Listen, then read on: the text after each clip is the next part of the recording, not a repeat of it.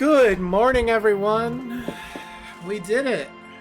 We actually managed to stick to what I said I would do. You thought it was just an empty promise, but no. I'm here again with Disco Elysium. I'm gonna be real with you folks. The reason we're not playing Avatar today is because last night I streamed almost 6.5 hours of Disco Elysium. And I sat there fuming for quite a while, trying to justify to myself that I should play Avatar today. And no. After how that stream ended, no. So we're here. We're here again with Disco Elysium, and I couldn't be more excited. Also, oh god. Remember that time period where I was doing a good job of manually saving 3 streams ago? Okay. Alright. Sure.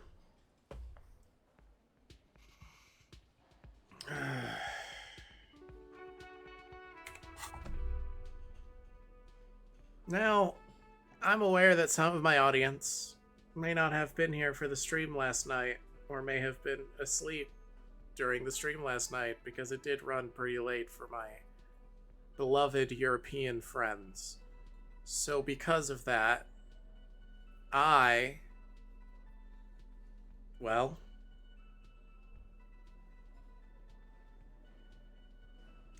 I'll not be mentioning it for at least a while into this, until we get caught back up to where we were. But what I am going to do is put away this gun and put on this multi-tool. Because I realized I booted the game before stream because I had to know. And this is the other reason. This is why we're streaming right now and not in like 3 hours, right? I booted the stream because it occurred to me that I did not save. And I had to check and be like, there's no way the autosave fucking dumped me, like, way back, is there? Again, it wouldn't do that to me. Again, would it? But as you can see by the fact we still have 2 skill points, yes it can, yes it would, yes it did.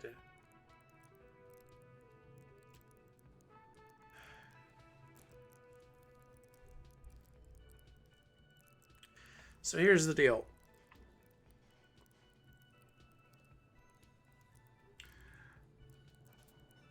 I could simply stat check my way through the problem I was having, or the thing that caused me to lose a lot of progress on the stream. I could dump 2 points into endurance, come over here and buy more healing items, and probably get right through the game. But you know, I don't really think I want to do that. The tear machine stands in the corner. Your bottles clunk into the machine, and the money appears with a satisfying jingle. You're a richer man now. Do you know what you should do with that money, kiddo? You should buy more alcohol. Enter the endless cycle of consumption.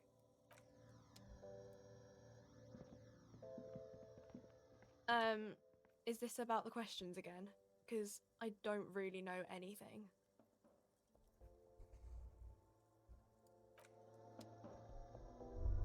Where's the...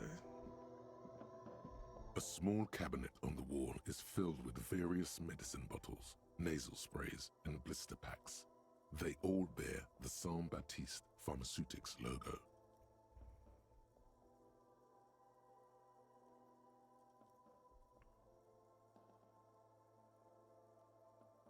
Okay, here. I hope Saint Baptiste makes you feel better or something.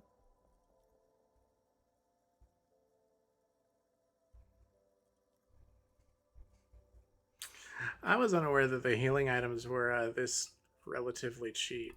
Okay, So. here. I hope Saint Baptiste makes you feel better or something. I thought I would get through this entire game without buying healing items and being the cheapest motherfucker on the planet. A colorful display of cigarettes and alcohol bottles line the shop wall, inviting you closer. The bottles wink at you in the light. The smokes too glitter in their wrapping. It's like looking into a kind of heaven. Your knees are weak. There, in that dark green glass, all in vain. The great flowing river of warmth, wine, alcohol, beer, alcohol, love, alcohol. This is not a good place for a recovering addict. I'm going to speak that out loud in front of this confused teenager. Guess not, no. Good thing you're an unrecovering alcoholic then. Fuck off, Electro-Chem. I'm obliged to inform you that both alcohol and cigarettes damage your health. But I guess you already know that. Don't ask, don't look, don't do anything here. Just go away. Get back to work. Know this, you will never finish your alcohol quest if you don't buy beautiful alcohol.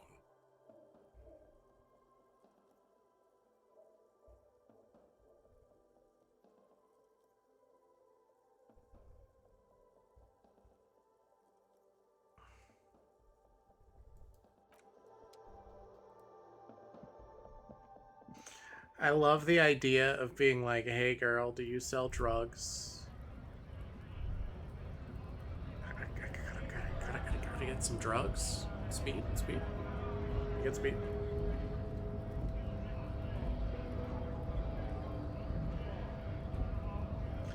Alright. There's a few things I haven't done. And here's my plan. I gotta know what's in the church. I got 10 hours before Wasteland of Reality stops fucking my physical instrument stat. Last night, I got fucked because a physical instrument getting fucked by Wasteland of Reality. So, given that is 10 hours and 48 minutes out, because admittedly it is very, very hard to cleanse yourself of alcoholism. I think that's fun. It's a lot easier to stop being racist than to stop being alcoholic if you think about it.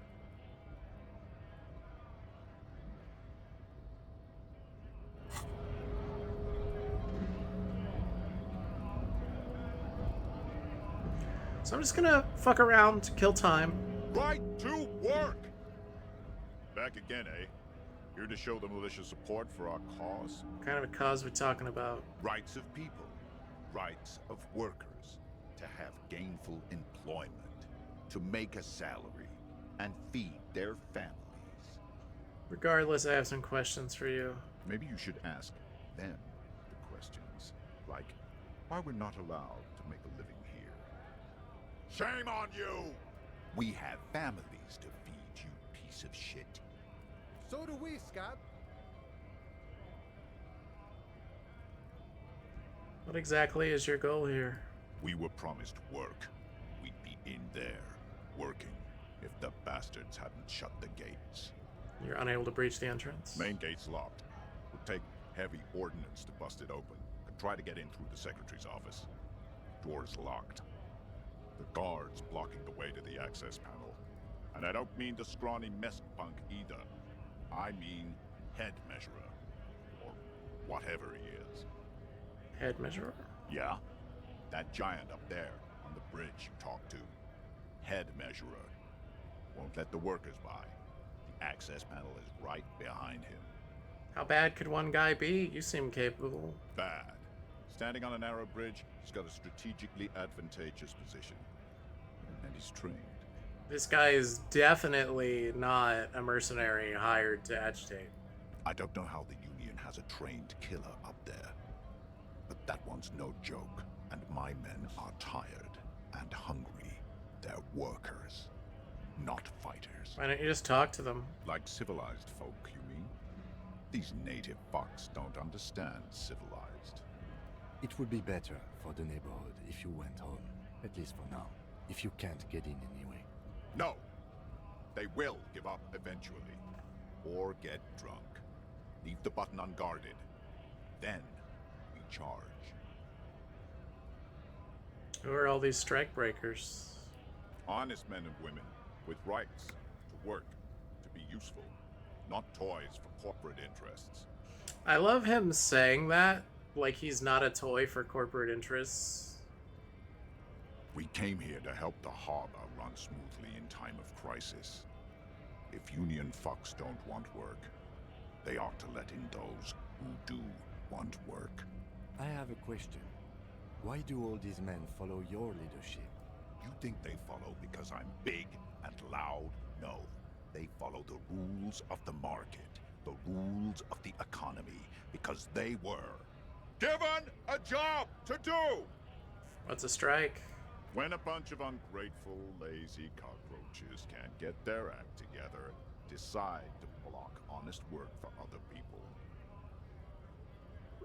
I love how many hints there are that he's not an actual worker. He's uncomfortable in these clothes. He has a they describe his haircut as military style. Why is everyone following you? Oh, well, you know, what do strikers want? Beats me. They mumble nonsense about boardrooms and workers' rights, while we have the right to work! There's something odd in the way he carries himself. His set of clothing looks vaguely mismatched. The different pieces of the attire seem ill-fitting. What does that mean? His shirt is far too small and an unpleasantly tight fit, while the overalls, held up by a belt, seem to fit a man with much more corpulence. You wearing new clothes? He ignores your question, choosing instead to turn to the emaciated workers, raising both fists in the air. The clothes are obviously not his. Silence is the answer. There's something off here, but he won't say what. You've been talking to him for quite a while now. Something is off with this guy. Ask him where he's from. Okay, I gotta ask, where exactly are you from? What's it to you?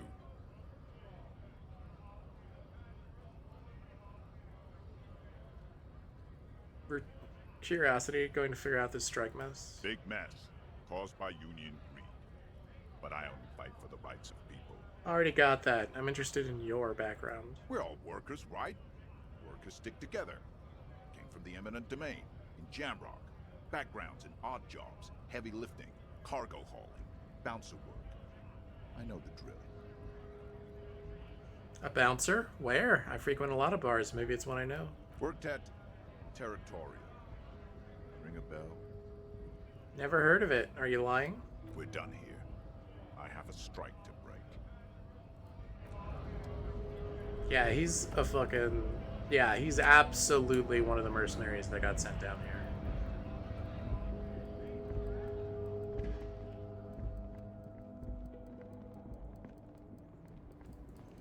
Alright, let's scout out some of the people we've talked to, see if any of them have new dialogue. Loman, you caught me at an opportune moment.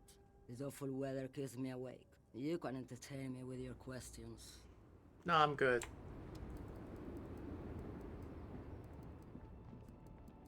Wait, hold on. Loman, you caught... What do I need drugs for, Loman? What I see, what I feel.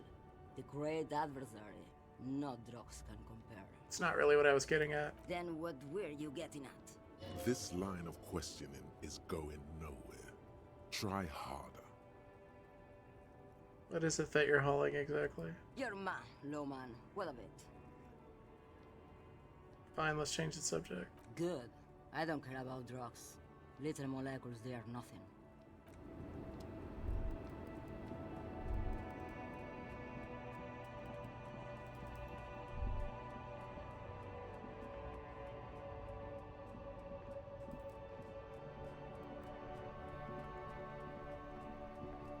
Stuck in the rain in a traffic jam, man.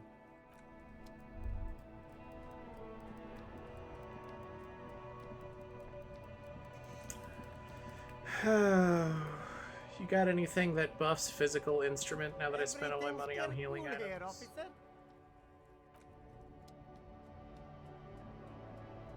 You keep coming back. That's good, officer. Keep browsing.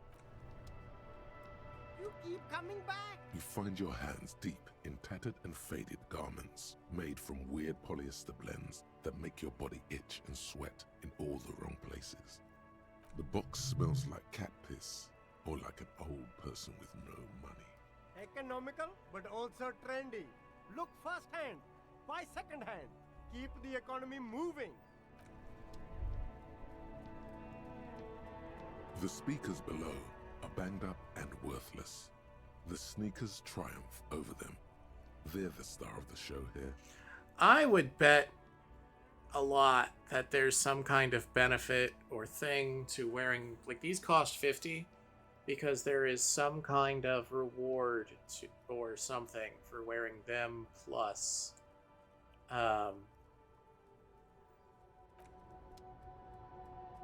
the rest of the set, because I got like other tracksuit parts and stuff. The shine on these sunglasses lasts a lifetime, officer. 100% guarantee. Alright, let's see if we can up conceptualization a bit.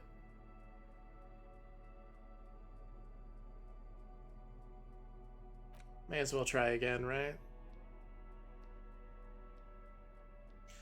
Also, not gonna lie to you, last night I found out that picking up the die resets a bunch of fucking checks and gives you a bonus to certain stats. I am going to, after I roll credits on this game, first fucking thing I'm gonna do, I'm gonna look up the different dice and what all they do and what they reset and all that shit, and I'm gonna fucking do that on my next playthrough. Maybe not immediately, but I'm gonna do that. Cause I got thoughts, I got ideas, and I got shit I wanna see.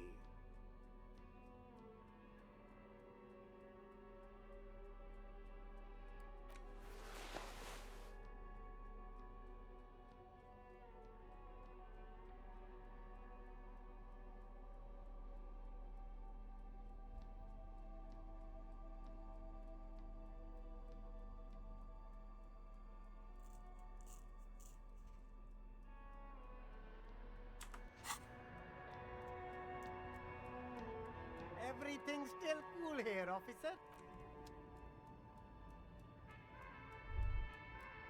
The shine on these sunglasses lasts a lifetime. No luck. Yeah, of All you course. find is this lime-colored cellophane visor, produced by a bargain sportswear brand called Amphibian, apparently. There's a malformed green frog on its bent cap. Oh, that visor is perfect for you, officer. It'll definitely keep the sun out of your eyes while you're shooting criminals. Bang, bang! And all for a mere 6 real. You don't like it? Sure, Square Joe. No problem. Let's get you some real shades.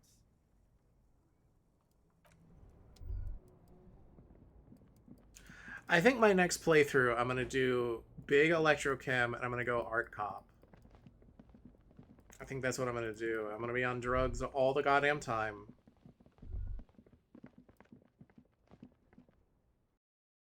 And I'm gonna do good goddamn police work while being high as fuck. What a shirt. All other shirts pale in comparison to the muscular man with antlers and immense Zweihanders.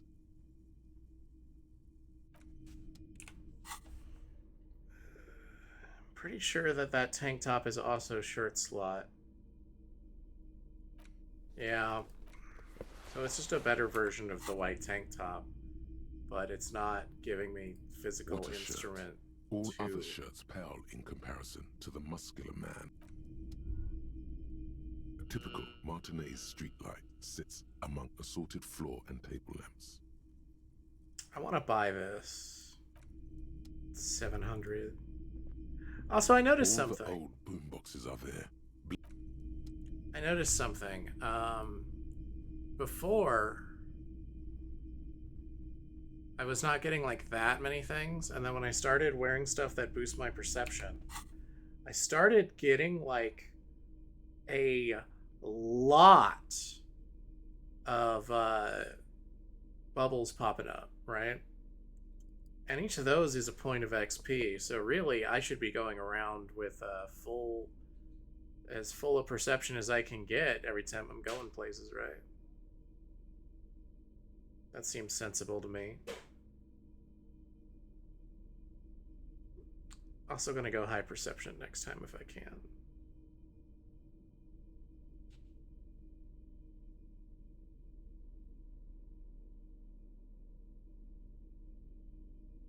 Yeah, by the way, something I'm noticing. There is a lot of ways to boost drama and logic. And there's a lot of ways to fuck up your perception. And it makes me think that the game wants you to be able to crank logic and drama for those moments where you like the big roles for that. But also, I think there's a part of it that it's like it wants you to, if you want to have high perception, that should be like a choice you make, rather than something you kind of You just see rows get. of toy soldiers guarding the rest of the trinkets displayed on the table. This set of soldiers isn't. You're probably. I think their poverty has been exaggerated for effect. Maybe.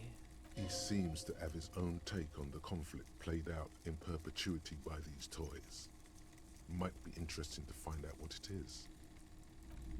I think I already bought the figure, right? I don't remember. If you don't mind, please put the flashlight away. Some of us have photonic sensitivities. Alright, sorry about that. I do appreciate it.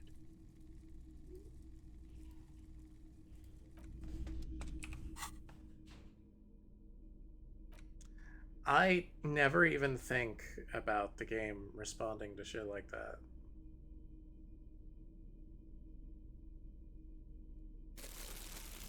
You know what?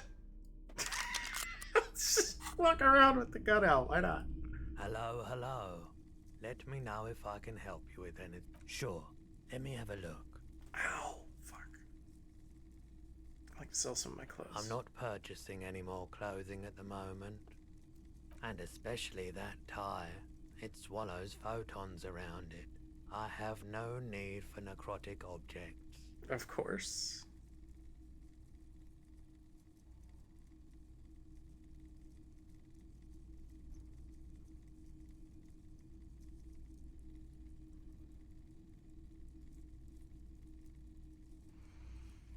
Your mother is a necrotic object! I'm fun! Look at me sparking in the light of the projector! Okay. Yeah, I'm just gonna show him a photo of a corpse, why not? Oh, no. I don't like those kinds of objects. No sale. You know what the tattoos mean? Photic paths, counter-radiance networks, anti-magnetism. It's darkness. That's all I know. Sell me something lighter. I'll check my pockets. Anything else you're thinking of selling?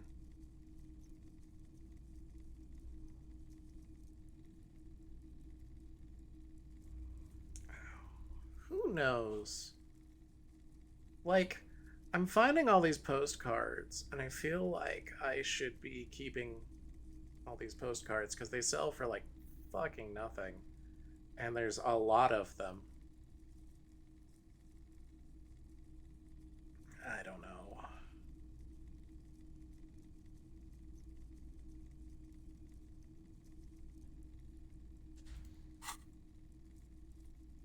Another time, perhaps.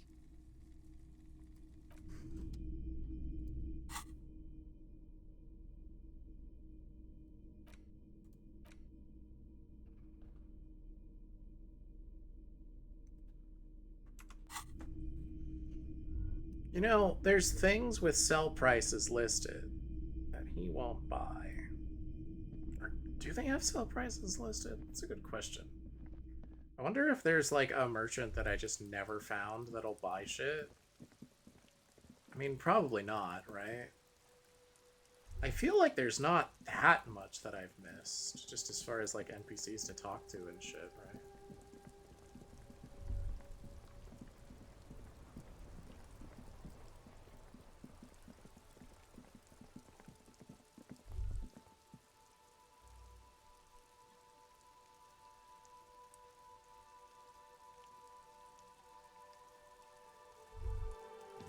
Alright, let's talk to Kuno.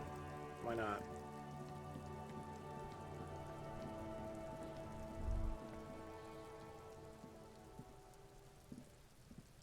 Fuck does Kuno care? Kuno doesn't fucking care. Alright, let's crank our empathy.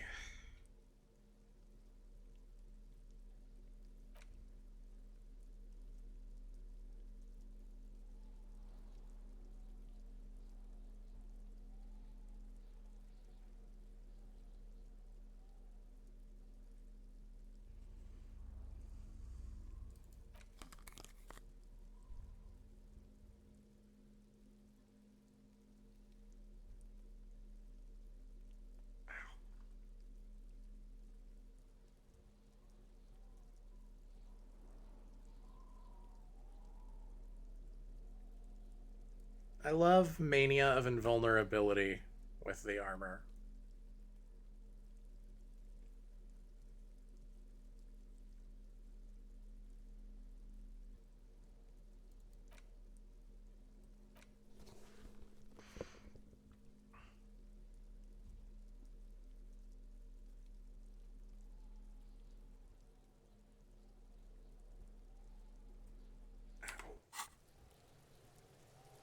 Fuck does Kuno care? It's not Kuno. It's Kuno S. Interesting. How? Kuno S is by far the worst of the two.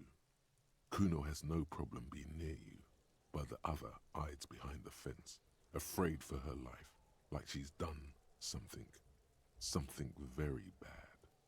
She came up with that psychopathic scheme of screaming for help before. Kuno just wanted to talk to you about his name.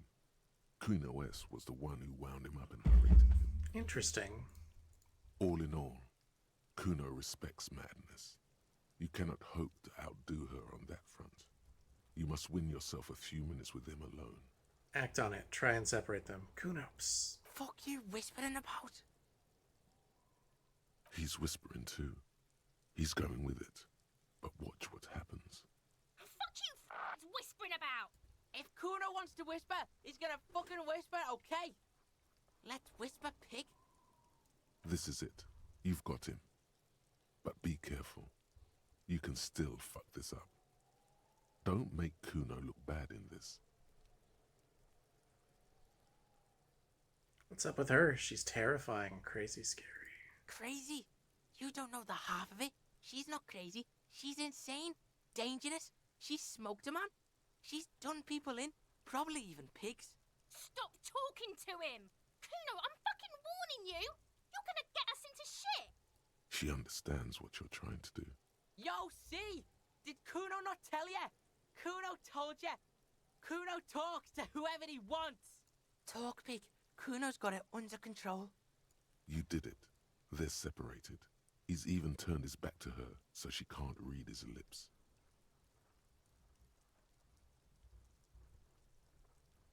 What do you mean she smoked someone? Kuno means she killed someone. That's right. She's a killer. Like, actually a killer. His little green eyes are fixed on yours. You serious about this killing business? Killing is serious shit. Kuno's always serious about the 488. She's probably killed a pig too. I mean, I'm pretty sure she has. Okay, how many cops has she killed then? Forget Kuno said that. Kuno was just shitting. Kuno was just running his mouth. Kuno's stupid like that. The creature peers at you both from over the fence. There is something searching in her eyes. business. I love the narration treating them like little fucking monsters, because they kind of are. Think she has anything to do with the dead man? Kuno wasn't around, and C was with Kuno. Told you this already. Where were you? Look, Kuno's gonna put you at ease. We didn't do it. What's that language she uses? Fuck knows. She says it's the song of her people or some shit. What people? Crazy people. The fucking Nakis. I don't know. Some things are too awful to dwell on. The Nakis and Runkaris might be some kind of defense mechanism. Also, I just want to point out it's so obvious that Kuno is like trying really hard to impress her and playing up the crazy now that I see this. You said she's insane? Yeah, she's psycho. None of that kiddie psycho. Cat burn and shit. She does the real deal. What's the real deal? Snuff radio shit. Believe me, pig, you don't want to know. She your sister? Fuck no, she's not my sister. She's just a stray who got in. Like a mad dog or some shit. Stray? Yeah, she was just there. What was that, Kuno? She was in the hallway, dripping wet, by the fucking shoe rack, in the dark. That hallway there with the janitor's closet? Yeah, that's the place. She was just balled up near the closet, psycho style. Why was she dripping wet? Kuno's got no fucking idea. Her hair was all wet. I think she pissed on the floor too. She was there for 3 days, in the corner, every time Kuno went out. You said she got in? How? I don't know. Someone left the door open. Kuno comes home, and she's sleeping under the desk, under the pile of clothes, like a dog. What about your parents? Kuno's dad doesn't give a shit. Doesn't even see her there, or thinks it's fucking Kuno. Shit's all on Kuno. Kuno S, two of a kind. Why is she called Kuno S then? 'Cause she fucking looks like Kuno. You don't know her name? No one knows her name. Kuno told you, this shit was psycho killer. How you dealing with all this? How's Kuno dealing with this? Kuno's dealing with it just fine. He doesn't need you fucking with this, waving your gun, mad dog shit. Kuno remembers what you did there. True. I did point a gun at her. Kuno's got this shit under control. She needs professional help. You can't do this alone. Listen. See, it's Kuno's go-to. Kuno's protecting her. You fuck with C. You fuck with Kuno. You threaten her. You wave your gun around her one more time. Try to take it away. This is what it all comes down to. He needs you to take him seriously now. I'm going to kill you. I'll run when you put the cuffs on her, sneak up on you later, and fuck you up. Do you understand? I can respect that. Alright, now we can do business. Business? Yeah? What do you want? Kuno can hook you up with... Oh, don't hook him up with shit, Kuno. See? Relax. He respects the Kuno. Kuno made him respect the Kuno. You respect the Kuno, you get all kinds of shit. Kuno's gonna get you hooked on illegal narcotics if you run a little errand for the Kuno. Get you hooked, pig. Get his hook in you. Then Kuno gonna get you hooking for more. Cash in big style. Hey, cooker. That's right. Kuno's a candy store for pigs now. Get ready to be rewarded. What was that about running you an errand and illegal narcotics, Kuno? Kuno gets it from his dad. Kuno and his dad are major suppliers. That's where Kuno gets his lightning on. This kid, dumb as fuck. Problem is, Kuno and his dad had a little falling out. Now junkies clawing at Kuno's door. Streets going mad. Kuno's got to throw his dirty popo man at it. Okay. Dirty popo man is you. In there is Kuno's violent dad on steroids. Kuno's dad does steroids and speed. If you can take him, you can have half of the speed. Who's your dad, Kuno? Kuno's dad is a fucking monster. He's the most violent man in Revachol. He doesn't give a shit about a single thing. He drinks too. Are you sure you can take on the most violent man in Revachol? In your condition? How much material are we talking about? Like half. Half of what? A baggie. But like in this vial. That's not very much material at all. Fuck you talking about half a G? This shit is giant grade A shit. So clean you can barely see it. You can barely see it. because there's barely any. Made up my mind, Kuno, and this is what's gonna happen. Okay. Kuno's listening.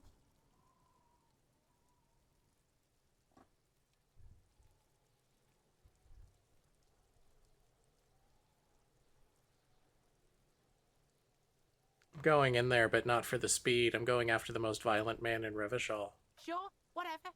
If you survive, make sure to bring that shit back to Kuno. Kuno's almost out. You wouldn't like the Kuno when he's out. Just get in the apartment building. Kuno knows you already fucked your way in. Kuno knows everything. Go to room 12, first floor, and kick down the door. Police violence style. Kuno style. And then it's action time. You're locked in the room with violent fuckheads. That's it. Next time Kuno sees you, you better have his shit. What the hell are you signing us up for here? Come on, Kim. Obviously, I'm not gonna take it. We need to get drugs away from a minor. Okay, then. Kuno doesn't fucking care. Remember, I'm a good cop. I don't do drugs.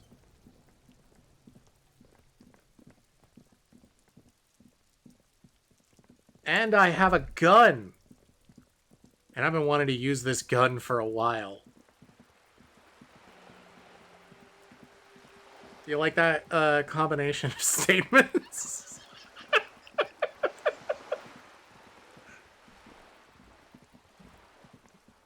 I'm such a good cop. I have this gun!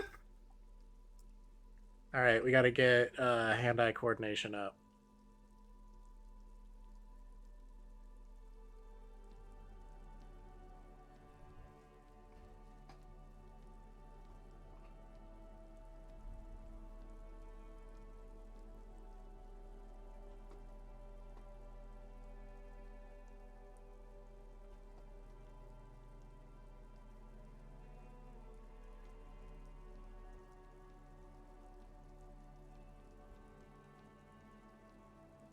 Nothing?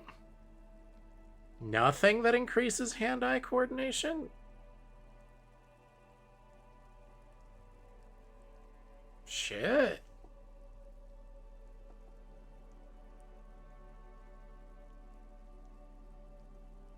Alright. I guess we I guess we put the armor on.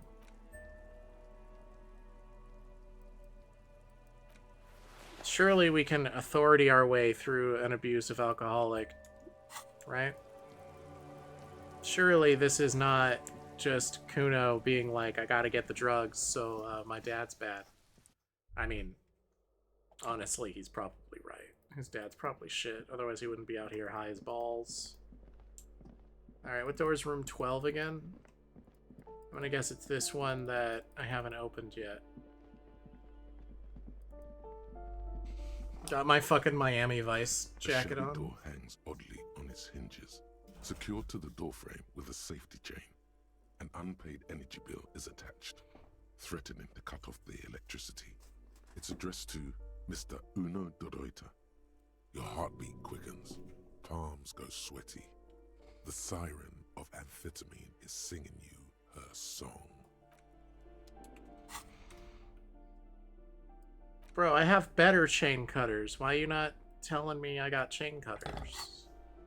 A shabby door hangs. It's like we found the door where Kuno's dad lives. Secured to the doorframe. And the place comes with 3 months' worth of utility bills. Use the cutters on the chain. Snip. The cutter goes through them like dead leaves. The links fall to the ground on the other side of the door. I know there's no stopping you, but let's at least make this quick.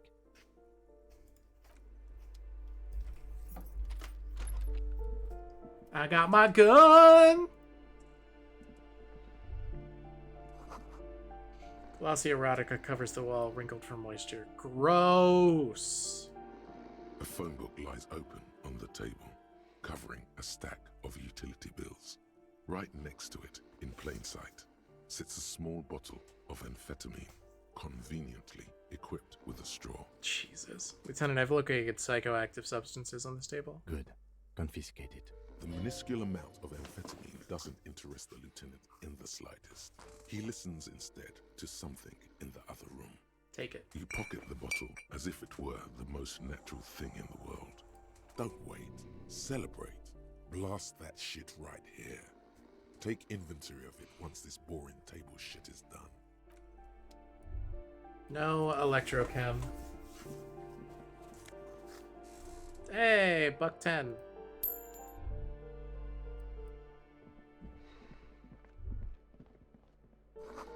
Here stinks with something sour. A bundle of clothes heaped on the bed. A stained parka. Some towels and a duvet. Some socks even. In the dark, it looks like a nest. Hold up, Lieutenant. Look at that pile of clothes. Mm-hmm. Slowly reach out your hand. Something underneath there is breathing. It's not too late. No one's going to blame you for backing out. You don't have to do this. Just get out. Fuck this. I'm out. I have other things to search. I'm gonna steal your clothes! A bundle of clothes heaped on the bed. In the dark, it looks like a nest. Mm-hmm. Something underneath there is breathing. It's not too late. No one's going to blame you for backing out. You don't have to do this. Just get out.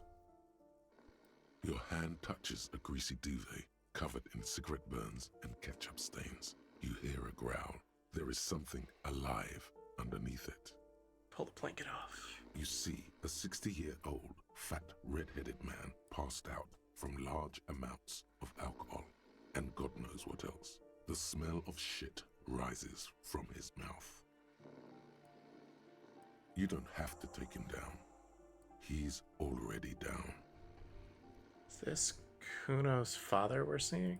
Well, judging by the color of his hair, I would say yes, it is. The lieutenant's right. The man's unwashed hair bears a familiar ginger tone. Even the hair on his chest is coppery. The light from the window falls into his half-open eyes. I was expecting something worse. I think he's still quite bad. I mean, what he has come to.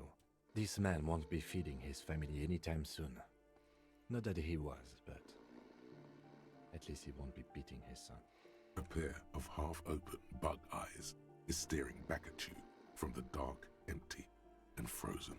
It's clear that the person behind them is not awake. Hold on, what happened to his eyes? Can't you tell? It happens to exceptionally committed substance abusers. They fall asleep with their eyelids still open. Not a pretty sight. He's gonna sleep it off, I know this shit.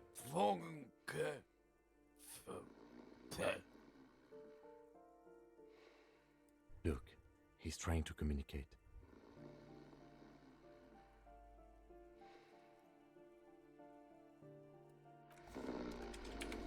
Let's crank our perception.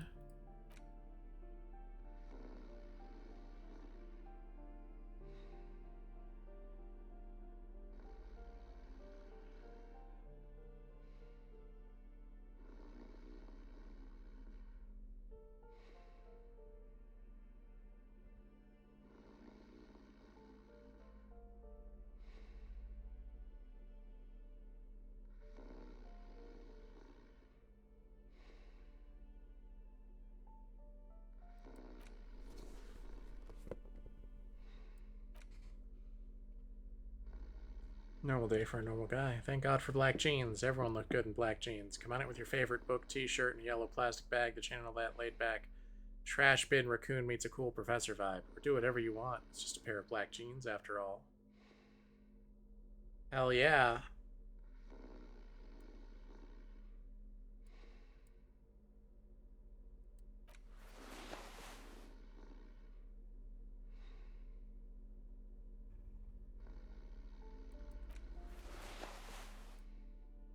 I wonder if the time of day is why he's asleep right now.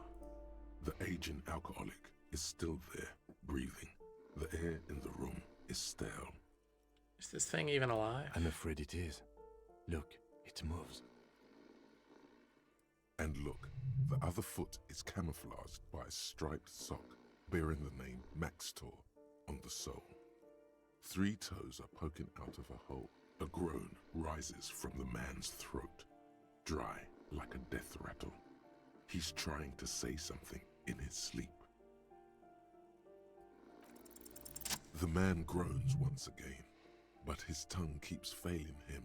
It's impossible to make out the syllables. A hand emerges from the blankets, trying to gesticulate something. And then it dawns upon you, clear and surreal. Pigs, he says. He's trying to call you pigs. Are you going to let a semi-conscious degenerate disrespect you? What did he just say? His hand falls back on the bed, limp and defeated. A loud snore escapes his mouth. He's asleep again. At least he got to say his piece. Maybe we should help him somehow. What is there to do? We could turn him on his side so he doesn't choke on his own vomit, but he's already on his side. No, We could take him to Remedy or Saint-Baptiste, but he doesn't have money for medical services. The almshouse would turn him down. They don't do charity for people who are trying to kill themselves. Besides, he'd be dead in a few. The pile of blankets grunts miserably. I took your amphetamine, old man. Silence. Only heat emanates from the sleeping body.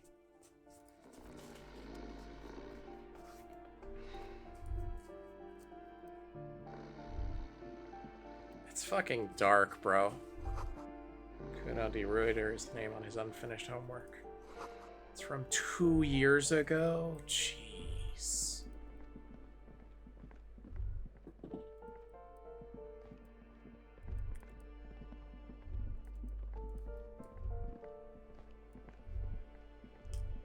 Alright. I don't think that I'm gonna get anything else out of Kuno.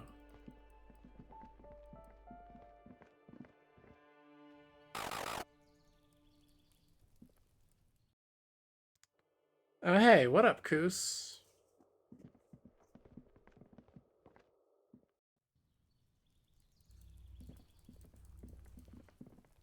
Hello, creature.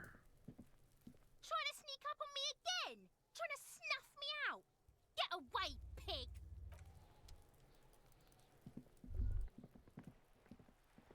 Just an ordinary wall. I feel very confident that what that check is for is graffitiing up that wall.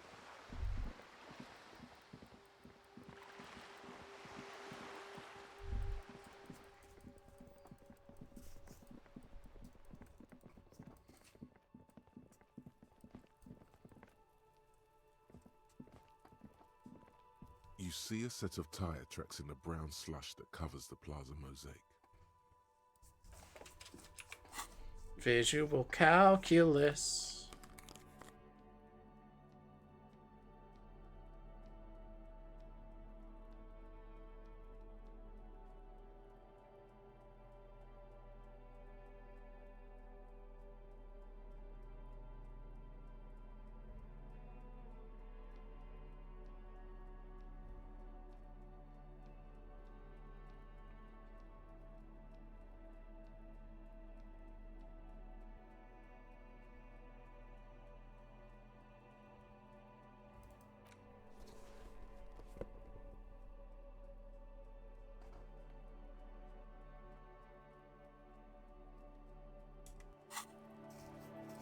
You see a set of tire tracks in the brown slush. No, these tracks are not interesting at all. Let the street sweeper just sweep them away. Damn.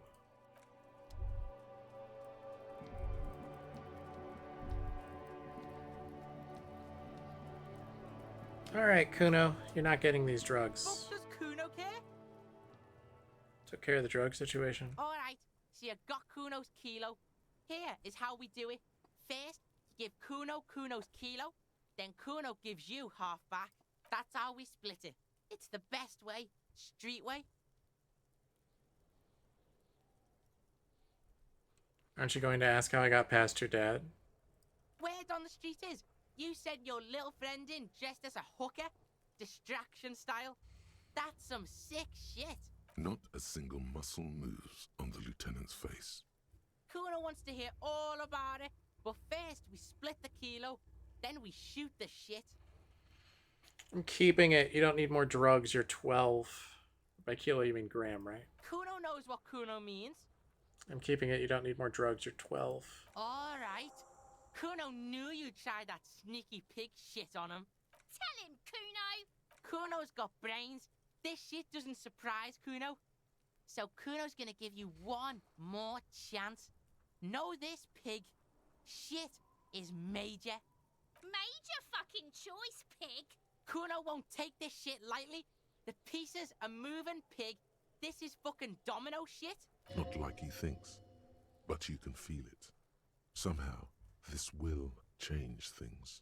It's not hard to see at all. You hand out drugs to kids. The lieutenant's faith in your judgment will diminish significantly. What, if any, is the downside of not giving the drugs to Kuno? None that you can see. No, you can see it. This young man has junior officer material in him. In another life, where he trusts you. Jesus. Tick, tick, tick, tick. Decision time. What's it gonna be? You gonna fuck the Kuno? I am gonna fuck the Kuno. This is staying with me. Alright. You fucked the Kuno. Everybody, Kuno got fucked by his pocket pig. Just when we getting our business on, the pig throws it all away. I told you he can't be trusted. I told you. I told you he'd steal the shit. Relax, see? We got plenty of Kilo underground, in the tree. This ain't about that. This is about you and Kuno. You mismanaged this shit. Now everything is fucked between us. How are you gonna make this up to the Kuno, huh? In truth, Kuno doesn't really believe there's anything you can do to make up for this. The damage is irreparable.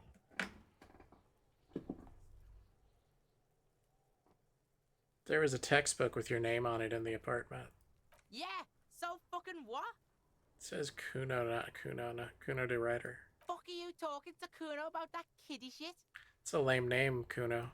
Kuno knows it's fucking lame. That's why Kuno changed it. You can't fuck with Kuno. Looked around in there. It's not the easy life you got going on in that apartment. The fuck do you know about Kuno's life? Kuno's got plans. Get the fuck out of here. Yeah, we got plans. Met your dad. Yeah? How the fuck are you still alive, pig? Kuno, your dad is a half-dead alcoholic. He was sleeping under some clothes. What? His posture changes. The swaying rooster motion stops for a second.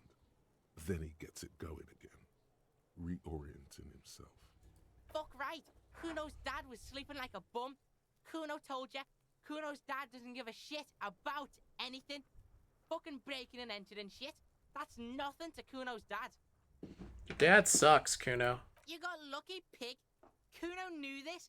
Kuno's fucking violent fiend dad's been drinking hard lately. Kuno knew you have a way in. Narrow window. Kuno window. Whatever scary thing he might have been, now he is nothing. Yeah, Kuno's dad is fucking nothing. Fucking coma shit, stroke shit. Kuno's dad is so fucking violent. He's had a stroke many times. Shit. Kuno's gonna have one too. Gonna be just like Kuno's dad. Speed shit, crime shit, fucking on the bed. Kuno's gonna go out like Kuno's dad. Revachol West style. Jesus Christ, Kuno. Stop saying all this sad shit, Kuno. There's a touch of grief in there. Fuck are you talking, sad? Kuno's got hard shit, death shit, nothing shit. You don't have to turn into that. Get your fucking nun-ass out of here before Kuno fucks it dead. You think cause you took Kuno's speed, Kuno's gonna sub like a turn into... Kuno ain't turning into shit. Kuno is that shit. Kuno won! Oh, you won, Kuno! He did not win. There is a crack in there now, and it's spreading across the face of his certainty. There were tons of unpaid utility bills there. Fuck right there were. Fucking 3 years or some shit. There's no place to live in. You have to find somewhere else. That's right. It's a shithole. Kuno's gonna move underground. Leroy shit. Ancient shit. Kuno's gonna live in a fucking catacomb. Yeah, in a tomb, Kuno. I did right not to give you the drugs. Let's conclude this. That didn't change shit, pig. That only made things worse. Fucking social worker shit. It doesn't work, pig. It doesn't work, Kuno. Only our shit works. She tries to bind their fates together. She needs him. Bad. talk about your shack again. The fuck do you want with it? What's with the pig head? Oh, that? Kuno decapitates pigs. That's just a Kuno demo tape. Demo tape, like some kind of musician? Yeah, Kuno plays on snuff radio, fucks pigs, live, fucks their heads off. Kuno's a cop killer. Uh-huh. Heard enough of this. Good call, Pigmeister. Don't come and talk to Kuno about his kingdom. More questions about the crime scene? Yeah, the kingdom of Kuno. The fuck do you want with it? Yeah, whatever. Kuno doesn't fucking care. Alright. We have 3 level ups banked.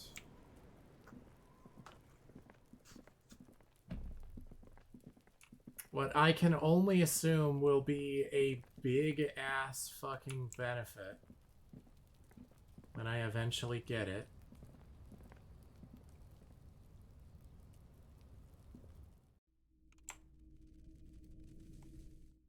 Hold on. Yeah, that's the winch they were talking about, right? I want that shit that's over there. Alright. Here's how we're gonna do this. 1920, that's 7 p.m. I'm gonna see if I can get Kim to leave. If I can,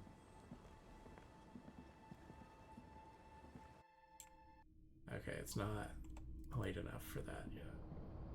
On the table, you see a bowl of water, a rough soap, and next...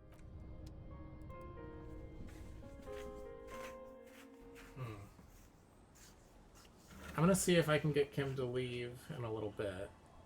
And then I got 2 things I gotta do. I gotta go to the communist meeting for some reason.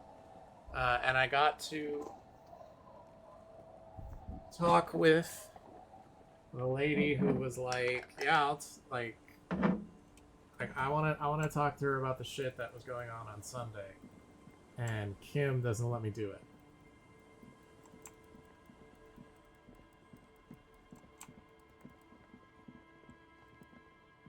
You're gonna let me wait on this bench, Kim? The worn and beaten wooden plank. He's not. We can sit on benches after we've solved the murder. Let's go. You can revisit the bench if you ever need to pass the time when Lieutenant Kitsuragi is gone. Yeah, that's what I thought. I remembered that being said, but I had to be sure, you know.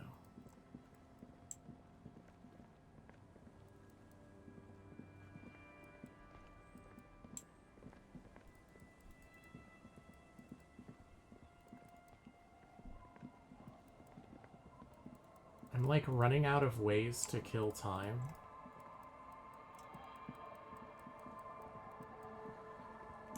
Wait. Obviously. A crinkled chewing gum wrapper. The worn label reads, Tutti Frutti. It smells faintly of apricots, with a barely noticeable twinge of cinnamon. Why do I even care about this? Good question. There is no answer or secret phrase written on the inside of the wrapper. Yet you're drawn to it. Drawn by regret. Stop before you hurt yourself with the Tutti Frutti wrapper. Throw it away, please. I'll hang on to it just in case. You carefully fold the wrapper into a square before putting it back into your pocket, lovingly even, despite the strange feeling of regret.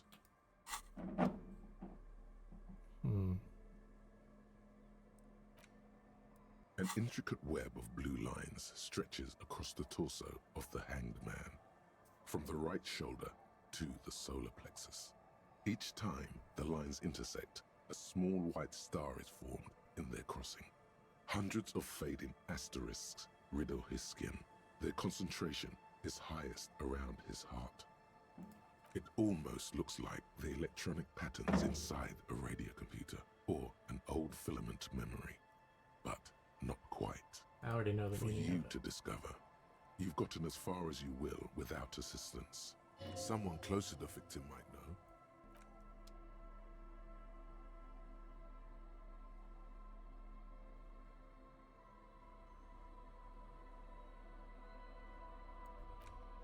16 days of coldest In your April. hands you hold 16 Days of Coldest April by Yekaterina Dahl. The cover image shows a row of concrete apartments above which span a black and white rainbow. Feels heavy. Indeed, the book is unusually heavy in your hands, as though the cover were lined with lead. It would do that in Grad. How long is this book, anyway? You flip through the book. The pages are thinner than you realized, and the type quite small and tightly set. It's nearly 600 pages long. Look at the back cover. The back cover is dominated by a black and white photograph of the author. What does she look like? She can't be much older than her mid-30s in this photograph. And yet, from this cover, the eyes of a sad old woman stare back at you. Let's get reading. In cold, detached prose, the author describes a scene from one of the Yugograd riots in the 20s. Youths overturned motor carriages and set trash cans ablaze, while heavily armored guardsmen dash in and disperse them in a flurry of baton blows. As ethnic tensions run wild, a pair of young lovers meet each other on the street. Somehow, in the middle of all the chaos, they manage to lock arms and look into each other's eyes. What happens next? It would physically hurt you to keep reading. Are you sure? Let's read 10 more pages.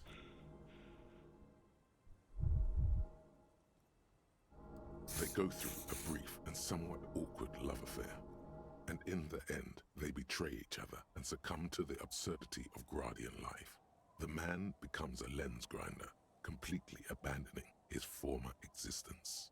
He toils through the daily drudgery at the Lenka Polyfabricate. Happiness and fulfillment have eluded him his whole life. And in the end, he has nothing to do but dedicate himself to the craft. And the woman? She spends the next several decades standing at a conveyor in a Sosnovo fish processing plant. The smell of fish guts slowly seeps into her hair and skin, as every single one of her dreams dies, one by one. The memory of their short time spent together tortures the former lovers ceaselessly until the end of their days.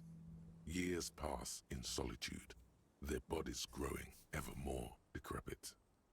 This is terrible. As life leaves their remains between the soil sheets, their final thoughts are filled with regret.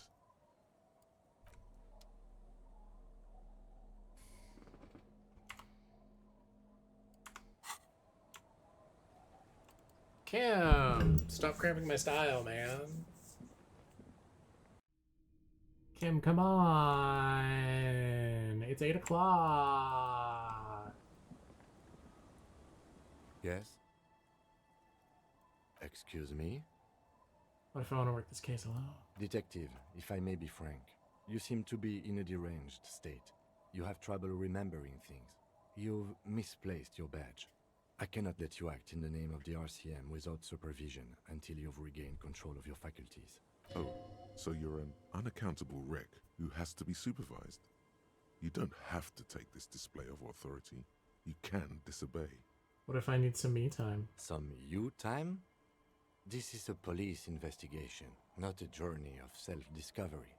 You'll still have your evenings to yourself. Okay, I'll leave the self-care for non-work hours. Please do. We wouldn't want your regiment to spill over into the investigation. I want to Yes. talk about you. What about me? Tell me a secret about yourself. No. Ask again. Your brain sends the signal to your lips, but they refuse the order. Something is paralyzing them. You're pretty sure it has something to do with the lieutenant's eyebrow. The eyebrow is exercising psionic control over you. It's like you're locked down. What's happening to me? Something the matter, detective? This guy's got authority off the charts. With just the flick of his eyebrow, he's able to make you his thrall. So what can I do about it? Nothing. You better hope he doesn't abuse his authority. There's a lot of it. Silently scream for help. If the lieutenant were an evil man Who knows what sort of havoc he could wreak? Fortunately, he is a committed officer of the RCM. He'll only use his powers for the good of the investigation. The lieutenant relaxes his eyebrow, and you seem to regain control of yourself. That's all for now. Good. Let's change the subject.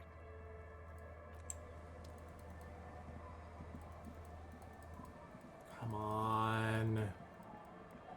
Come on.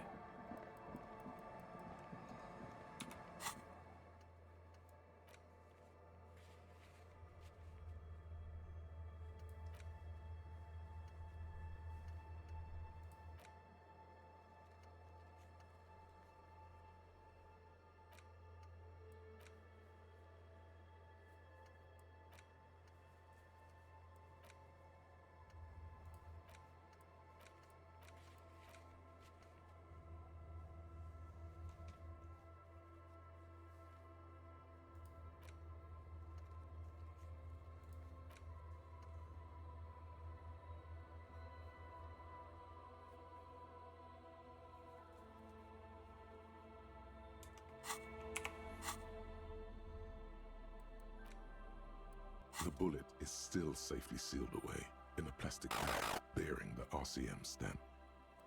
Hey, what up, Rogue? Alright. We're gonna level up hand-eye coordination so we can try that check again. We're gonna put on what... I don't think we have anything that can up hand-eye coordination. I think I just found that out a minute ago, but I'm gonna try because I really don't want to fuck this roll up again.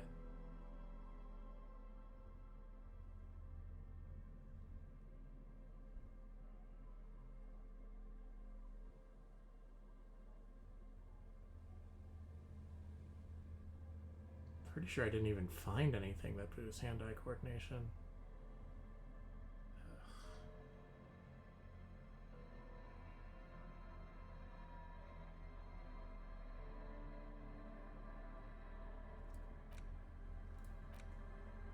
The bullet is still safely sealed away in a plastic bag bearing the RCM stamp. Let's do it. A rifle, Revolutionary period. Your bullet looks to be an old 4.46mm from the surplus left over from the turn of the century. Am I still quiet, Rogue? An antique or a retrofitted antique. Oh, here's the dumb question. Am I getting any louder now? Because if I'm getting any louder, then I know what's going on.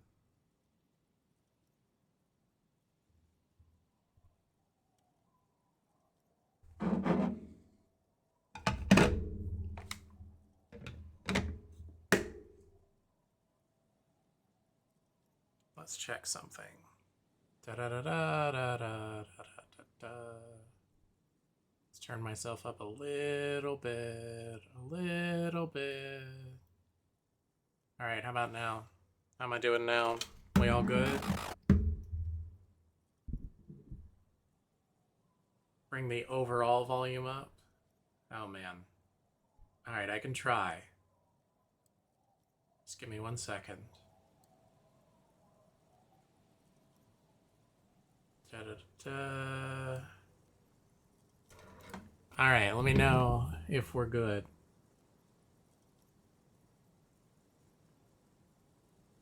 Probably an antique or a retrofitted antique. Make? The 4.46 caliber was widely used with the Belmargrave rifle, a Revacholian manufacturer. The BM dominated the battlefields of the Insulindian theater of the anti-centennial revolution 50 years ago. Incidentally, you have just such a rifle with you. The dusty old thing you found hidden in the basement below the commercial area. It's unusable, sadly. If it were, the bullet would probably fit the chamber. Is anyone still making these rifles? No, but Zeliger, a major firearm manufacturer, ended up with a surplus after the war. So there are still a lot of these old military rifles floating around, usually broken. The quality was appalling.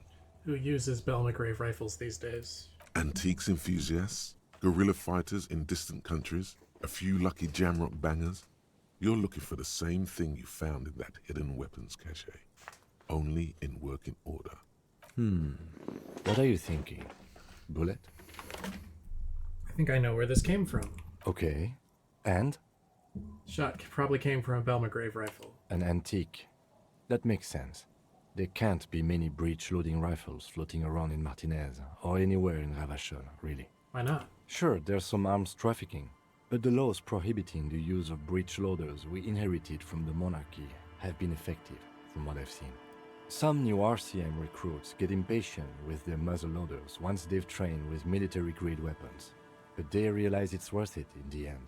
Worth what? Getting shot? Imagine if everyone, cops, citizens, had access to firearms that could shoot multiple rounds without pausing to reload. After the first shot, the second, third, and so on come much easier. But back to the investigation.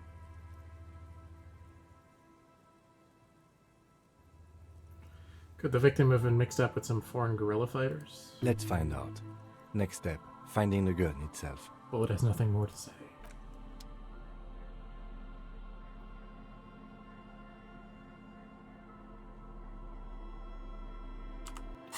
Kim, it is 8 p.m. Let me go.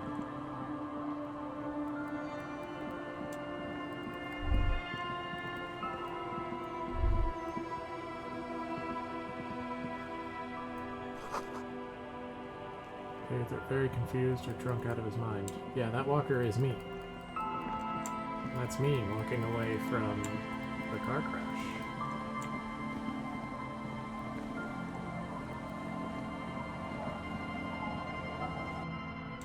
Come on, man. Kim, let me go. Kim, I have to sleep off the alcoholism. Kim, come on.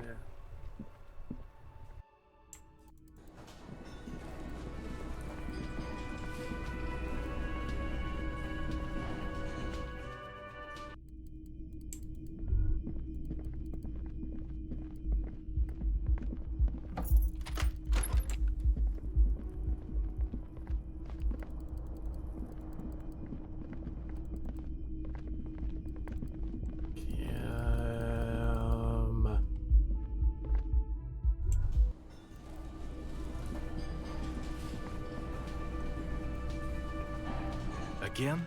I can't. Hey, are you gay? I think you're gay. Hi again, gendarme. Bye-bye, gendarme.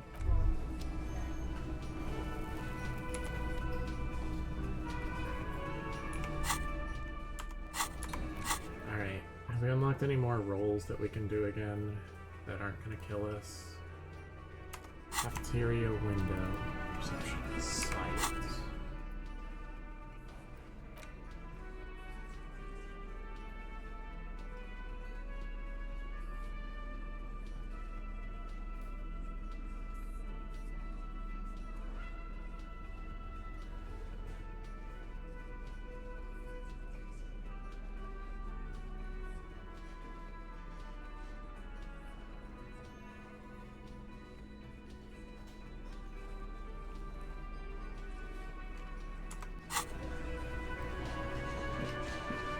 Again, you find yourself looking at that big old window.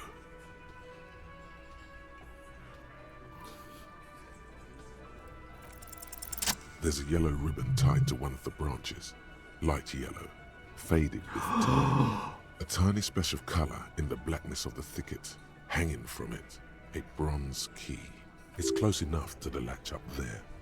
One can slide it open and just take it. Surely not a coincidence. Someone's hid a key in the bush. Huh? I know what that key's for. Titus, can you hand the key to me, please? I'm not your janitor, cop. I don't even know what you're talking about. There's nothing there. Come on, bro. If he says it's there, it's there. And takes his glasses off to clean them and puts them back on. You let me slide by so I can grab the thing. I don't know about that. I'm comfortable here. Don't think any sliding would really help right now. Come on, man. Sorry, fucko. Looks like you're gonna have to go bush diving. Good fucking luck with that. The Hawthorne's got a bitch of a bite. I'm gonna enjoy the sight of you in the bushes out there. With a loud thud, the old man stands up, pushes the window open, grabs the key from the hawthorn branch and slides it across the table Thank to you. Thank you, Theo. The key is brass.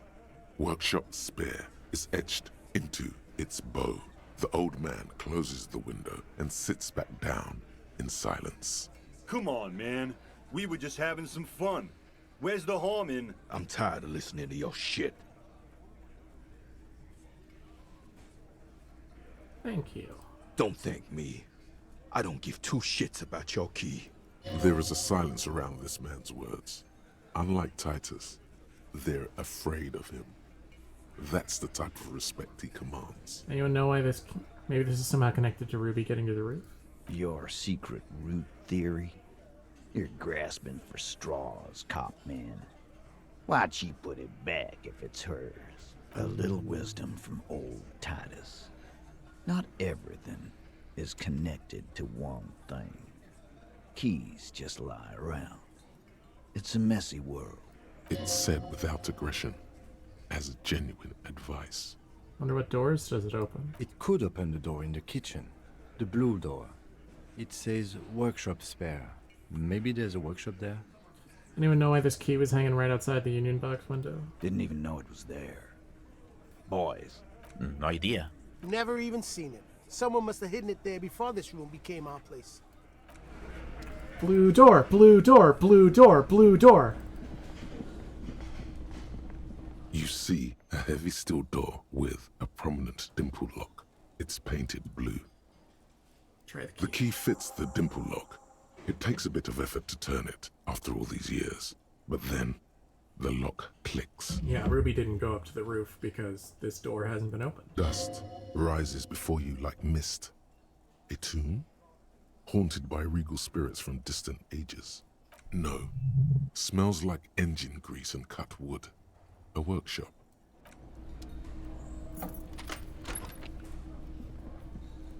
I did it, Gart. Eat my entire fucking ass. I did it.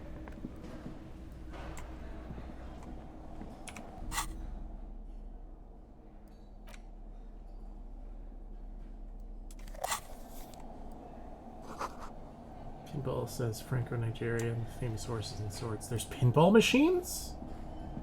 Pinball has wiped the aura. The backlash shows female figure in mourning. No, be scared.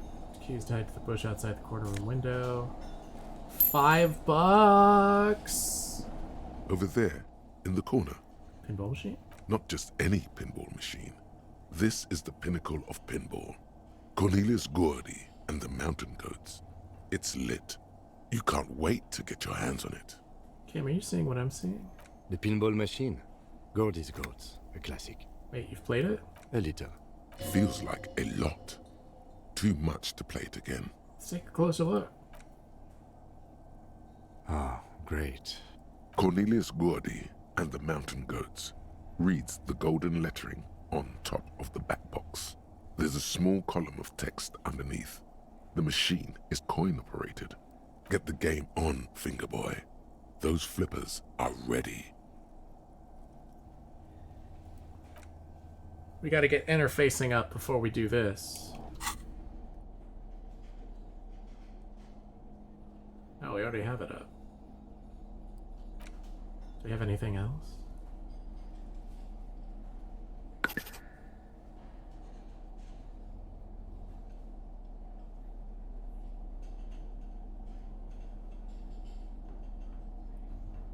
Well, it's just gloves, so it's a worse version.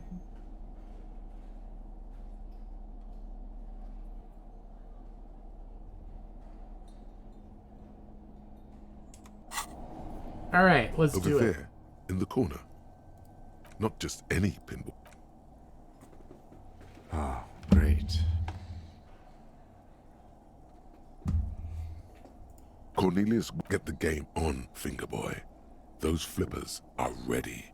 Read the text. Above the painting of a mustached man climbing a hill, a column reads, inspired by the legend of Cornelius Gordy, taken on the world's tallest peak, Corpus Muindi.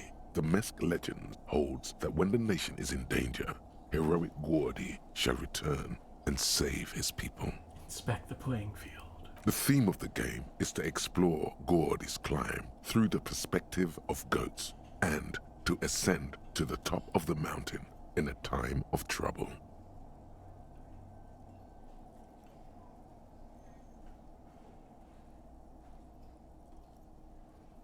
The peak of the mountain is at the top of the playfield. All the balls have small goat icons on them and represent the goats as they race up and down the mountain. Areas around the playfield represent Gordy's climb, places he was said to have camped, which the goats can discover. Get them to the summit. What's with all the goats? Indeed. Think of them as balls. Insert coin. It takes a while to get into a rhythm. Yeah! But pretty soon, you're able to keep 3 goat-faced balls in play with relative ease. Go, go, finger boy. I feel sorry for the goats. If they only knew the kind of guy old Cornelius really was. What kind of guy was he then? The kind of a guy who uses the word savages a lot when recounting his travels. A masked nationalist. A racist mountaineer? An avid huntsman too. He was often photographed in his dining hall, surrounded by wall-mounted hunting trophies from every continent. That is not cool. He also hit his wife and kids. Other people's kids too. Sometimes pets. Hateful little man. But you seem to be having fun. I'm pretty good at this. Your game is definitely improving. The jolly goats are flying all over the board. And although a few plummet to their deaths, you're never left with less than 3. I must be like a god of pinball if I'm this good after all the brain damage. Suddenly, a special passage leading to the summit slides open at the top of the board. This is where the balls need to go. Maneuvering a goat ball into a position for a perfect hit isn't easy. More fall to their deaths. But finally, the opportunity presents itself. One of them gets through. Tiny hammer shatters something inside the machine. Something glass. The words "Pale Rupture" light up on the speaker panel, and the machine starts filling with a thick, milky fog. Something's happening. Uh-oh. Congratulations. This is where the game ends. It's a cheap way of getting more money out of the players. A stupid nihilistic finale. There's so much fog, you can barely see anything. Some is actually leaking out of the machine, and one by one, your goats start slipping, disappearing into the milky nothingness. Lucky goats, the fog looks soft and inviting. This can be navigated. The balls leave almost imperceptible disruptions in the fog. Use them to calculate where they hit next. You're down to your last goat, going mostly by sound. Eyes are useless at this point, but that goat is something special. 5 times you snatch him back from the jaws of death. Kim, it can be done. Just watch. I am. I've seen it before. Played it too. You will eventually make a mistake, and then it's all over. Stay on the ball. Come on, come on, come on. How? Yeah. If you can't even see it. Yeah. The last goat plummets into the fog with almost suicidal glee. It killed itself to spite you. There goes nothing, finger boy. How sad. All these mesmerizing machines, just waiting to be plugged back in and played. Run your finger across the dust of the white Deora machine. Feels like it might jump back to life any moment. The lights illuminating the white-robed woman. What's white Deora? Some kind of inane pinball theme. Probably related to Messina during the DeLorean age. The history themes are the worst. The lieutenant grimaces, looking at the machines. How about we fire up one of these bad boys and play some ball? You can't fire them up. They are broken. Only that one machine in the main hall works. The Royalist Pinball. What a dumb name. Royalist Pinball. If they weren't broken, he would kick one of these machines about now. Kim Kitsuragi, Kim Kitsuragi. Kim Pinball Kitsuragi. Kim Pinball Kitsuragi, aka Kimball. Exactly. That's what he's known as. His reputation precedes him. You're Kim Pinball Kitsuragi. So now he remembers. So you in the sounds of the workshop, then takes his glasses off and cleans them. Fine, I'm Kim Pinball Kitsuragi, aka the Kimball. You remembered. Congratulations. You don't seem to really like pinball. No human being should. It is a game that requires no skill and a childlike affinity to flashing lights and to fantastique, science fiction, and historic romance franchise. It is lame. Motherfucker. Why are you called Pinball? I am not called Pinball. It was used to taunt me a long time ago, before I became a homicide detective and got my lieutenancy. How did you... Fine. I was a juvenile police officer for over 15 years. It's how I started out in the RCM. Once I had to infiltrate a pinball ring, as you do when you're a juvie cop. Okay. It was not okay. I needed to become a pinball champion.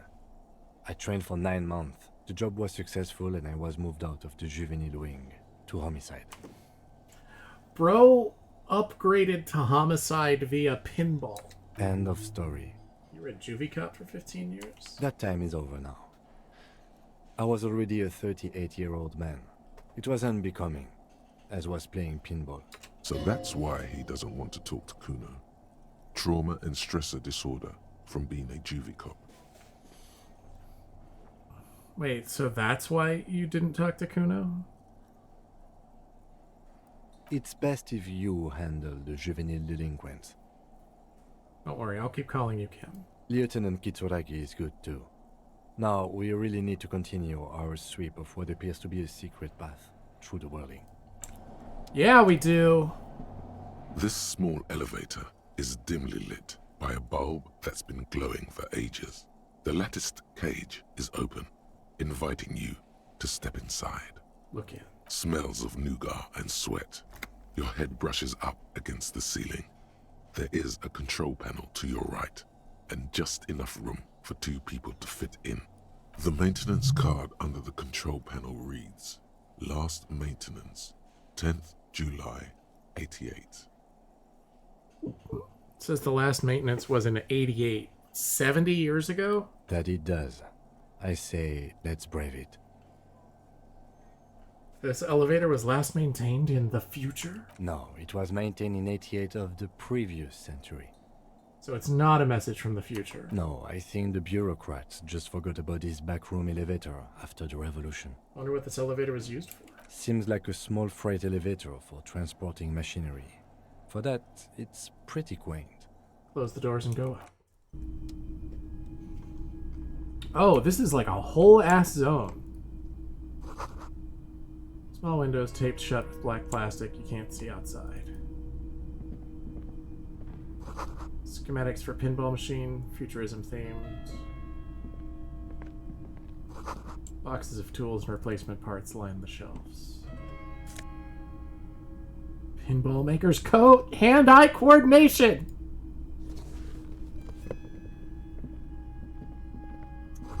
Pinball machine has been taken apart and gutted. So this is where they brought 40 pinball machines to fix them up. A long time ago. Everything is covered with dust now. The lieutenant looks around the dusty, crowded room, inspecting the tools on the shelf. Looks like they gave up on fixing the pinball machines at some point. At some point, 20 years ago, 15 maybe, before pinball went out of vogue.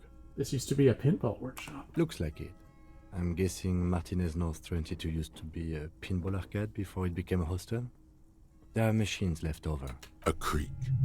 Some dust falls off a shelf. Downstairs in the hall, next to the main door. One of them even works. I've seen one of the hearties bang away at it. Remember the dice maker? Then that means... Whirling and Rags was once the East Delta Pinball Arcade. This is all left over from that. Ah, yes, as the novelty dice makers said. This has absolutely nothing to do with the case, I'm sure. But I do like a nice little connection. But then it went bankrupt. Your skin crawls from making the connection. Could this mean the Whirling and Rags really is part of the doomed commercial area? If that's true, then our cafeteria manager is not going to like it. We should tell him what we found up here. omitting that suspicion. He does not appear to be the kind of man who likes his establishment to be part of a neighborhood ghost story about bankruptcy. It's not a ghost story. It's a curse, and Gart ought to be made knowledgeable so he can perform counterspells. Inland Empire contradicting Kim. This has never happened before.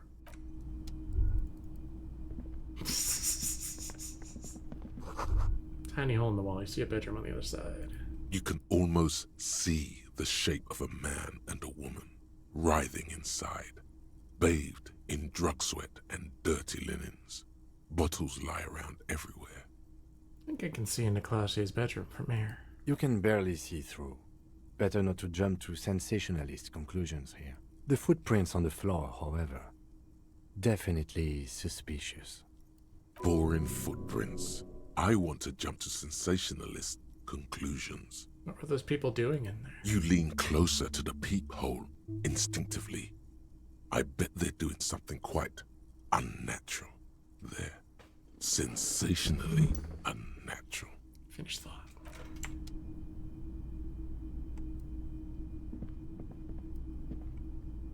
You clearly see footprints in the downy carpet of dust covering the workshop floor. How'd they get in here if not through the elevator? Jackpot.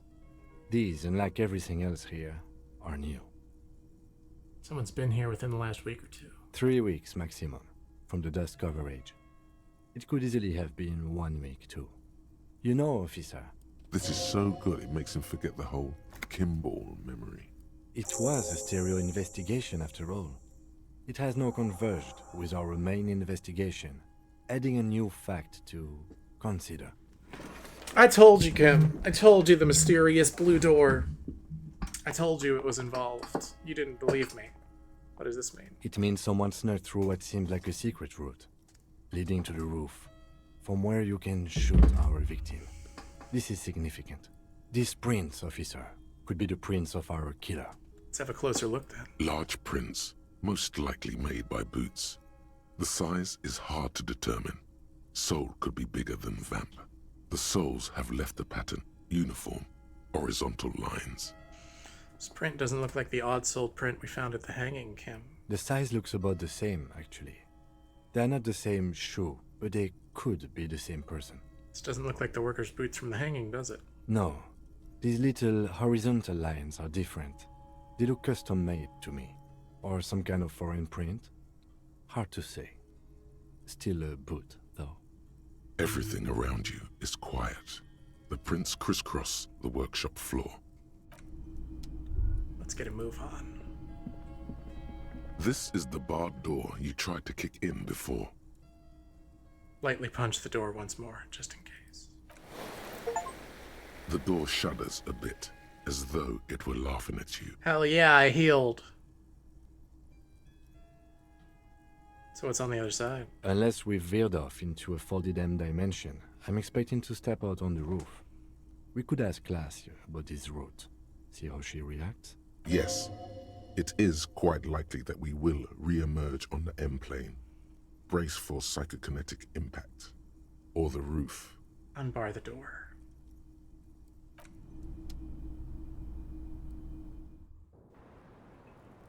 What up? I was just thinking, what a nice evening it is for taking part in a murder investigation.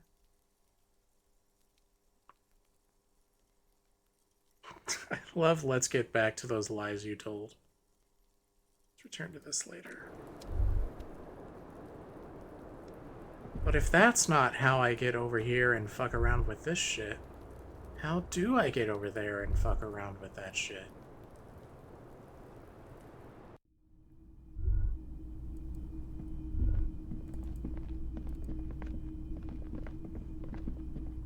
This window is pristine on the inside, unlike the one next to it. I kind of want to put a point in visual calculus and retry a bunch of shit.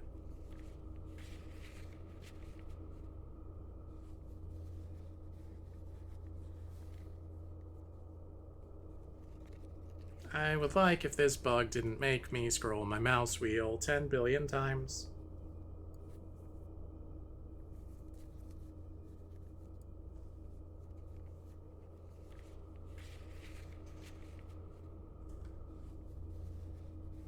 Yeah, we got a lot of visual calculus that we can try.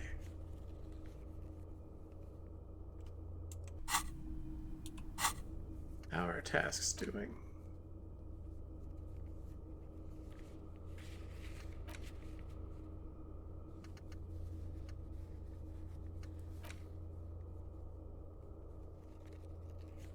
Find the murder weapon.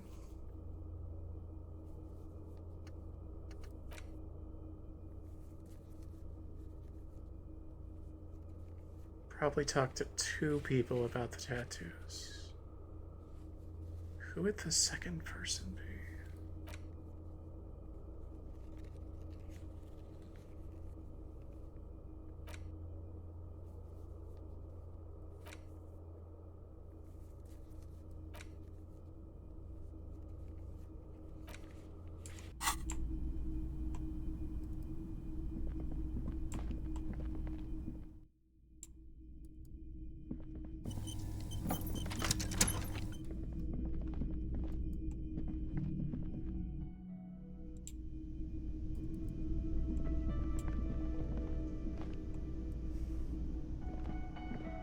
Hey, was there something you needed? Saw another thing. Another thing? Great. I love those. Gart, what if I told you I got into the back room behind the blue steel door? Oh, okay. Well, I did hear you make noise back there, so good for you. He's really holding himself back here. It takes a lot of willpower not to ask. Obviously, he's been wanting to know what's behind the door. Aren't you gonna ask me what's back there? Okay, what is back there? Pinball machines, pinball workshop. Ha! I knew it. I've always wondered where those machines by the door came from. And they told me there was some kind of pinball thing here too. I knew it. Were there any back there? In working order, I mean. Why? Do you want to play? Because I might be up for a game. No, I was just wondering if you found pinball machines there. Thinking of turning this place back into a pinball arcade? No, but we could diversify the entertainment options, seeing as you've opened the door back there. Well, the machine we have in the corner now is broken. It wouldn't hurt to get a little life in here. Other than the hellish karaoke machine. That one's always causing trouble. Sounds like he cares about the place. He's not going to be overjoyed to hear that it's part of the doomed commercial area. He should still know. You have to be forewarned about these things. There's a peephole in the wall. What wall? Stairs in the secret back room right next to Claude's bedroom. Found it when I found the pinball machines. I'll have it fixed at once. Thank you for letting me know. I assure you, the Whirling does not abide spying on its guests. The color has drained from his face. What a shame to fix such a good peephole.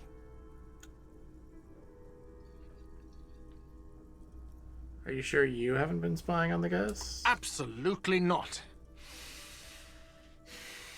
Fuck you for even implying it. It wasn't me. It wasn't my staff. The establishment will look at it and ascertain what it was. Sir, he was only asking a question. It's his job and mine.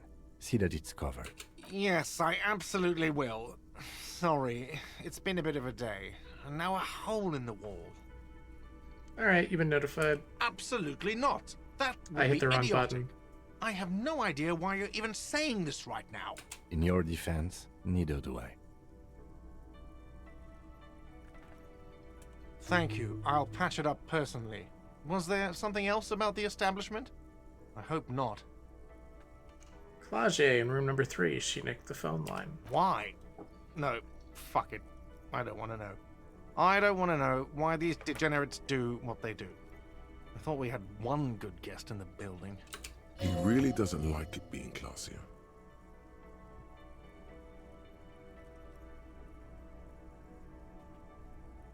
You have Lena. Lena is a good customer. Yeah, well, she's not a guest, is she?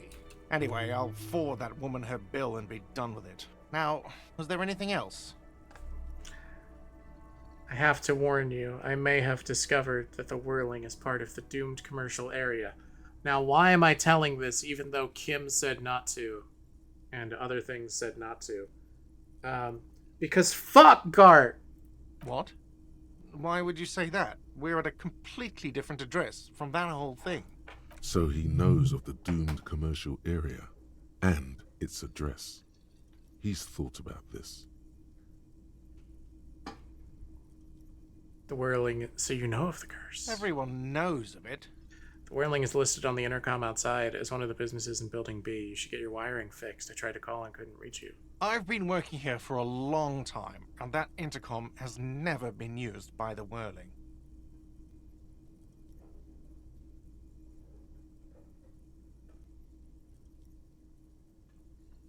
The whirling was once the East Delta Pinball Arcade, which failed, though perhaps the whirling will escape the curse. Does this look like part of a doomed commercial area? This pre-revolutionary tilework? These high ceilings? The nice rooms? Well, most of the rooms. For 14 years, man. That's how long I've worked here. I've kept this place up through hail and through sleet. Fuck me, if some doom ghost...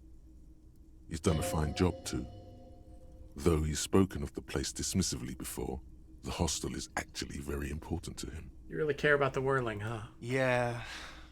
It's slowly growing on me again. It's beautiful in its own way. Especially for this neighborhood. I've been trying to keep it that way. Even if it is part of the damn doomed commercial area. Aha, so you finally admit it. Yes, your police skills have delivered. I'm sure you'll get a commendation. Maybe even a promotion. Who owns this place? Some real estate management company. They never come around here, just collect money from afar. Honestly, I think some money laundering might be involved. There is an acrimonious note. It's clear he's doing the real work around here.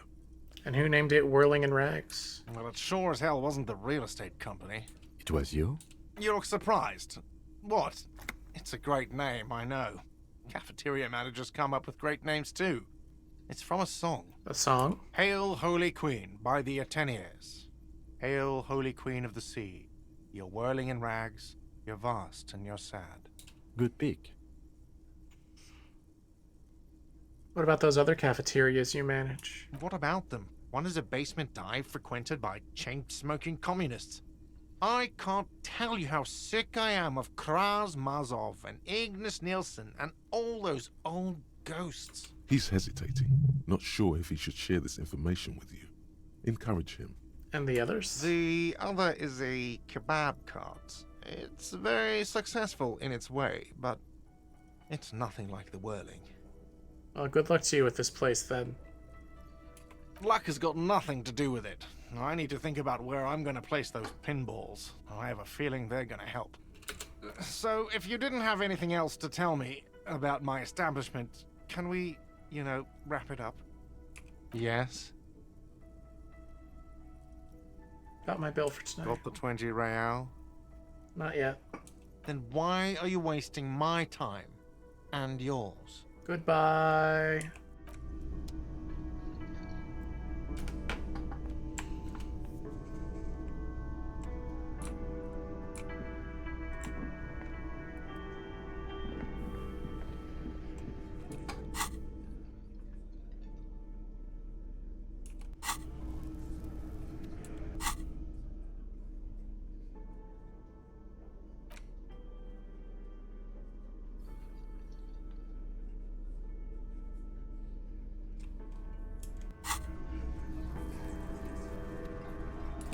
The buffs from drugs are so ridiculously powerful, can I just say? Game really wants me to do them.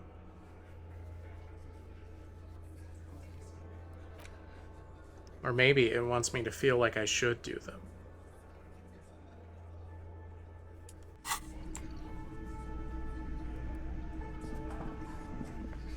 The Coppernado is back. What do you want?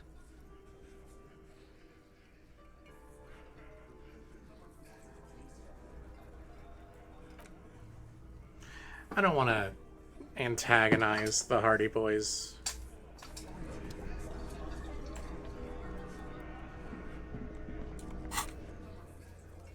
Bringing up the drug trade isn't gonna do us any good.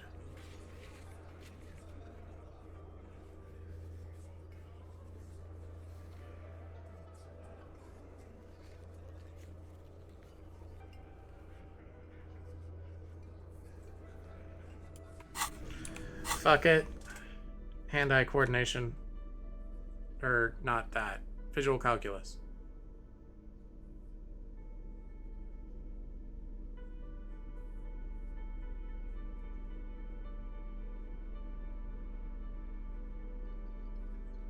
From the shades and the jacket.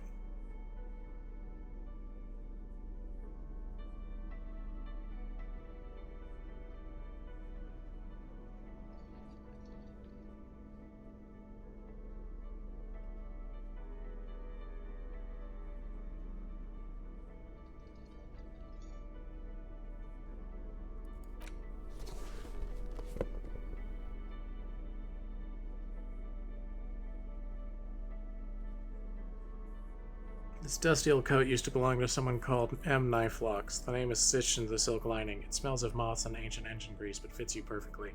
A strange, lonely emotion fills you when you tighten the belt around your waist.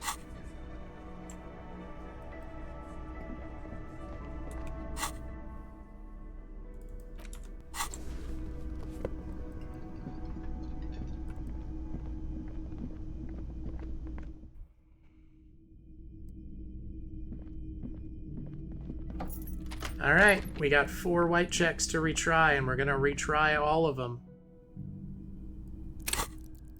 Because we got 3 skill points and can only level up endurance twice.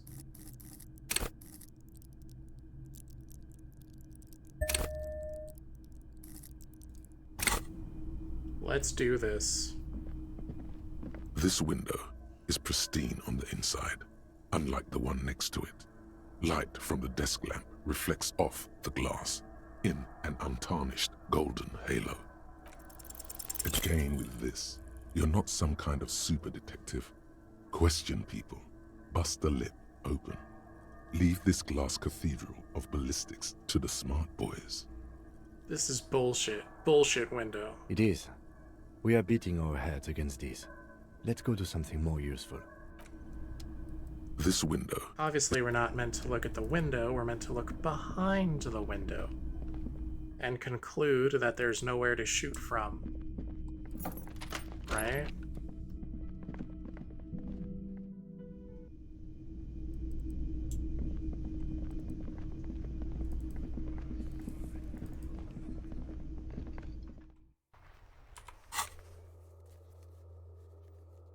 Alright.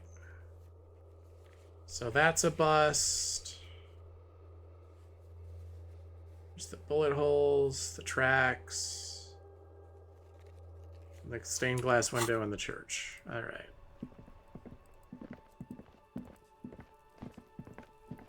You see a set of tire tracks in the brown slush that covers the plaza mosaic. What kind of vehicle drove through here? Hard to say. Why am I looking at this? Cop habit. You look at everything. This isn't case-related, you think.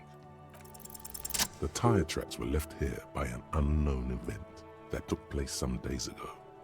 It's a message, written in the language of burnt rubber. Oh god, I crashed my car into it. Some of that rubber stuck to the tiles right in front of the whirling in rags. This is point A. The driver started there. Also, this skill's fucking awesome. And then accelerated straight into the fence, left a hole big enough for the Franco-Nigerian cavalry, according to the cafeteria manager. Why that pang of guilt again? What happened next? The driver proceeded to back out of the yard, barely stopping before hitting the adjacent building, before heading south. Must have been in a hurry. This is where I started off with my motor carriage before sinking in the sea. No wonder the cafeteria manager seemed frustrated when he was giving us directions to the yard. Well, you did provide us with a very convenient access point to the crime scene.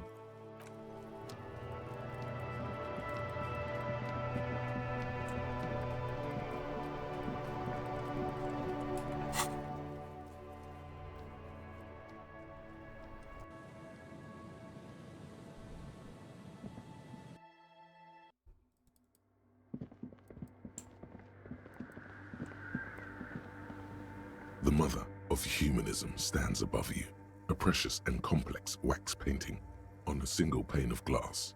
A crack runs across the length of her body, her face oval. Nothing Just the edge of the crack sparkles in the dark.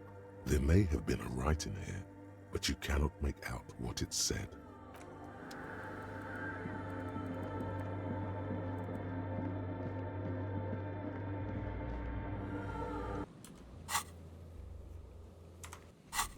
Actually, I think we're closer here to the wall than if we went back to the village.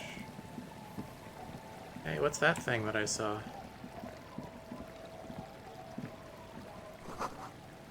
Back at you from the rust-colored water. You.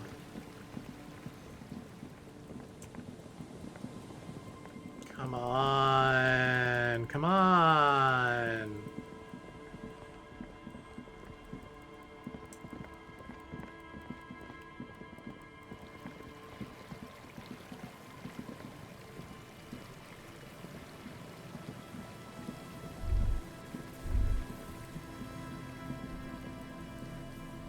It's funny that the church seems like it's probably completely missable. Like, I don't think you have to do anything with the church to complete the game. A few locusts trudge along the wall. Poor things.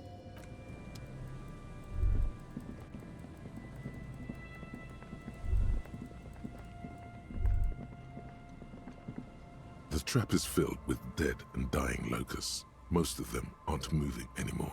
You still can't see a phasmid anywhere. Poor things.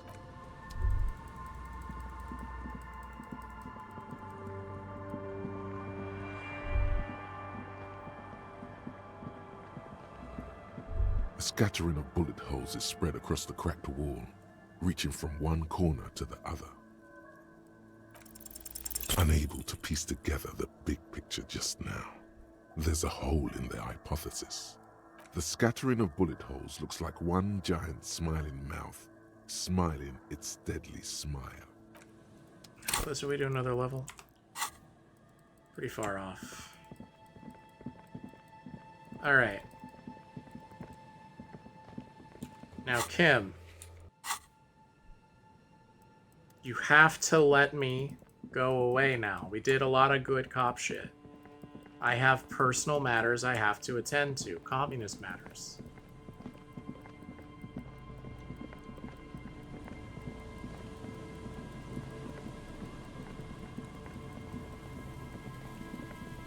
This is like the only time in this entire game that I've been like, damn, I wish Kim wasn't here. Only time that's ever happened.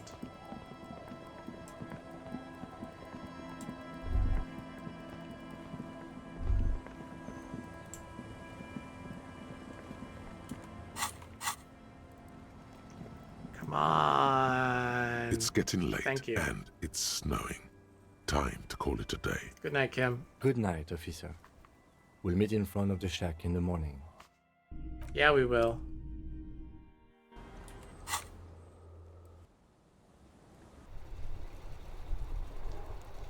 Come on.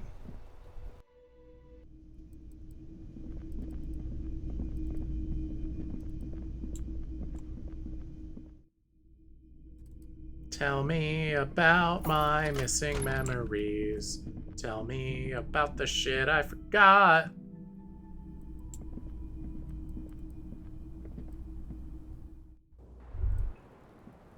Wait, stop.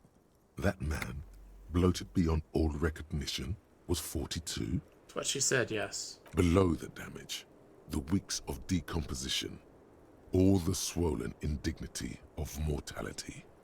He was 42 years old? Where's this going? How old are you? That's where this is going. 45,000 liters of raw alcohol has left its disfigurements. What lies beneath, you wonder? How old do you think I am? Huh. How old do I think you are? I don't know. As old as time itself? Ageless? 50,000 years old? I don't know what I'm supposed to say. How old is an apocalypse cop? I think I'm circa 45. Sure, yeah. And if you're not, age is just a number anyway. Wait. This requires scientific measurements. Bring it on, I'm not afraid of the truth. To the laboratorium. Date of birth generator?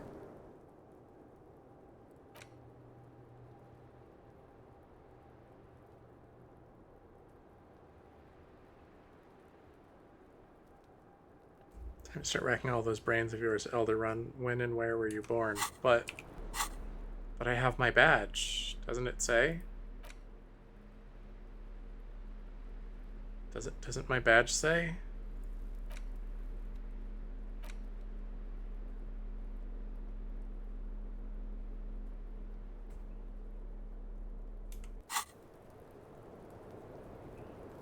Oh, whatever. Officer, what brings you up here in the rain? Now that Kim isn't here, let's talk about Sunday night. Ah, yes. The night before I saw you in the hallway and reminded you you're a police officer.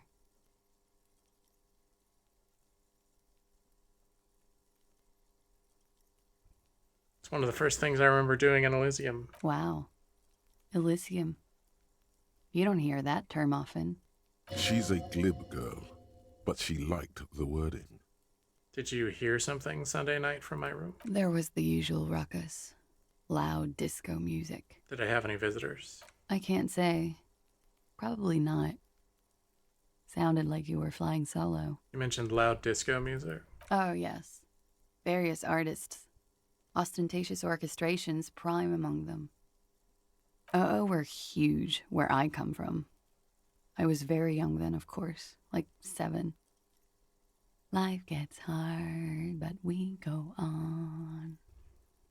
Yeah, we go on all right. I don't know about that. At around 2 o'clock, the disco stopped and there was a change of pace. What happened? A slow, sad song started playing, like organ music on repeat.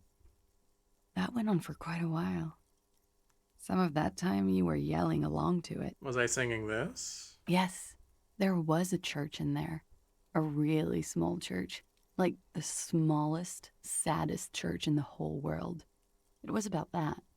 And also... What else? That it doesn't matter anymore, and that we're alone now. It was difficult to tell. The song itself was very quiet and soft, but you sounded like a wounded boar, sir.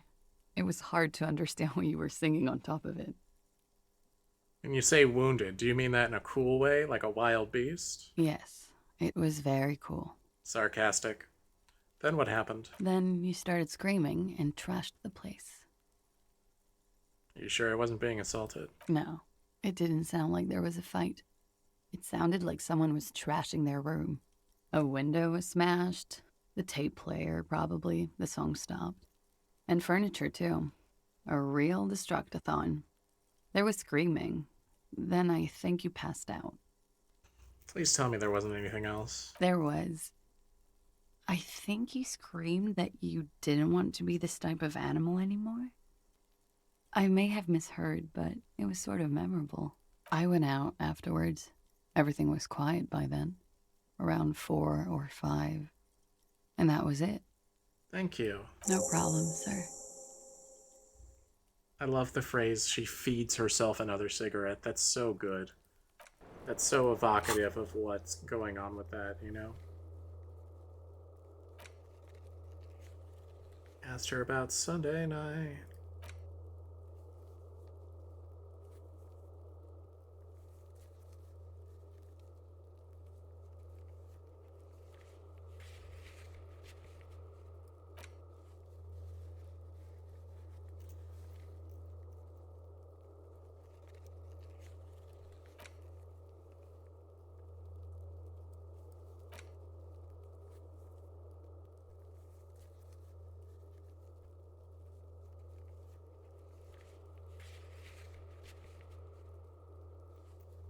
Ah, I can re-roll the mirror again.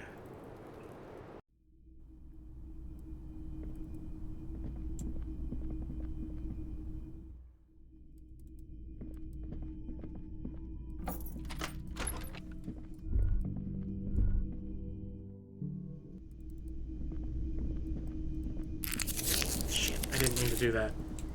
I misclicked. I was just trying to move.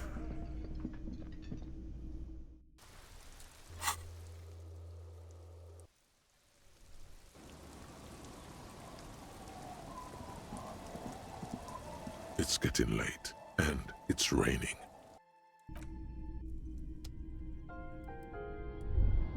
Come on, mirror. An old mirror hangs on the wall. You see the reflection of your face in it, such as it is, without the expression. It's just hairy. Encyclopedia.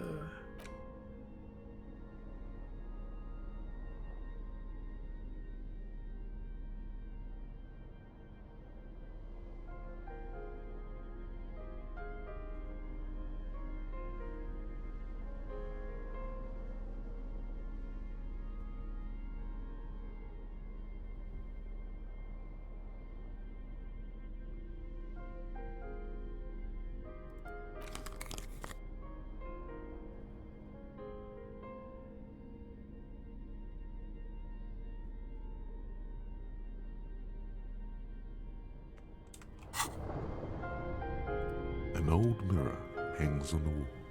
You see like the rest of you. It comes from a bad place somewhere in the past. That's all you know for now.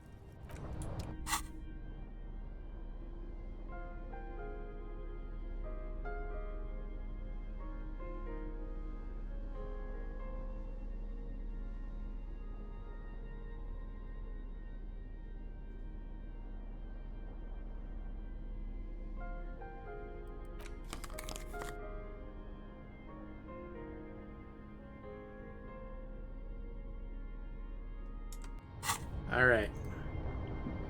It's time to be communist.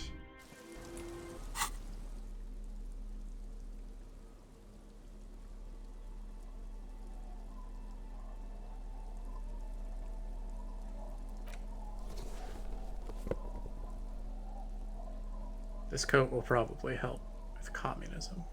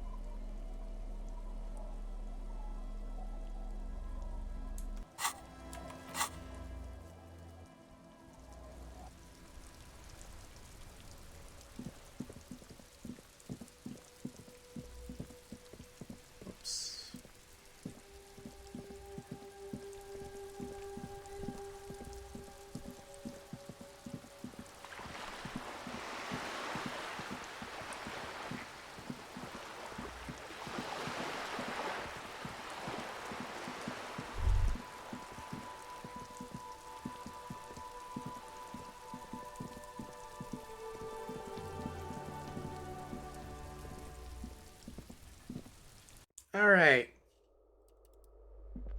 Fuck, I wish I remembered what the password Manana said was. I'm probably gonna fuck it up.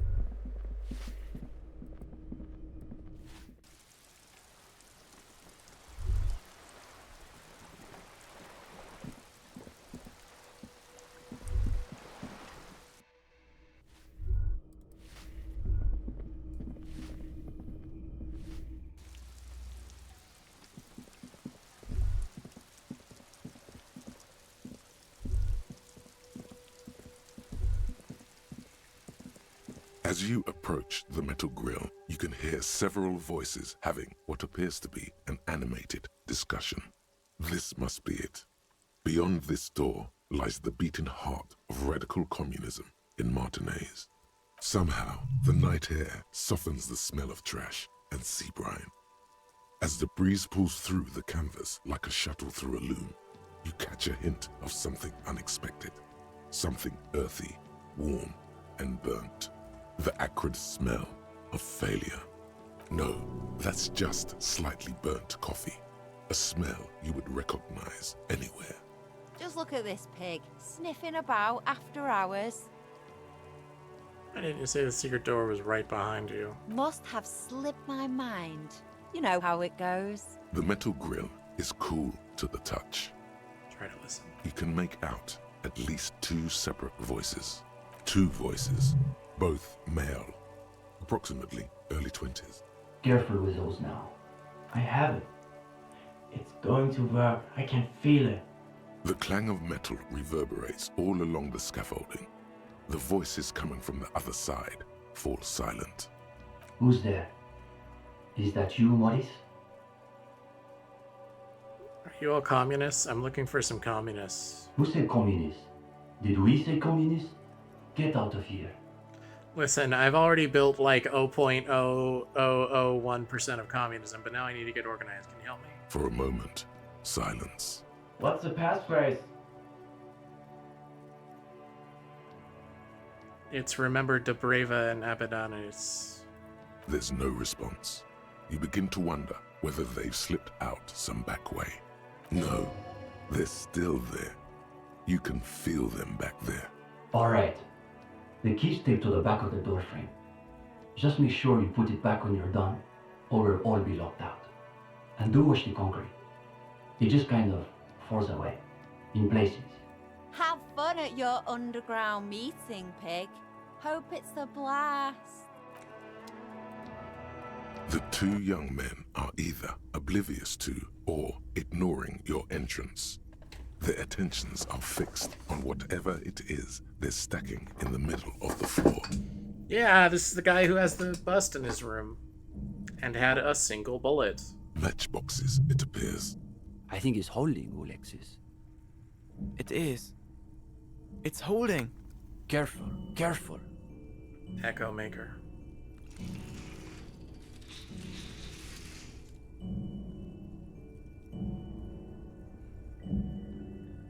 It's a metaphor.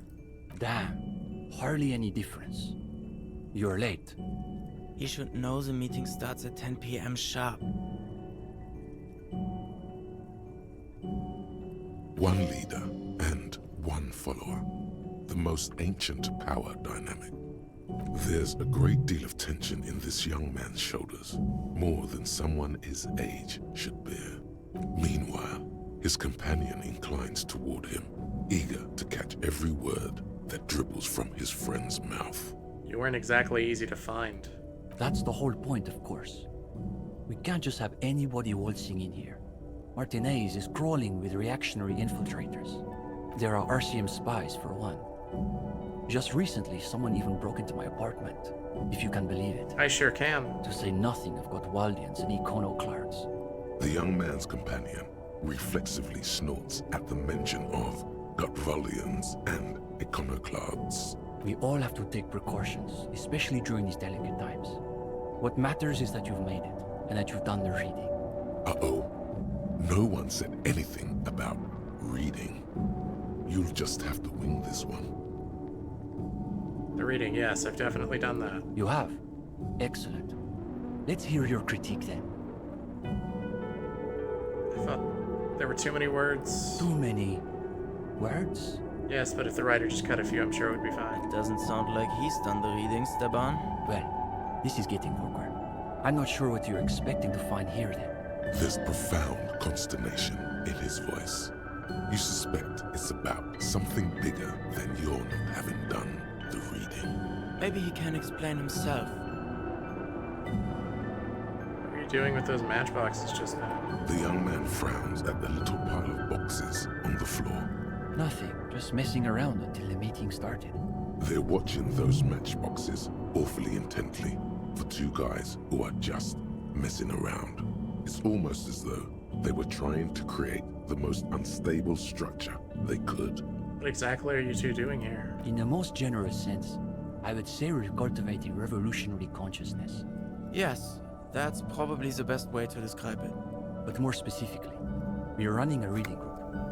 The most rigorous and theoretically advanced materialist reading group in Martinez.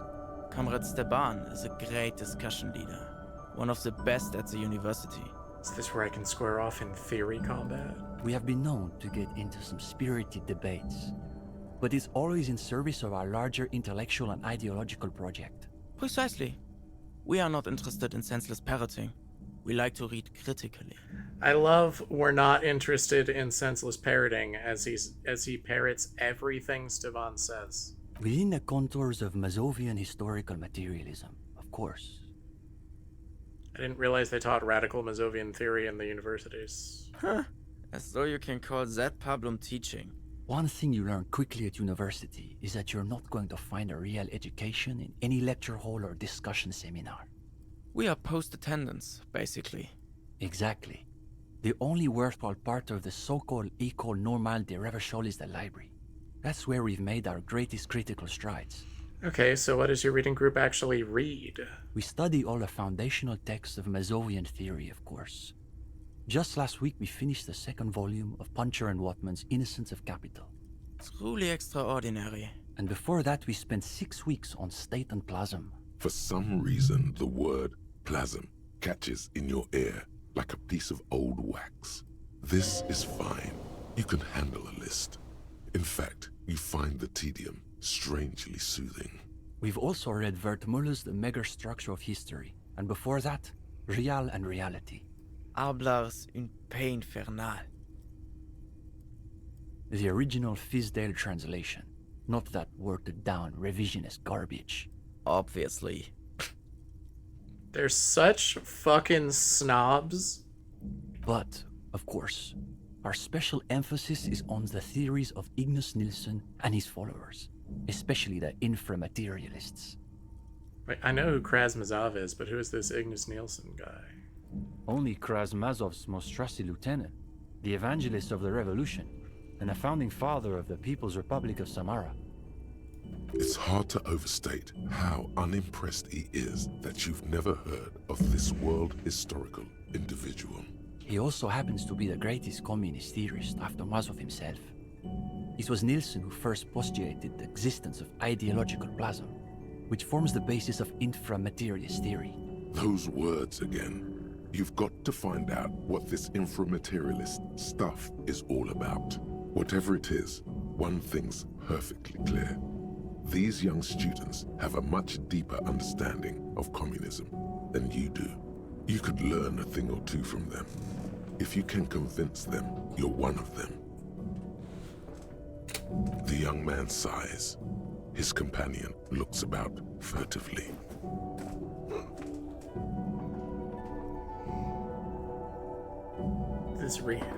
Where's the rest of the reading group?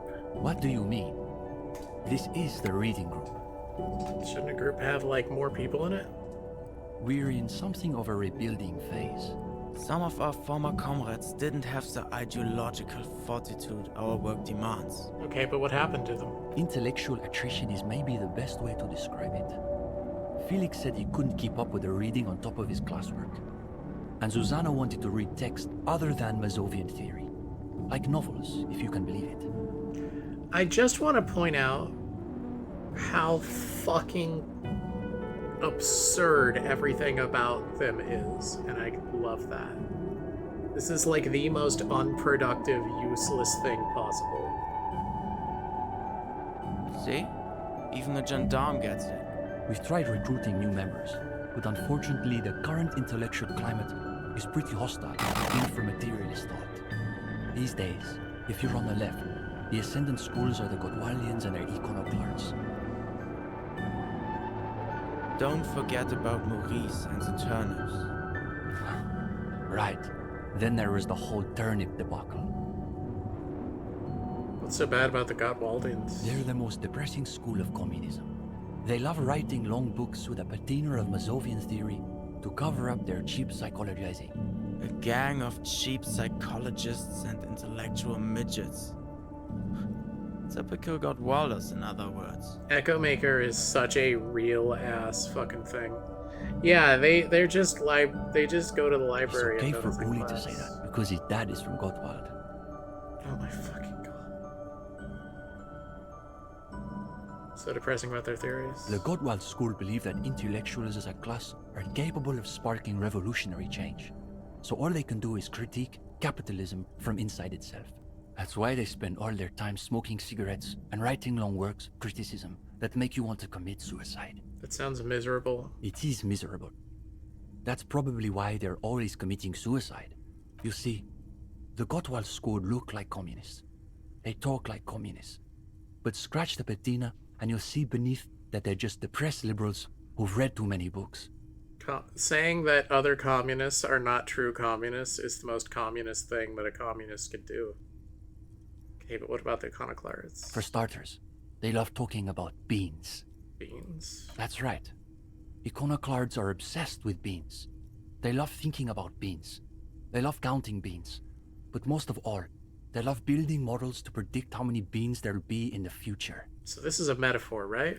They're by far the most bean-centric school of communism. Ah, yes. The much maligned bean counters, ensconced in their think tanks and high-rises, believing they can save the world through a series of incremental, assiduously technocratic reforms. I don't get it. Are the beans a metaphor? If only. They've got all the beans accounted for in their asset sheets, their quarterly budgets, their future projections. But for some reason, there are never enough beans to go around. So we've just got to cut our bean rations in half. And next thing you know, there are budget cuts, so now we've got to cut the bean rations in half again. You see, iconoclasts claim to be communists, but in reality they're just liberals with hard-ons for spreadsheets. And what about the liberals? Are they liberals too? Of course not. The only people who actually call themselves liberals are mouth-foaming reactionaries. Basically indistinguishable from fascists. You'd need an X-ray machine to tell the difference. What about Cindy? Is she part of the group? Cindy is... how to describe her role? Something of an ideological auxiliary, perhaps. Yes, that's exactly how I would put it. And naturally, we support her radical counter-liberal aesthetics. But she refuses to submit an essay, so we can't call her a member of the group per se. That doesn't stop her from using a room for studio space, of course. Did you say something about turnips? It's an unfortunate story. You see, our ex-comrade Maurice is something of an economist. He's studying macro and microeconomics. Right. So a few weeks ago we were discussing the extra physical capabilities of the revolutionary state. And Maurice said... what were his exact words, Ulexis? It was unbelievable. He said, turnips don't care if they are grown by communists, moralists, or Vulcan. They grow just the same. Basically, he was rejecting the whole foundation of inframaterialist theory. Remind me what that theory says about turnips again? Simply that under suitably revolutionary conditions, crop yields naturally increase relative to non-revolutionary crops, which Maurice somehow has the gall to deny. Oh my fucking god. You guys are clowns! Susanna said that he has been hanging out with some non-communists lately. For us, the question boiled down to, if you don't even accept the basic ideas of Nielsen and inframaterialist theory, why are you in the reading group? So you expelled Maurice from the reading group over an argument about turnips. Well, it wasn't so much that he was expelled. He just quit coming. We haven't seen him around for weeks. Fair enough. Let's talk about something else. Go ahead. Is this reading group accepting new members? We typically only accept new members once per semester. There's this whole process with essays and presentations on assigned topics. Yeah, that's why you don't have members. But given that we have some extra seating at the moment, I guess we could be convinced to expedite an application or two. Stefan, you can't be serious. For gendarme? I am serious. As materialists, we've got to adapt to conditions as they are. Besides, he'll still need to pass the interview portion of the entrance process. Assuming he's even still interested, that is. Is it getting warm in here? There seems to be a little pool of sweat forming in the depression of your lower back. It's because I don't do well in interviews. No, you're terrible at them. The thought of everyone looking at you, judging you, makes you want to heave, frankly. Why am I getting so worked up? They're just a couple of kids. Let's be frank. They're probably way smarter than you. You bet they've read more books than you can even name. The hardest part will just be working up the nerve to ask without soiling yourself. Everything all right, gendarme? You look a little green about the gills. It's enough for tonight. Will you still be here if I have more questions? Sure. We're here most every night. Maybe we'll catch you again. Sleep well, gendarme.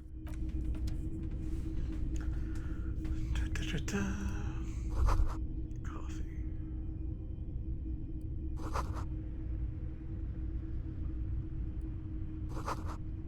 What are the cobblestones, communism.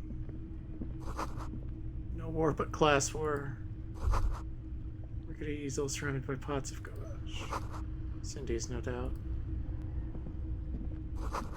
Trying to think about the cracks spidering out across the floor.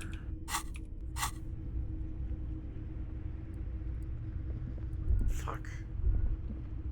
I missed 2 goddamn things because I didn't see them until I'd already pressed the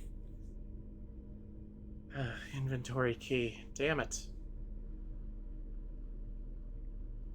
Fuck, what stat was it I needed? Composure? Composure.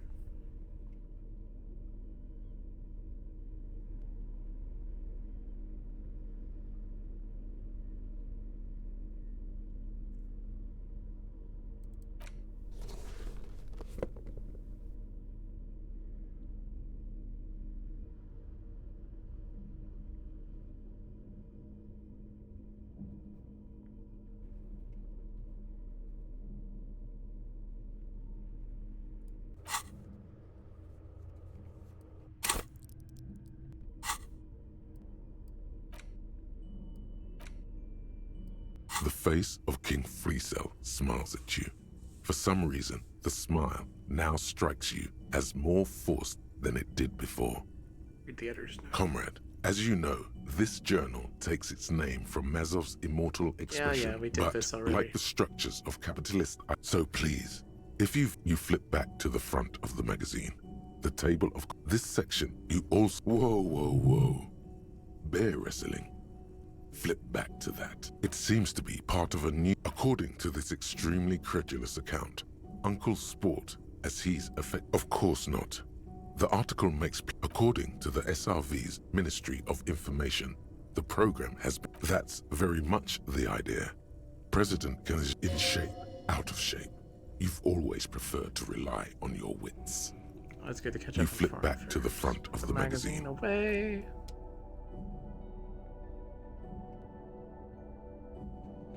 Alright. We are 20 points away. And I think that if I pull this off, I'll get another level up. So we're going to spend 1 point on our composure. So that the communists will take us seriously. What do you need? What's there to be scared of? You've really been cracking the books these last few days. You can go toe to intellectual toe with any reading group in Martinez. Now, chin up. You've got this. It's just the group I've been looking for. When do we start? Oh, you want to start now? Sure, we can manage that. You've caught him off balance. The momentum is already in your favor. Go ahead and take a seat. Since we haven't had time to prepare an exhaustive questionnaire, I think we can keep this interview more freeform. Why don't you tell us a bit about the books you're interested in? And we'll just see where the conversation goes. For me, it's more about finding the right thing for the right moment. We prefer difficult books. Books that might destroy you if you don't destroy them first. That's enough, Uli. It's the gendarme's opinions we are interested in. But to Comrade Ulix's point, isn't there value in reading really difficult books? Just for the sheer challenge of it. I tried reading this extremely depressing Gradian novel. Oh, right. 16 Days of Coldest, whatever. What was your take on it? This is a good start. They're starting to loosen up. You feel relaxed and in control. You ably summarize the novel's characters and themes. But eventually I finished it however much physical pain it caused me. Sounds to me like a typical bourgeois social novel, designed to assuage the egos of frustrated housewives and win international awards. And Gradian realism is the worst realism. It's nearly as bad as Gottwaldian critical theory. Makes you want to gouge your eyes out. Or better, gouge the author's eyes out. These kids are eating out of your hand, practically. Another quarter of an hour disappears. The questions come rapid fire, but you have an answer for every one. Now you can sense things starting to slow down. The interview must be reaching an inflection point. But now I'm curious. Do you think there's value in reading so-called practical non-fiction? I can't say how reliable it is, but I did just read a book on pale-centric medicine. Interesting. I always thought that stuff was common folk superstitions, repackaged as bourgeois spiritualism. But maybe I've been overly dismissive. Now's your chance to end this interview on a high note. Soon, you're debating whether a decommodified spirituality is even possible under capitalism. Probably not, is the answer. Which isn't to say it isn't sometimes still useful.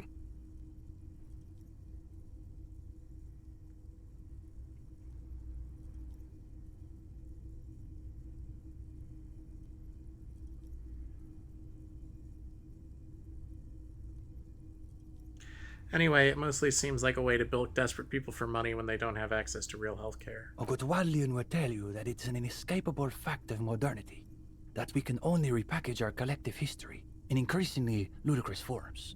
Thank God we are no good Wallians. In any case, I think we've heard enough. We could use someone with your perspective in the group. With just a bit more theoretical foundation, I think you'll be making real contributions. Yes, I would say he's got serious potential at least. And with that, welcome to the most ideologically advanced materialist reading group in Martinez. Here's your first assignment. It's an overview of inframaterialist theory. A little basic, as you'll see, but one has to start somewhere. I'll add it to my very extensive reading list. You're going to fit right in, I think. Come back when you're done. We'll be here pretty much every night after 10 p.m. Do be sure to take your time with the reading. We'll be eager to hear your thoughts. Guessing all this art stuff belongs to Cindy?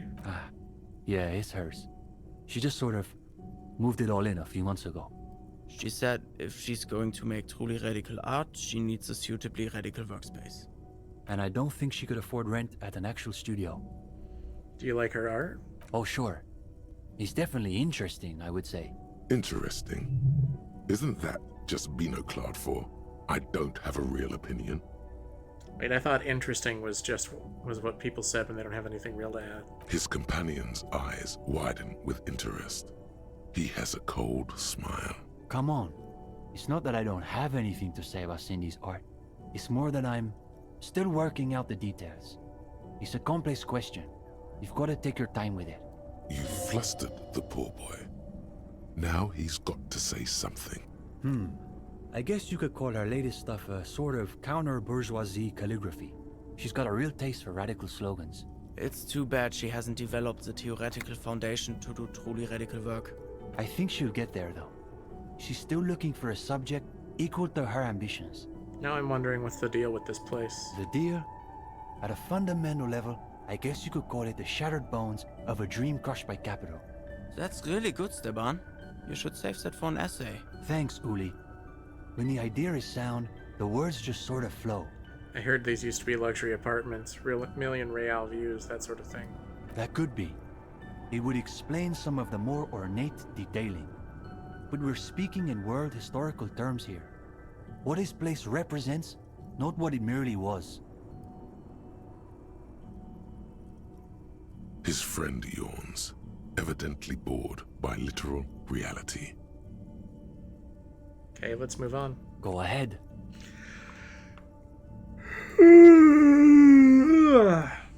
Let's get out of here.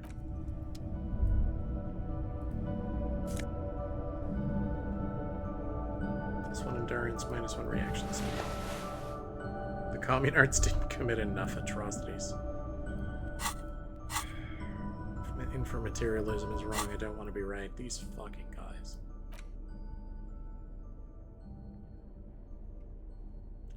You can tell this particular copy has spent a lot of time in someone's back pocket. The cover of this pocket-sized volume features a swirl of orange, yellow, and green. The title, A Brief Look at Inframaterialism, is set in an authoritative yet approachable serif font. No. These are terrible colors. They're like apricots. On the inside jacket flap, you find a brief summary. What is inframaterialism? A highly theoretical branch of Mazovian communism? A collection of mystical ramblings by a discredited revolutionary? Or possibly both? This brief look, TM, introduces readers to one of this century's most fascinating and misunderstood theories in a concise jargon-free manner. So far, so good. You turn to the table of contents.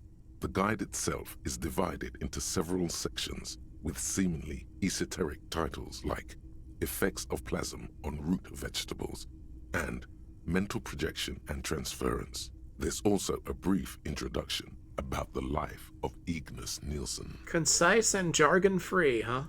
Known to his numerous admirers as the evangelist of the revolution, and to his even more numerous enemies as the apocalyptic Shrike, Ignis Nielsen remains one of the most controversial and fascinating figures to emerge in the years of the anti-Centennial Revolution, second only to Krasmazov himself.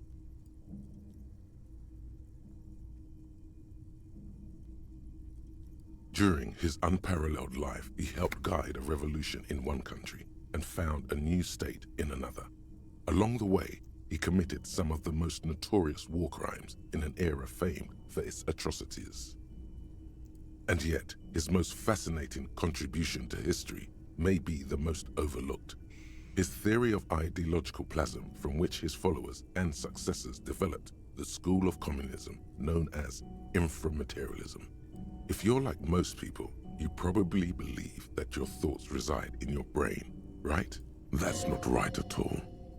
Thoughts don't exist in the brain. They float through the air. Your brain is but a fish, swimming through them. I always thought I swam through them. Very interesting. And not so far removed from Ignis Nielsen's own theories. As Mazov's devoted comrade and leading theoretician, Nielsen was responsible for developing much of the intellectual foundation of communism. But his interests and speculations were famously wide-ranging. During his final years in exile, he produced, among other things, an early guide to home brewing, instructions for raising revolutionary children, plans for a universal pictographic language, and a detailed materialist critique of Dolores Day's chess strategy. But one subject he returned to time and time again was the fundamental relationship between thoughts and matter. We may yet discover, he wrote in his notebooks, that under certain exceptional circumstances, the proletariat's embrace of historical materialism may be so fervent that their beliefs take form in the world of matter as a kind of revolutionary plasm. Hold on, can you put that in slightly more basic terms? Certainly. In essence, Nielsen is arguing that thoughts don't just reside inside the brain, they radiate outward from it. According to this idea, the brain is an ideological transponder, constantly emitting waves of highly politicized energy, which Nielsen called plasm. Whoa. Whoa is right. What's more, Nielsen speculated that this plasm, when it becomes powerful enough, might begin to influence the material reality surrounding it. Hence the name, inframaterialism. Unfortunately, Nielsen passed away before he was able to develop these initial ideas into a full-fledged theory. That work was left to subsequent generations of communist theorists. Building on Nielsen's basic insight, these theorists reached a startling conclusion that a sufficiently revolutionary state might begin to exhibit certain extra-physical effects based on the amount of plasm generated by its citizens. So these people are saying if enough people just believe in communism, it will come true? The actual theory is highly technical, but for the purposes of this brief look, TM, that's a fine working definition of the concept. There's probably something wrong with this theory, but you're the kind of person who believes anything they read in a book. So why don't you just roll with it? All right, let's hear about this extra physical stuff. Inframaterialists divide the extra physical effects of the revolutionary state by the level of plasm required to achieve them. At the lowest, or first level, revolutionary plasm is believed to stimulate or invigorate matter without altering its essential properties. This sounds like that business with the turnips. Precisely, though plasm does more than increase vegetable yields. It may also influence the physiology of revolutionaries themselves. It's also been postulated that plasm may account for the remarkably full and manly facial hair observed on many communist males. Stroke your beard proudly. Of course, inframaterialists argue that revolutionary plasm may stimulate human physiology in other ways as well. Oh yeah, we're talking about white-hot communist sex, baby. That's correct. Reports from the revolutionary period claim that the most radically devoted communards were able to engage in vigorous intercourse for up to 8 hours at a time. 8 hours? There's no way. Your equipment would be mashed to jelly. No wonder the communards couldn't shoot straight. They were too shagged out. And on that note, you feel like you've gotten the general idea of inframaterialism, enough to carry on a basic conversation at least. But if you'd like to go even deeper into some of the more speculative aspects of the theory, you could always read further. The book fits quite snugly into your palm. It would also fit comfortably into a jacket pocket. You flip forward a few pages until you come upon a chapter titled Mental Projection and Transference. When a community has achieved a sufficiently high degree of revolutionary fervor, inframaterialists believe that second-level effects may be observed. At this second level, certain hyper-revolutionary individuals may even develop the ability to extend their thoughts into material space and vice versa. Wait, does that mean communists can read minds? According to inframaterialist theory, yes. Under suitably revolutionary conditions, that is.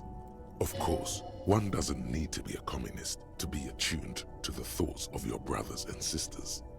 It's become something of a folk legend that during their final meeting, Nielsen and Mazov didn't speak a single word, preferring to sit in silence with their chamomile tea, reading one another's thoughts. That's strangely beautiful. One of the minor tragedies of the late revolutionary period is that few reliable accounts survive. Much of what we know of the communards' activities during this period come from memoirs and second-hand accounts, some only written down decades after the fact, and of dubious authenticity. So why do these effects only work for hyper-revolutionary communists? And me. I'm part of the remote viewing division, you know. Because plasm has never been directly observed, the exact mechanism behind these effects remains entirely speculative. Now, on the one hand, this sounds like complete and total bullshit. On the other hand, we do live in a world surrounded by magical fog that undoes reality. Why are you getting hung up on mechanisms? Open your mind's aperture just a little wider. You're so close to true understanding. This should be more than enough for a stimulating discussion. That said, if you're still yearning for more, you must. Everyone knows books save their best parts for the end. You breeze through the next several sections until you arrive at the final chapter, titled A Communism Above Reality.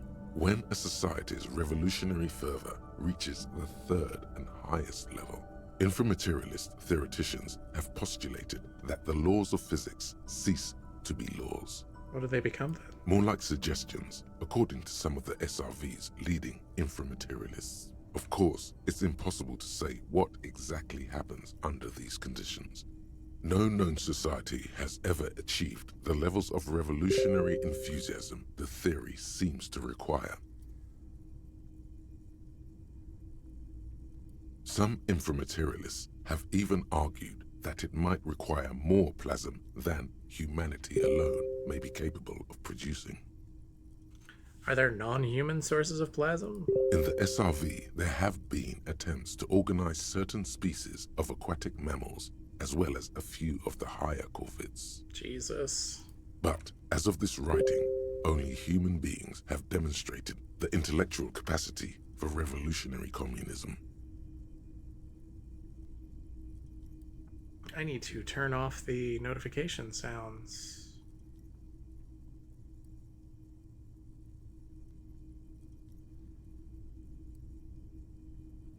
Sorry about that, folks.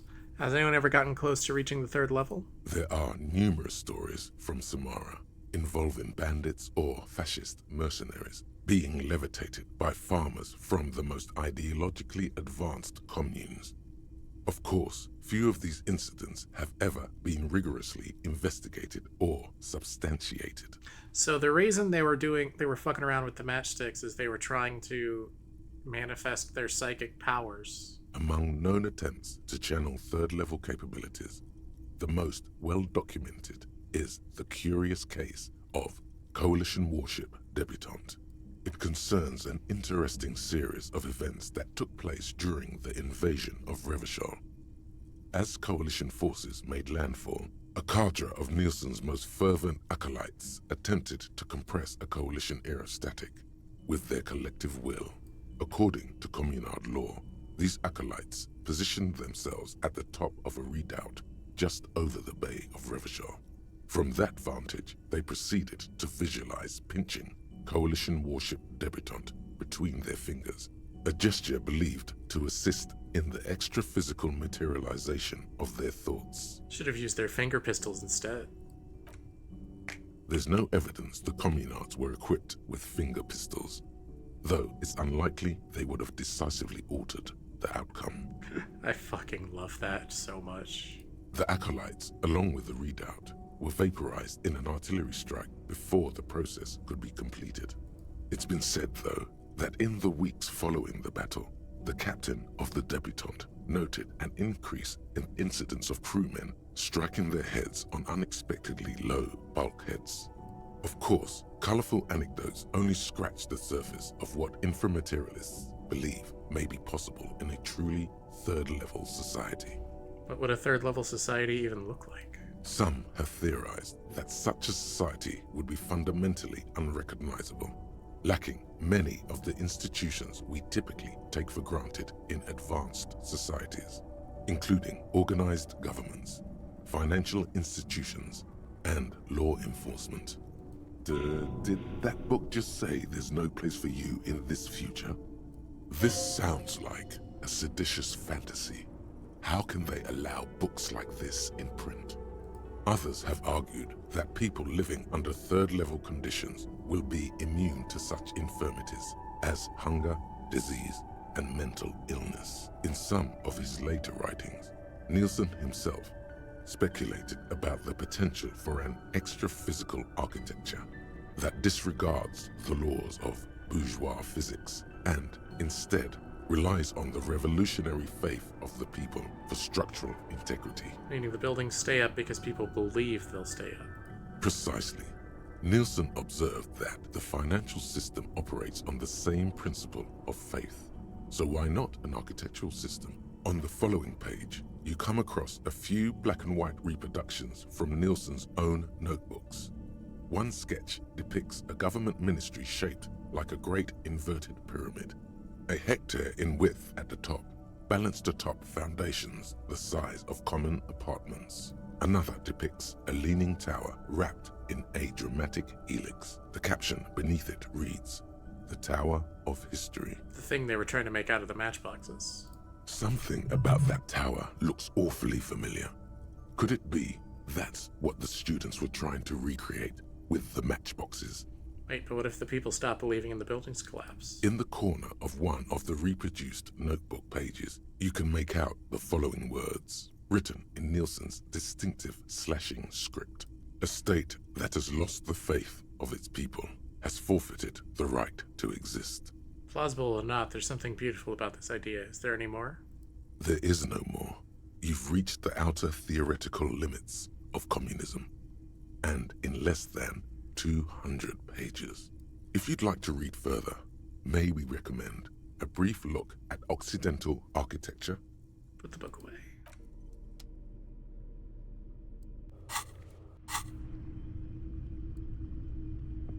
You're back. Let's talk about inframaterialism. Yes. Let's get right to it. His companion leans forward, ready to jump in. They're impressed that you dove right into the most advanced parts of the theory. Half an hour evaporates and the conversation is still wending its way toward new and unexpected places. But if it's true that this individual possesses so much capital that light literally bends around him, then that Yes! must be... That capital produces its own form of plasm. In Innocence of Capital, Puncher and Wortman argue that communists must possess as little capital as possible in order to keep their thinking undiluted by its influence. Has it gotten cold in here? Your arms seem to be covered in goose flesh. Well, on that note, I think we can call it an evening. Yes. One of our better discussions lately, on the whole. Hang on, is that it? What do you mean, is that it? You've done the reading, we talked about it. What more do you expect from a reading group? Jesus Christ. What if I have more questions, about communism? Well, you could always ask, I guess.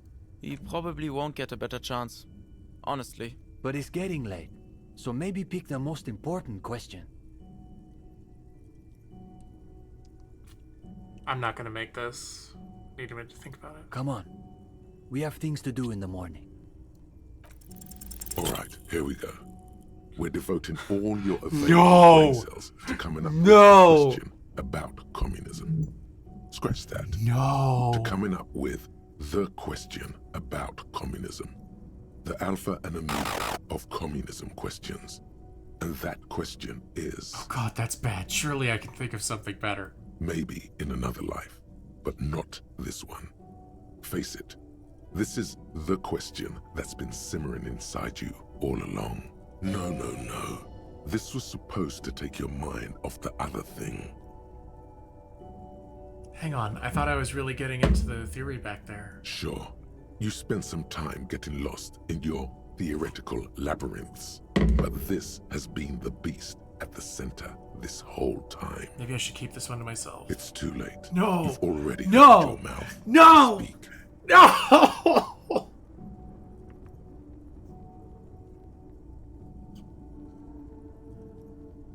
Oh, no. Are women bourgeoisie?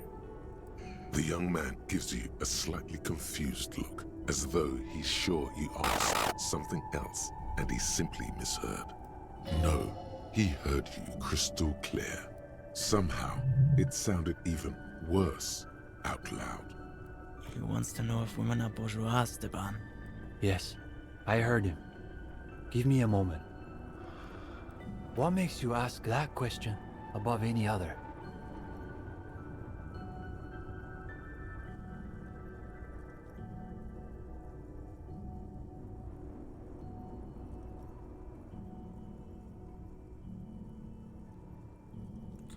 I don't know. No. Because they won't let me forget the life we used to have together. Ah, gendarme. Your problem isn't ideological, it's personal. You ask that question because you're still under the influence of ideology. That's natural. You're like a fish that's only now discovering that her whole life has been dictated by the movements of sea currents. That's what ideology is. It's like there are these invisible forces everywhere, pushing and tugging you this way and that, and you don't even know they're there. What does this have to do with communism? Everything, man. That is part of the communist project, to destroy the ideological structures that reduce men and women to these hollow shells of identity. Do you know the story of Dobrova and Abadanais? I don't know what you're talking about. Who were they? The so-called revolutionary lovers. The dual commissars of revolution in Insulinda. Yulia Dobrova came from Grad. Jean Abadanais was born in Revachol. She was brilliant, charismatic, a revolutionary comet. He was her partner and stabilizer, the planet who kept her in orbit. What became of them, though? There seems to be a blank paragraph in the history books. It's from them we get the notion of dual leadership, the Decomtage, Revachol's truly great contribution to revolutionary thought. I believe it even persists in some form in the RCM, even to this day. What happened to them? They died on their own terms, like real revolutionaries. There's a lot to say for that. I feel like that's a glamorized version of what happened to them. Can you take some time to think about this? I'm not going to say these. I'm not going to say them. The young man nods, but says nothing. He appears to be distracted by something. He's wrestling with some question of his own. He's lost in his own thoughts. You wonder what silt you've stirred in the bottom of his soul. Of course, the matchboxes. You'd very nearly forgotten to ask about them. Now may be your last chance. The matchboxes. You were trying to make the tower from Nilsson's journals. So you really did read all the way to the end. Yeah. Uli and I were trying to see whether there was enough plasm between the two of us to hold up a few matchboxes. Saying it out loud makes him realize how foolish it sounds. It was just a little informal experiment. No reason to take it too seriously. We should try again, all of us. The young man looks at you a moment, then at his companion. What could it hurt? All right, let's give it another go. Before long, a modest tower begins to rise from the pile of matchboxes. You place every box with the utmost delicacy and precision. Easy, Uli. It's holding. It's holding. The higher the tower goes, the quieter the room seems to become. Aside from the occasional comment, the three of you are completely absorbed by the task.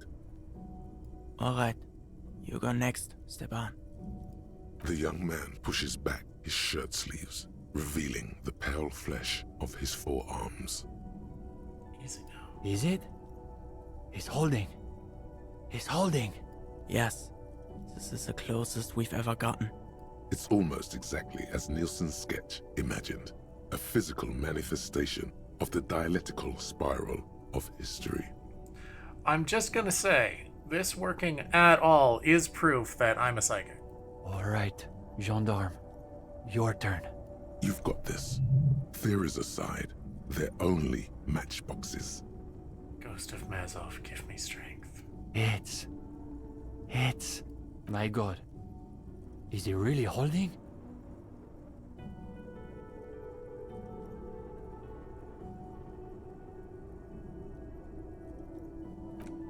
It is. It is. There, in the middle of the floor, the winding spire quivers with an improbable energy. For a long moment, no one says a word. You're all three transfixed.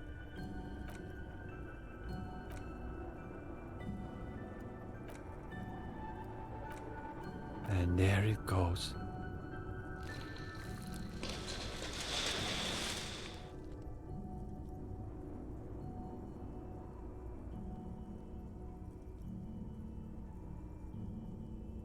That was miraculous. No. It was exactly what's supposed to happen. We should treat it that way. We should probably clean up.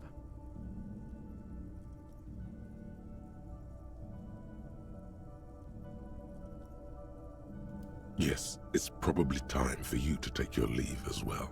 Well, I guess I'm off. Wait a minute. If you don't mind, we wanted to get your opinion on something. A few little changes we've been thinking about. What kind of changes? Nothing too major, I think. We were talking potentially about relaxing some parts of our admissions process. Probably would help if you didn't make people go through a whole interview just to join. Normal dude activities, stacking boxes at 2 a.m.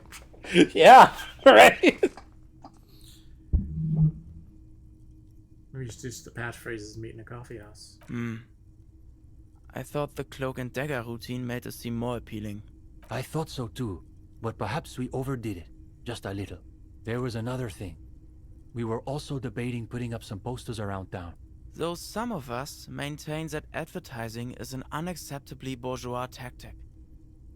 Sounds like something Cindy could help with. That's exactly what I was thinking. I guess no one could accuse Cindy of having a bourgeois aesthetic. Plus, I've got the perfect place in mind. Put some more coffee on, Uli. We've got a long night ahead of us. We should probably get Cindy in here too. It's the wall I was conceptualizing. Oh, and gendarme. One last thing. I've been thinking about what you asked before. About women, you know? No. Not that it's any of my business. But it sounds like this question is really tearing you up inside. It is tearing you up. It's like there's a tiny, hateful beast shredding your very soul. So, good luck with that, I guess. Oh my fucking god. helpful. Alright, so we did it?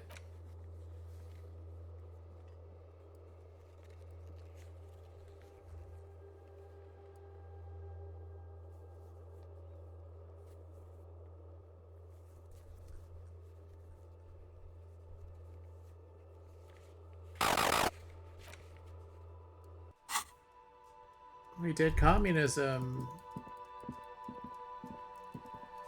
Hello again, officers.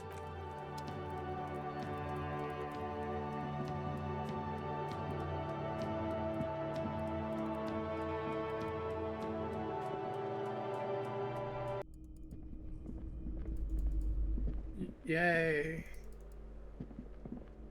We did it. We did communism.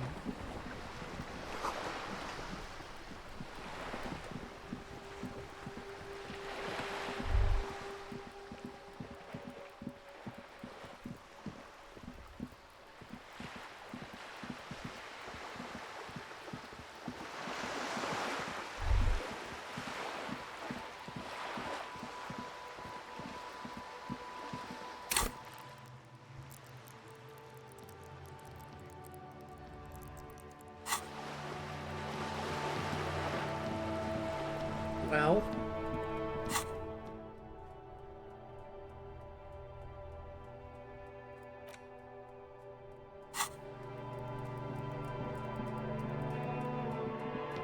okay.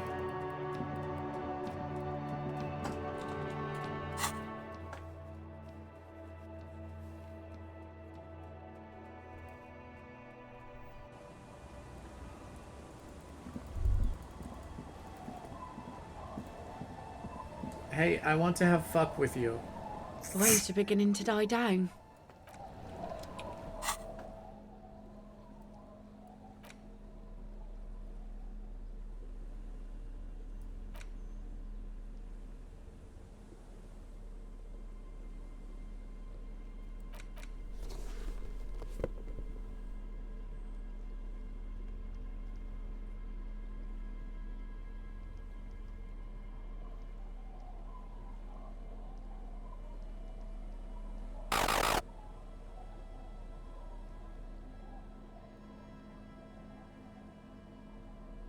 I mean, I didn't try at all before now.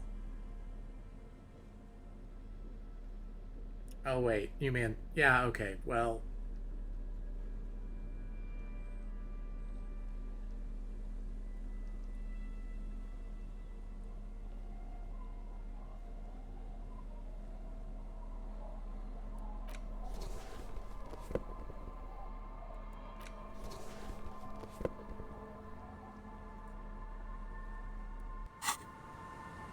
The waves are beginning to die down.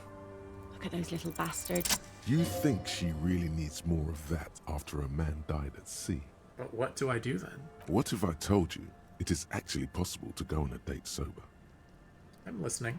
Before recorded history, men and women were able to do simple, very primitive things together sober. Acknowledge the situation and keep it basic. I'm a drunk. Don't know if you've noticed, so I usually ask people to drink with me. I have, and I don't really. This time, though, I thought I'd ask. Walk with me. Just a walk? I don't know, officer. I would not have taken you for an innocent perambulator. Is that a yes, ma'am? Is the walk happening? Where would this walk take us, officer? It's a nice view on the beach I found. Land's End. All right. I will walk with you. But you need to understand that nothing is going to happen. We're just walking. It's a good old-fashioned walk. I like it. Me too. It's been ages since I just had a normal conversation with one of you guys. Stroll on the beach sounds nice. All right, I guess I'll be seeing you at Land's End in the evening, when it gets dark, all right? She doesn't wait for an answer. You better get ready. I'm ready.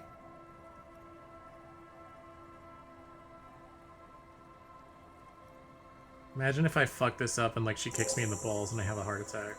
Was that acceptance? It feels so normal, nourishing even.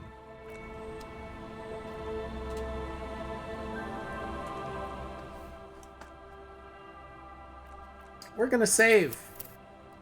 Because thinking about heart attacks reminded me that, that could actually happen.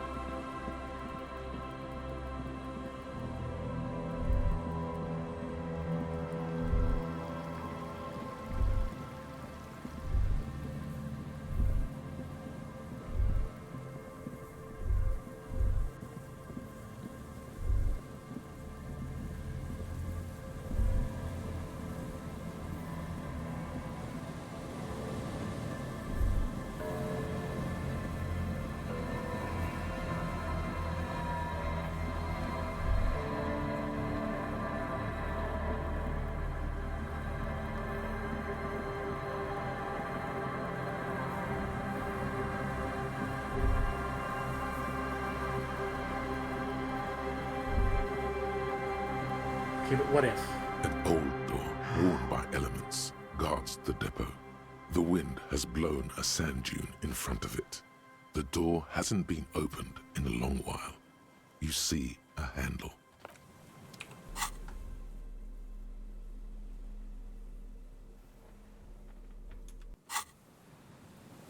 An old door, worn by elements.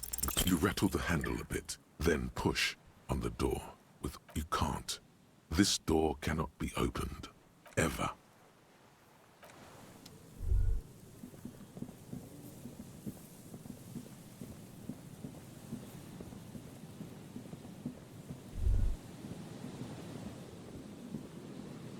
Just dead and dying, look. Poor things.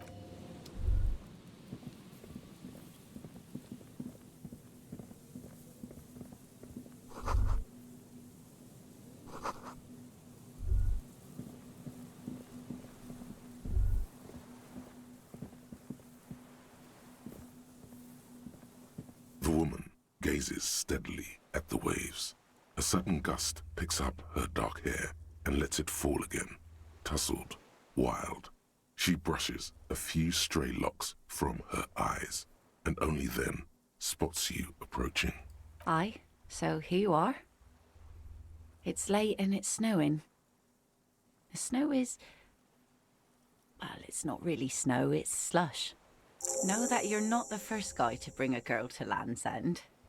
This is what the locals call a make-out spot. That is not going to happen here today. I just want to make that clear, Dimples. Her thoughts are still elsewhere, with distances across the water, and with the water itself. Seems surprised that I made it. Drinking men aren't known for keeping their appointments. Wouldn't miss it for the world. The world? Those big words men like to throw around as though they had weight. Let's just admire this piece of the world we happen to have in front of us, eh? Here it comes. So fast as to make it seem like the weather turns at her command.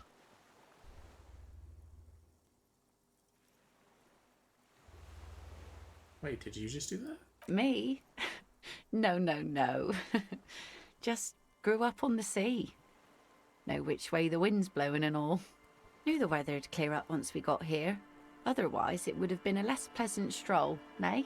You should say something. Anything. Maybe the tequila sunset thing.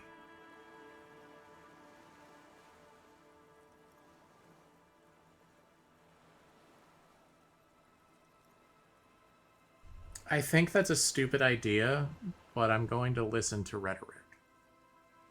You know, a past incarnation of myself called himself Tequila Sunset. I wonder why that is. It's a common Revacholian expression. Means drinking yourself to death.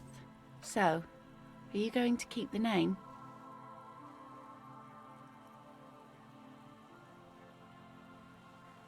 think I'm good with Harrier Dubois these days. Well then, Officer Dubois.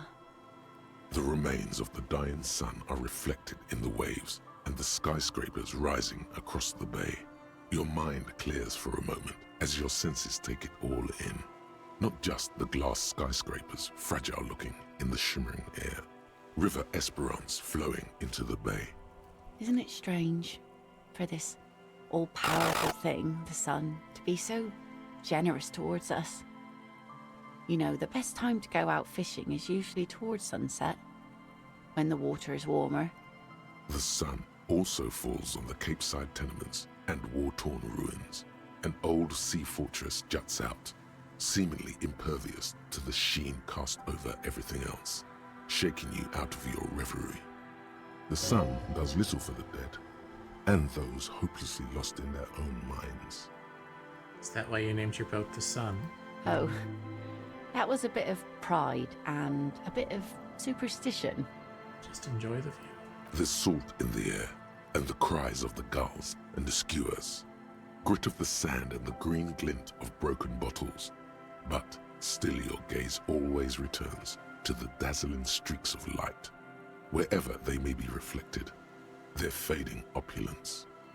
It's bringing us spring, summer. It's entirely on our side, no matter what we do or who we are, for absolutely no reason. It's unlike no other powerful being, certainly no powerful organization or government. How can that be?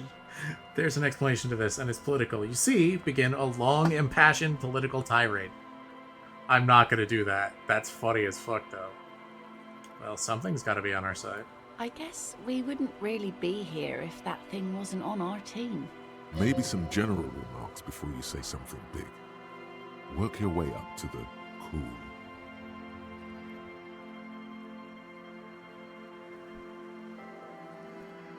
Interesting lilt in your voice. Thank you. I'm half Ubi. My mother was from Ubi Sunt. Not a lot of sun there, I hear, though I've never been. The wind ruffles her hair, silver-streaked in the moonlight. You have fishhooks in your ears. These aren't real fishhooks, silly. They're earrings shaped to look like fishhooks. A drunk called Rosemary brought them to me. I kept them. She's right. They're made mostly of plastic. A cheap novelty gift you can buy from a flower shop or a kiosk. The wind ruffles her hair, silver-streaked in the moonlight. So who do you... Don't you want to go look at the Delta? It's enough that my fish goes there. 50 real a piece they ask for spring cod. Come on. Come on, come on, come on, come on. Say what? Something interesting? Impossible. Please, this is important. She turns her head, and the plastic fishhooks rattle in her ears. Nothing shear-worthy takes place in your head. Relax. This was still good. The sun was very pretty. I'm sorry I don't have anything to add. Thank you. Out there on the other planet, the sea, you start seeing things in a strange light. I'm glad I got to share it. You know, the wind's gonna pick up soon, and I have to go, but... Have this. The sun's good, but it doesn't stick things. I've no use for it anymore. Are you sure you don't need the sword? No. Men around here are too drunk to pose a threat to me. I think we can do this again sometime. Doubt it. But thank you for the company. This is as far as it goes with her. You'd need to put a year between you and your last drink for anything more. Thank you for coming on this walk with me. Farewell.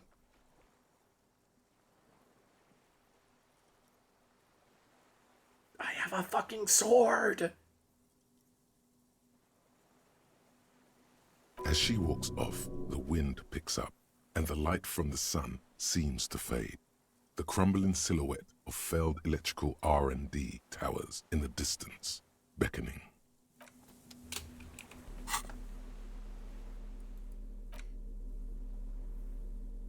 Equip this to impress yourself? Blade blade of this mass-produced saber has dulled over the years and won't slice or stab anyone. It still commands respect in your hand, however. Holding on to its bakelite hilt fills you with a sense of purpose and a memory of the date. Oh my god. You can't just hold it like that, dude. You go on a date in Revachol and you get a sword. That must mean something. Yeah, it means Revachol rocks.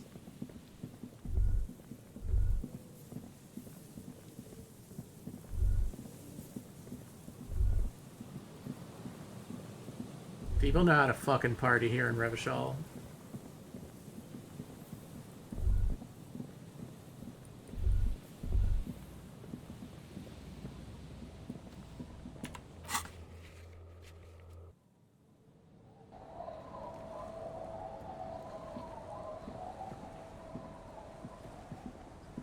It's getting cold.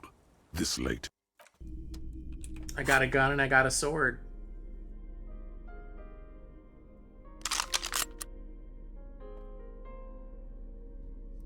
Fuck yeah. This is the closest to cool I've ever looked in the totality of this game.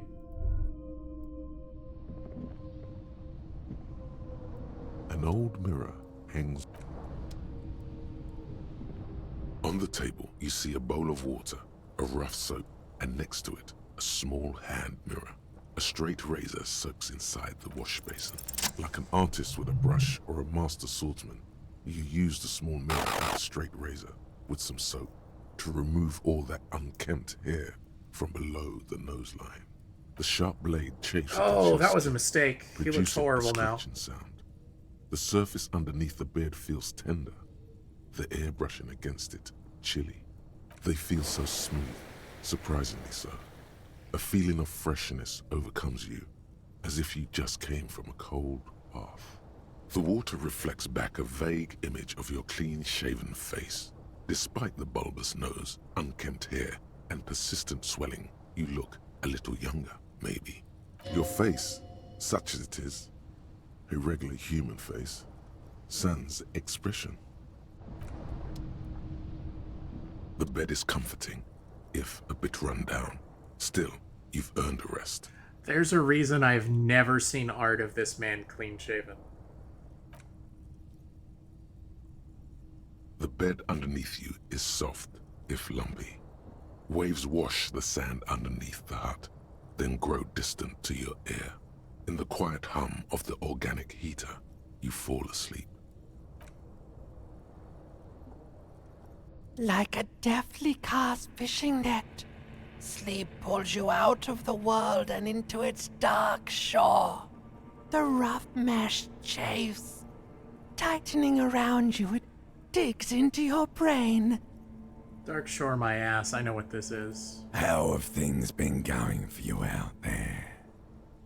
Helped anyone lately? Saved anyone lately? Murdered anyone lately? Because you know you are a murderer. A disco music listening psycho killer who offs poor people and then forgets about it. I don't think that's true. I don't care, that doesn't scare me. Hear that? You are naive to think he's afraid of his bloodied hands. Soul brother. Oh no. I see inside his amygdala and his hippocampus. The thing he's really scared of is much, much worse than that. What is it? Don't tell him, sister. It's too bad. They're right. This is their function. To keep you from it. Why are you doing this? I just want to sleep. I can almost see the dark. We're trying to help you.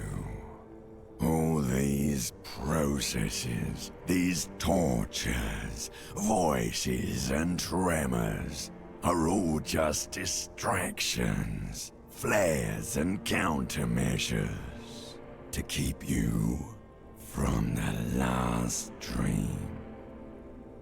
The worst of them all. The last dream? The last dream will be total annihilation. Cinders peeling off the fuselage. We won't be there to help you anymore, Harry. We will be dormant. You will be naked and alone. And the air will smell of apricots. Of hell. An ancient sadness, brother. 10,000 years later, in front of the video rental, there is a warm breath on your face again. Everything is okay again. Everything is so okay. Doesn't sound like it'll be okay. Your eyelids flutter open for a moment. When you close them again, you sense the light of the room around you. You're back. In 2 seconds, the alarm will ring.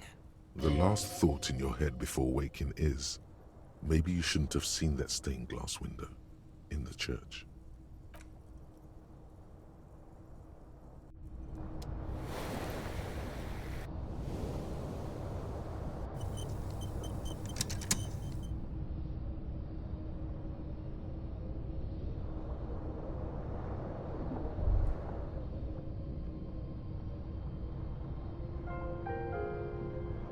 On the table, you see a bowl of water, a rough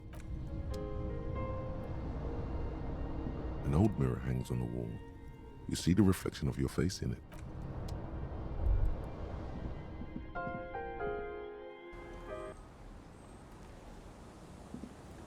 Yes? So, I shaved. Yes. I don't know what to say. Perhaps, What is it? You can tell me, Kim. I'm not really sure about this turn of events. I think the mutton chops might have been a better idea. They sort of seem to cover up some of the... either way, good on you. You were saying? Should have said, Kim. Should have said. Should have been like, maybe don't shave. I see you haven't left our little Martinez yet. Still running around. Like some kind of cross-country law official. This place is kind of growing on me, you know. Aye. But don't let it grow too much. This is not the place to settle down. Now, what's on your mind, Officer Harry? Be seeing ya.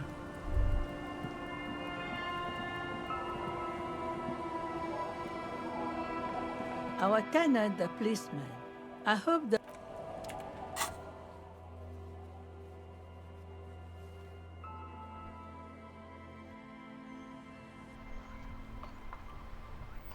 Come on, man. Come on, man.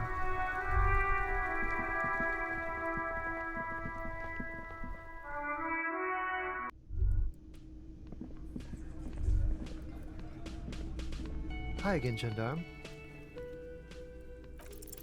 Could he be a member of the homosexual underground? Yes, he could! This sexual thing seems interesting. Ask around.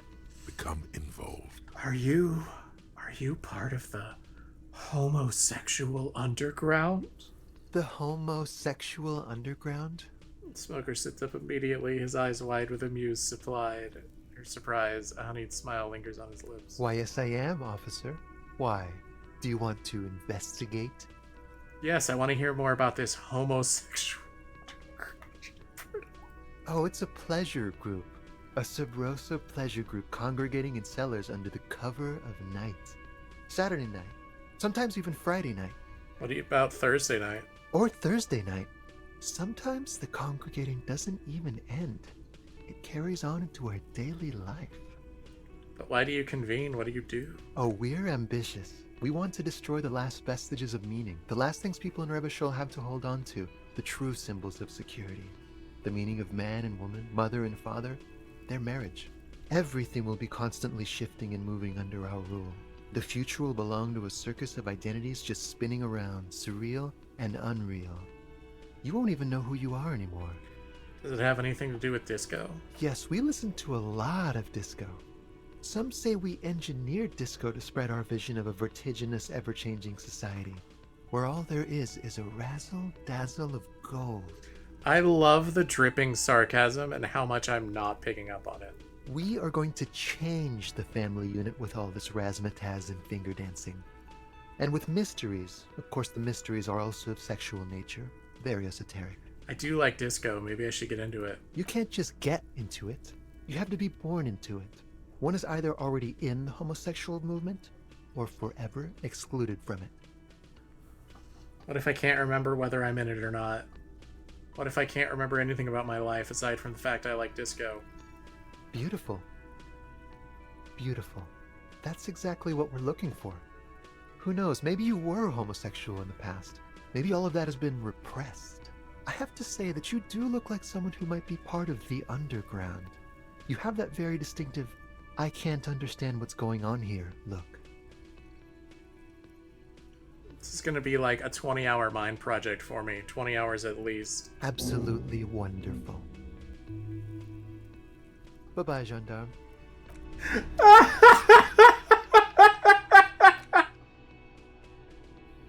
Seems...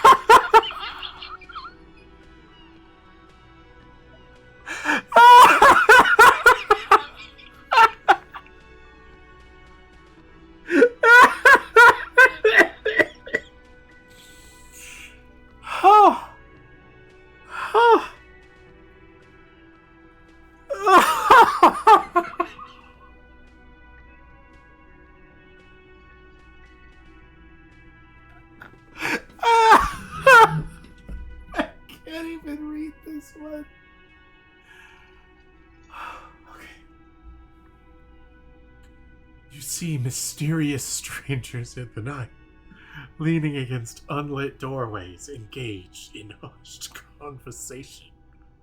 A shadowy cabal, exchanging looks, whispering in dark alleys and unmarked locales. A radical cell conspiring against the state, and perhaps even against man and woman. Was that a secret handshake? What's going on? Who are these secretive people? How will they accomplish their sinister and world-altering goals?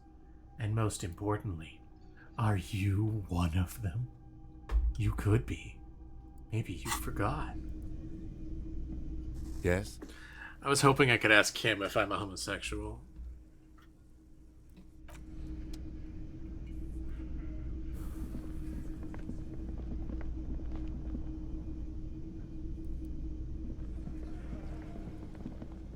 The man ponders his cooking utensils and... Stay masculine as a fucking goodbye. Hey, was there something you needed? Got the 20 real? Then why are you wasting my time? And yours? Goodbye, guard.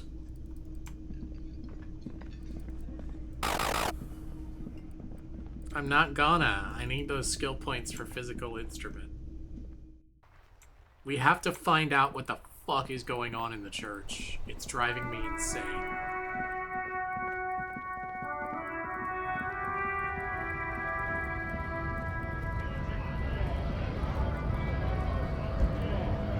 Hey, Manana, I went and hung out with the communists.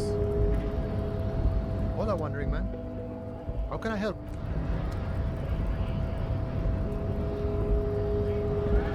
Alright, what do we have left we can do to kill time with?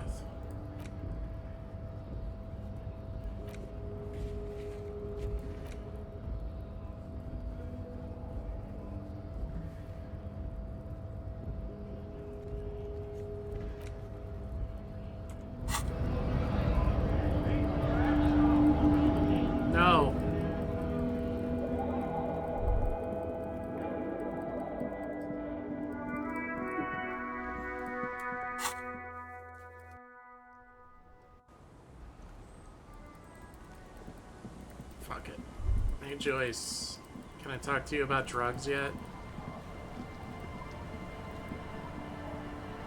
I'll just keep the Corda Leche in the channel. If Hi, ma'am. And it's a jetty, by the way. Of course. Jetty. I prefer a good jetty to appear any day. Jetty. Hello, detectives. It's good to see you here. I only just arrived myself. What brings you here, madame? Nothing, really. I've had my eye on this jetty for weeks now, so I decided to investigate it personally. This cluster of buildings isn't on any of the official maps, as far as I can tell.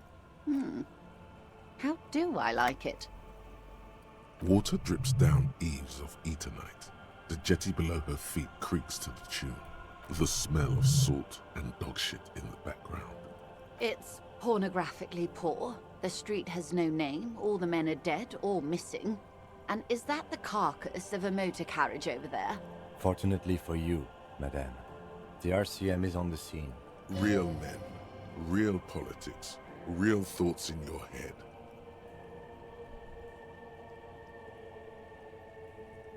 You're right to be scared. This is all your fault. Maybe. It's early spring, and the rains are coming. An officer enters a low hut of stone and wood. Inside, weapons are piled against the walls. Rifles with splintering stocks, and swords, tens, if not hundreds. They're antiques, says Lieutenant John, the archetype McCoy, to his partner. They're digging them up from the catacombs now, fixing them. Old caches from the revolution. The children carry them up.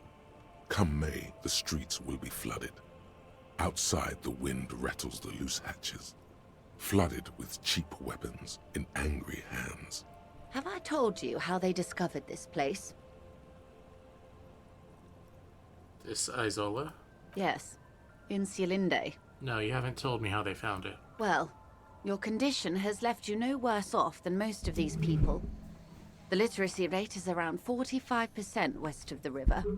50 years of occupation have left these people in an oblivion of poverty. 45% is around where I operate. Things are getting better, though. I knew you would sympathize. Most Revacholians will never know what this place means. Our home. This island of matter. Or why they were ferried over in the first place. Remind me to tell you one day. For now, how can I assist you in this new location? Was it a prison? Do we? Tell me now, we have time. Do we? I hear you have singled out a suspect and are in pursuit. This is cause for cautious optimism. I would not want to delay you. This story she will tell only before she leaves Martinez, at the very end of her stay. Maybe there is something else I can assist you with, while you're hot in pursuit? She's not even asking you anything. It's so easy to just say.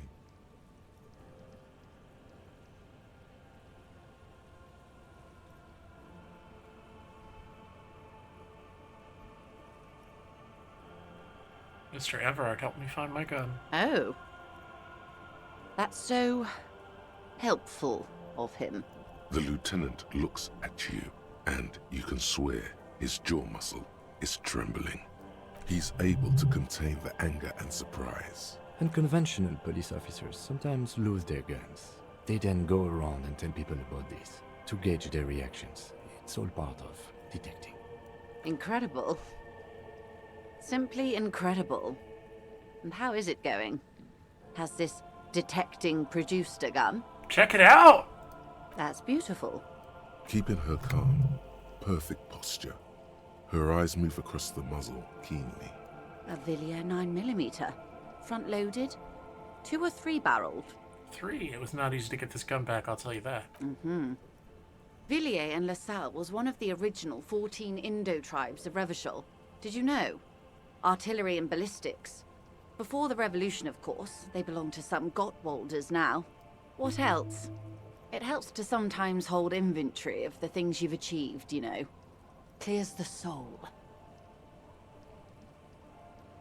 Rather about talk about something else for now, if you don't mind. Of course, Detective.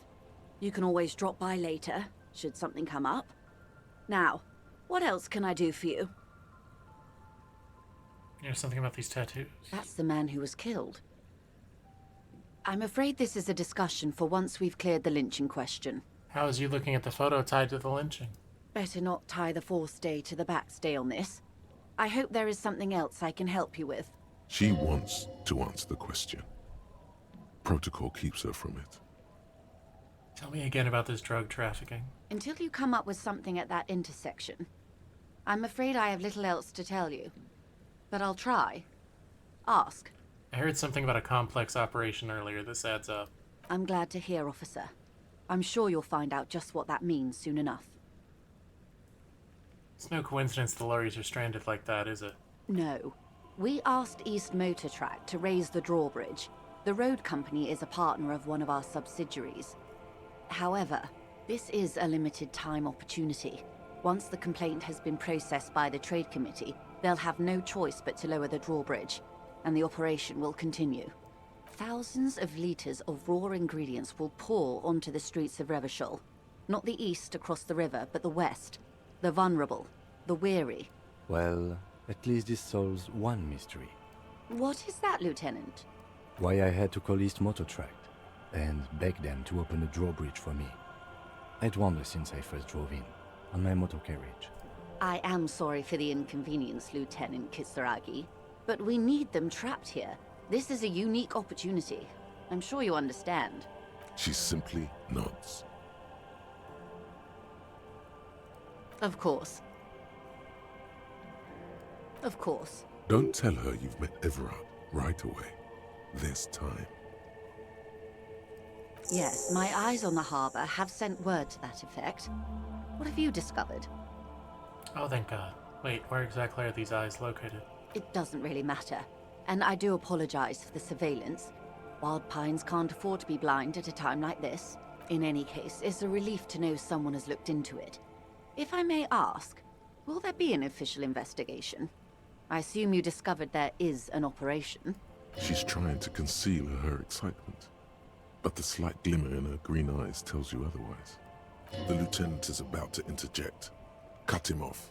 This decision should be yours. Cut off? Kim Kitsuragi?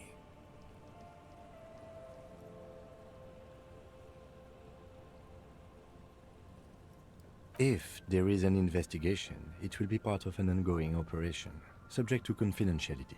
I'm sure you understand. Of course, detectives. In any case, you've held up your end of our arrangement. I trust you with the rest. Now it's my turn. I wouldn't normally break protocol like this, but the situation demands it. If you don't solve this murder, I'm afraid we may have a bloodbath on our hands. What was that about, a bloodbath? Yes. I'm afraid this strike may descend into a small-scale civil war, with possible consequences for all of Rivachol West. Since you are sharing, ma'am, this is also the RCM's worst-case scenario. Then we're on the same page, as grim as it may be. I've already heard about a connection between the lynching and strike, but I need your testimony. I have an indirect role to play, I'm sad to say. My employer experienced a momentary lapse of faith in me. In that moment, they elected to deploy a private military contractor as an insurance measure. They called it my security detail. A momentary lapse of faith. They were dispatched after I relayed the union's initial offer. Every worker... A member of the board. I tried to convince my employer it was simply a piece of rhetoric, or a joke. They did not appreciate the humor. Do you need a security detail? Absolutely not. These mercenaries are muscle, pure and simple. They are meant to intimidate the Union into surrendering. Who are they, exactly? Crenel, an Oranese military company. As far as I know, 3 arrived in Martinez. They report to me sporadically, but they do not answer to me. To be frank, our relationship is deteriorating. They wear ceramic armor, have semi-automatic weapons, and years of combat experience. They also have trauma and stressor disorder, and no idea how to conduct themselves in an urban civilian environment. So, what happened? The story is, one of them, the Colonel, I don't know his real name, sexually assaulted a local woman while he was drunk and separated from his unit. This allowed some of the more militant Union members to subdue him. He was taken out behind the whirling in rags and lynched last Sunday night. What then? Nothing. Mr. Clare refuses to let me into the harbor. I have not been able to discuss this matter with anyone there. The remaining 2 Crenell contractors carry out their orders, for now. For now. It's a smokescreen. In secret, they are conducting an independent military tribunal into the lynching. Once this investigation is concluded, executions will follow. What is the nature of this so-called investigation? Whether to execute one, some, or all of the Union militants. You've made a mess here. It was the Union who strung him from that tree. My hope is that you provide a single concrete suspect before Crenell indiscriminately pick theirs. Simply put, if you don't pin this on someone good, and do it fast, they will identify and execute everyone present at the lynching. This in turn will force the Union to respond. They would have to project strength and power. The Debardeurs have over 2,000 men. It will be 1,000 to 1. Have you ever seen a Hornet invade a beehive, Lieutenant? It's not pretty. These men work in tandem using semi- and fully automatic firearms. Their armor is virtually impenetrable to muzzle-loaded weapons, even yours. Most Union workers don't have guns at all. The muzzle loaders need to be reloaded after every 1, 2, or in your case, 3 shots. The automatics every 1 or 2 minutes. As I said, a bloodbath.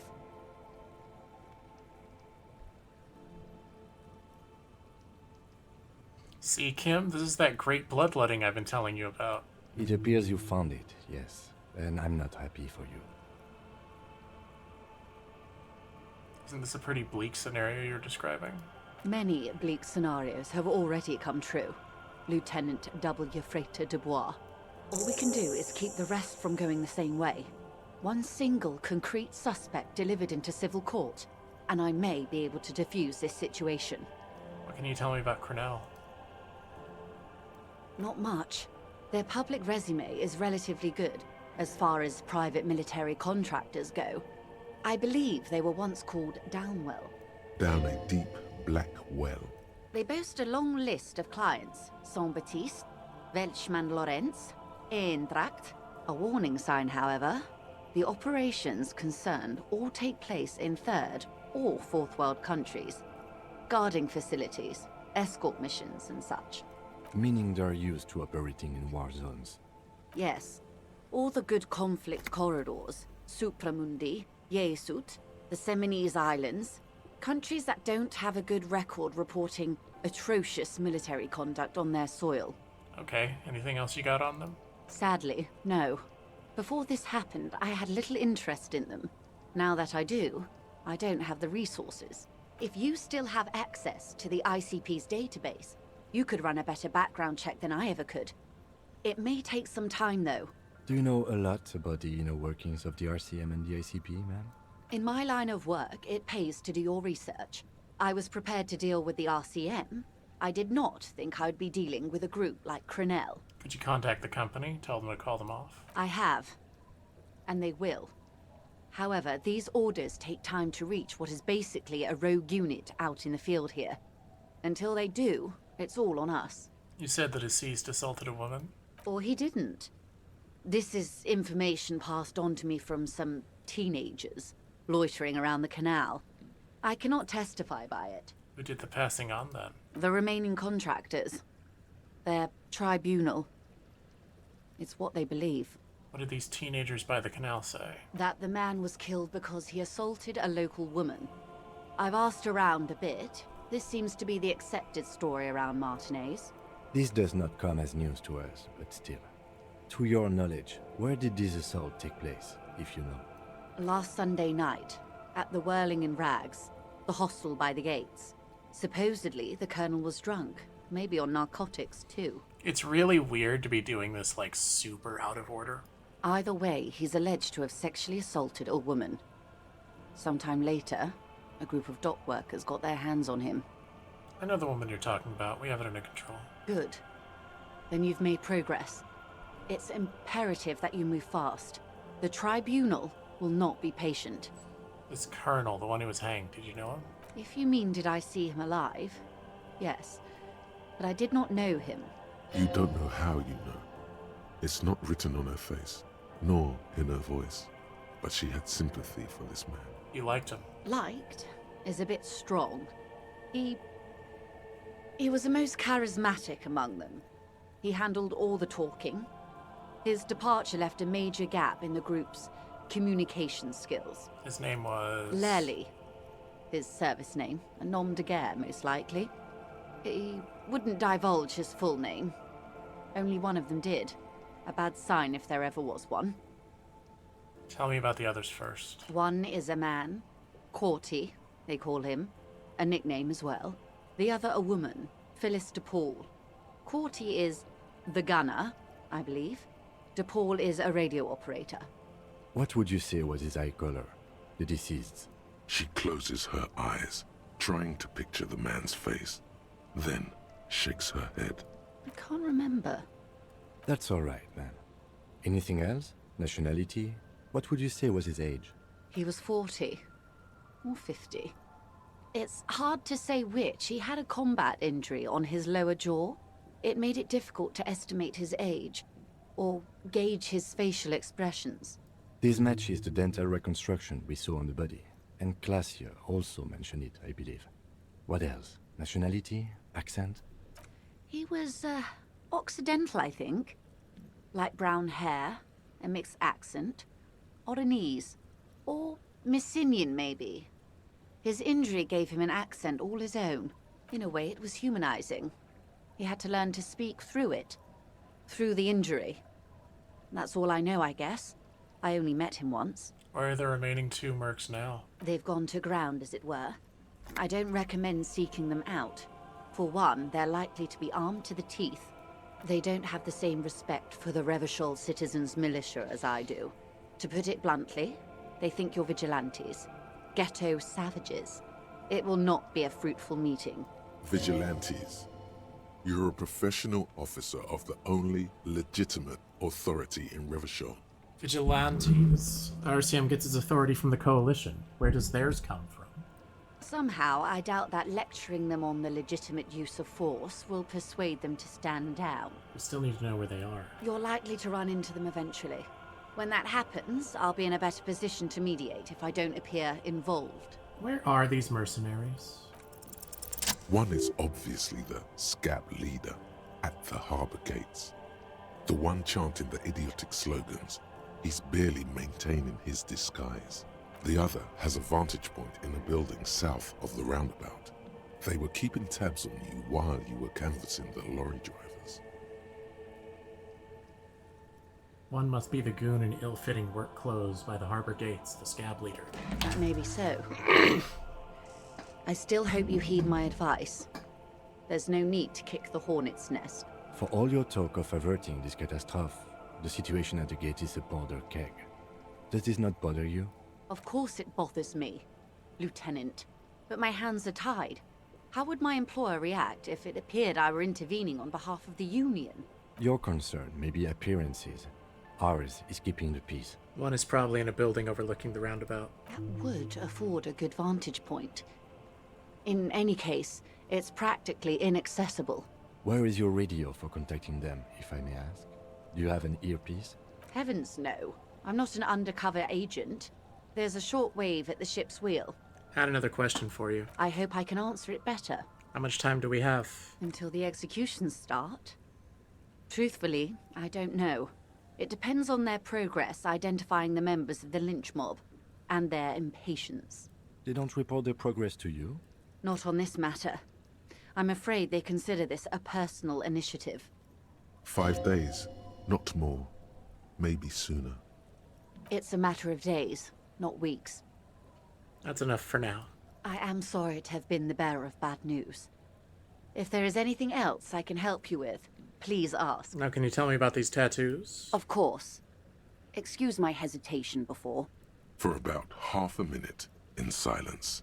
It was taken with a Trigat not long ago. This is the man's upper body. There were no more markings on his hands or legs. Stay quiet. Observe her expression. Her mouth is relaxed. The accordion lines near her mouth vanish.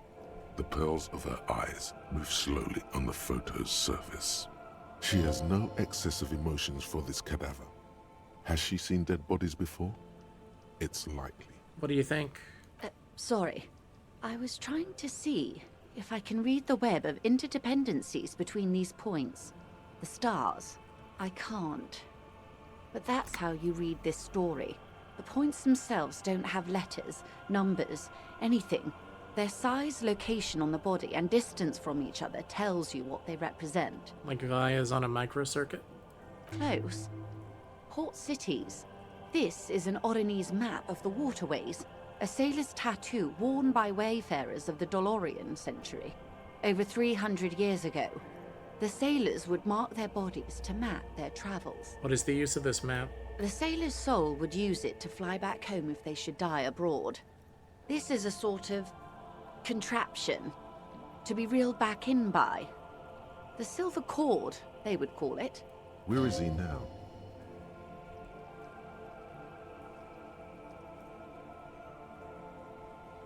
This one is going nowhere but the morgue. The times have changed. What travels did the dead man make? Quite a few. Vredefort, the Oronese capital, traditionally stands on the right shoulder. He started somewhere near here, I think. What next? Then he made his way to the Pretto Grande, through what I think must be the Stutz Canal, an artificial channel through the Occident.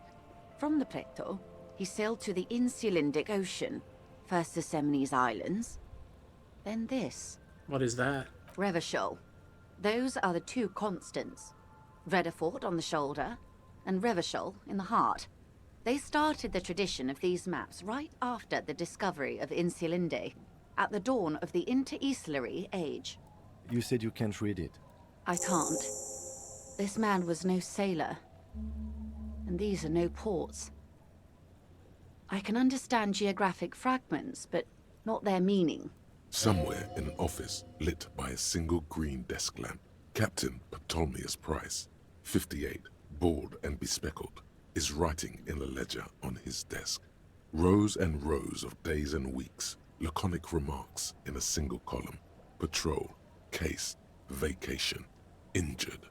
In Martinez looking into Krenel, he writes in one. Then the man puts down his pen and rubs his temples with both hands.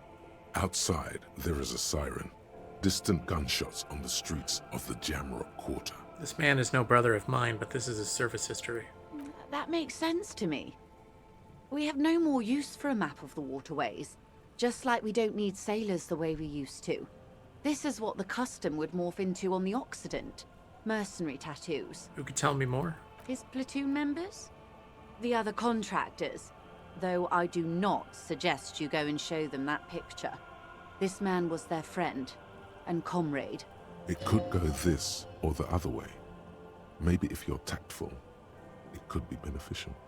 I need the information. Mark it down. Ask Mercs about tattoos. Do what you have to do, Detective Dubois. Hey, what up, Jester? I don't think deciphering that tattoo should come before public security. But if you should wade into the mob to find out, I couldn't stop you. We will be careful, ma'am. It's all for the tattoos. Thank you for your help. Is there anything else I can help you with?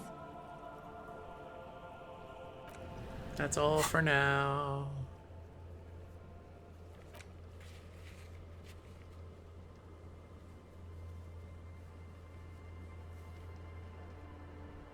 Okay, but I got 2 people to tell me about the tattoos, so I completed the tattoos thing, right?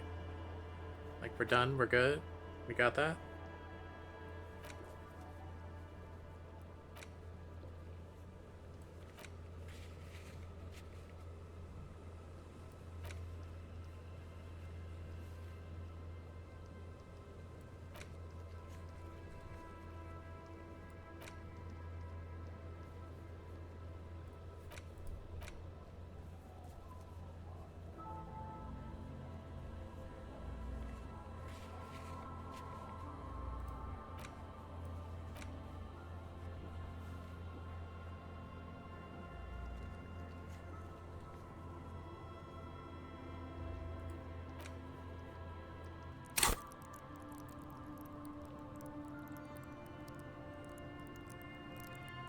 We have 4 levels available.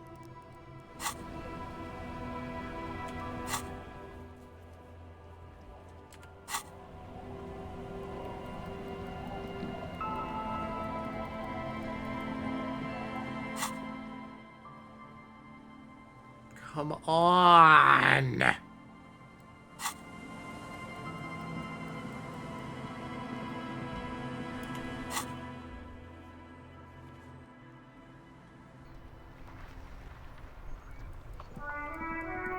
Let's piss him off. We got nothing better to do with our time. I bet that the rooftop they're watching me from is where that money and shit is. But I don't have any clue how to get up there. Right to work! Right to work! Excuse me, I had further inquiries. Things are busy enough. You're going to waste less of my time? We'll see. Hulking Man oozes stark skepticism.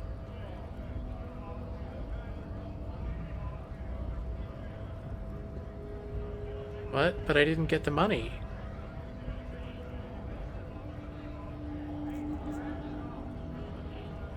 You're a mercenary hired by Wild Pines. You may be able to help me decipher some tattoos. Don't think so. Suddenly, this feels like a really, really bad idea.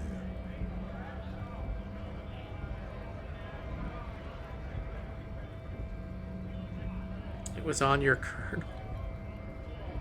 Let's antagonize them. Fuck it. Wordless, he takes the photo and looks at it.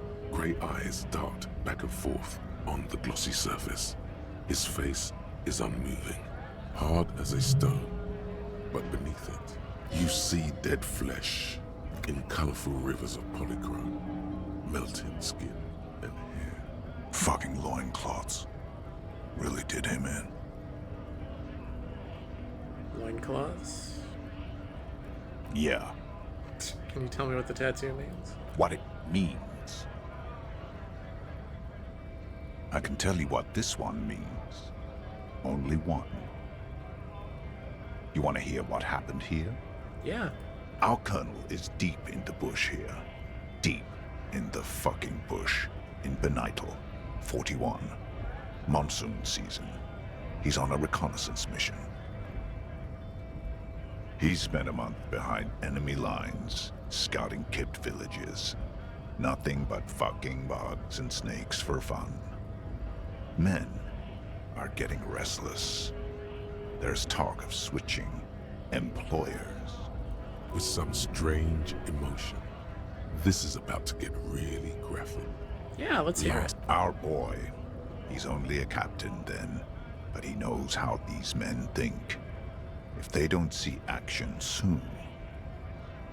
At dawn, he comes upon two kips, breeding in the bushes by the river. Or maybe they weren't breeding. Maybe they were just making eyes at each other. I like to think they were breeding. We shot the boy. He was useless, but the girl, she was nice. A little fat, you know, but not too old. Jesus. She was quite the entertainment. For the week she lasted, expired in the hands of Sarge Mason. The kind of guy who'd make Chief there shit his pants and cry like a bitch. God. Mason couldn't let go. Cut the tits off her cold body and fucking ate them. Said primitive spirits were watching over him now. Drowned in a creek a week later. Spirits my ass. The story must have stirred up some conflicting emotions. The man looks tired for a second. There's a word on the tip of your tongue. Colorless, odorless. It's...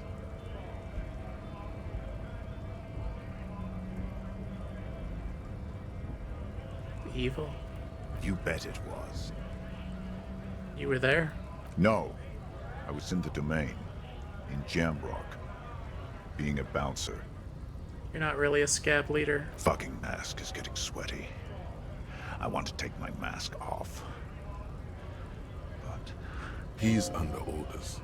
And orders are orders. I want it back. Go ahead. All right now. Free commerce! Keep the goods flowing! You're a mercenary hired by Wild Pines. Free flow of commerce! there a tribunal being convened by any chance? Fucking fuck. How about you fuck off now, huh? Okay, of course. There could be weapons aiming at us right now. Somewhere above, in the buildings. The other merc. Don't push this, he's thinking. This is not the time. Alright. The man's breathing steadies, but his eyes are still narrow.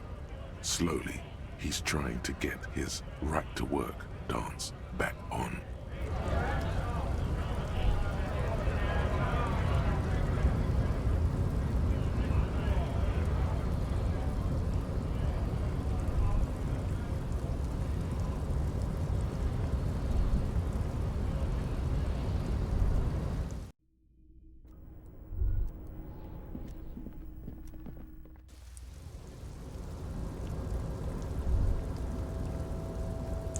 So anyway, I'm gonna warn Everard about this shit.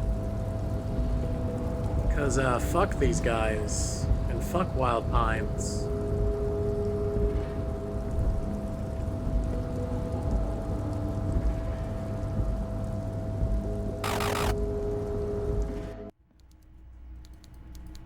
I think he might appreciate being told, I don't know. Mr. Dubois, I hear the meeting with Titus was a glowing success. That's such a relief. Titus can be a handful sometimes. Now, what can Everard Clare do for you today? I'm always happy to educate and very nice. Let's hear it, Harry. Of course, Harry, of course. Great! You want to bounce something off your old friend, Mr. Clare, right? Well, let's hear it, Harry. Absolutely, Harry. What's on your mind? I'm always happy to educate. Very nice, Harry. Fine. I was hoping I could at least tell him where the fucking radio assholes set up.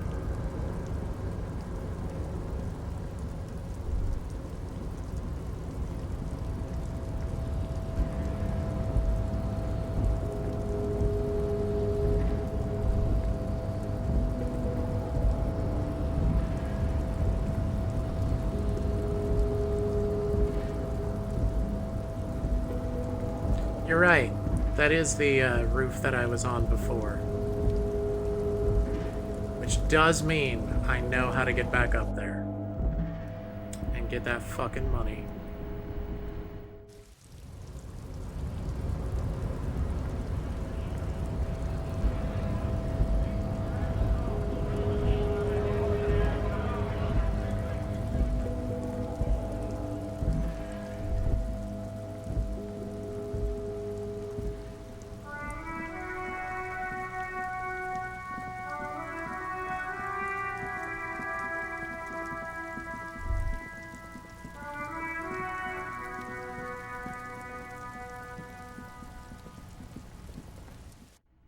What I don't know is how I get back there to look at those things.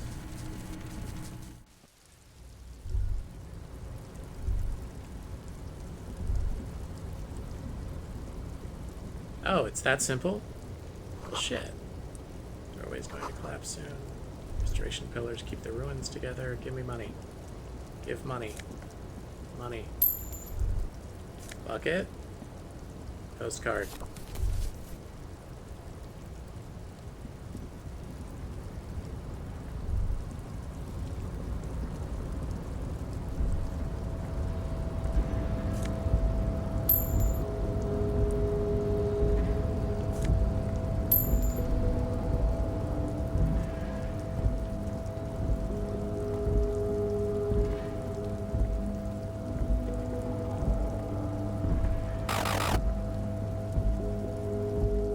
Yeah, it's fine.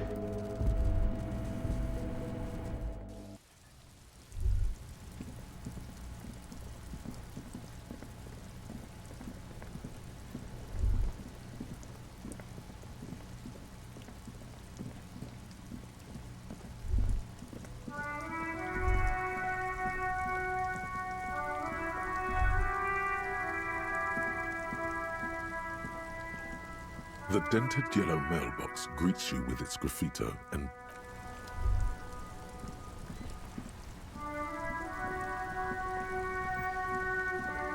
officer.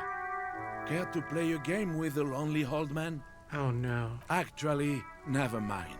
Wouldn't be the same. Where's Renee? The prick is gone. I can barely believe it. But he's really gone. Oh. He is trying to retain his jolly facade, but the underlying sadness casts a deep shadow over his wrinkled face. Hell, most likely. He was an absolute Kent. How did he die exactly? His hungry little heart finally gave out. The dock workers found him in the guard booth this morning. Wasn't even supposed to be working for another week, but he just had to prove how tough he is. Wait, did he push himself to prove he can pull his weight and doesn't need handouts? Guess he was about to head home, 'cause when the dock workers found him, he was wearing civilian clothes and not the Kuketu uniform I saw him in all the time. Sometimes I thought he was wearing it just to piss me off. Now the joke's on him, 'cause he's gonna be buried without it. That means the uniform could still be in the guard booth. Something to keep in mind if you really plan to give yourself to Revachol.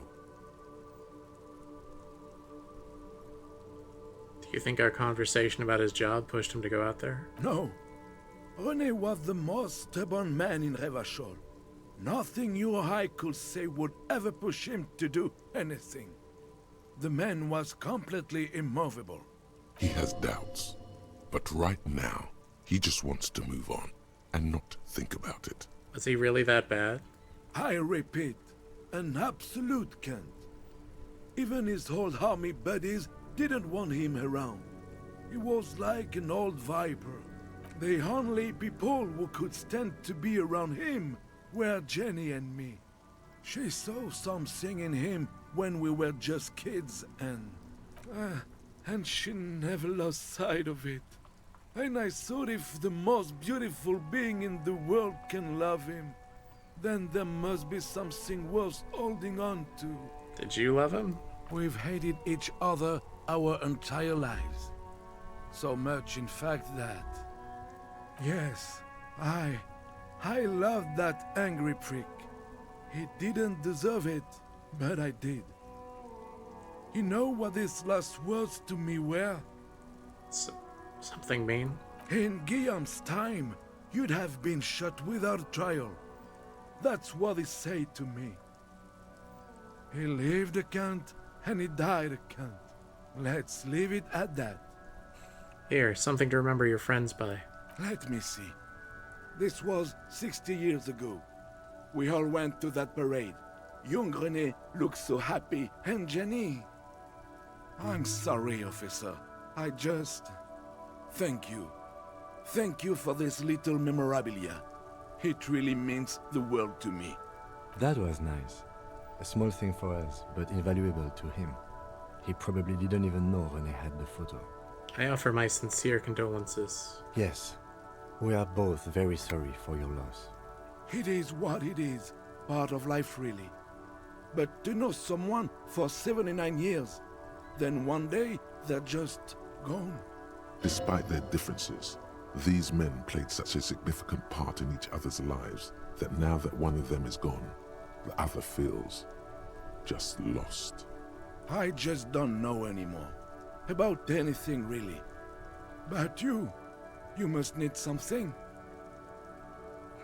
Too bad René's gone. I was hoping to ask him about Maybelle's. René wasn't really what you'd call a botanist, officer. And believe me, he didn't like Insulindian lilies. Wait, Insulindian lilies? That's their old name, dating back to the time of kings and crests, and all that other stuff he loved so much. Why didn't he like them? There were many reasons, but mostly it was the communals. They called them the bells of revolution. I guess in the end, the Insulindian lilies were just another piece of the whole Insulinde. The royalists had to surrender to the Mazovian insurgents. It doesn't really matter anymore. But you feel the dried flower in your hand somehow still does matter, although not to this sad old man.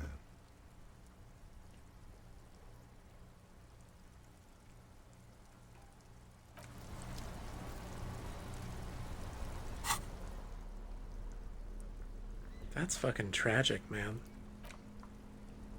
6 crumbling petals rest on your palm. They're white, a bell-shaped crown. This is the Insulindian lily, called Maybelle's or Lucille's tears during the Revolution. Girls used to pin these on soldiers before sending them off to battle. Is it a coincidence it being on the roof? Maybe. Maybe not. We'll see. Does this flower blossom in early spring? Yes, but not this early. Not to my knowledge. It looks dried, preserved. Who pinned them? Which side? The revolutionaries, so the communards and the anarchists. White's their color, but the custom started in the suzerain's army, so it held meaning for the kingsmen too. It's about girls and boys more than sides. Girls sending off boys who are going to their deaths, then also dying themselves in the ruins from dysentery and consumption. It's a symbol of the Civil War. Very well. The petals feel dry and fragile in your hand.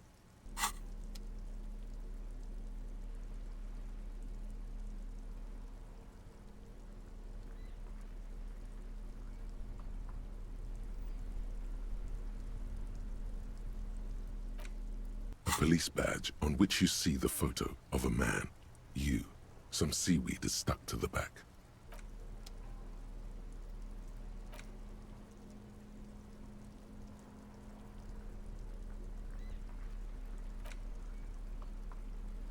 The worn map features the patchwork grid of the streets of Martinez.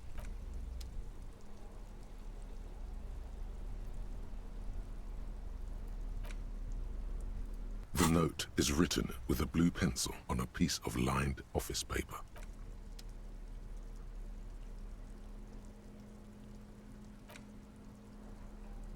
It's just a racist mug. What's there to read here? Yeah, it has been a bit since I saved, you're right. Actually, I'm going to save, and since I haven't eaten today, I'm going to go ahead put up an AFK screen. And that way, when people come back to the VOD, they'll be able to see that. They'll be able to scrub forward and see where that stops. So, I'm gonna go eat. I'll be back, everyone.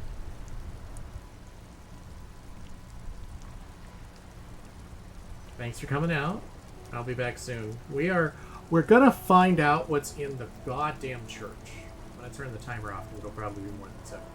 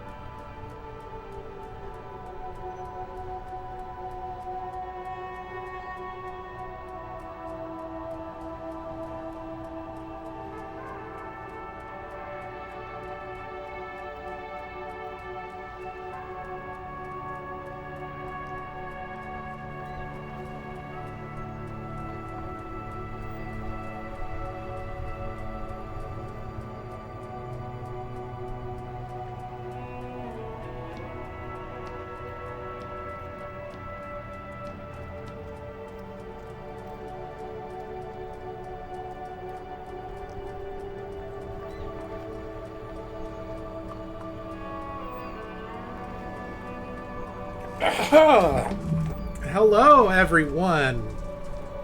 Guess who's back? It's me. Oh, I have super pretzels. I ate some chips. I have opened a can of pineapple, and I got soup warming up on the stove. That soup, I have a timer to remind me. It's still gonna be a while before it's even close to ready, but you gotta heat that shit slow.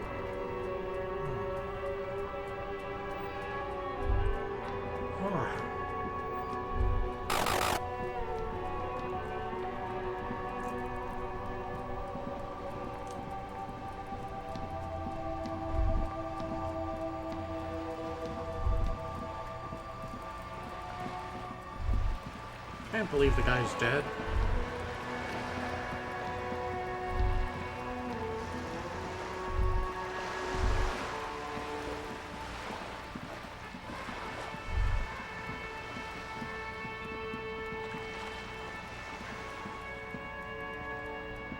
Hello again, sir. Crime fiction is about murders or burglaries or things like that, and the work of a policeman or a private detective who's trying to solve a crime and catch the criminals. Wait, not crime fiction. I need to know what crime is. It's that bad? Crime is what we were solving before this conversation began. Why would anyone want to read about crime? It's exciting to people, I guess. They get to imagine dangerous things, and it's kind of like a puzzle, where you can guess who the criminal is, or how the good guys are going to catch him. Oh, that's why the windows are boarded up, because I crashed the car into them. I'm a policeman by myself, by the way. You don't look much like a policeman. Huh. Well, what does a cop look like then? Didn't mean to offend, sir. Sorry, sir. It's just that you don't look like Dick Mullen.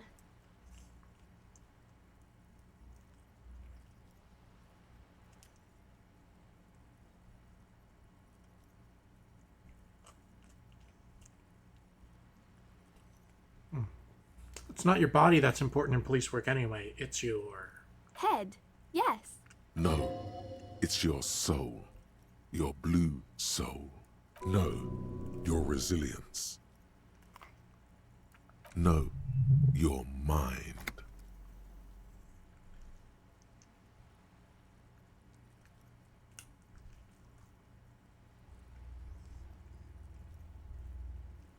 A quicksilver mind. This Mullen guy looks like he needs 4 hours just to come up with a single idea. No, he's wicked smart in the stories. Sure, when the author does all the thinking for him, real policemen have to think and act on their own. Like you, sir, of course. He's just a fictional character. He's no match for you. Maybe you can show me some real police work, sir. Like in the books. Okay, I'm gonna deduce something now. The girl keeps her hands folded, hidden. Why is that? Hey, why do you keep your hands folded? What do you mean, sir? She knows where this is going. You don't need to be worried. I'm here to help. She looks around anxiously. Her hands remain folded in front of her. She doesn't want to show them. The lieutenant stands by, looking at the two of you with little interest. Kim does not want to be dragged into juvenile matters again. A facade of true professionalism. He is far more intrigued by the situation than his poise reveals. It's okay. She brings out her reddened hands, her nails frayed, nearly chewed down to the flesh. You bite your nails. And you knew this from me keeping my hands folded? There were a few other hints. Well, that proves nothing. Anyone could do an easy deduction like that.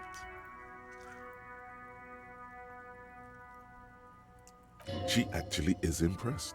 This is more like a defensive reflex.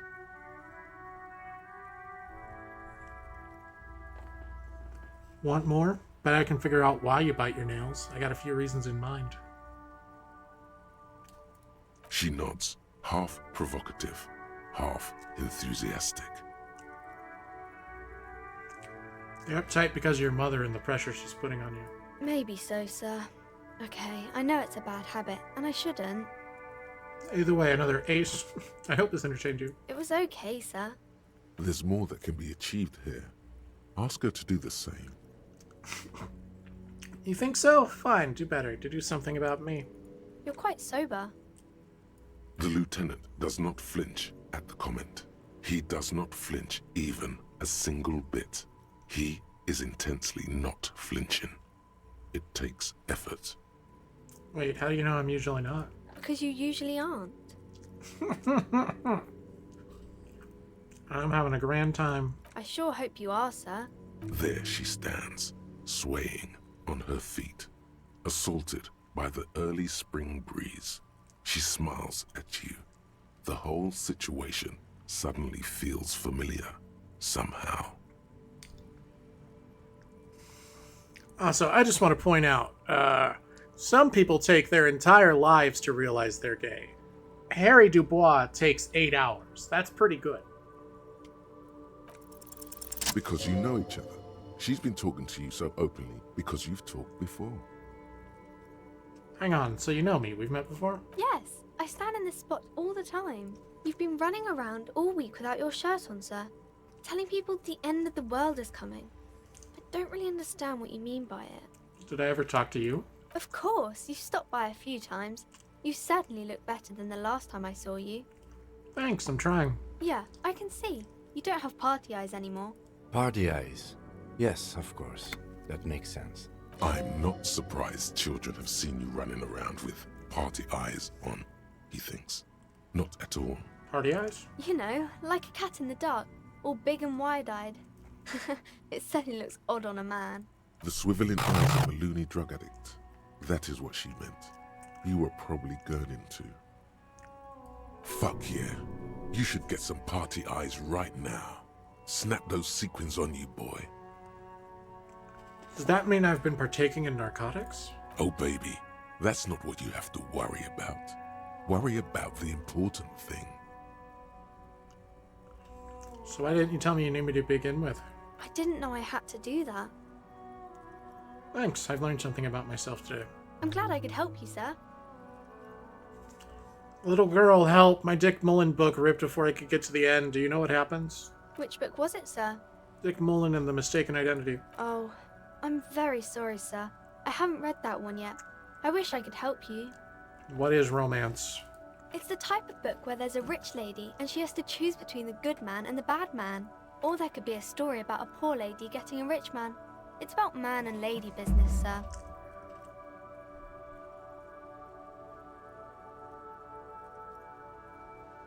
What about a poor man getting a rich lady? It happens, but usually the guy gets rich in the process. Or should actually be rich himself, but has lost his family property unjustly, like during the revolution or something. I see. Those are unhappy books, for most of the pages. People sad about what they have lost, but then it all turns out just fine in the end. What about when both of the men are bad? These are not very common. You can't have a choice between bad and bad. Nobody wants to read a story like that. What if it's written really well? Well, maybe then it's fine. Maybe if the lady then decides not to pick either, because she doesn't need a bad man. Yes, that would be interesting. What about when everyone is poor? That's really not a proper romance story. That's more like everyday life. Sometimes you have to write about real life things. Not in romance books, sir. These are about nice and pretty people, and everyone is happy in the end. That's enough romance for me. I had other questions. Maybe some about other books? Who are these famous people? Oh, kings and queens and generals of old, or artists and writers, or musicians, those kinds of people. There's usually something extraordinary about them. I think that's why people read them, to find the secrets of their fame. Can I become famous by reading one of those books? I don't know about that, but I imagine life is great when you're famous.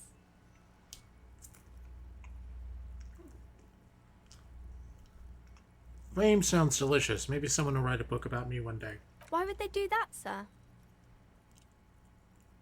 Because I'll be a superstar cop in the papers and everything. That'll show them. That's so cool. Maybe they'll make you a book cover picture and everything. Standing over a dead body, holding a gun.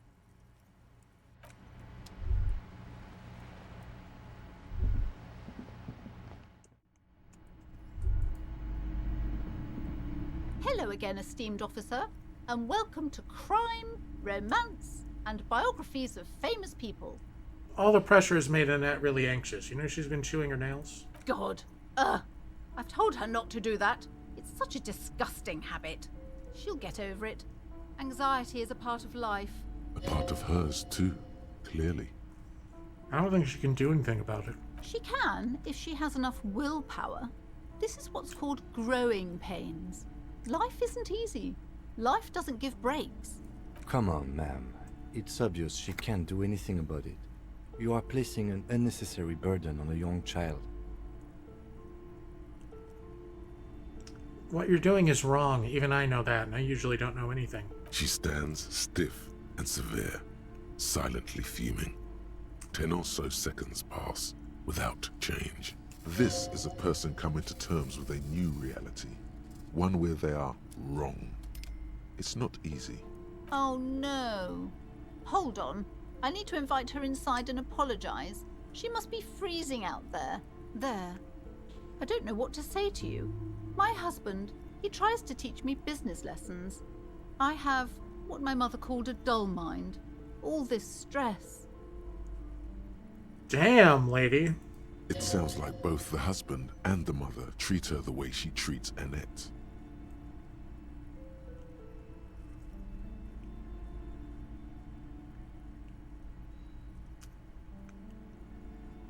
You're like Annette to your husband and your mother. Oh, well, my mother was horrible, of course. Absolutely perverse energies around that person. But my husband... My husband is completely different, of course.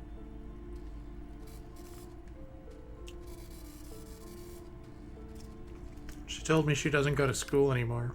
She's been too busy helping me here. So she studied at home this trimester. This is a temporary solution, of course.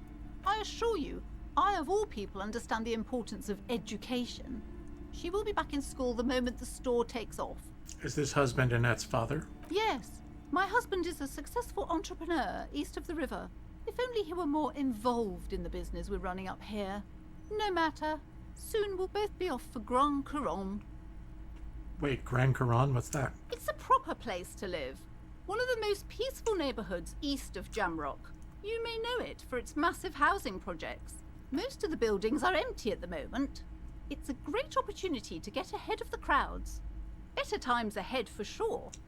And your husband's also involved with the bookstore? He made the initial investment. Since then, he's been what you might call a silent partner.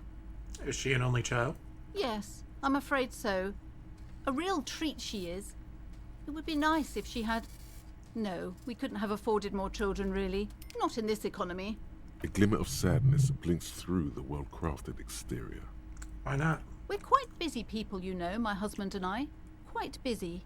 Children are a lot of work. You don't look like a father, so I don't expect you to understand. I'm sorry. I'm sure you do understand. Alright, I had something else in mind. The woman looks aloof, her features much softer. Occasionally she glances at her daughter's silhouette. Hell yeah, Annette. I'm sorry, sir. I can't talk right now. I'm very busy with my homework. I have so much homework now. You just can't win. What are you doing now? Math. It's really difficult. Like, really. They say you need it to get rich. Better than standing outside in the cold, I guess. Oh, I found something while you were away. I thought this would fit you. Like, thanks for helping Yay! out. Not me. The city, I mean. Like a detective does.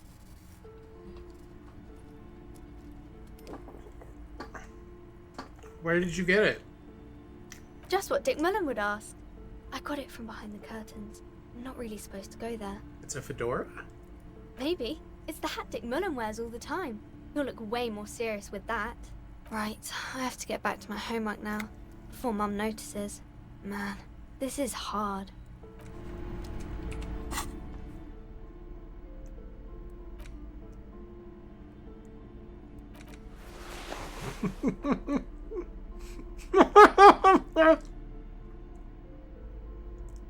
If anything, this wide-rimmed hat looks even better than the hat Dick Mullen wears. Dick Mullen is stupid and not even real. You're real. Your brain is real. Your real brain is inside the hat. You know, it's one of the trench coat too. Yeah, let's complete the look. Let's complete the look. Oh, fuck yeah. Do we have, like, suit pants? I guess that'll work.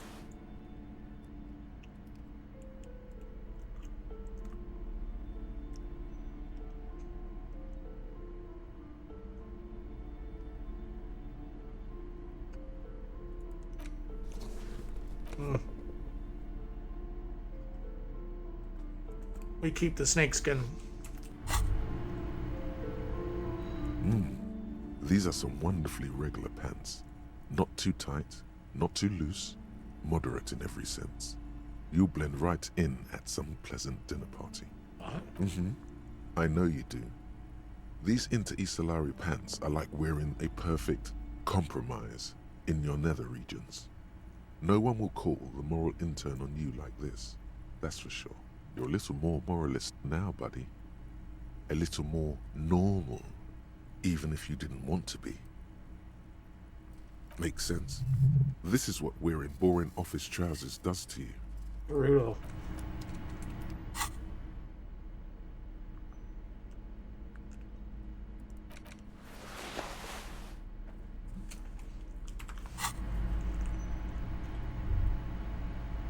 Hell yeah.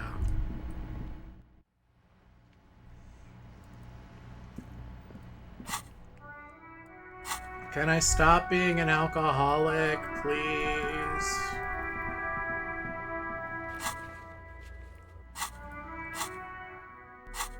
I'm so mad that I don't get to find out who actually did it in the book.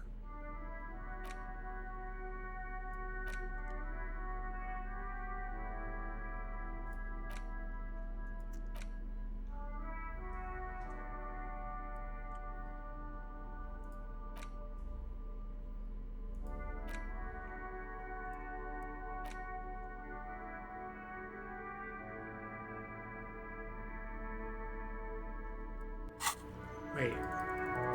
Can I buy a book and kill some time?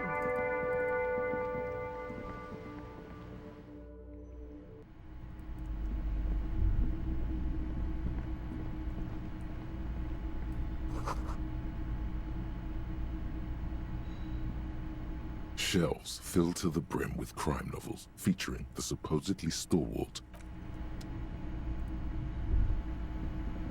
The plaque on the shelf reads, biographies of famous people. You see a large variety of names, none of which ring a bell. You will attain a place on this shelf one day, or die trying. Oh, there's shit for sale on the ground level? So there is. The display rack is brimming with worn paperbacks featuring an extremely muscular, sword-wielding barbarian on the cover. Nearly all the titles contain the word Hyundai somewhere. Amazing. Mountains of it. Heroic quantities of Hyundai. Roy's puny shirt is nothing compared to the real deal. Rows and rows of Hyundai men blur your vision. You make out some titles. Man from Hyundai and the Mammoth Riders. Man from Hyundai, Return to Hyundai. And the solipsistic Man from Hyundai and the Hyundai Man. Good God, how many are there? Maybe 100. Man 100? from Hyundai and the sages at the end of the world. Man from Hyundai and the false god. Man from Hyundai and the scorched earth. Man from Hyundai, the Hyundai colonies. Man from Hyundai and the swamp beast. Man from Hyundai and the snow crabs. Not even close. Man from Hyundai in hell. Man from Hyundai and the forest of slaves. Man from Hyundai under the lake. Man from Hyundai, Hyundai burning. There's even the Trial of Death, a pastoral combat game book set in the world of Hyundai Man, and so much more. Alright, we gotta up pain threshold. We can do this. I know I had something in here that modified pain threshold. Alright, the Curus. What else, though?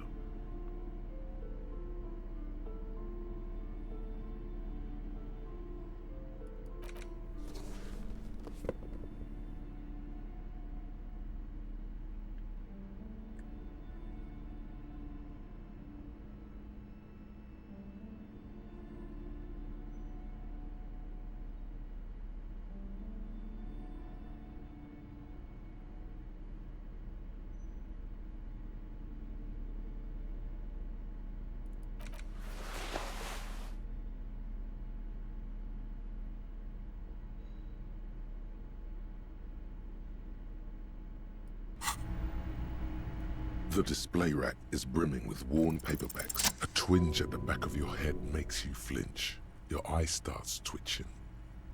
What is it? Your hand reaches toward a book with glossy cover art of the very muscular man from Yaaaay in chains, kneeling in front of a staircase leading to a throne. A woman sits on the throne, leering at the man. She's laughing at him, belittling him. Between the throne and the Yaaaay man lies a bonfire, casting shadows on the wall. The shadow of the woman's headdress looks like a pair of devil horns. The title reads, Man from Yaaaay and the Devil Woman. We're not misogynistic. The display rack before you is burdened under piles of Man from Yaaaay novels. I want to buy Man from Yaaaay and the Devil Woman. It is a bestseller for a reason. Yeah, the reason is it's got fetish art on the cover.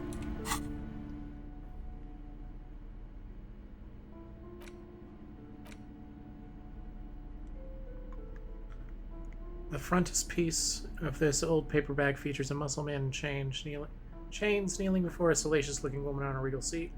Bonfire lies between the throne and the man, casting shadows on the wall, and the shadow of the victim's headdress looks like a pair of demonic horns. The edges of the pages are worn and smudged. A lot of people have read about the Devil Woman's altercations with the Yaaaay man. Look at the back cover. The jacket copy proclaims, Man from Yaaaay returns in his most exciting adventure yet. After crashing into a strange jungle, cannibalistic natives abduct his only surviving comrade, Noble Tiribald.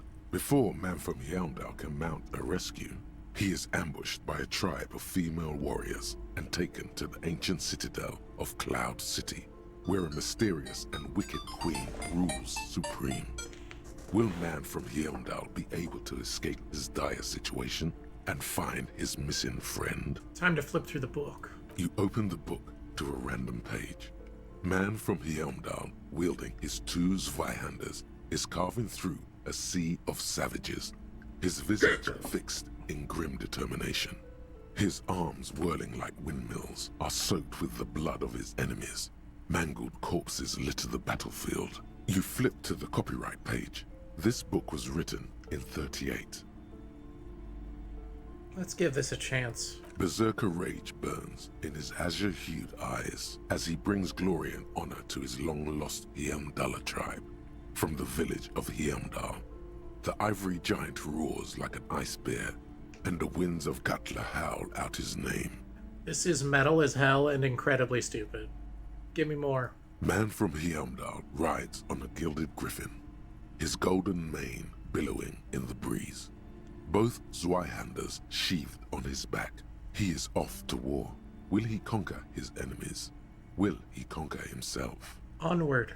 The steel muscles of Man from Yaaaay gleam in the humid jungle air. Yet the man does not sweat. In meditation, his soul drifts in the frigid northlands he calls home. Fuck it, let's really get into it. Let's be a nerd. A passage reads, The man from Yaaaay looks up, his eyes blue as the mountain lakes of his homeland. He rarely speaks, but now his voice booms in the darkened throne room. Do not try to sap my masculine essence, wicked temptress. Son of Yaaaay will never succumb to your seductive wiles. It does sound like a strength build. It's kind of hilariously ludicrous. Thine spells are no match for purity and strength of will. Brothers of Yaaaay, stand above the vices of flesh, for it is weak and corruptible, yet mine is forged in gore and strife. Queen Lydiana just laughs, a sultry and salacious sound, then says, I have grand plans for you, man from Yaaaay. She gestures her diabolical hand toward an array of potions and unguents. First, you shall please me. Then lead my armies against the vicious cannibals. Not a muscle moves in the face of the man from Yaaaay. Yet inside, there is turmoil. This goes against all he holds sacrosanct. Let's have terrible taste. In the final pages, man from Yaaaay mounts Galavarin, his mighty griffin, and turns his gaze to the horizon. Queen Lydiana is dead, but an army of cannibals is storming the gates, and still there's no word of trusty Tyribald. To find out what happens next, you'll have to pick up Man from Heimdall and the Three-Eyed Skull, available in fine bookstores everywhere. Spring 39. Put book away. Alright, it's time. Wasteland of reality. Congrats, you're sober. It will take a while for your body to remember how to metabolize anything that isn't sugar from alcohol. So you're going to be pretty ravenous soon. Eat plenty. You can expect your coordination and balance to improve in a couple of weeks. In 2 months, you might start sleeping like a normal person. Full recovery will take years though. It'll be depressing, and it'll be boring. Don't expect any further rewards or hand claps. This is how normal people are all the time.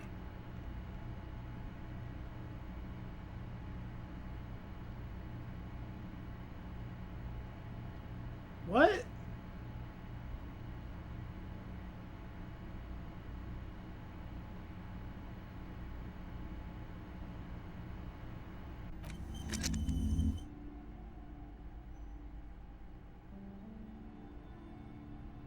But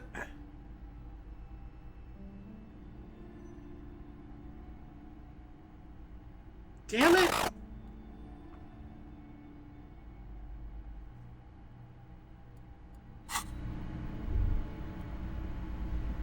A small mountain of colorful board game boxes. There are numerous types of games for all ages. A lot of shelf space seems to be taken up by Wirral-related merchandise. Yeah, I know you could get a tabletop game.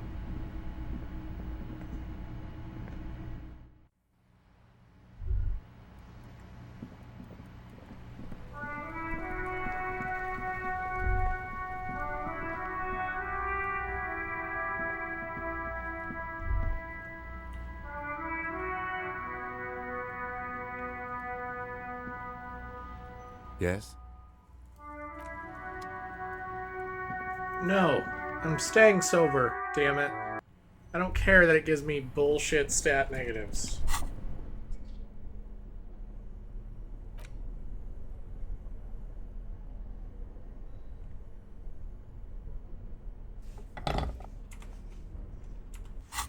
I'm sober and I have a gun. Gives like 5 bonuses?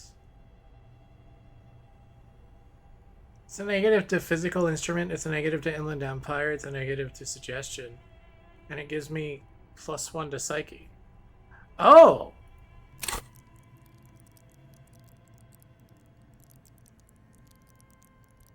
Wait. But it gives -1 to 2 of the things in it.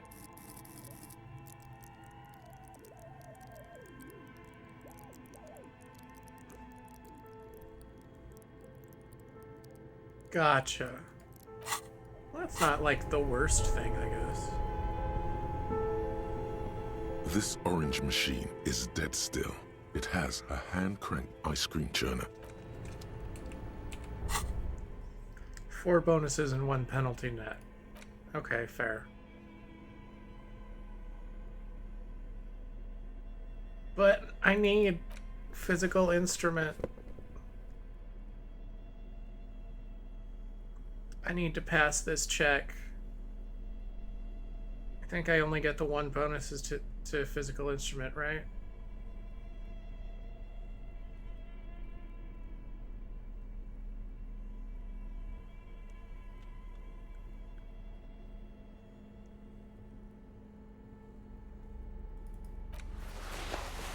Yeah, but I only get 2 shots.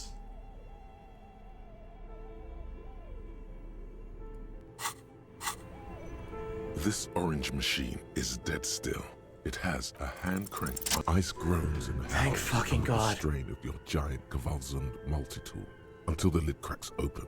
Darkness lies inside, but you can faintly make out an object, intricate and foreign, left there for a sub-zero beauty sleep, a filament memory with the words "off-site copy" written on its side. Disappointment washes over you as you stare into the almost empty ice cream maker. No ice cream. A scoop of ice cream would have been nice, yes. You gently lift the cube from its frosty bedding, careful not to damage it. We should take it back to Miss Lucan and kill it as soon as possible. I'm not sure how well unused filaments tolerate room temperatures.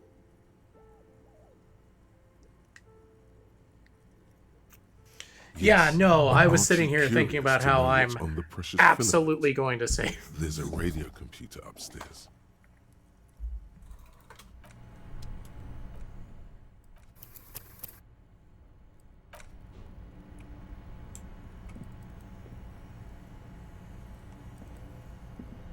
I'm not going to risk fucking it up. My interfacing isn't great.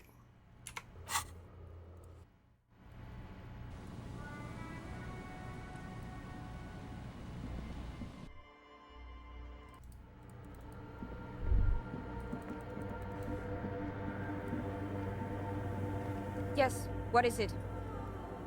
Seen anyone suspicious, say a woman named Ruby? What? No, no one's suspicious around here. Hey, about that 2mm hole again. The swallow, you mean? What about it?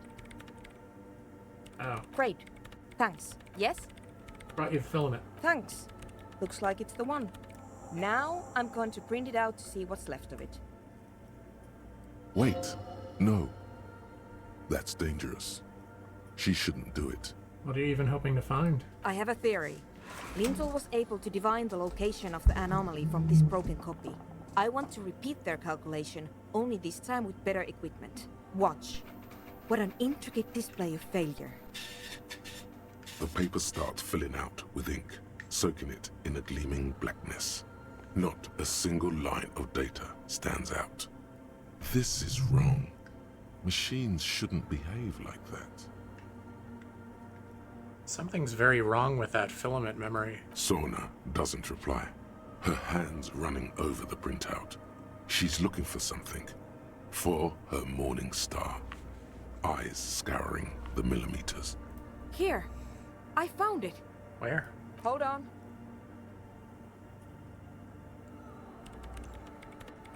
Can I do anything? Shh.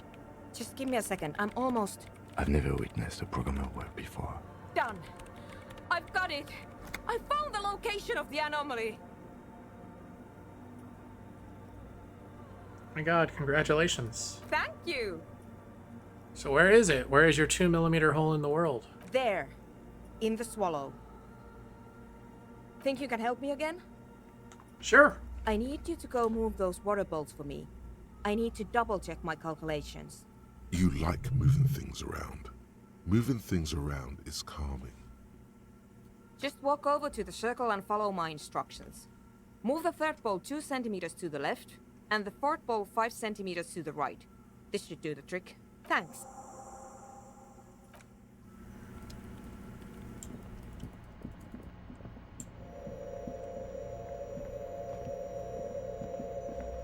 It's awfully silent again, as if someone turned off the entire world outside those walls. Water inside the bowls stands still. Measurements have been marked down around the bowls, each chalk-drawn line representing a centimeter on the floor. Oh boy, this is going to be good. It moves like a ghost without creating a single trace of sound. Some water spills out of the bowl, wetting the floor. The lead programmer sends you an encouraging thumbs up from across the hall.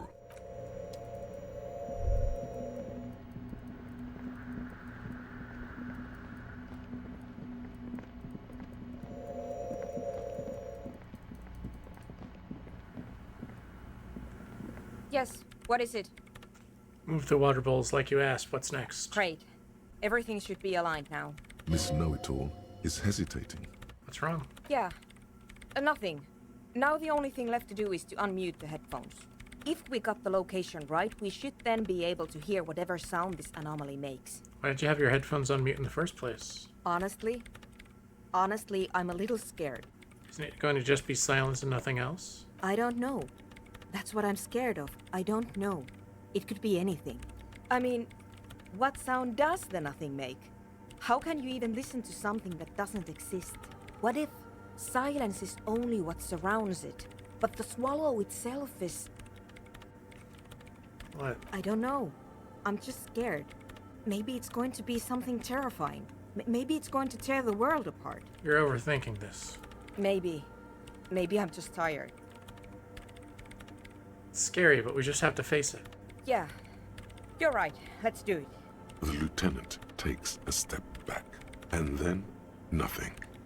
Nothing happens as Sona Lokanen-Kilda presses unmute on her keyboard. Nothing but silence. You can hear some small animal cross the floor in the chancel. It's that quiet in the sanctuary. She doesn't talk. Her eyes closed and brows knitted together in a state of deep focus. One hand cupping the headphone. Well? Damn it. Come on, did you hear anything? No, of course not. Nothing happened. Let's move on. Despite her fear, she was hoping for something extraordinary to take place. What do you mean nothing happened? Did you find the swallow? No. No. My hypothesis was wrong. According to this, I should have heard something, if I got the coordinates right. Like I said, silence is only what surrounds it. But this is just another failure. Silence sounds like silence. That's all it is. You can try on the headphones. See if you can hear anything. But don't get your hopes up. Silence is silence? You're sure there's more to it? Okay, perception time.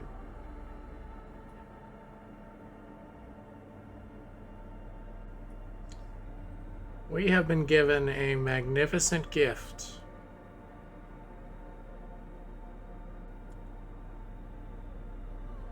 Because my save thing fucked up before when I failed this multiple times.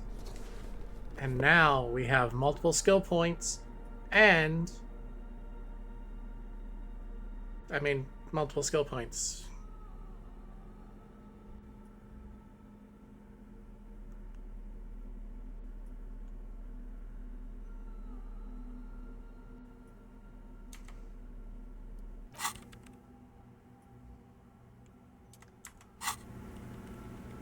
Yes, what is it? All you hear is your own breathing, heavy and hoarse from all the nights spent drinking. It's the breath of an old man. But there's something else. There has to be. Something big, something unexpected, something new, yet to be discovered. Ghosts, speak to me. When was the last time this world had anything new to say? Well, did you hear anything? Not sure. There seems to be something there, but I couldn't really make it out. Yeah. No, I don't think there's anything there. The lieutenant looks down at the floor, as if to say, you're wasting time here. Maybe the speed freaks can help you with this. Go talk with Andre. Yeah, speed freaks.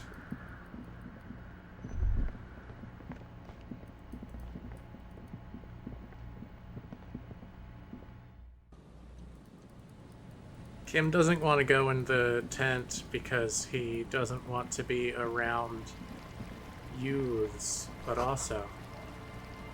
Oh yeah, that's right.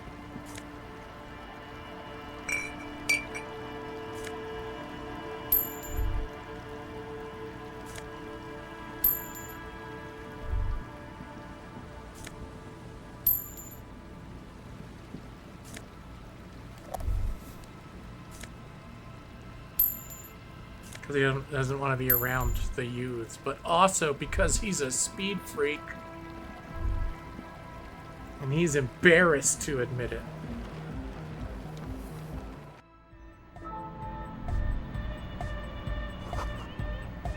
Back to the heavyweight jam. Hardcore! It's hardcore! Skibbity, skibberdanger. I am the rearranger. Your cop training did not prepare you for this. What to do? Hi again. So, how are things going? Yes?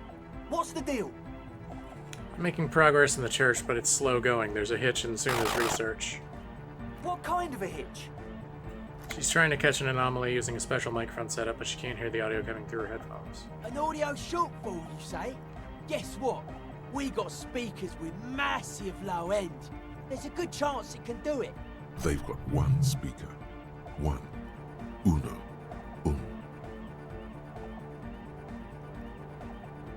I think we have found a solution. We've got some serious range on this baby. It'll blast her shoes off. Believe me. Goodbye, officer.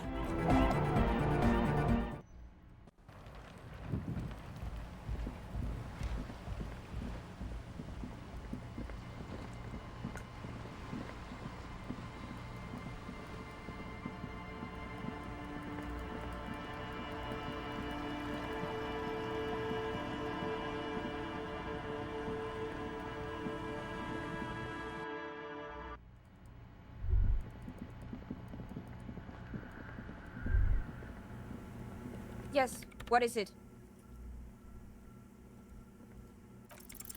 Everything Yes! disappears. You are draped in silence like a drowning man staring into his puny little headspace. Oh my god, I'm so happy this worked. And then the pressure changes. What does it mean? It feels like flying on an aerostatic, or when your ears pop, or like a subtle difference in the atmosphere, a weather change hanging in the air. What if the sound you're looking for is too low for you to hear it? Suna, what if we just need a better sound system? A better sound system? Alright, but where would we get one? Suddenly, a rhythmic beat permeates the walls, causing a small patch of decorative stucco to crumble onto the wooden floor. They should really allocate some renovation funds to this place. No. What they really should do is shut down the disco men for disturbing neighborhood peace. Yes, but they could help with the speakers. You mean the speed freaks? Of course, the speed freaks. They have a fantastic sound system. And you think they would help me? They would if you wouldn't mind them moving in with you. I guess I could live through a week or two of peaceful coexistence. Brilliant negotiating there, detective. As always. Great, I'll go talk to them then. Sure. Let me know how it goes. Thanks, officer.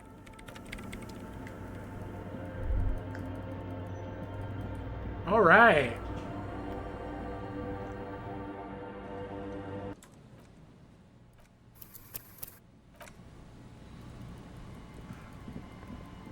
I'm like, my heart is fucking racing. I'm so fucking excited to find out what's going on with this.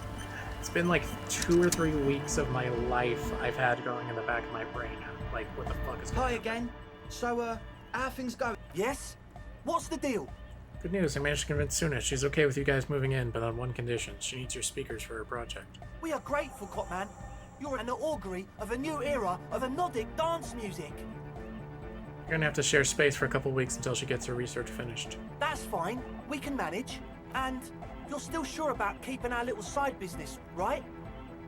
Oh, you mean the illegal drug lab? There will be no shady shenanigans in the church, only love and hypnotic dance music. Fine. We can make do. It's going to take us a bit to move our stuff inside. A couple of hours, maybe. Come check back later. Let's get moving.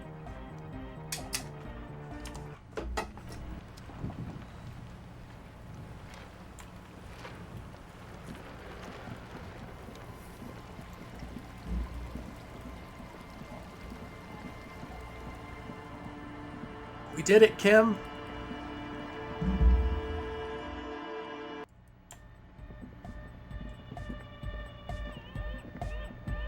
Yeah, it's all set up, man.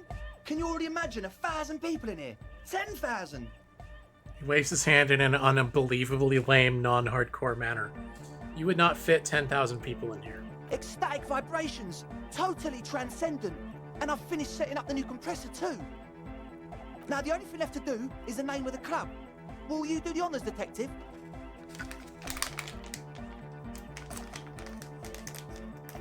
Kim, how would you name the club? I wouldn't. I wouldn't build a club, and I wouldn't name it either. An underground place with no name? Sounds like something the Crabman would say. We're not going with anything the Crabman would say. Why not? The Crabman has ideas, Estelle. Ideas from another level of consciousness. I don't care. I don't like the Crabman, and I don't like his ideas. His ideas are spooky. Next, please. Egghead about to yell out hardcore. Yakukata! Yakukata! The place to be! I was wrong. Yeko Qatar, the zone of ecological catastrophe. That's too morbid, Egg. Got anything else? Hardcore! Hardcore to the mega! No, it has to be bigger than hardcore. Yes, it has to be even bigger than hardcore to the mega. It has to be bigger than the scene. What do you suggest, Isil? How about something simple?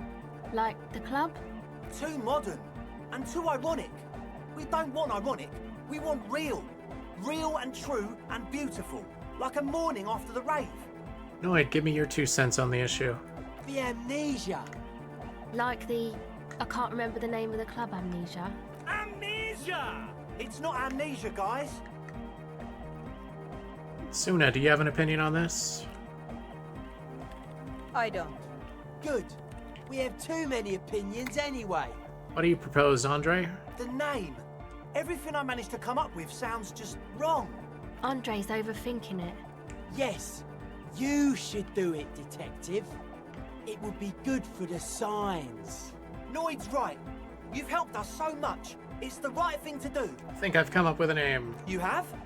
Well, what's the name? No Truce with the Furies? That's so sick.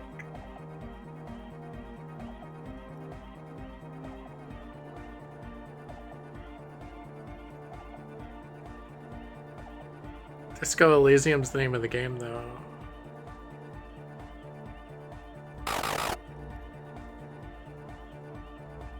Oh, that was the original title for the game? That's perfect. What does that mean? Of course, he had to smuggle in Furies somehow. It's too long. No one's gonna remember it on a Friday night. No truth! Egg's right.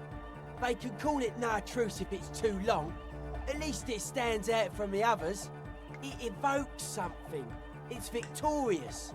And yet mysterious. It's settled then. Everyone welcome to No Truce with the Furies. Andre breaks into frenzied dance-like motion to celebrate the name. Someone turns up the beat. You should go with the flow. Join in on the experience. It feels good. It feels right. But what is this? What is this thing that Andre is doing with his limbs? What are you doing, Andre? I'm dancing. We should talk about it. We should talk about your so-called dancing. Yes, my man. Talk? What is there to talk about if you can express yourself with moves? Goodbye, officer. Savoir-faire, let's do it.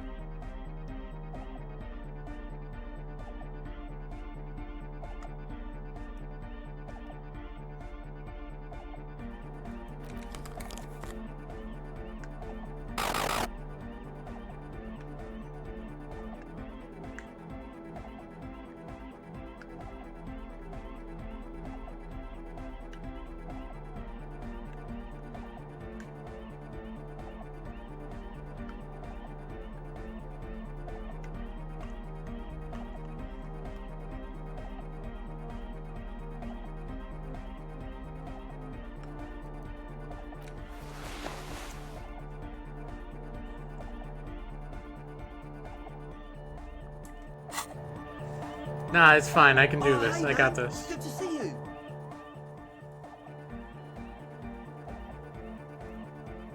Goodbye, officer.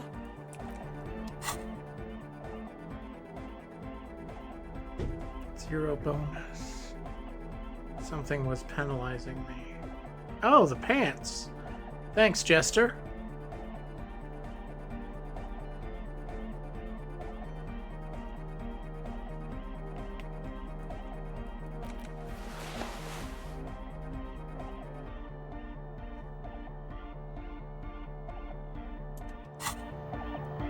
hey man, it's good to see you.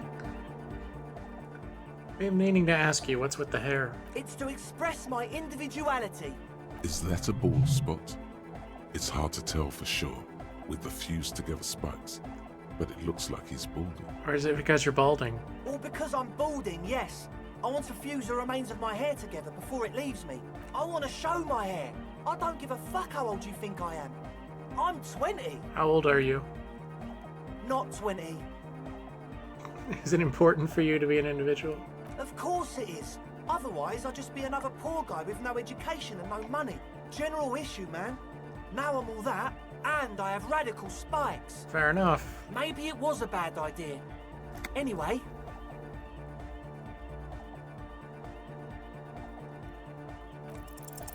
You close your eyes and dream of the shapes your body should form to bring this strange music into life. For now, such ferocity of motion is beyond you.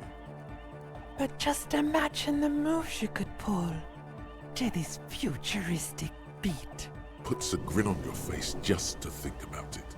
Even a failed attempt gets the juices flowing and repairs some of the damage done by battles lost. If you up the dose and truly dance, who knows what will happen? Salvation. Goodbye, officer. No, we dancing.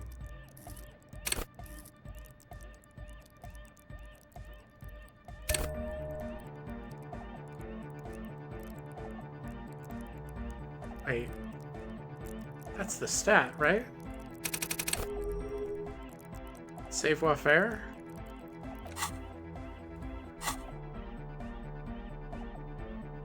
Yeah, that's what I thought.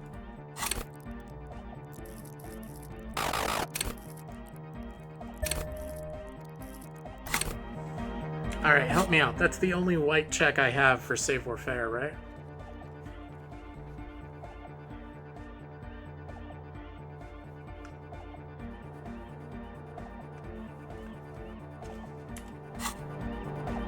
Oh, hey man, it's good to see you. You close your eyes. But just imagine. Puts a grin on your face just. Salvation. Goodbye, officer. Hey, Kim. Yes? We're doing this.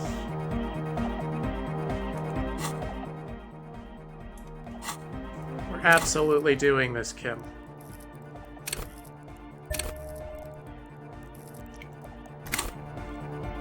Come on, we got 3 more rolls. Oh, We can hey, do man. this. Good to see you. You close your eyes and dream of the shape. But just imagine. Puts a grin on your salvation. Goodbye, officer. Come on. Come on.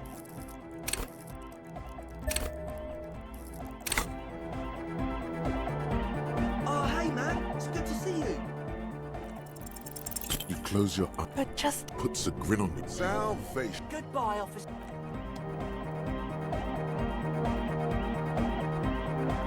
We're close. True, hard, full, car.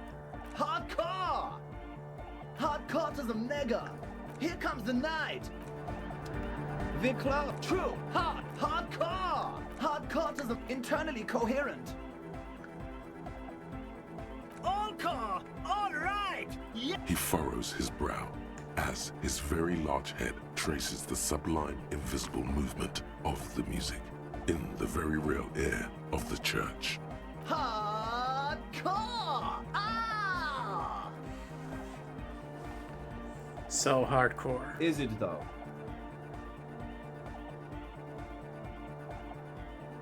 I was just thinking that a moment ago. One mind, one spirit. There's no other world. There's no other life. We're close. True, hardcore to the internally coherent. All core. He furrows his. Hardcore. Is it though? But is it? I mean, really? Feels like you should reply with the very pinnacle of idiocy here, so that things get totally transcendent. But you haven't gotten there yet, so you don't know what to say. Under the radar.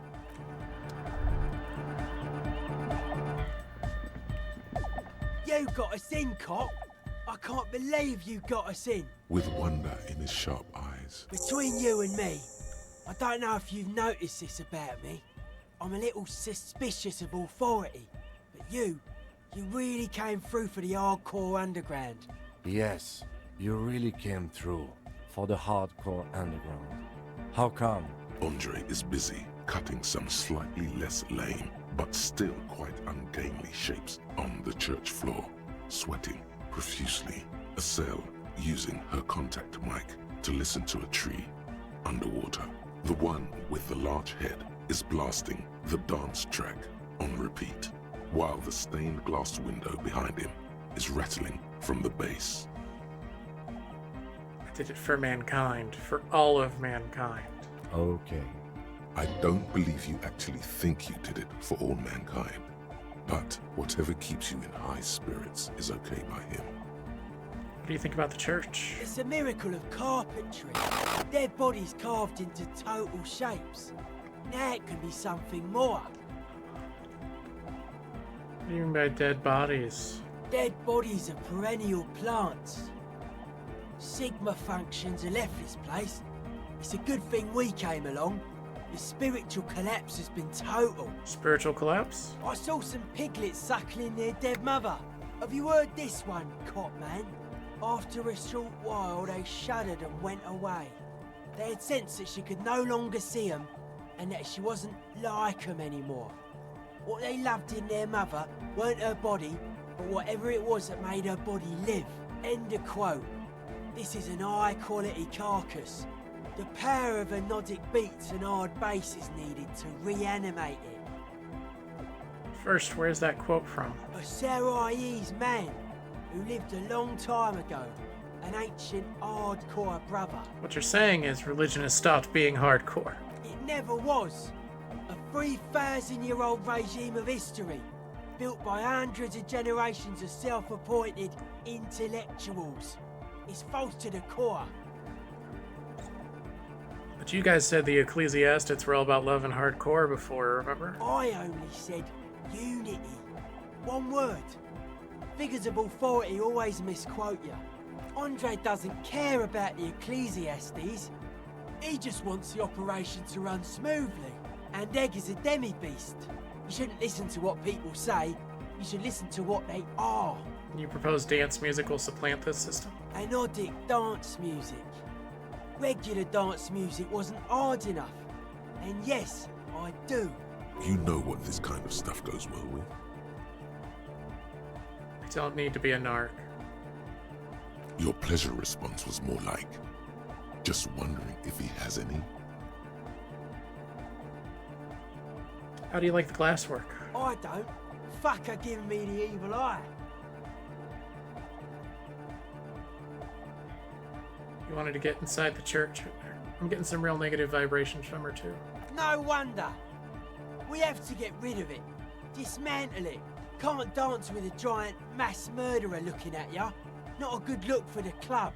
Mellow, man, mellow. No one's a mass murderer. This is a house of love. Mass murder on the floor. Mass murder on the floor.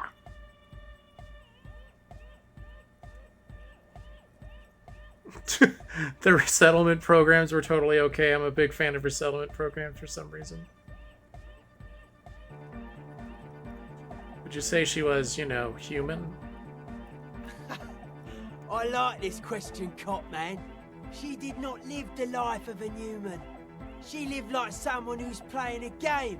The life of an operator. That's not the life that humans live. She was adored. Humans aren't. I don't know about you, but they hate me. And they do not think I'm innocent or some shit like that. Yeah, they hate this too. Well, they loved her. They put all their love in her and forgot all about the rest of us.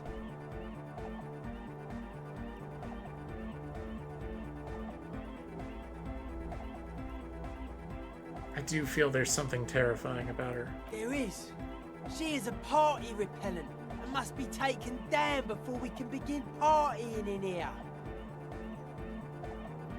Keep it. Keep the beautiful sharp shards. Keep her long face and her hair. The speed freak's eyes narrow with suspicion, as if he's looking at a man possessed. It's not coming down.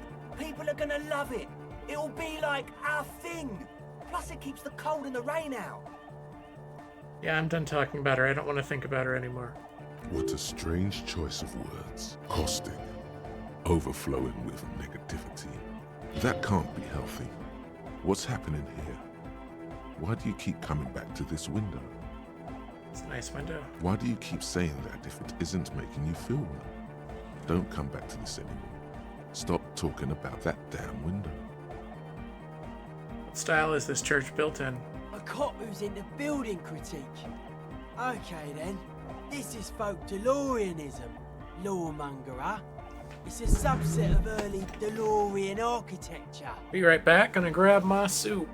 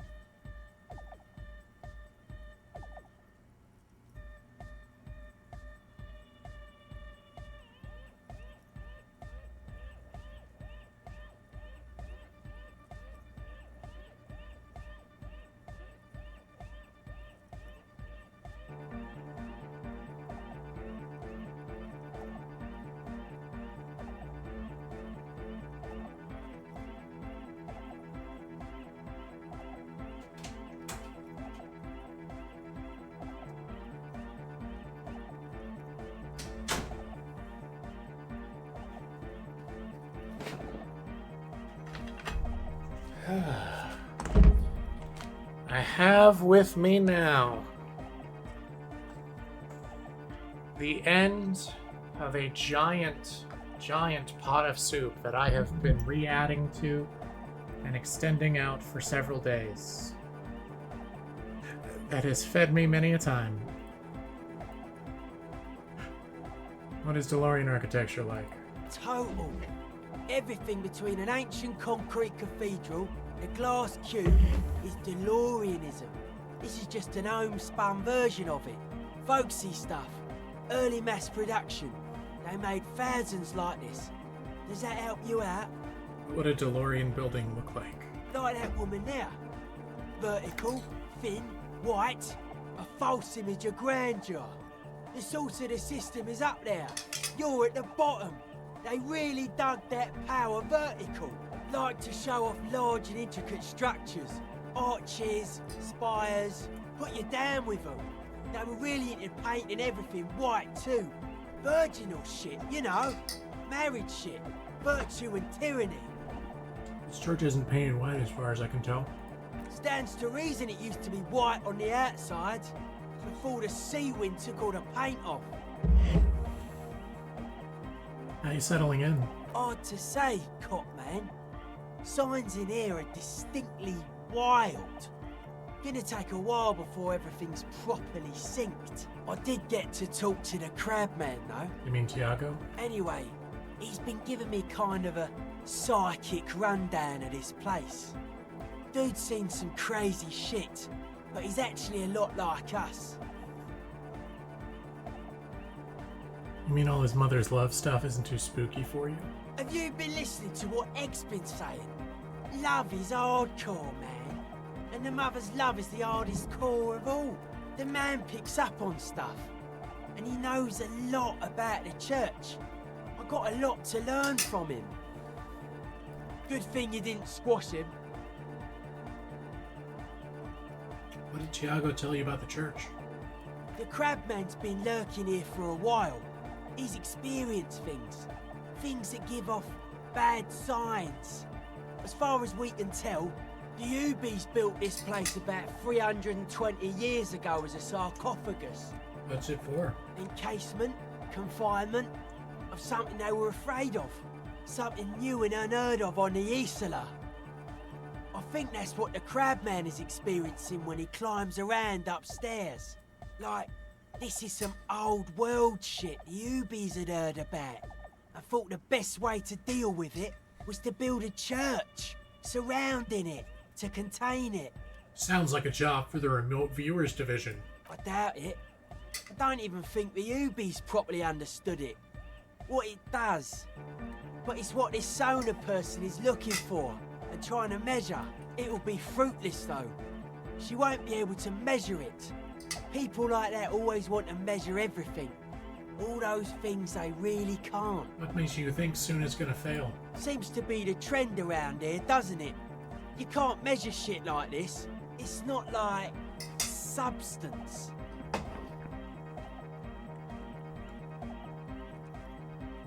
I found a doomed commercial area in Martinez proper. Maybe it's the same thing the Ubies were trying to contain. Like a concentric ring spreading out. The struggling villages. I love so much that I'm not letting this stupid-ass curse go. And that is what caused the communards to fail in defending the beachhead.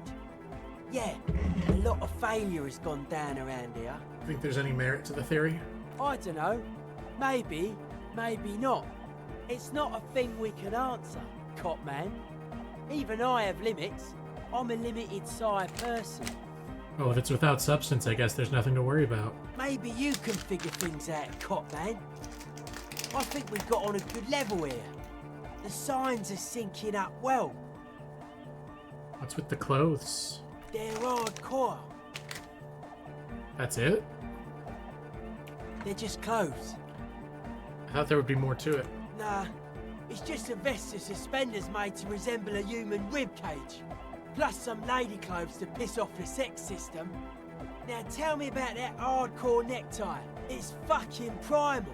It's my friend and accomplice. It makes me party harder. I can see that. And you've partied very hard for a very long time, haven't you? It looks like you're trying to hang yourself with it. So large, too. So many different patterns. It's crazy, man. I like it. You suddenly realize the patience and respect this speed freak has shown you is partly because of your style. He's probably not like that with everyone. Respect as a man! Why are you so suspicious about everything? Suspicious people are esoteric people. We don't go around spilling everything to Johnny Law. They don't call me Noid for nothing.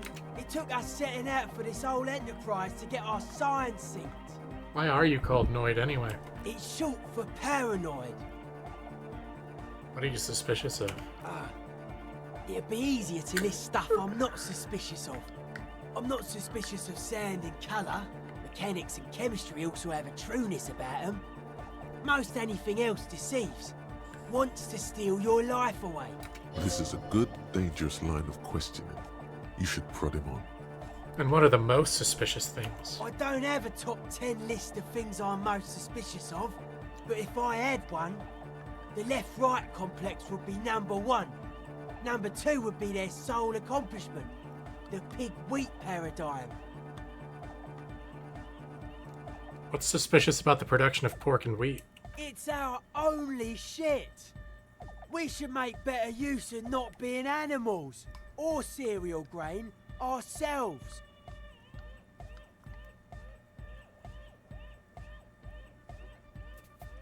Yeah, it's our only shit and we fucking suck at it. Correct. Tell me more about the left-right business. I prefer not to. Both ask the wrong questions. Any spark of light from either one is accidental. Their combined movement's only concern is producing enough pig and wheat for everyone. The end goal of humanity. The original mistake was assuming that words have more being than bodies. That's what led us astray. far from our true lives, but we may yet find a way back. Whatever this true life is, you feel it's the real centerpiece of this mythology. Well, that was certainly stimulating. I want to ask you about something else now. His eyes flicker. You mentioned true life. What would that be like? The life is true if it's free from fear, an internal division among oneself. In others, mankind has seeds of greatness in it. A Germinal will come, a return to trueness. It will be hardcore. How would you go about returning to this true life? Beats and bright lights to shatter falsehoods. Nerve impulses for the collective body. We are very much alike in basic structure. An hard enough beat would awaken everyone to a truer calling. In unity. Just like that. The speed freak is right in your face. His eyes burning. His comrades look on worriedly. The young man is dead serious about this. So you're advocating a noise-based society? Many non-Occidental cultures share a beat at their heart. Thus, they are closer to true, hardcore life. There's just never been enough of them, and they had to rely on some extremely basic percussion. Keep mentioning hardcore. What does it mean to you? Utmost dedication. Thoughts from the spinal cord is a potent superlative as well. Egghead usually has a better concept of the hardcore. He just really likes saying hardcore. Hardcore! Hardcore! Thank you for clearing that up. Happy to help. Oh yeah, sure thing.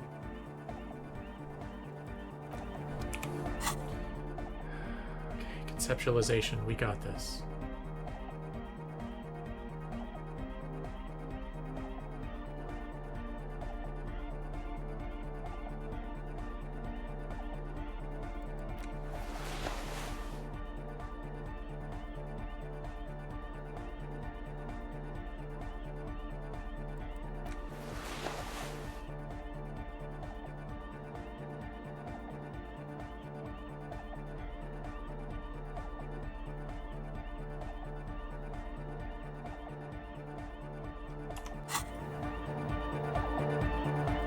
Yo, man, what's on your mind?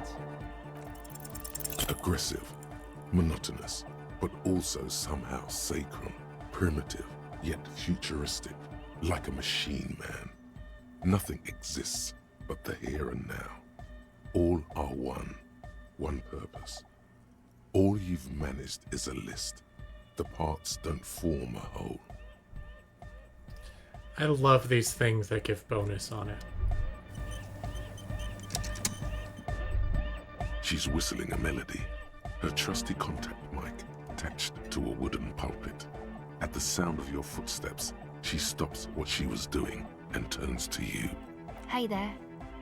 I've been recording some new audio from all these beams and rafters. The sounds travelling through the wood are pretty cool. Creaks and stuff. Like you're underwater, you know? But like, underwater inside a tree. But that's not really what I wanted to talk about. I wanted to thank you instead. What for? For getting me and my friends in here. And we even found some new associates, such as they are. How's everyone doing? Good, I think. Noid is getting a read on the place. I think he finds the carpentry very impressive. Andre's been setting up the compressor and dancing. Egghead's been keeping the party up. He's got the stage under control. Sauna, the programmer, she's doing whatever she does. Behind that radio computer of hers. She doesn't talk to us much. And the crabman hasn't shown himself, thank God. Now, can you tell me about your associates? Sure. You helped us out. I can repay the favour. What do you want to know? Tell me about Suna. Ah, she's a bit odd, I have to say. Doesn't talk much. I'm not really sure how to vibe with her, you know? Seems like she's not in a very good mood most of the time. But earlier today, she told me about Welkins. And she seemed oddly happy, like she had some idea with those little creatures. Some artistic idea. I didn't really listen, I was busy with my mic. Wow, rude. What about Tiago? Oh, the crab man. Still gives me the creeps the way he moves. But he doesn't actually come down that much, just climbs around the rafters. I just tried to stay away from the crab man. But he talks to Noid. They seem to have some thing going on. What for? Beats me. Noid said they get along somehow. They're both crazy enough, I guess. What does he do up there? Who knows? He doesn't really answer our questions, see? Not that it's easy to ask them. What are we supposed to do, yell up at the tower? I did that. Thanks. About the others. Who do you want to know about? Tell me about Andre. Andre? He's a cool guy. Doesn't really come off as one, but he is. To me, at least. He takes care of shit. Sorry. I mean, he's got a vision. Of what life should be, you know? He tries to push things until everything falls into place. He's an organizer. What has he organized? Nothing. But then again, there's nothing to organize around here either. He really wants this church thing to work. Must have taken it as a sign when he found it abandoned like that. Said it was an augury. I don't know where he got that from. Andre's not super intelligent. I've never seen him so psyched about anything though. And he's often psyched. Looks sort of desperate, like it's his last chance or something.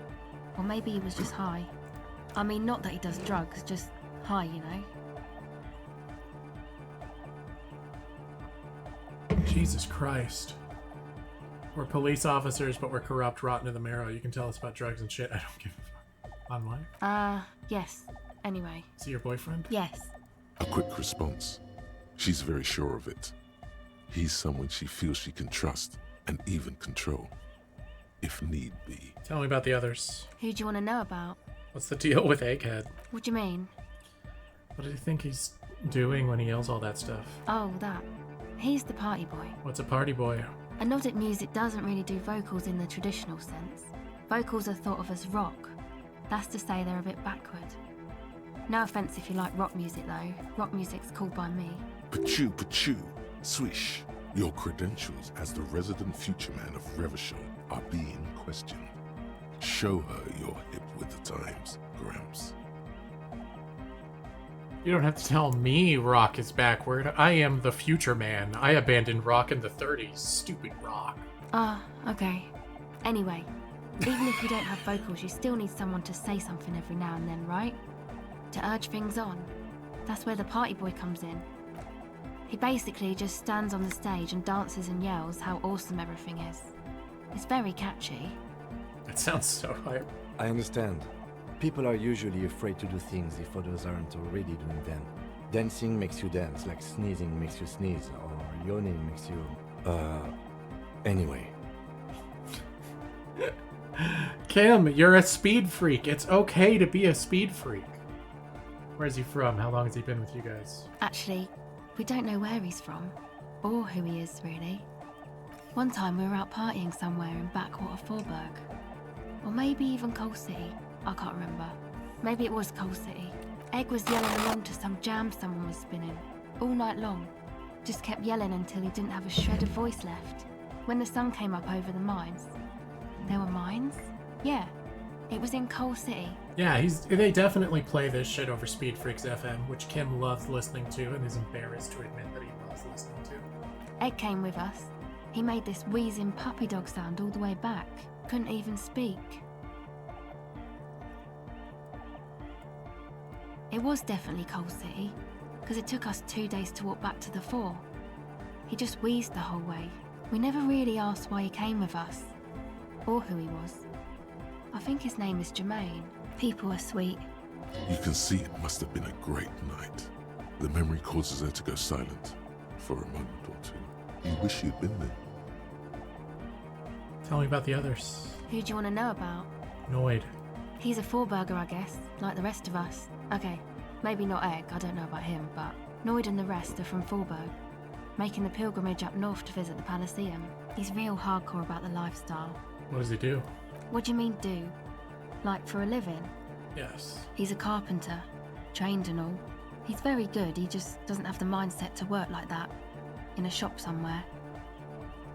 Is that because of his beliefs, the hardcore and the ribs and the spinal cord and stuff? Not to sound too dramatic, but I wouldn't make light of his belief system when he's around. Noid's a serious person. He's serious about the lifestyle. What is this pilgrimage you're talking about? It's just something poor Forburg kids do every spring. To pass the time, we walk the entire length of Boogie Street, up to Jamrock. Or as much as possible. Why wouldn't it be? I don't know, man. Have you been down Boogie Street? It's a little bewildering. Let's say I haven't been down Boogie Street. I'm not going to be a belligerent asshole to her. Okay. Then you should go and take a look, I guess. Boogie Street is cool. It's got a lot of immigrants and all kinds of different people. I might just do that if I make it there alive. Yeah. I hope you do. Tell me about the others. Who do you want to know about? Do tell me about yourself. Me? Again? Yeah, I forgot. Tell me about yourself. I told you, I'm a silver bird. There's that phrase again. Really reminds you of something. What does that mean? It means I don't answer questions about myself. Fair enough. Thank you. Some other questions. Sure. We have a role for each of them. And it's a different role on each of them. Yes, what is it? How's the project going? What? What did you say? I said, how's the project going? I can't hear you. The music is too loud. Oh, the project. It's not going well. There's that guy. I need him to plug a 3.5 cable into the auxiliary input so that I can route the audio signal through the mixer into the speakers. He doesn't listen to me. He only ever seems to care about hardcore and Yekukata. A place to be, apparently. Thanks. Maybe you can get through his magic rhymes. Let me know how it goes.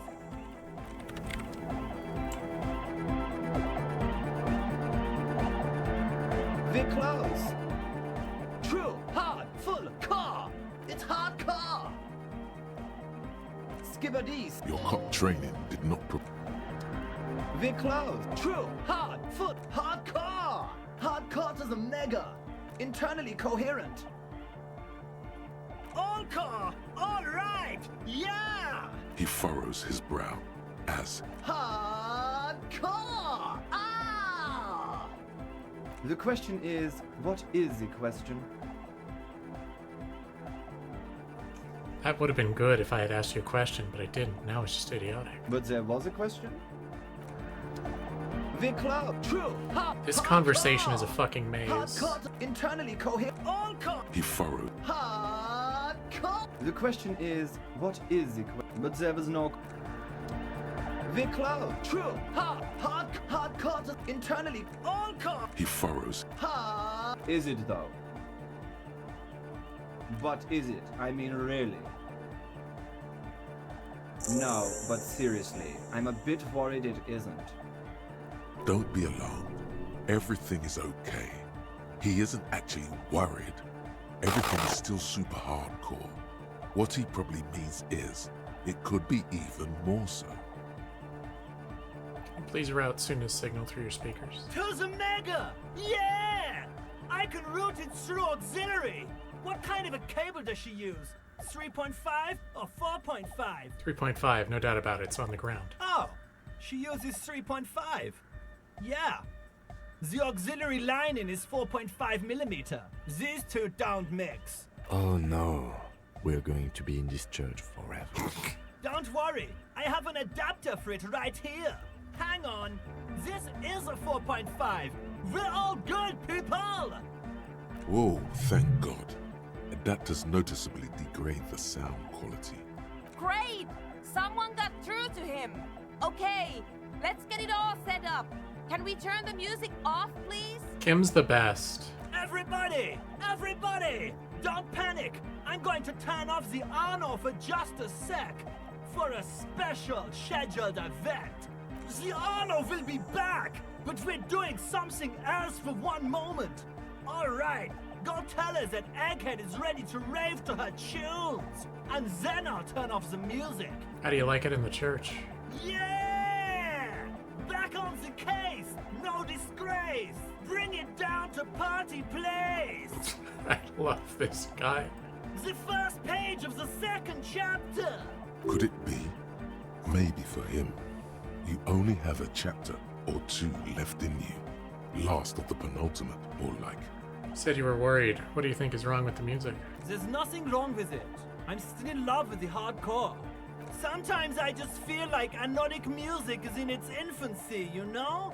For example, take this Arno van Eyck jam I've been pumping for the last month, and will continue pumping for the rest of 51. Isn't something holding it back from being hyper?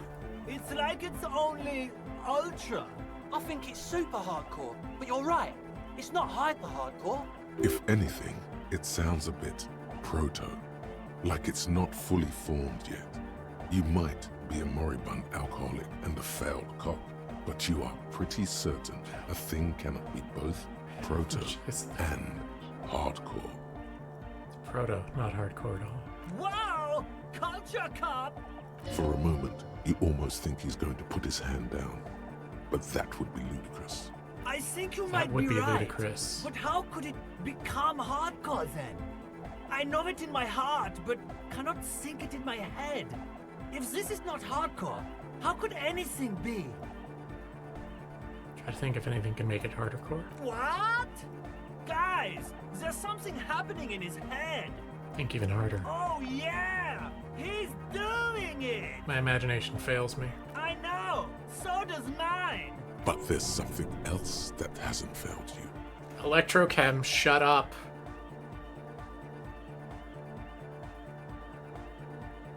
Sounds suspiciously like a question. I thought the question was, what is the question? No! This is the answer! I can't help you with this right now. I need something else, something extra. Yeah! Alright! This is insane. Yo, man. What's on your mind?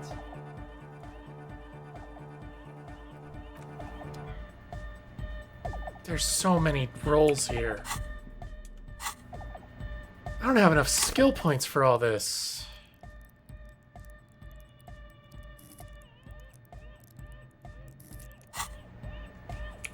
Alright, I'm spec'd for conceptualization.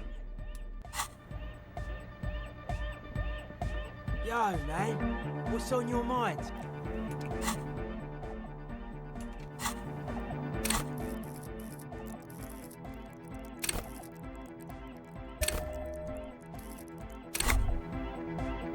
Why does art inspire you so much? It does, yes, but what is art? Excellent question. Art is a diverse range of visual, literary, auditory, and performative creativity. It's an expression of imagination and technical skill. Additionally, it's history, criticism, and pure enjoyment. In short, art is the highest form of human communication, representation, narrative, emotion, and agency intertwined. Would I fit into the art world? I mean... Have you looked in the mirror lately? To be honest, you have the exact features of the modern artist, with that wild hair and those clothes. Perhaps you should try to write poetry someday, and critique architecture. Hold on, is architecture also art? Of course not. It's autism, box drawing, masturbation with a ruler and a sextant or whatever they use. You should demean and criticize the genteel institution of architecture while extolling the virtues of the pure arts. Wait, what about music? Is it art? Only the most experimental kind. I guess I have been feeling critical lately. Yes, you seek substance. No vapid representations and reproductions of social mores as made manifest in stuffy biennials. We're talking real living art here. Become the art cop. Half art critic, half cop. I love no, I cannot risk another capo diversion at this point. Go away. Wait, but don't I have to be 100% cop to get the case finished and all that? Quit being so indecisive. What are you going for here? Some kind of indecisive and camp aesthetic now? Strike a bold shape here. Go art or go home. Okay, if 50% art critic is what's needed to free me from rote repetition, so be it. Exactly. It's not only your duty to only catch the criminals off the street, it is also apprehend criminals of the printing press and the gallery, the trite and derivative artists, and writers of the world. Hey, what up, On Guard? Happy to have y'all in. We're playing Disco Elysium here. We're pretty late in. I am trying desperately to conceptualize my way into getting the rebellious youths to think I am cool. Go ahead and provide savage criticisms, Art Cop. The world is yours to rip to pieces and reassemble. Yo, man, what's on your mind? Let's do it. Dedicated, hyperactive, unified. What up, you Selfie? have to add something of your own to understand this list of loosely formed qualities called hardcore. You need your own entry. Make it. I've got 4 rolls that I gotta make that are all different stats. And I just made my first one. Yeah, thanks, man. It would be easier if I was allowing myself to save scum, but this is a no save scum playthrough. This is for your posse. They got to keep it up. They got to move. You are the major mic enforcer. I want to have fuck with you!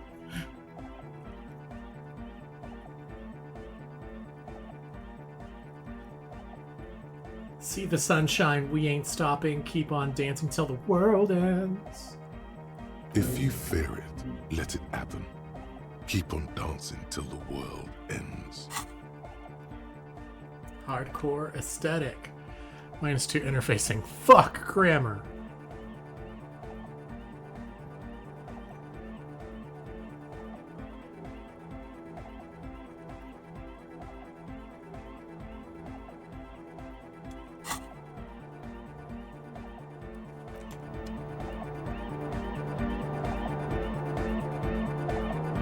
Welcome back. Reaction speed. I think... No, that was hand-eye.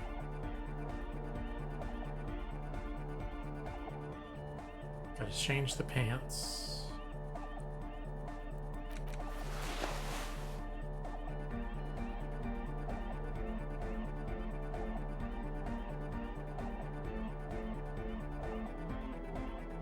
This game's so fucking wild, man.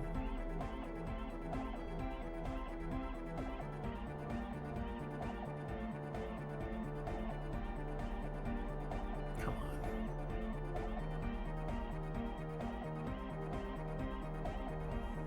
I thought for sure I had something that boosted reaction speed. I guess I don't have anything that boosts reaction speed. Gotta try, though. Oh, pasado de agente. It flutters by your ear. I can't believe we did it on a 17%. It's what the Zemoyaki, the Gradian community in Revachol, call a person who never breaks under interrogation. It's an organized crime term. Excuse me? She's attempting to remain calm, but the phrase made her flinch. I remember now. It's a Zemlaki term. Zemlaki term. For someone who won't break under questioning. An organized crime term. What do you mean? A silver bird. Alright. My father was a Zemyaki. He died years ago. He was a bad man. Not a lot of good things to say about him and what he did. He bought the family a huge house, so we got to live, at least temporarily, in a giant castle in Jamrock. And then he died. What happened next? What do you think? The competition came and took everything away. It was like in a war zone.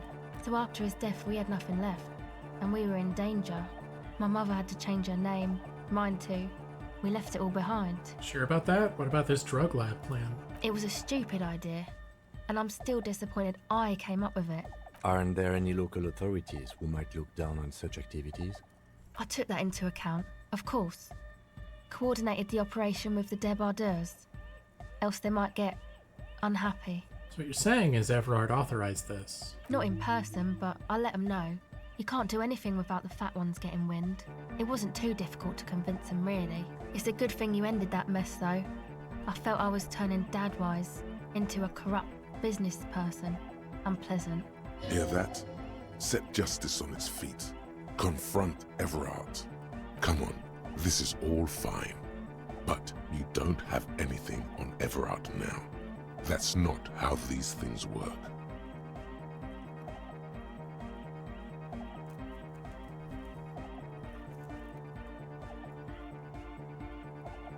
Authority versus reaction speed. Yeah, I'm being a good cop. Fuck it. I don't want to confront Everard because then he'll fucking have these people killed or something. I don't know. I don't know. How is he? No, I don't think it would lead anywhere with Everard. He's just going to deny it. Yeah. Have you seen Everard? Kind of disappointed that that's all there was to it.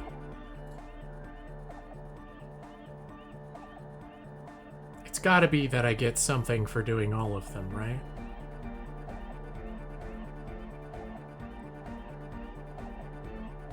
Swear I had 2 things that buff physical instrument. You know about the tank top?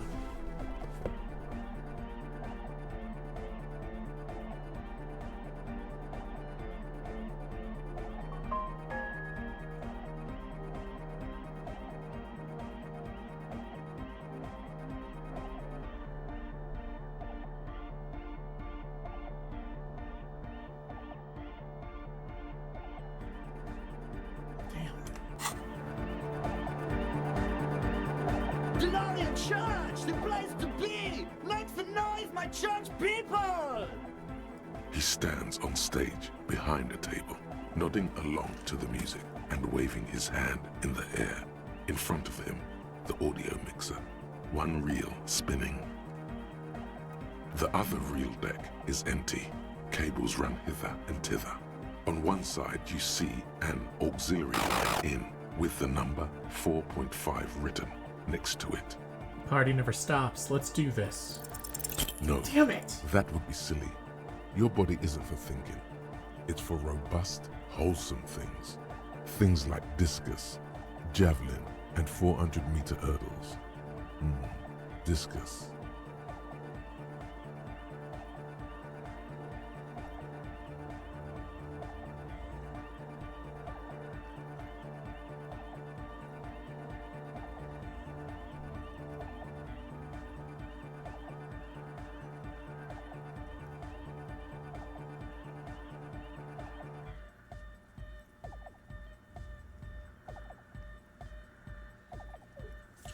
All right, audience. Did someone say disco? We get another chance? The next time wants to try again. Yes! You know it's Yes! in your lungs where the pressure should vibrate. In your heart that's alone. And in your solar plexus where the hits should land. So does every corday animal. Needs more bass. What? That would be ridiculous. And a melody. A good melody is what makes the song really stick so that you can't get it out of your head anymore. Wow, okay. We should start with the melody. But where would we get that stuff from? I don't know. I was thinking you would know. I'm sorry. I don't know anything about Nordic music. I'm just the party boy. I get the people going and say it's hardcore. He feels ashamed. He can't be of more service to the future of dance music. I'll look into it. In an official capacity, it's up to the police to make the beats go harder. The young man falls silent with appreciation. He even tries to contain his smile, as if it could hinder your investigation. Basically, what you need to find here is a tape with some banging music on it, so that Egghead could use it to remix Van Eyck's jam. Yeah, maybe that street talker across the pawn shop has got some tapes to sell. That's just an idea. Anyway, that's all yours to figure out, Copman. Copman!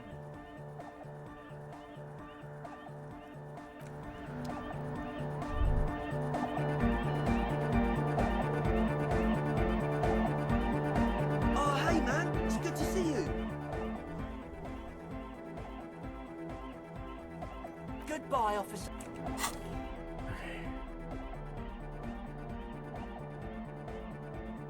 I think we already got the only save warfare benefit we got. I have to check. That 1 point at this point makes all the difference.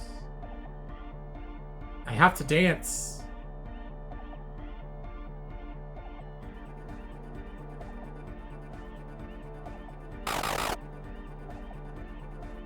I think this song, I like this song. This music is fun. The soundtrack as a whole is nice, to be honest. Oh, hey man, it's good to see you. Let's do it. You close your eyes and dream of the shapes your But just puts a grin on salvation. Goodbye, officer. Come on, where's safe warfare? We get one more shot at this.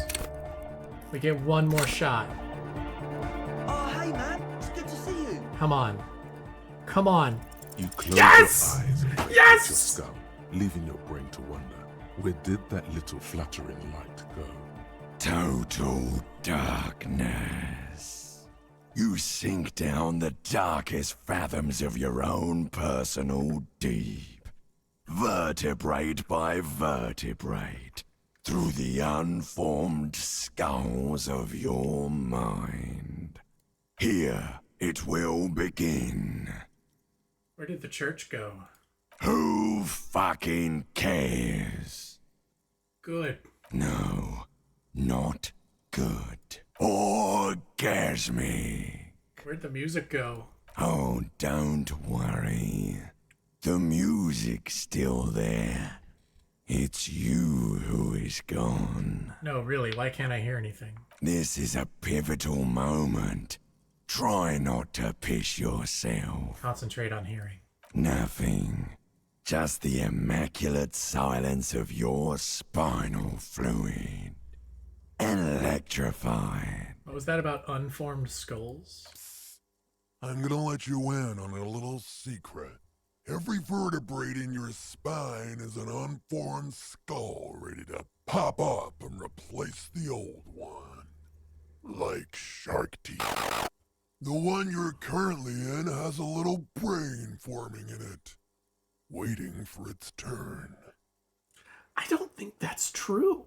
To rule the world. As it ought to be. Where is it? In the spinal cord. What is happening? From what I can see, it's about to bust a move. Bust a move. Foolhardy. Do you even know what's happening on the surface?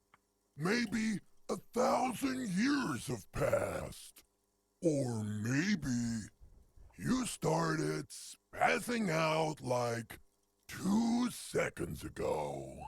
With your eyes still closed, the first thing you feel, all the way back in the pivoting darkness of your own torso, is warmth. You have become a triumph of rhythmoplastics. Somewhere in a smelly wooden church on the coast of Revachol. The wounds from the war you waged on your body are healing, twist by twist, turn by turn. As you open your eyes, you should scream, hyper, hyper. It seems appropriate. Hell yeah, conceptualization. You have become a flawless intellect. Fuck yeah! A flesh and bone approximation of the throb coming from the speaker setup of the one called Eggheads. Entirely, rigidly, imbecile, without pity or fear. The gun and the multi-tool are enhancing this so much.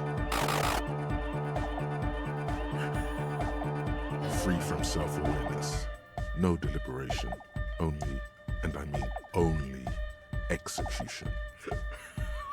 This is amazing. Oh my god! No way! Hard cop! With his reel-to-reel mixer blasting the anthem of a future that will never come, the young man observes your moves for a second. He throws a screwdriver and a bunch of drill chucks into the corner and explodes into dance. What he lacks in sharpness, he more than makes up for in violent enthusiasm. Kim, get in here!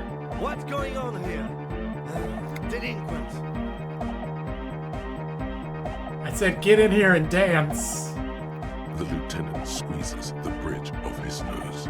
The light reflects off his glasses, giving him the appearance of a surgeon in the middle of a tense procedure. He's having trouble adjusting to the new reality before. What's happening?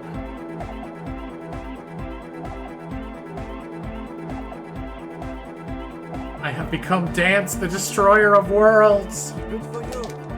Rock on then. We ain't going anywhere before we tear shit up. What? Yes!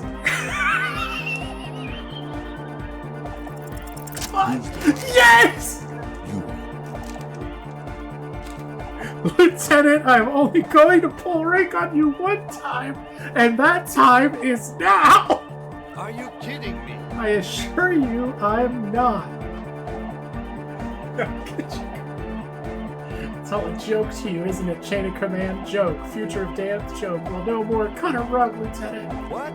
Get a what? I said cut a goddamn rug, Lieutenant. Bookie wookie. Sheesh, okay. Okay, you psychopath. I see what you're doing there. It's jacked up footwork, plus some... Is that Ubi folk dancing? Nah, it's not Ubi folk. It's hardcore. Yeah. Whatever. You talk a big talk, Lieutenant. Let's see some moves. Oh yeah? I did 15 years in the juvenile crime unit. I can do age inappropriate. Now, check this shit out. The lieutenant begins to hit the church floor with such intensity, it's reasonable to fear he'll kick a hole right through it, causing the floor to crack and the pillars to collapse, bringing the church roof down on all of you. It doesn't look like you give a shit either. Dance! It's the law! The young man immediately bounces up and down, then assumes the same dance pattern, embellishing it with some sort of waving motion. The authority of the law is clearly unquestionable. What are you doing? The young woman lifts her headphones up slightly and raises her chin, looking at you expectantly. Asil, are you going to dance? No, recording. The lead programmer throws the other young woman a knowing glance before turning her attention back to her own.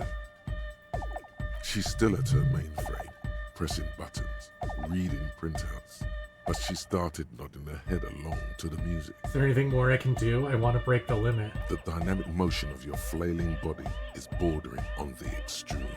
You're going off the charts. You feel as if turning on the hyperdrive would be a point of no return. Feels almost melancholy.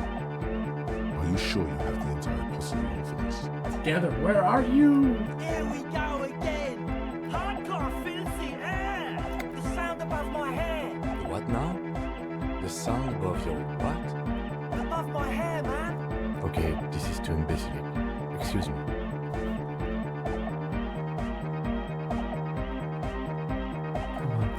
Come on. On the coast of the Martinez Inlet, in a small weather-beaten stave church built 380 years ago by settlers from the Occident, most likely to guard against an anomaly at its center. An officer of the RCM is contorting his body into idiotically rigid shapes as he invents the future of dance music. It's the hardest anyone has ever danced. What's happening to me? What is this strange feeling that comes? I am La Rebachelière. I am the city. What do you mean you are the city? I am a fragment of the world spirit, the genius Loki of Revachol. My heart is the wind corridor. The bottom of my air is red. I have 100,000 luminous arms. Come morning, I carry industrial dust and let it settle on tree leaves. I shake the dust from those leaves and onto your coat. I've seen you. I've seen you. I've seen you with her. And I've seen you without her. I've seen you on the crescent of the hill. How are you talking to me? What the fuck is going on? The modulations of my voice are noted down with thermometers and barometers. You feel me in your nostrils, on the little hairs on the back of your neck. I also reside in your lungs and vestigial organs.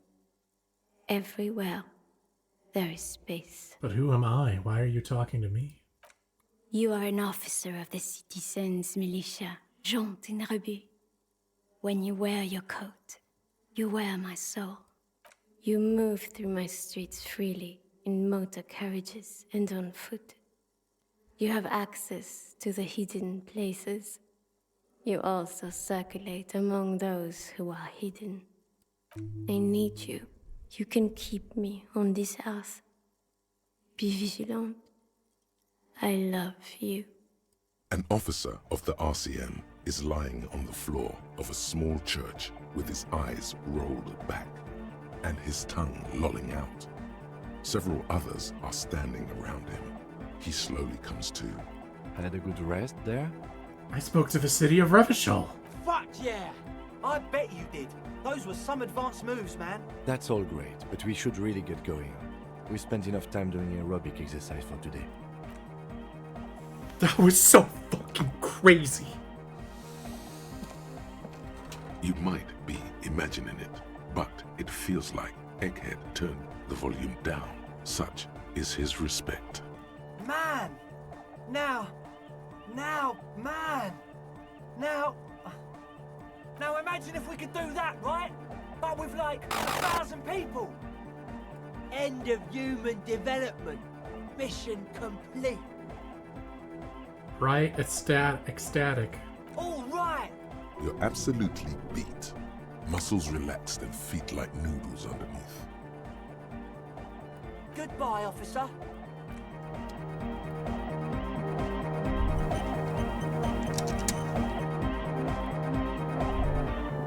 Yes, what is it? Talk to Egghead. He plugged in the cable. You can now unmute your speakers. Okay, but think you can ask him to turn the volume down a bit? Just in case. Maximum! Maximum is the only way! I know it is, but could you please turn it down just this instance? Just this one time? Maximum is not the only way, okay? That was so fucking crazy and I loved it. Pump it to the brick! Pump it to the hard master! There's no other way! Glue style! Glue style? Glue style? Okay, there literally is no other way. The mixing desk is glued to maximum. Oh my fucking god, this guy. See? He pumps it to the hard master. It's hopeless. I think what Egghead is trying to say here is that the volume button is stuck on maximum. Of course it is. Yeah! Permanent enlightenment! Ray of sound! Never mind then. Let's get on with our project. I'm going to unmute the speakers on a count of 5. Everyone ready? Egghead pumps his hand up in the air, waiting for the beat to drop. Born ready. Ready. I'm ready if you two are detectives. The lieutenant nods stoically. Not so stoically, his hand moves to the gun holster. Suddenly, your palms are sweaty. The church seems cold and large, somehow. No, let's do it. No doubts. 5. No restraint. 4. 3. 2. 1. You disengaged. No wind outside, no waves, no floorboards creaking. Total, continuous silence. This is unnatural. The woman looks around. In the silence, you see dust move on the floorboards. The driver of the speaker vibrates in the air and then stops. Plasterwork begins to crumble down the walls. In the silence, a low hum starts creeping up your spine. It's a song inside you, not in the speakers, not in the room. A great bass sigh in the basement of your mind. Slowly, it builds, until the air around you starts to vibrate. It will devour everything. The floorboards, the glass, the streets and the people. Nothing will remain. Guys, what's going on?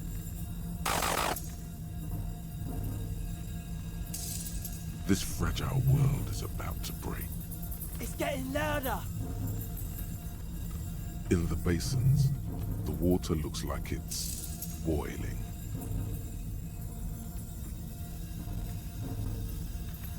Hosiana! Mother of Mega!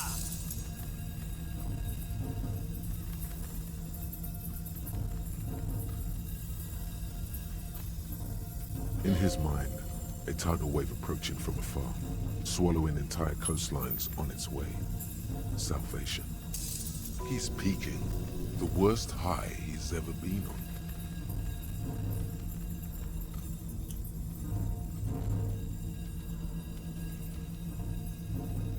Never heard anything this hardcore in my life. The beauty and the beat! The future of dance! Planetary! No, Egg! It's the window!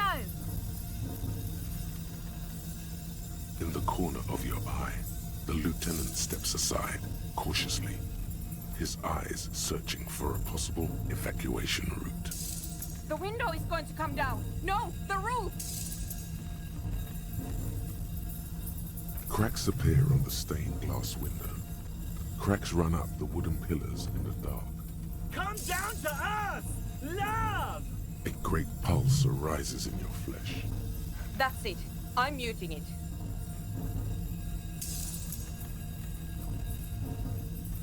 Oh, I want to dance with somebody. Oh! I want to feel the heat with somebody! Shit! It doesn't stop. A seal? Have you? Yes, I've turned it off. Andre, pull the compressor. The place is gonna come down. Fuck! I can't shut it up. The signal's passed. It's not in here. It's... This is it. A great roar. The vault of the roof twists above you. Glass shatters somewhere near the door. It's coming down. Egghead, whatever you do, don't stop it. But then it stops. Totally and utterly. As if there never was a sound. Only your ears still ring from the shock. Everybody is staring at Egghead, holding a dangling cable in his hand. A black 3-pin connector. Egg. I pulled the plug. It was getting too hardcore.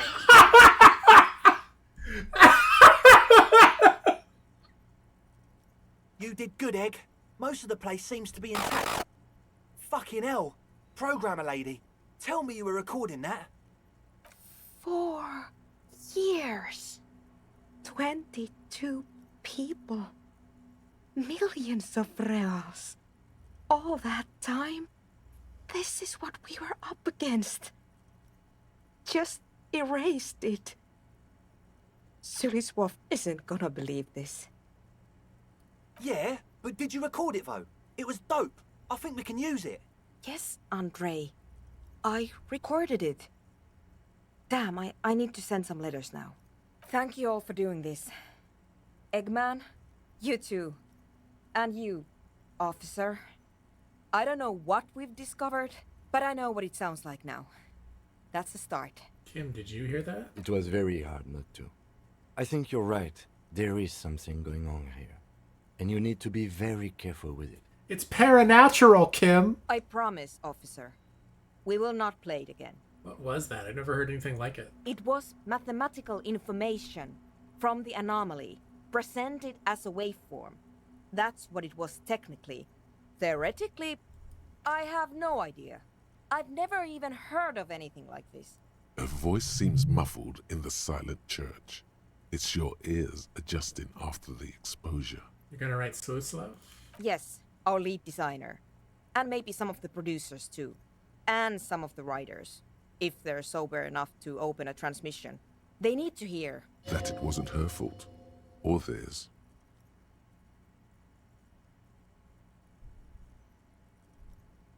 They need to hear about this. Don't worry, I won't send the recording. Although I doubt they have the speakers to produce the frequency anyway. Stay here. I'm going to stay here with these lunatics. Send letters, maybe meet Sulispov.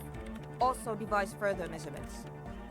I want you to know that's totally chill with us. I don't care, but thank you anyway. That's the best she can manage for Andre.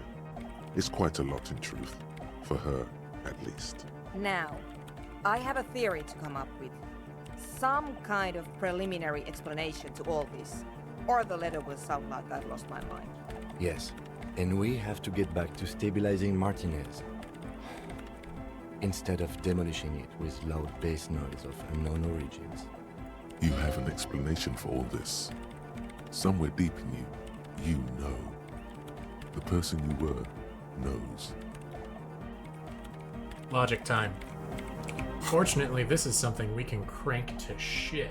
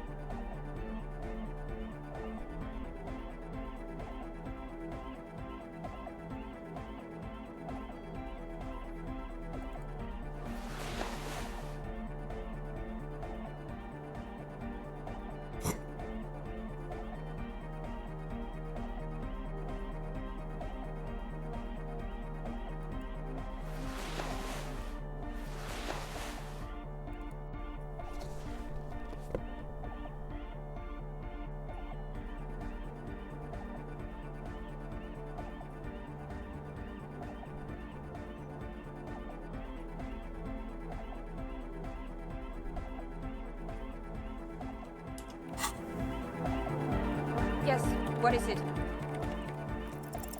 All you hear is silence in your head.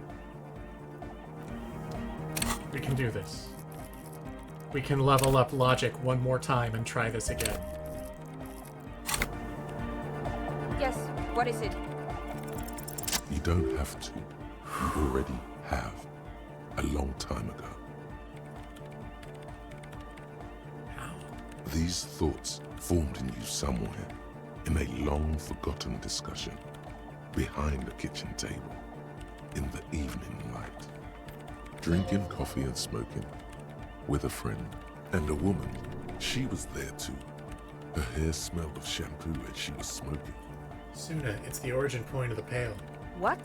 The swallow, it's how it starts. It's baby Pale. But Pale isn't here.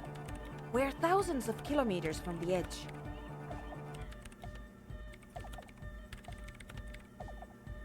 No.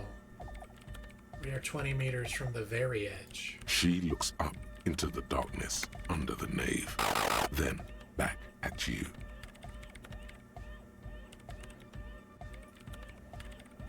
The Pale is only an effect, a transition between the world and that. Then, what is that? It's nothing. No, it's less than nothing. No. It's less than nothing. The final rest state for reality. Imagine if all this never was. Then the Pale is... simply curdling milk. But the milk, it clearly hasn't started curdling yet. We're here, and the Pale is not. One day, when it's larger, it will be. I understand. A theory of the Pale where instead of an outer ocean, it metastasizes. Like a cancer or a mold. Erupting in points inside the world. This is one of those points. According to this, how long... Until it starts swallowing? It's already started, starting with sound. And information. Causing data losses in the East Insulindian front. Have you considered why it's born in a church? And also when or how it might start growing, or if it has other effects, in addition to sound and data? An intellectual hunger fills her now, casting fear aside. I also have a question, since we're piling them on. How do you know this? I'm not doubting you. I'm simply curious as to how a detective of the RCM knows how to think this.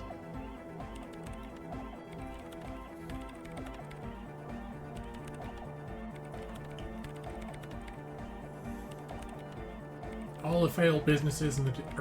It didn't form in a church. The church formed around it. Of course!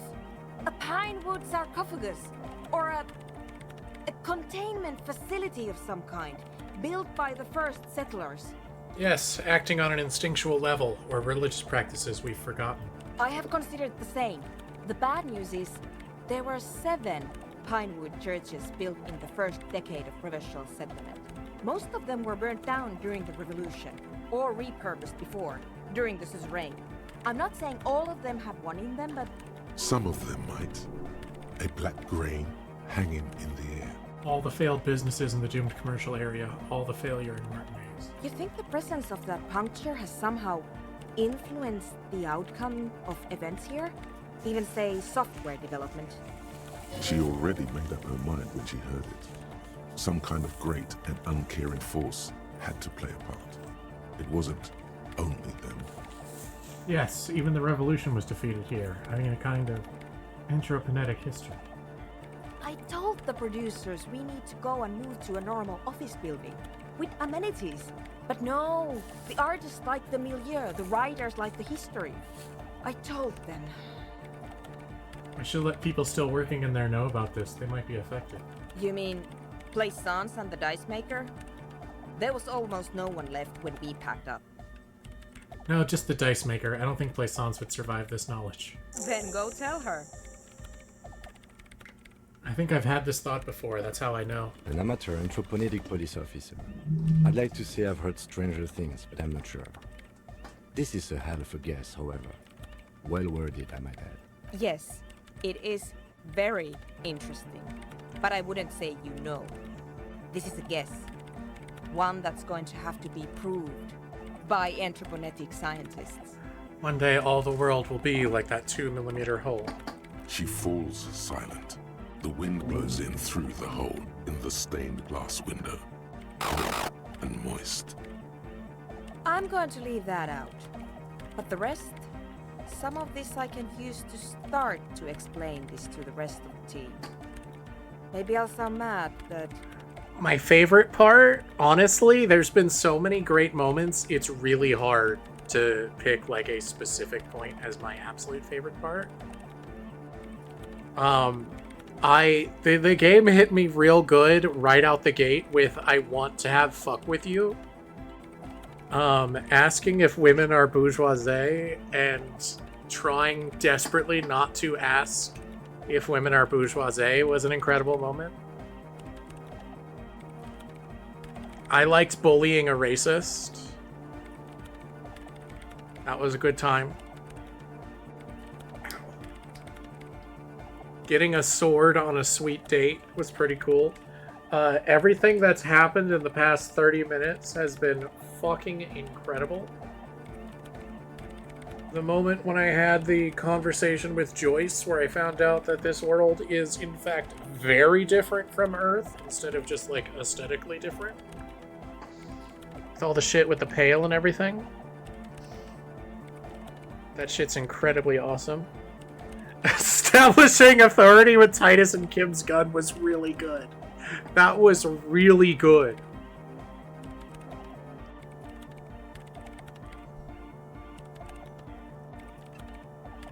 Trying and failing to shoot Kuno S. That was a high point. Early on too.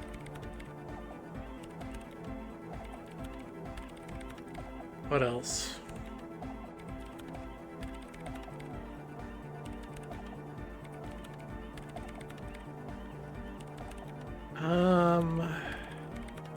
Oh yeah, karaoke. Karaoke was incredible. Describing the child as little monster was so simple and perfect. It's so real. It's so real.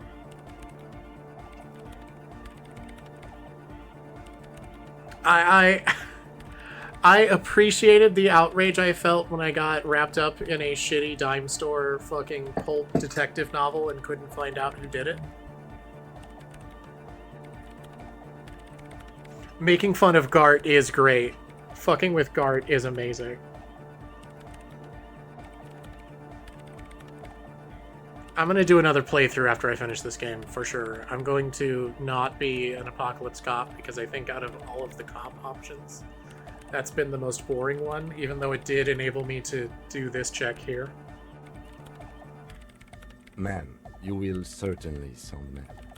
One more thing. Maybe a club for anodic music isn't the worst thing you can erect around this particular point in space. Club is the only thing keeping this place and the rest of reality together. I wouldn't go so far as to... Yeah!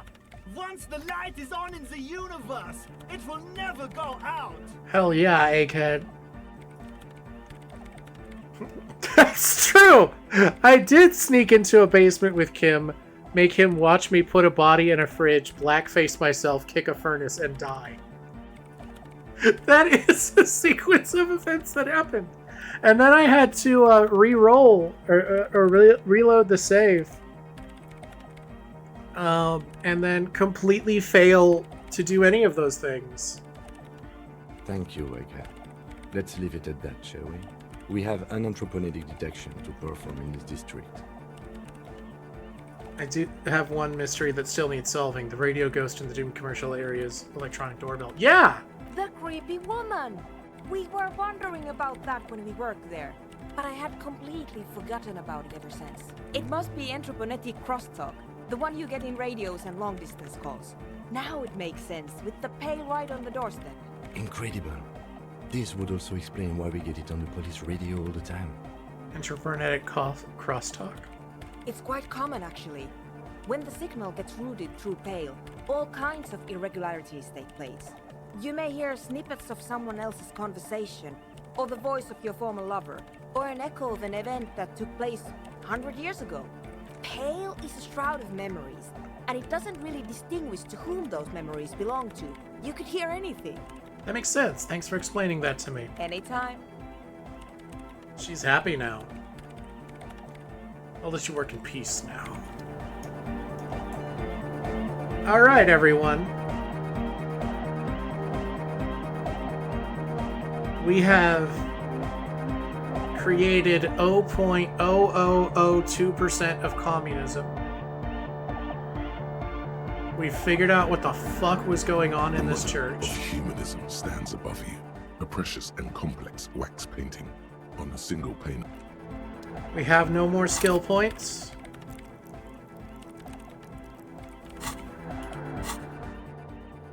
And while we do still have other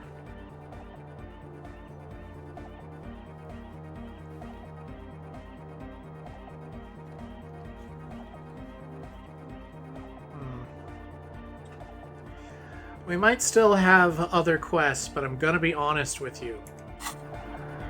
After how my stream last night ended, I'm feeling like it's time to burn through 7 healing meds and a full health bar.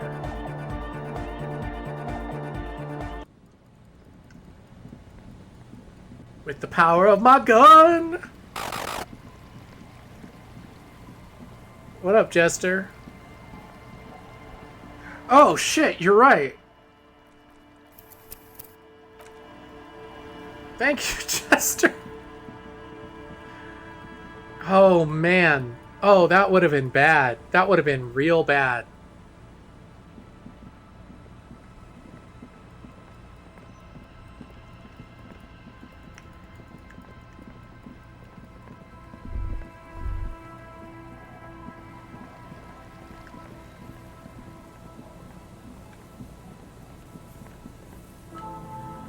Yeah.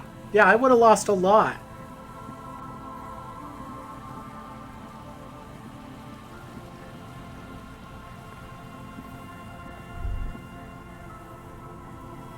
Also, I mentioned it yesterday, I'm convinced this guy is actually the shooter. I'm convinced Ruby didn't actually shoot the guy. It was this guy. I'm not sure what's up with Ruby. I'm not sure if she, like, hired him or tipped him off or something. But I'm positive that's the guy that actually pulled the trigger, and that's why he's hanging out in this building. I should take out my flashlight. Thank you.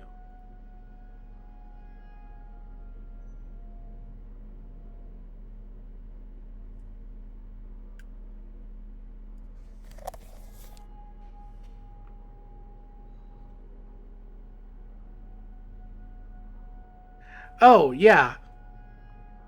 So the type of gun? True, that is how that works. Okay, so here's my, yeah, I'm gonna adjust my clothing, but before I do that, so here's my logic with, why I thought that, right? So one, that guy has been there for a while. He keeps insisting that he's there, on vacation, but he has a kid with him that's, like, scared. He has this creepy-ass fucking smile, and all the shit he's saying comes across as really evasive.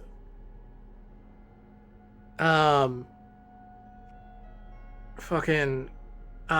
So I found cigarettes on the north by the radio relay tower, and while nothing actually told me this, I feel like that's probably where the shooting came from, because it said, hey, it feels like it's important that this is this brand. You should remember that.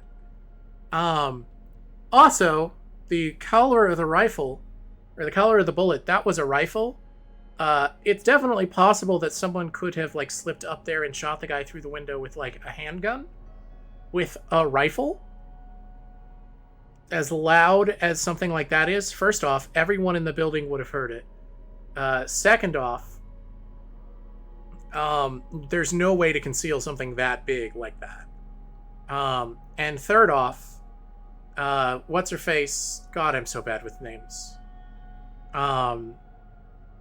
She was describing that she wasn't positive that she heard the shot because she heard the glass shattering and that was really loud.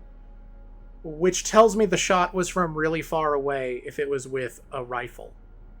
Because if the rifle was closer, or if they shot from closer with a rifle, there would probably not be a bullet inside a skull to withdraw. There would probably not be a skull.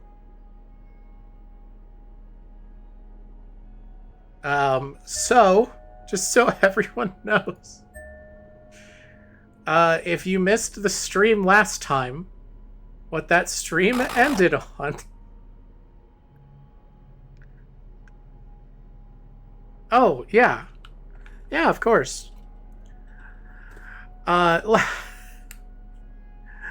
night's stream ended with me accepting I was not going to be able to pass the physical instrument check. I wasn't going to get to do all this cool-ass shit in the church that I really badly wanted to do. So, I was like, well, fuck it. I'll just come down here and confront her. Why not? I had 2 healing items and 1 health, and I immediately died. Like, immediately. Which was very funny, and also infuriating. Much funnier later than it was in the moment. I was like, well, that's the end of the stream today. But that's another reason why we're streaming today, because I had to know what the fuck is going on in the church, and I'm very satisfied with the answer I got. That shit's crazy. Suddenly, your entire body is paralyzed. Aggressive white noise fills your skull. A strange pain, like you've never felt before. Through the static, you hear a woman's voice. Okay, I should have done this before I came over here and triggered this, and I'm very sorry. I have got to get water.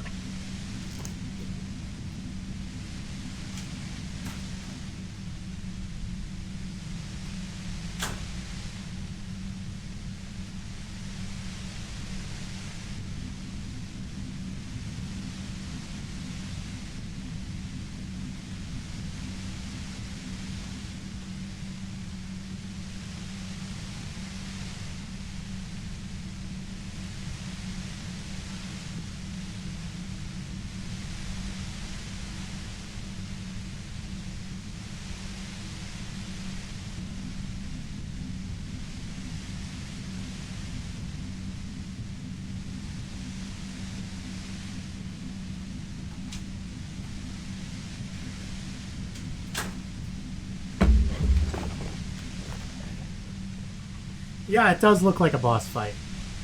A boss fight that I fucking died from. I know you're feeling pretty uncomfortable right now. Don't move too much or fight it. That'll just make it worse. Can't say it's a pleasure, officer. I was really hoping not to make your acquaintance. But here we are. The voice coming through the whirlwind of pain is not malicious. She doesn't want to hurt you, but she has to. Doesn't wish to hurt you. Not according to your ear canals. Wait, no, not even your ear canals. This is going directly into your neural pathways. Don't cover my ear. That's an awful decision. Why would you not want to shield yourself from it? It's an entirely new type of experience. Way worse than all the previous ones. Don't focus on the pain. Focus on doing your job. Tell her she's under arrest. So last time, I told her she's under arrest, and she said, yeah, and then killed me because I didn't have any more healing. So now I'm going to try to fuck with her emotionally. No, I'm not going to fucking kill you. If that had been my plan, you'd be dead already. All things considered, I'm being pretty reasonable here. You already did kill me! I'm using a pale latitude compressor. You and your partner have been caught in its field. The explosion of static you're hearing. It's the Yaaaay frequency, blasted from that pale emitter that Angus mentioned. I saw your equations. It's the Yaaaay frequency. Saw my equations? You've been sniffing through my lorry, right? I expected as much. I am a bit surprised you knew what you were looking at.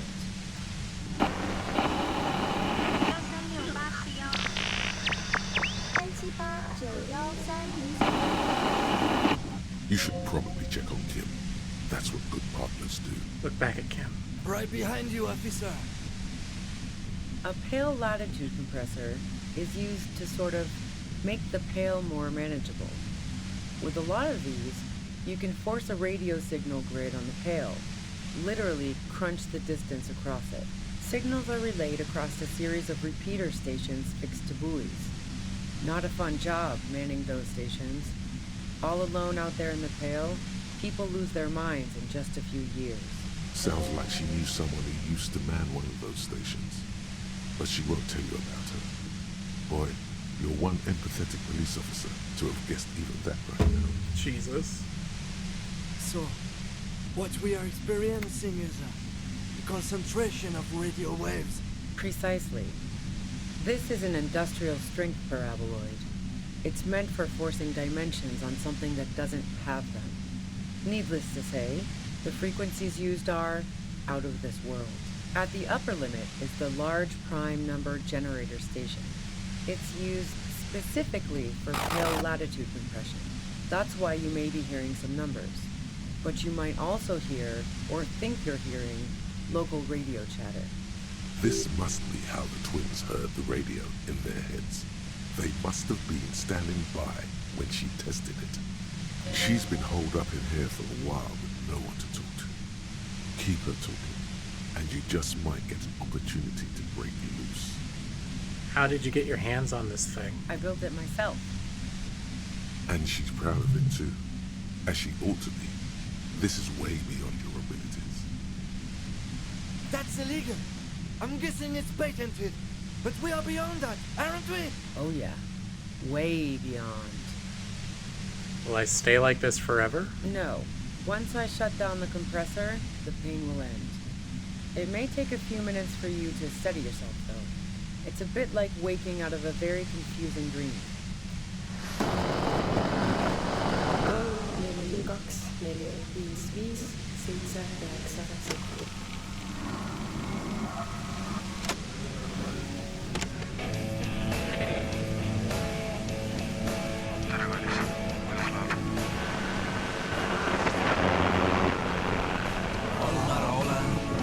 Yeah, this is hell. This is sensory hell. I think I'd rather just get hit in the face with a club, to be honest. Have you experienced the compressor yourself? Yeah, I stuck my head in there before using it on you. It seemed like the ethical thing to do. Can't say that I enjoyed it. The field was weaker, but I can imagine what you're going through. Good! Maybe we'll get saved by the power of Speed Freaks FM, Kim. This is all great, but let's talk about the man who was killed. Yeah, let's not talk about that shit. You were hunting me and fell into my trap instead. That's all there is to say about it. Can you turn it down so I can ask you something? If you've got something really important to say, you can do it through the white noise.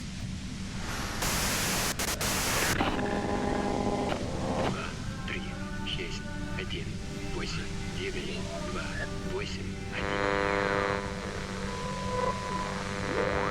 You're looking for a deal upon mattress. Spirit! And Ember!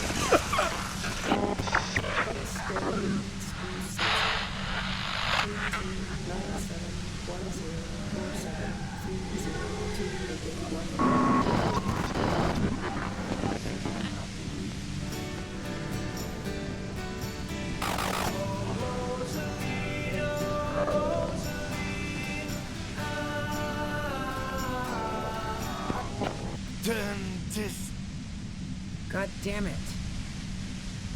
Fine. If you really want to talk, I can dial it down. I've also got a gun, by the way. Well, it doesn't feel much better, but you can form sentences now. Thinking doesn't seem to hurt as much. Just keep her talking, and you'll get through this. How did you know we were coming? I heard you in the passages, and I've been preparing for quite a while. By hiding bullets under floorboards? So you found my shack, huh? I'm not surprised. Her tone is bitter. She thinks she's been betrayed.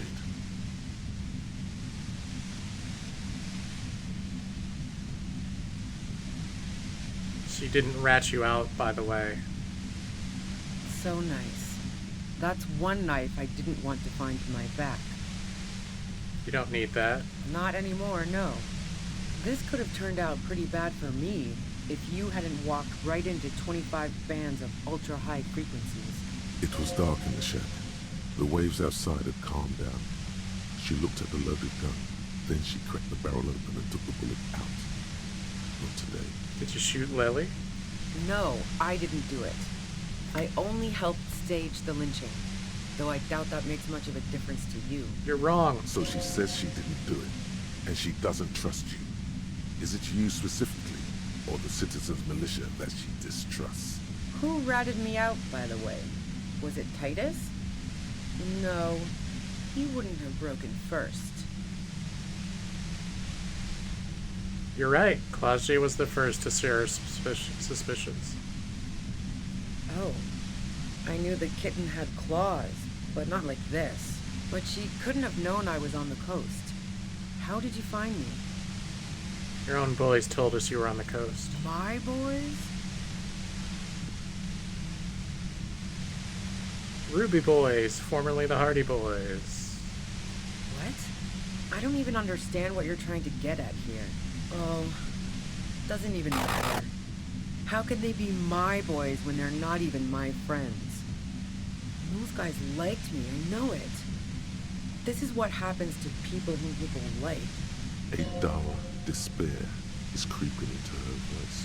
How the fuck do the rest of you get by?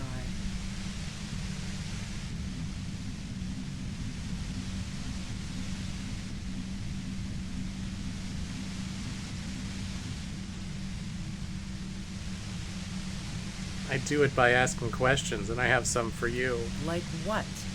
I already told you I didn't do it.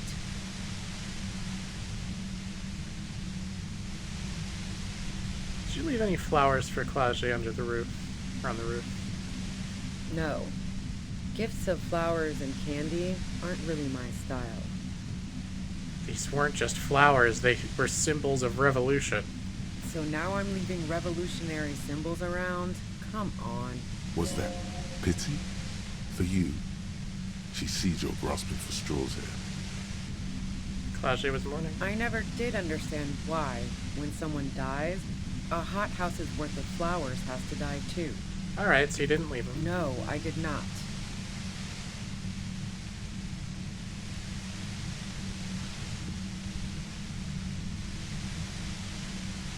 Do you like to hang out on rooftops? Who doesn't? Oh, you probably mean Claudia's rooftop. Sure, I've hung out there. She's got this great antenna.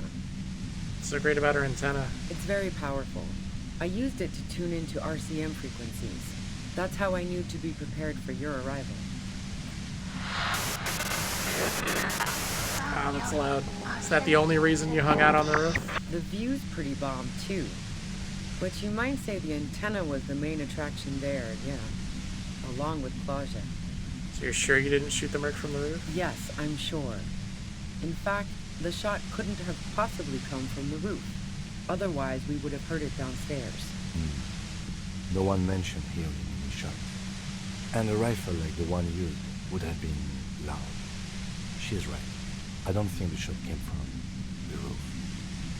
You say Lily was a likable person? I didn't like him. Hardened mercenaries aren't particularly likable types. Did you feel protective of the Union? Yeah, sure. And I didn't like Wild Pines sending in those foreign hirelings.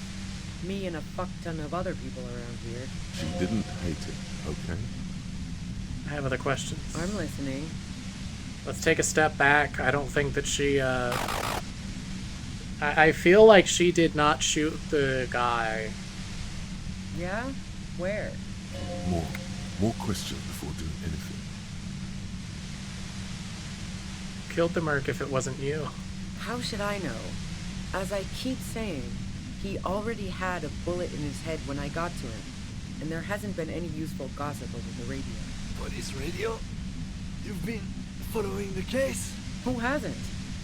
You know, I can still see him there, in Clausia's room, lying on his side. He was still warm, but the bluish light coming through the broken window made him look as though he'd been dead for a good long while. If you didn't kill him, why hide? I saw you roll into town. I wasn't about to stick around for questioning by a goddamn La Puta Madre agent. So this is what she was scared to tell Titus. This cop. What do you mean, La Puta Madre agent? Yes, you. Everyone says you're his peon, his human can opener. Through the sudden sharp pain in your head, you hear the lieutenant mumble something to himself. It's especially bad suddenly. Felt like a vein exploded. Who's everyone? How do you know this? Everyone in Jamrock. The cops, the criminals. Why do you think I'm holed up in here with a goddamn death ray waiting for you? If she knows that about you, she must know your real name too. But I already know my name. I've heard he's dangerous, right? Is that a joke or a threat? I'm guessing both. I'm sorry. I know I'm supposed to know all about this, but I lost my memory recently. Yeah, sure. I'm sure La Puta Madre himself will explain it all to you soon enough. What'd you do to him anyway? You know what I did. I fucked him over. And now I have Harry Can Opener in my lair. Fucking Titus. I thought we had an agreement, she thinks. This was not supposed to happen. She's not going to change her mind that easily. She still perceives you as a threat. What happened Sunday night? Tell me your version. She eyes you warily, as though gauging your sincerity. She's refusing to adopt the demeanor of a cornered animal, a leader with no one to lead. She still wants to retain some control of the situation. It's okay. We just want to... All right, don't kill yourself over it. I was shooting the shit with Hardy and the boys over a few beers, like always. Then Klasia comes in, all pale and shuddering. She sits down with a drink, trying to steady her nerves. So I grab a seat next to her. Said you knew something was wrong immediately. No, I really didn't. She's not that easy to read. I just assumed she'd done too much blow. It wouldn't be a first for her. But no such luck. She was in some deep shit. She asked me to come upstairs. The merc she'd been going with was lying on the bedroom floor, dead. I knew she couldn't get the authorities involved, so yeah. You made it look like he'd been hanged. Claudia said you seemed to have a plan prepared when you got there. What? No. Faking a lynching was her idea. Her idea? Yeah, in cold blood. It really surprised me how quickly she was able to get a hold of herself once we got up there. It was like she was another person. The party girl was gone. She asked me to help her drag him into the shower so she could wind the shower head around his neck to fake lividity.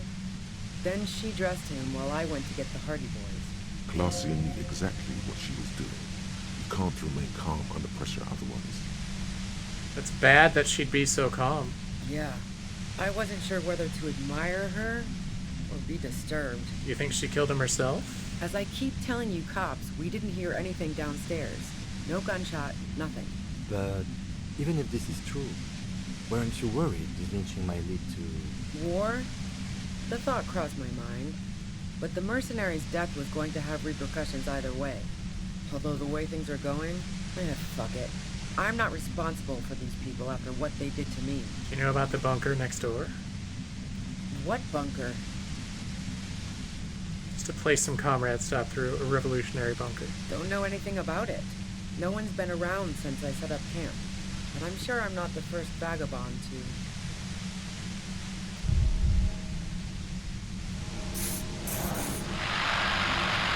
Keep calm.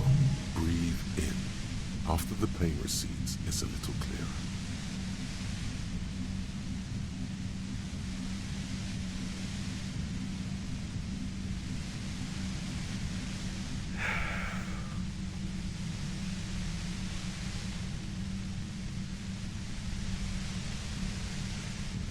I think she didn't do it. I think that the drug shit got her in trouble somehow. So, well,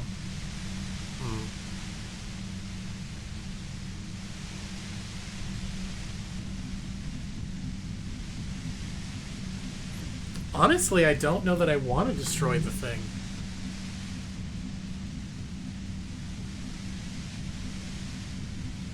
Yeah, get out of here. Glad to have been of assistance. Best of luck to you, officers. Revishal's a bitch. The woman runs past you and disappears into the darkness of the tunnel.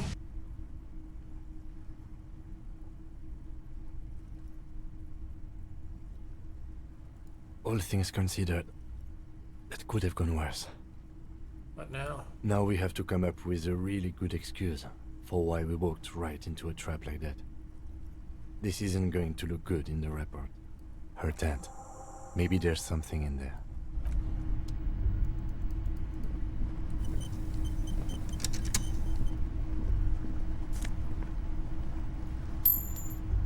$8. Prepare yourself porridge with bananas. Sure. The plain red tent stands by dispassionately.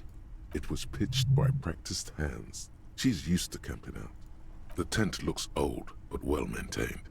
In the darkness of the tent, a rolled up sleeping bag, cooking utensils, some books, and a kerosene lamp.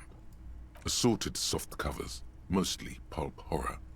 A motor carriage lies buried in the snow on one cover. On another, a ghost airship. You also see a collection of radio enthusiast magazines. See anything? Rager Monthly, Journal of Material Science. More Technological Digest. One of the magazines doesn't have images on the cover. It's not a magazine, it's a leather notebook. You pocket the worn brown leather journal, a trusted friend left behind. We should read this immediately, like right now. Well, let me get 1 XP first, Kim.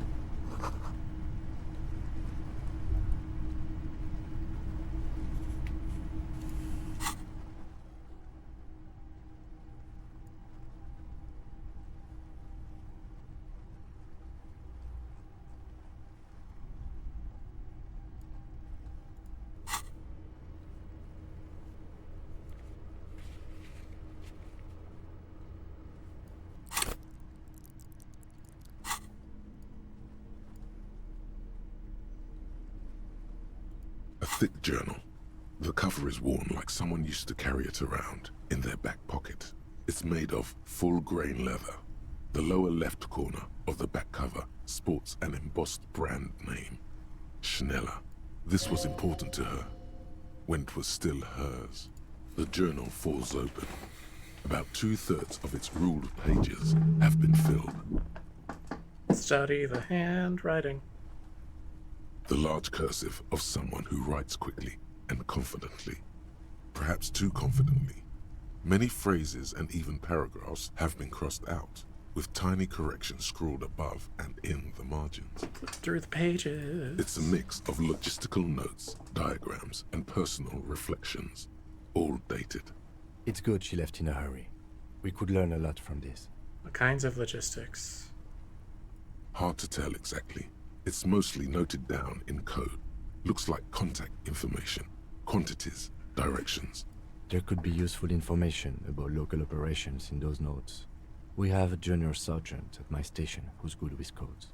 I can give this to her after we finish this. What are the diagrams of? Esoteric radio technology.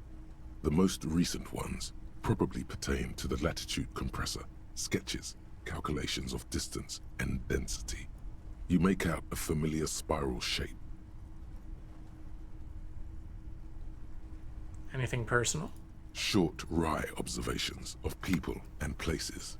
Probably a way to pass the time on the road. Also, what appears to be attempts to sort through some difficult decisions. There are a few passages with many questions in them. The way some of those question marks trail off into ellipses. She was going through a tough time. Staff issues. Always tough on the leadership. You smell traces of betrayal. How far back do the entries go? The first entry is from August 2nd of last year. It reads simply, I know my position is precarious. All I can do is make myself as useful as I can while looking for a way out. Remember, no one is indispensable. What did she write the day Lily died? Nothing on March 4th. March 5th, though, well, that's bound to come back and bite me in the ass. I'm bad at this. Loyal to a fault. But that's another matter entirely. She is referring to betraying her previous employer. Does this suggest she did it in self-defense? Anything about La Puta Madre? That name isn't mentioned as far as you can tell. Small wonder. Would you talk about La Puta Madre in your journal? You do see an M, though. La Puta Madre. M is mentioned on March 9th and March 15th. Great. M's peon is coming to town, no doubt to investigate the lynching, but also, I feel it in my gut, to finally put a bullet in my head while I'm napping in my lorry or on a smoke break. Well, I won't stick around just to twist my own neck by constantly looking over my shoulder. Then again, isn't that what I've been doing ever since I got the call? The call? Did M call her personally? Why? Were you supposed to find her, even apart from the investigation then? On M's request? No, you wouldn't do something like this. This must be a mistake. Am I sure this is a mistake? Look at me. Whatever you may look like, you don't feel like a hired assassin. Read the entry from March 12th. Been holed up here for 3 days now. I'm used to being alone and all, but I don't know when I'll be able to leave, or if I'll be ratted out. They will rat me out, of course. I've made it a point to believe in the best in people, the boys, for example. But experience tells me, did M feel truly betrayed by me? I was feeling threatened. He'd have to know if he threatened people, they'd take measures to protect themselves. Even I know that. Economic measures first of all. Gotta make a living, right? I can still hear his voice in the receiver. Taste the plastic. The entry ends abruptly. That must have been one hell of a conversation. What's the most recent entry? The most recent entry is from today. It reads, even when I leave here, if I leave here alive, what's my next move? Staging a lynching is a crime, even if I'm not accused of murder on top of that. Forever on the run. Not really my idea of the open road. Man, I was really looking forward to winning. It looks like she might have been framed? That would be a first, or a fourth. But who's counting, he thinks. Very rarely does anyone actually get framed. Kim, am I really a La Puta Madre agent?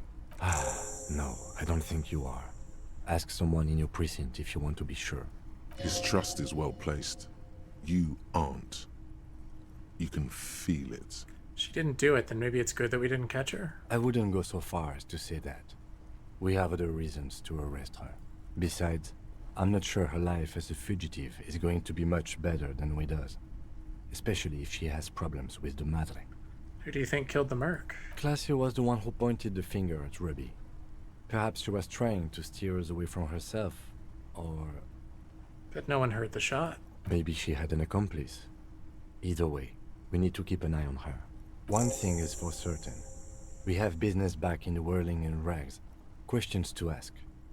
We should get to it.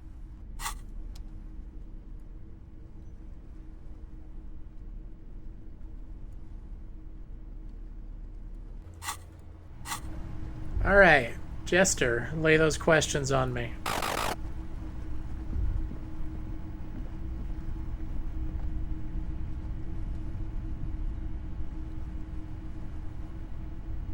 I mean, I am down to finish this game today.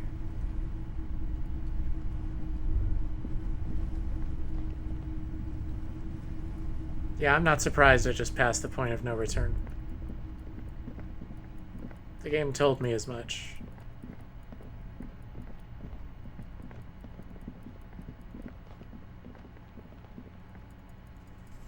My next session, I'm gonna start a new save.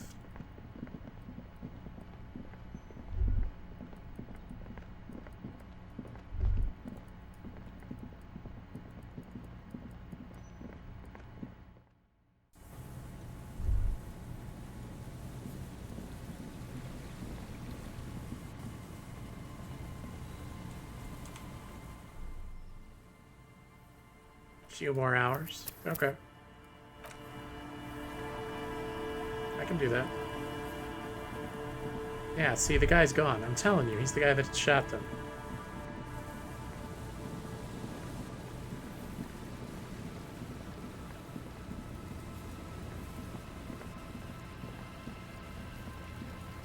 Suggestion.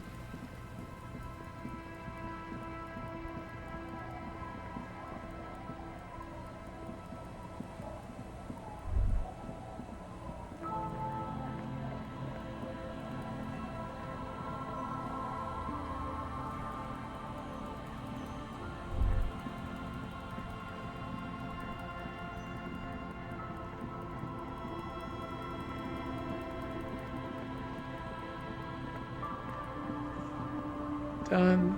The game. Don't look things up. Don't let people give you too much outside the game info. Got it.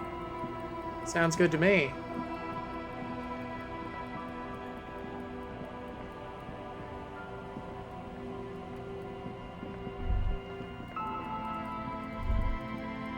Do the thing you did with FF7, yeah? Yeah, that seems like a good idea.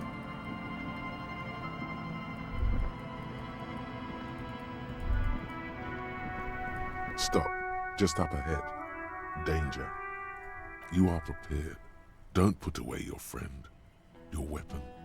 The barrels of your Villier's 9mm pistol shine threateningly in the cold spring light. Kim, there's danger up ahead. Yes, I hear commotion. Let's go. I'm ready to do this.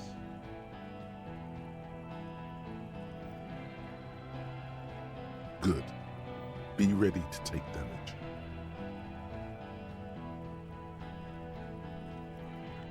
Yeah, but I already have my gun.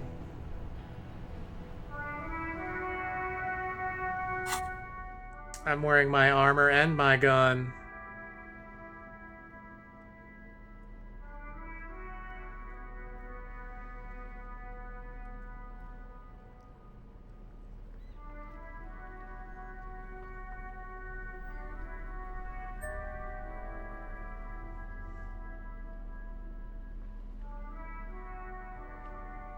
I want more authority.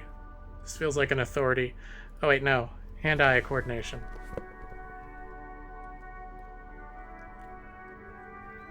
We are gonna shoot some motherfuckers.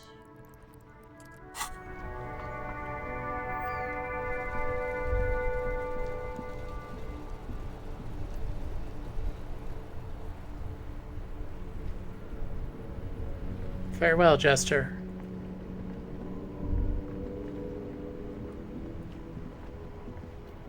Inside, you see a set of steering levers, a radio microphone, a pull-out toolbox, and... This is Precinct 57. Just a moment. 10-4, come in, officer. Over. Jules, I've heard that some people think of me as a La Puta Madre's peon. Do you think I'm corrupted? 10-4, sir. Well, there's been some talk, sir.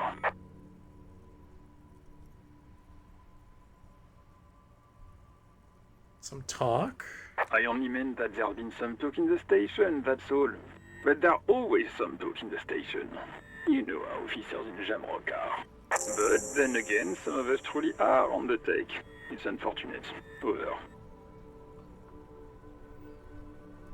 Roger that, 10-10, over and out.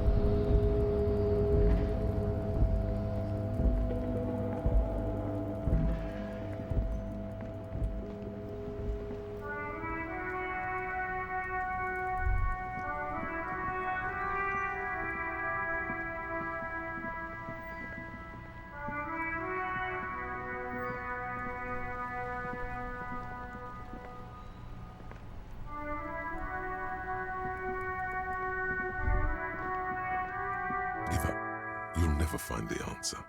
There's no other copy of Dick Mullen and the Mistaken Identity here.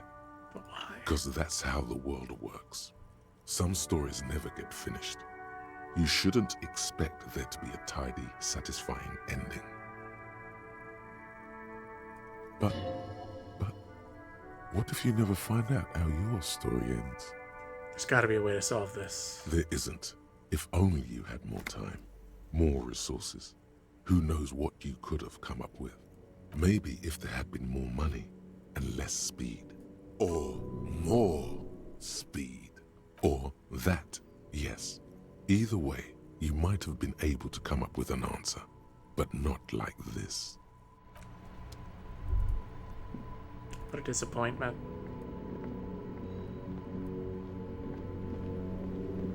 I've got nothing to say to you. Why are you wasting your time? The Coppernado is back. What do you want?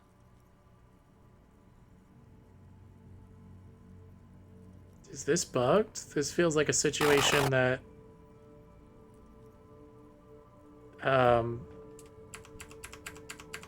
I can't leave this conversation.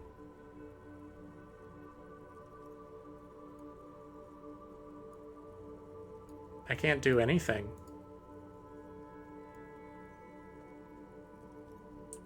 All right.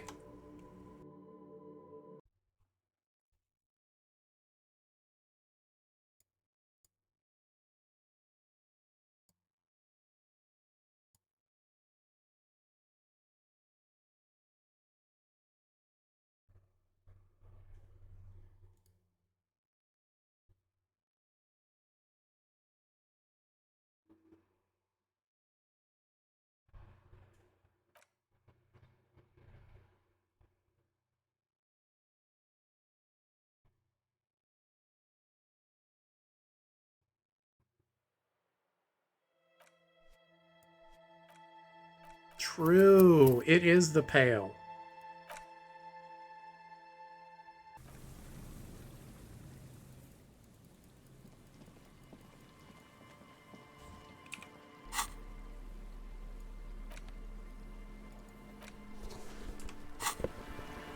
The party was too hardcore for the mercs.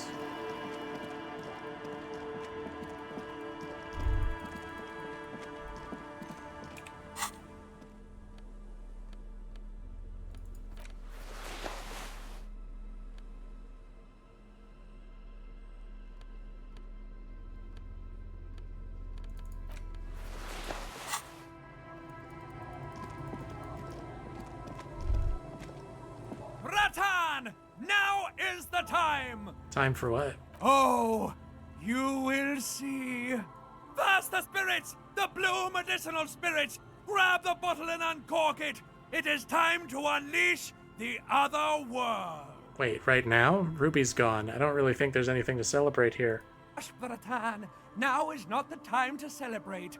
Now is the time to get ready! Trust me on this! This is what it's all been building towards! It's gonna be off the hook! Off all hooks!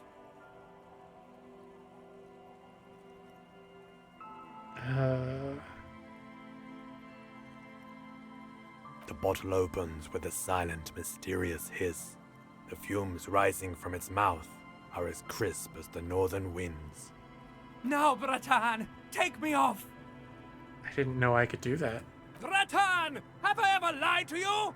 Just take me off! Your fingers manage to undo the oily knot, and the necktie slides off. It looks so frail sitting there in your hand, weighing almost nothing. Now what? Now, put me in the bottle! But why? Trust me! Just trust me! You and I are gonna have so much fun it should be illegal! I suspect that it might be. Just put me in the bottle, Bratan! I'm not gonna let you down! You and I are like the same person!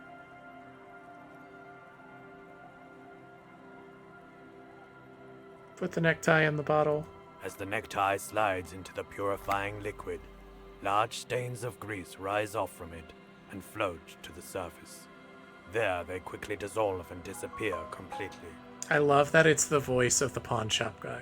Cleansed by the blue spirit fire of 98.7% pure alcohol, the fabric looks almost new again, no longer like a disgusting worm of the lower intestine, but like a colorful and deadly poisonous reef snake of the insular Indian Ocean. Am I gonna make a fucking Molotov cocktail?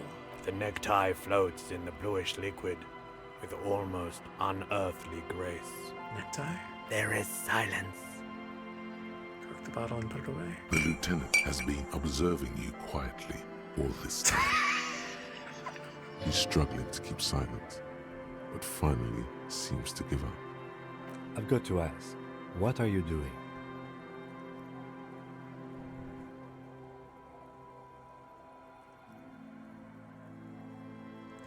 Okay, Kim, I didn't want to tell anyone, but my necktie has been talking to me lately. Of course it has. He doesn't even look too surprised. It started when I woke up in the whirling in rags. It's been talking to me ever since. And what has the necktie been telling you, if I may ask?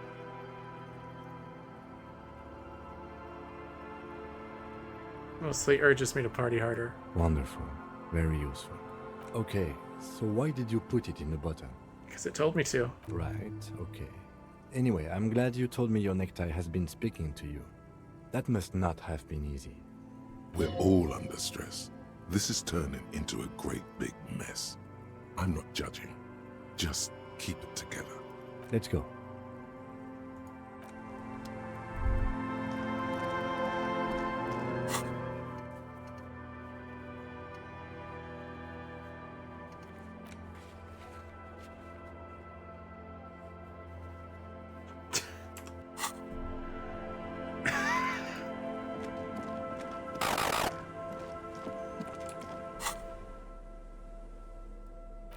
Oh my god. Spirit bomb? Oh yeah. Okay. We can do this.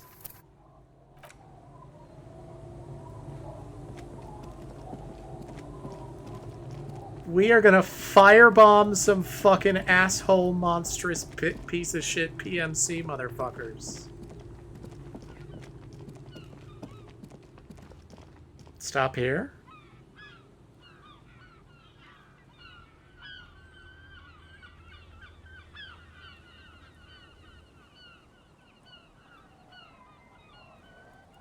Go back to the dock by the woman I got the sword from. Oh yeah, I'm gonna talk to Joyce, right? I completely forgot about that. She's gonna tell me why they all came here. Thank you for the reminder.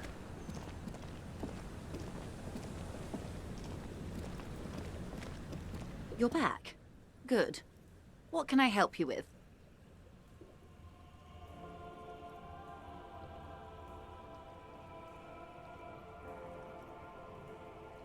More lessons in basic reality? My favorite. Glad to have been of assistance. The little that I know. Anything else? Wait.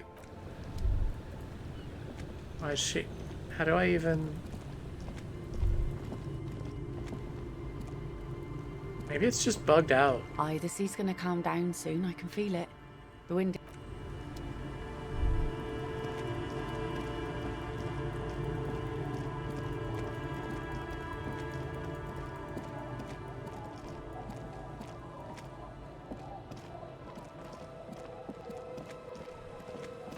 If I come up here and the conversation doesn't start again, then what I'll do is, I'll reload from further back.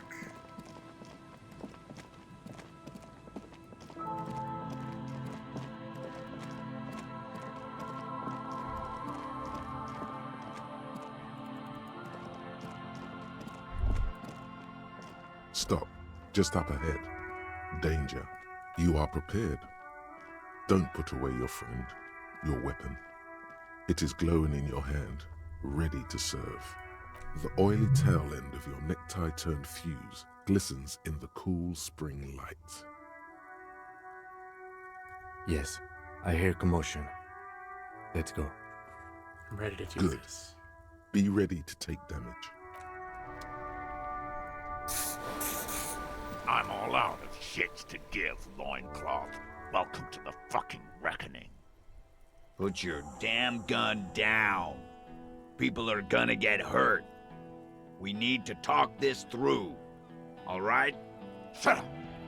You're not gonna talk yourself out of this, loincloth shit fuck. This is the mercenary at the gates. His chest rises and falls under the ceramic breastplate. His fingers reach for the butt of his sidearm. There's something very wrong with him. It's dangerous. Shh. This is a misunderstanding. Nothing irreversible has happened yet. You can just return to your unit and forget all about this. The Kipt is merciful, willing to spare us if we just forget about our murdered and humiliated commander. I think we should just kill everyone, Corty. You are all drunk. Come to your senses. You won't gun down 7 people in the middle of the street. This isn't a frontier town or a jungle outpost. Easy, Lizzie. Let me handle it. I know guys like this. I'm sure we can come to a peaceful agreement. Ain't that right, fellas? He is facing overwhelmingly superior firepower, and he knows it. Peaceful. Nest in your abdominal cavity like a little wild mouse. The masked man's words are barely intelligible, but you can hear them. Fuck, there's a third one. How did we miss something like this? This third one, he is the most dangerous of them all, heavily armed. The lieutenant is genuinely worried for his life. You should consult him before getting in there. Big one is the mercenary at the gates, the scab leader. If this turns into a firefight, we should take him out first. A sound strategy. He's the leader. What do we do? My plan is not to get killed, but we have to intervene. He doesn't want to, but he must. We're out of time. This is... The Mercenary Tribunal. Stop! This is the police! Get lost, comedian. You cops had your chance. Now it's fucking time for some justice. I think he's calmed down a bit. Pig fuck!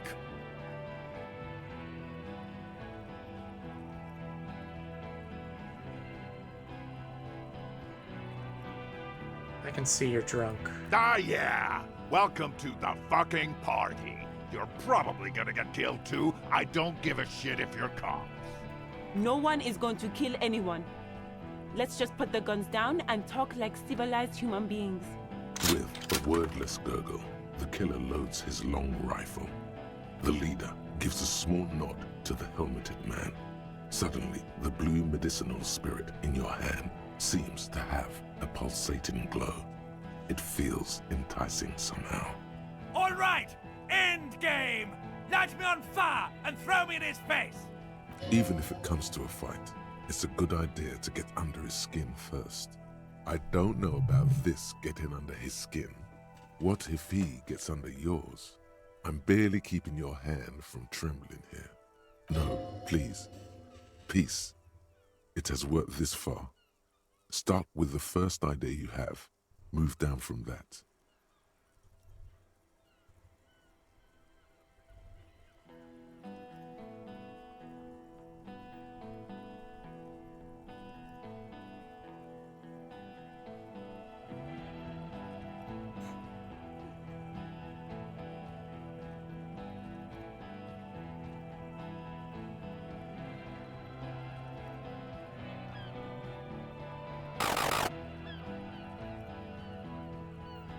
Stand there quietly, hope nothing bad happens. Who is that? I didn't know you had a third guy. Rude. Rude is the killer. Rude, the killer. Owen Cloven. He doesn't talk much. All of you cunts inside out. What was that? Rip you open. The killer? The gunner. The raddest. The killer. What do you think he does?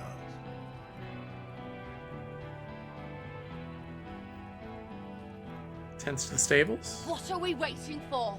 Let's blow that big fucking mouth off his face. Hold your fire! Wait for my command. He is not used to commanding or leading. He feels uncomfortable. He'd rather shoot to kill.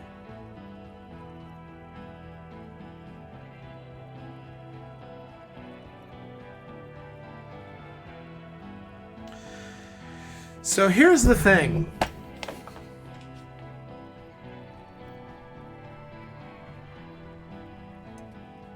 Ideally,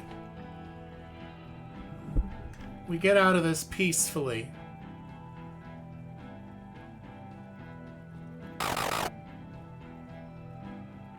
But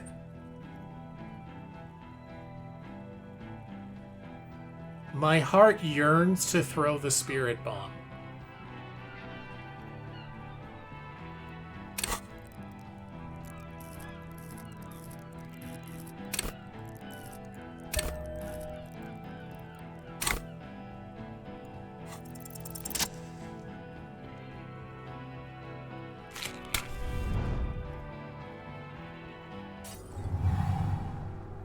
With a crash of shattering glass and a terrible roar, the fire draws in oxygen. The bomb hits the mercenary in the chest, swallowing him in flames as he staggers backward. In the fiery inferno, you see your tie, coiling around the man's neck. It is no longer horrific, but beautiful and pure. The communist hat on my head told me I had to. I only ever wanted you to have fun, Harry.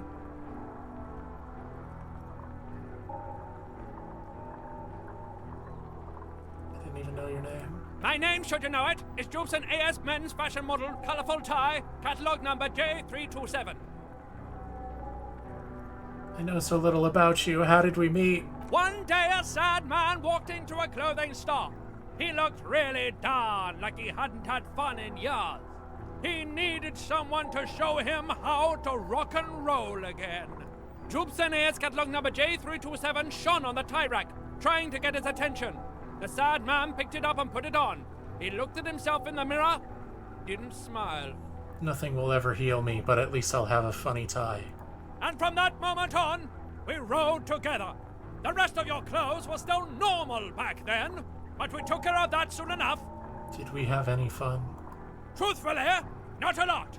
I did everything a multi-pattern necktie can do to help a man. I mean, I tried to get you to do all the fun things. Drink beer, drink wine, drink cider. Go to parties with young people around and drink beer and cider. Do drugs too, so you don't fall asleep. You had some fun, but not enough to heal you. What's wrong with me? Your heart is broken, Bratushka, and it cannot be mended. Believe me, I've tried. Am I gonna stay like this forever? No, you're going to be mowed down by gunfire from the 2 remaining mugs. So no, not forever. Who broke my heart? You both did, Ratan. Deep down, you know it was both of you. No. It was her mostly. Don't lie to him, Necktie. What's going on with that guy? This guy, well, his face has cracked open into a scream of terror. It looks like he's performing some sort of a shamanistic dance that requires you to be on fire. Yeah, his body contorts in a very disturbing manner. There's no mincing words with this one. He's dying a horrible, painful death as you're talking to your tie in your head. He got what was coming for him. Eventually we all do, Harry. Goodbye, Necktie. See you on the other side. The necktie disintegrates into molten heat, its last remaining embers letting out a pop and crack that sounds like... Harry, for God's sake! Watch out!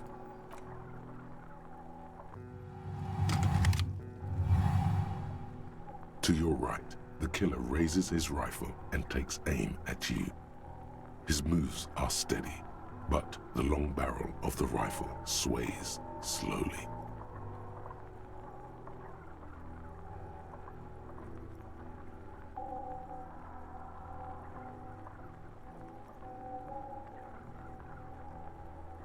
I can't let Kim take the bullet for me. I can't let that happen. A low shot rings. You feel a tapping, like rain on your chest plate. Heavy drops of rain. Then the sound of dice rolling as the cuirass distributes the shot evenly from plate to plate. You got hit. The armor took most of it, but still your ribcage burns. Feels like blood is slowly seeping into your lungs. God, please. 2 shots ring at once. One from the lieutenant's pistol, and the other from DePaul's. It's aimed at the lieutenant, but it misses. You hear a scream behind you. Kim, did he hit the rifleman? Blood gushes from the helmet's eye sockets as Rude staggers back, disoriented. The sounds coming from his helmet are not human. An unbelievable shot from the lieutenant. Who screamed? Glenn, dying in a puddle of blood behind you. His mangled torso has 2 gunshot wounds. Blood gushes out of them like red geysers. Oh God, watch out. You see 2 crazed eyes stare at you through the burning meat and the flames. With his face boiling off, the man raises his pistol at you. Then he squeezes the trigger. Look the burning man in the eye. The look of vengeance framed by melting skin. This is the last thing he will do on Earth. But he will do it. He will end you. Here it comes. Death. 3% chance! He shot Kim.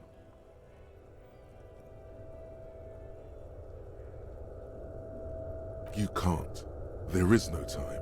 Something inside your pelvis explodes. Your entire lower body is on fire, and your legs can't support you. You fall down like a rag doll. The pain is too immense to scream.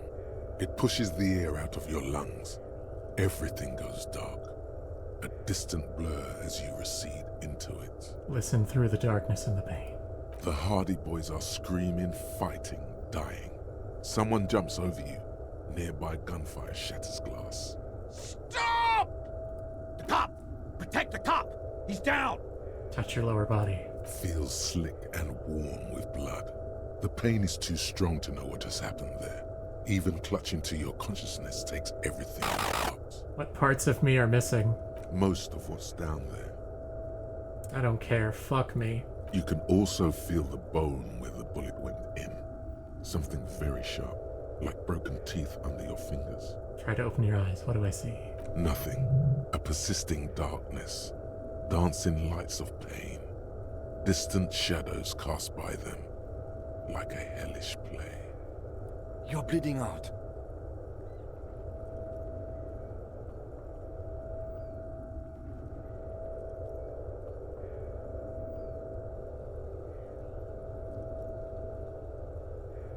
There's a white shadow that smells like apricots. It's always there. Stay with me.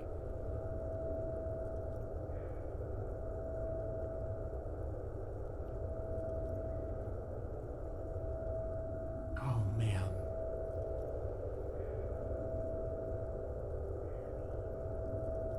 She would have started loving me again, but I called her and now she won't.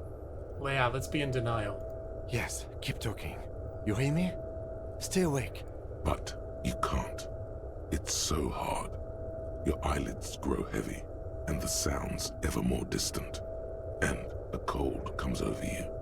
The lieutenant, too, is somewhere far away, almost gone, when suddenly you sense something behind him. A slender white shadow towering. Someone stands there, raising her pistol at him.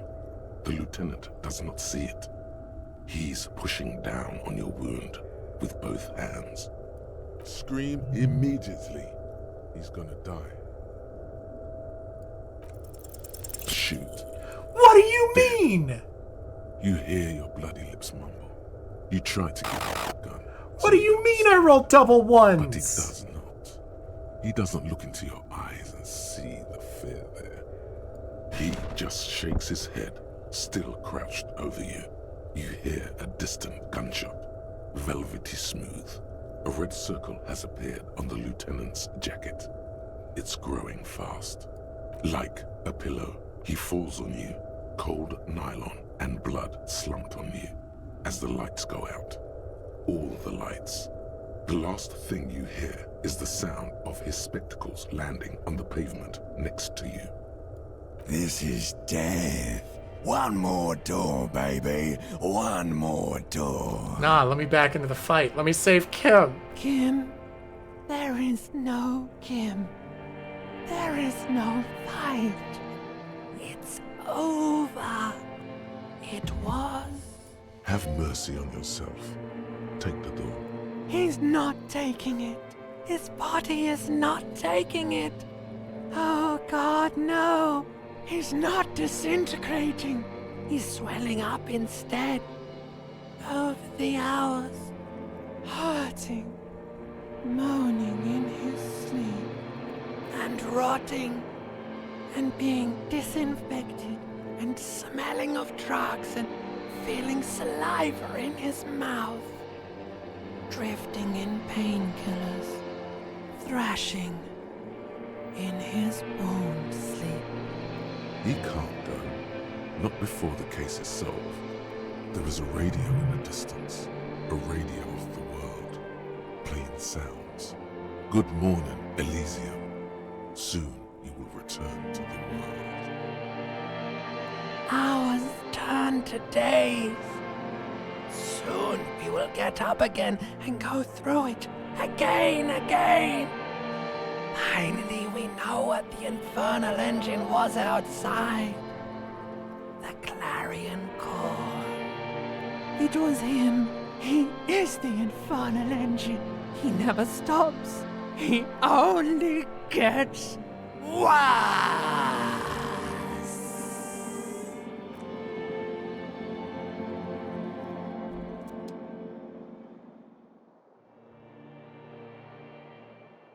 You see Kuno's familiar shape in the found pants.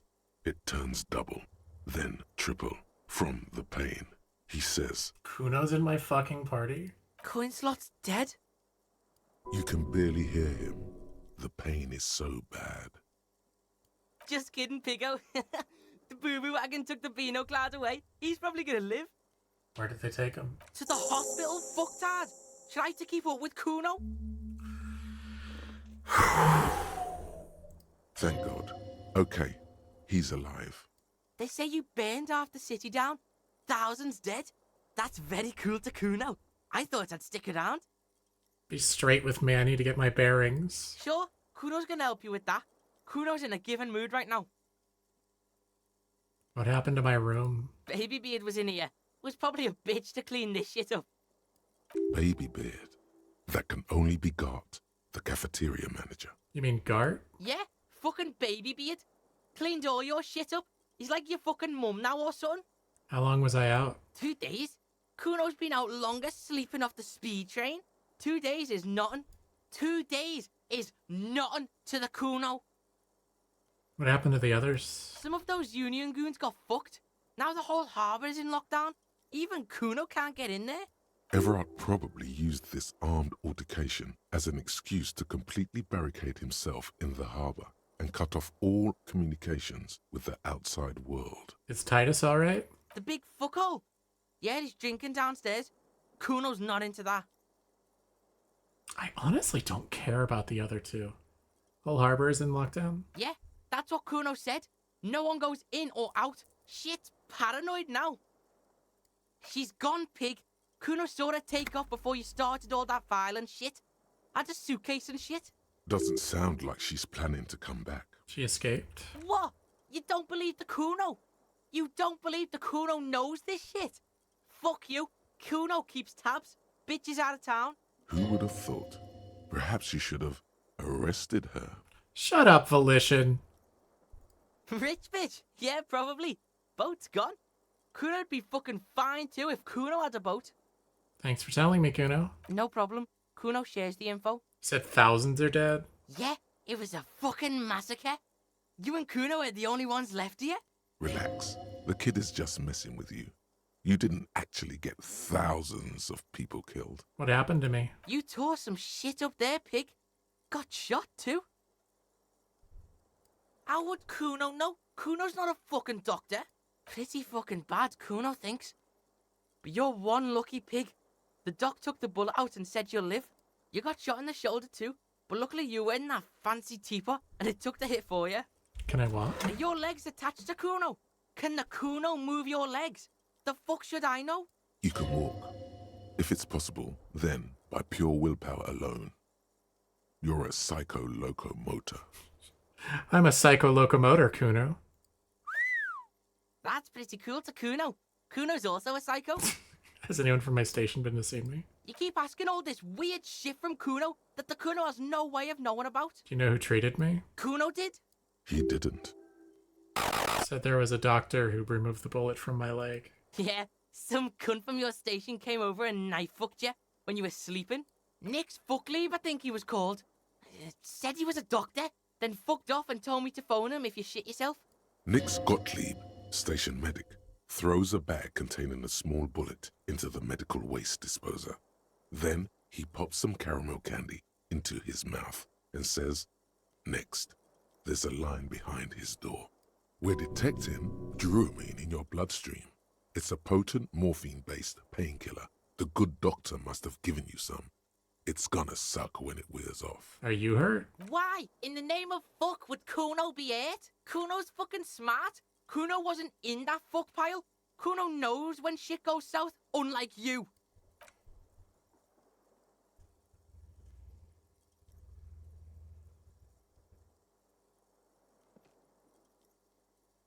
Go easy, pig. You want to lean on the Kuno or something? Ouch. Ouch. The kid turns double for a second. Damn, that hurts. Breathe. Your balance is way off. You feel like you're about to fall over. So, how is it? I feel fantastic. Let's rock. Kuno can see you trying to shit him. But Kuno's unshittable, so fuck does Kuno care? Still, you see something akin to respect in his eyes. What do you think I should do now? The fuck you asking Kuno for? How would Kuno know? Kuno's fucking 12. Relax, I know what to do. Oh, really? You can't get to that fat fuck Everard anymore, because the harbour's locked down. Half the hardy bitches are dead, and your company bitch sailed off. He's really been keeping tabs on you, the Hardys, even the company rep. Kuno thinks you're fucked, but I can help you. What you got? Bounce that shit off Kuno. Again, something in him is shifting, changing.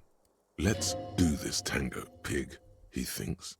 Detective Pig and Detective Kun on the case. We bouncing. Kun and Pig. And you're picking him up on your cop frequency too. This is bad.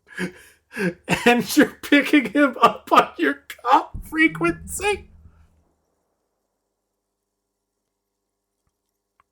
There was a hole in Klage's wall. Someone was checking her out, peeping. Huh? That could have been there for years. Kuno thinks it's a dead end. Yeah, it probably is. Walls are full of holes in here, pig. Even Kuno knows that. There is no telling when it was made.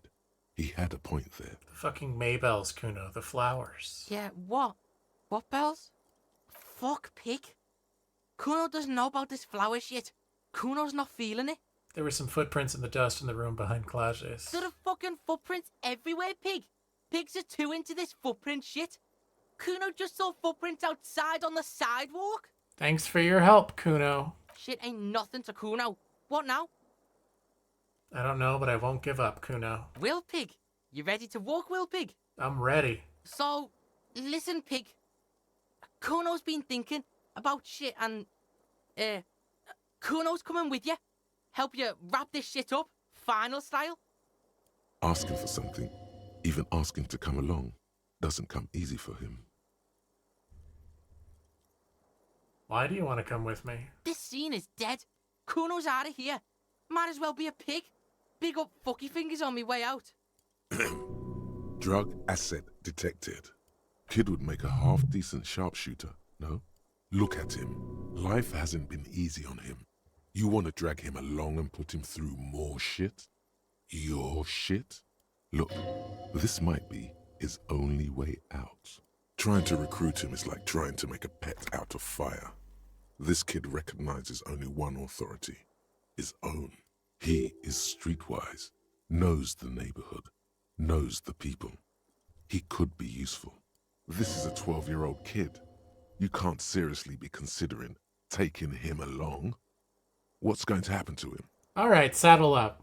Accepted the Kuno like a motherfucker. What are we gonna do now? Now, as to what's going to happen next. Yeah, debrief Kuno. Let Kuno know the plan. I don't know, let's just aimlessly wander until a clue presents itself. That sounds like a hella shit plan.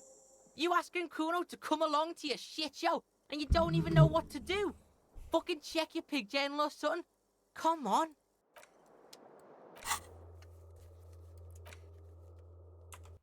Search the bedroom, check the window. Bed still smells of your sweat and blood.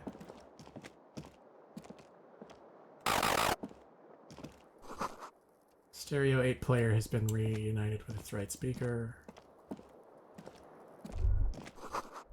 If the door is open, you can walk right into Kim's room. I wish I had not accidentally clicked both of those at once. Alarm is set for 6:50 a.m. These papers bear the stamp of the RCM. They appear to be fragments of the lieutenant's paperwork, half finished. You make out notes on this and other recent cases. What have you written on this case? Very little. This is a daily write-up. He's just started copying notes from his notebook, preparing them for filing. The case appears to be named, however. What's the name? KK57 0803 0815. The Furies are at home in the mirror. 28 kilometers to the northeast, in the infirmary of Precinct 57, Lieutenant Kim Pinball Kitsuragi rests under a heart monitor. A triage sign, colored yellow, hangs from his injury record. Safe, it means. He coughs, propped up against the pillow. "Why are you here?" asks the man as the cough fit resides. His eyes are black and moist. "To inquire about the Lieutenant E. Freighter, sir. I am his partner," says Satellite Officer Jean Vicmer, standing in the doorway. "Then why are you wasting time here?" coughs Kim. "He's out there, in Martinez, unsupervised, without cover. You need to get there." His cough gets the best of him. He grabs a glass. On his right-hand side, a little blue notebook, open at case notes. He went with the Furies. Perhaps the internal strife it implies was not so off after all. Or perhaps to honor your wishes, or for some other reason. Hard to say. What about the other cases? What do we have here? This year, you can see references to The Child, Dom's Unfinished 2, Motorcycle Emptiness, and The man with the hole in his head. Anything more? Half a dozen stolen property cases, titled Crossword Puzzles 2 to 2000. Huh. Look, it says notes. Child. Dom's unfinished. Dom's unfinished too. The man with the hole in his head. Boring ass shit. Motorcycle emptiness. That's a cool case. Kuno can solve that shit for the Beano. Don't call him a Beano. No one tells Kuno what to call something. But the Beano was alright in Kuno's book. Kuno's pig. These are fragments of the lieutenant.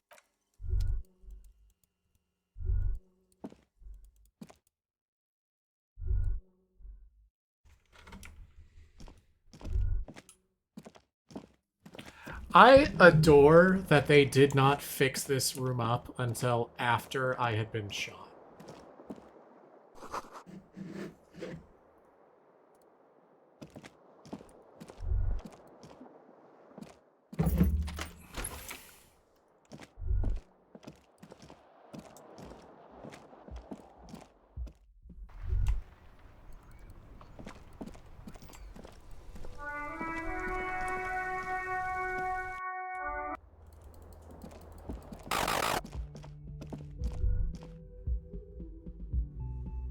That's true. I did try.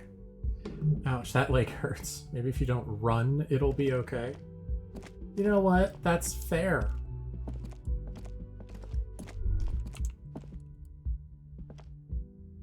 I'm gonna talk to Titus. And I'm gonna sing karaoke. Hey Gart, what's up? Oh, you're up. It's good to see you back on your feet. Did you like your room? I cleaned it for you. Fucking cleaned it. What a dick. Dancing around in his maid uniform. I did, thank you. Big improvement. You're welcome. I thought it would be nice for you to wake up in a clean place after you, let's be fair, defended this establishment and its clientele from gunfire.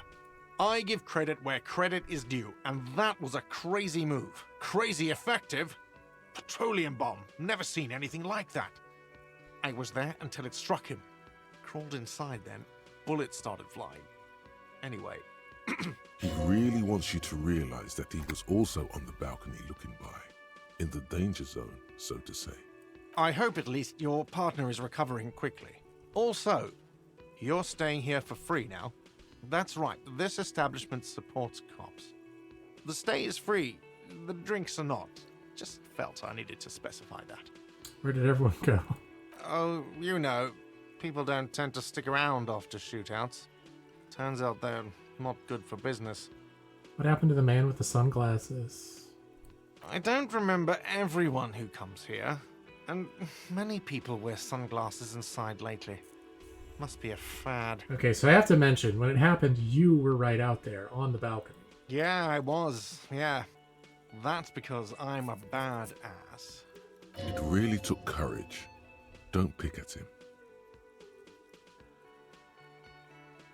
Yeah, I guess you are a badass. Yeah, I don't know.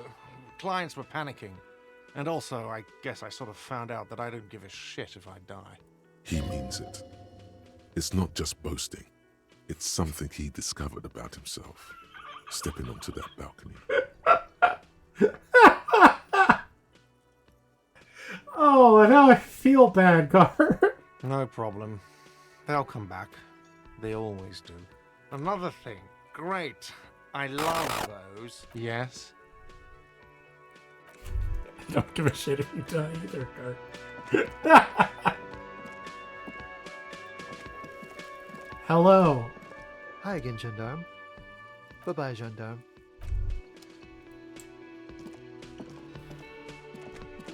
What's up, Titus? Seeing you approach, the bruised man raises his bear in welcome. Careful. Looks like we got a situation here. Those guys are what Kuno calls the army. They think they're a big deal around here. Crazy motherfuckers. Didn't think you had that fury in you. But I guess I've misjudged a lot of people lately. There I was, thinking, where are we gonna find a tin opener large enough for those cans? Then Capo Loco shows up and just sets a man on fire. Impressive shit, Copper. None of us would be breathing right now if it wasn't for... I guess what I'm trying to say here is, thank you. Situation diffused. He's so proud of himself. You're tempted to believe that he just diffused the situation.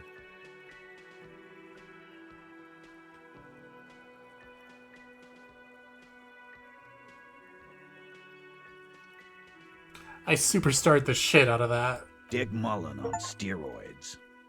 Glenn would have liked you had he gotten it. Never mind.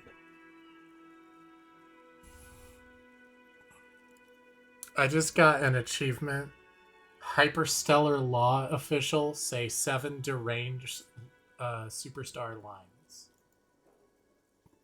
There's a lump in his throat when he thinks of Glenn, lying on the plaza mosaic, bleeding. Sorry about the people you lost. Theo was old. I think he'd be pretty happy with the way he went. Never could imagine him withering away on a sickbed. But Angus, he was just a stupid kid. Didn't realize the mess he'd gotten into. Trusted me. Still, the balls on that kid. Went down fighting for someone else's shit like a fat, angry bear. Here it comes. The last one is the worst one. He only deals with it by drinking copious amounts of 8% beer. An honest tactic, and effective. And Glenn was my friend. Best I've ever had. I'd love that crazy homo like my own brother. We're all fucked without him. But what do you do? This job is shit. Hold on, where's that Shanky fella? Dennis, that poor little rat is dead too. I always thought he'd run. But no, he stayed. Stupid, brave fella. He didn't like him. That only makes it worse. That's true. That does make it worse. They were good people. I'm sorry it went like that. Well, yeah. Memento mori. Right. What does that mean? It means you might die tomorrow. So live every day like it's your last. Ain't that right, fellas? Absolutely. Today, I'm going to get drunk, eat good food, and bed a good-looking girl. 'Cause tomorrow, a motor carriage might run me over. Or you might die of a heart failure. Or syphilis. Hey, fuck you for ruining a beautiful idea. What's gonna happen to the Hardy Boys now? I guess I'll take a closer look at our union members. There's bound to be some ambitious fellows there who'd love nothing more than advancing social democracy by busting some heads. Might even ask Tibbs if he's tired of replacing windows, and maybe wants to have some fun with his brother. Anyway, don't you worry. As long as Titus Hardy's standing, there will be Hardy Boys. Do you know what happened to Claude? Don't know? Don't care. I'll be glad if I never see that fucking woman again. Even after all that hell, he's still bitter about her?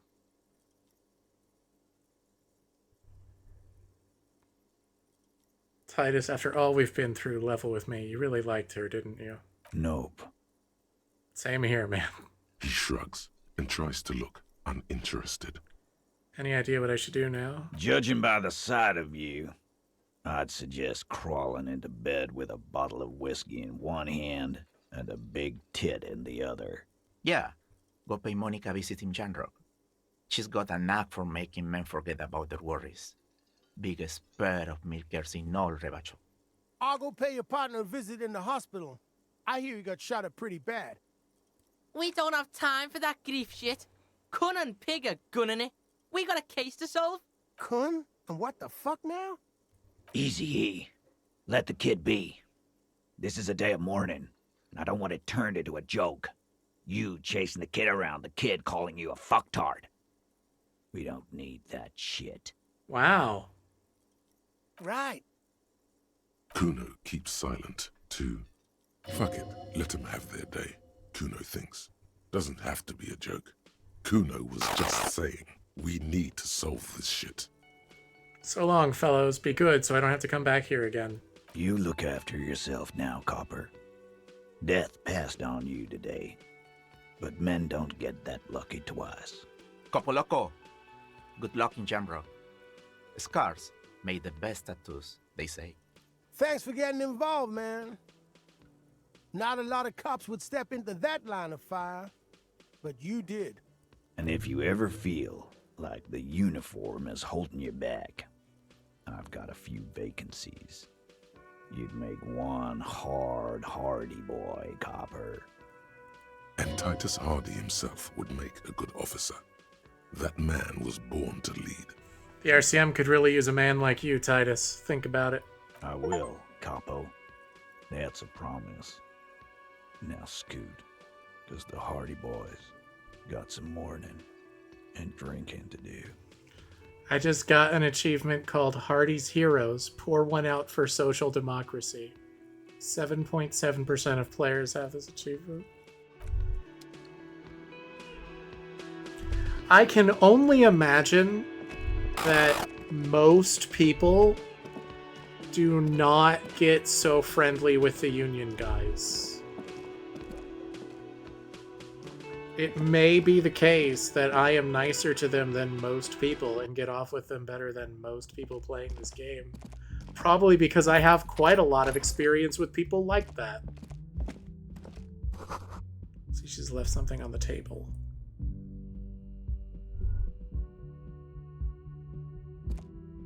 Next to the stack of bills, you see a note. A few lines jotted down in large, uneven handwriting, just as the writer was about to rush out the door. Okay, Mr. Everett helped me find my gun. Yeah. I'm sorry. I fucked everyone over. P.S. I didn't kill him. P.P.S. Gift upstairs. A gift, huh? That's fucking suspicious to Kuno. Seems she left in a hurry. Yeah. Fugitive on the run shit. Kuno's seen this shit before. You look at her rough, jagged handwriting on the note. She was in a rush, but not panicked. Deliberate. Focused. What could this gift be? A trap, probably. But don't sweat it. You got the Kuno spot on you. Let's go in. Relax. Not everyone is out to trap you.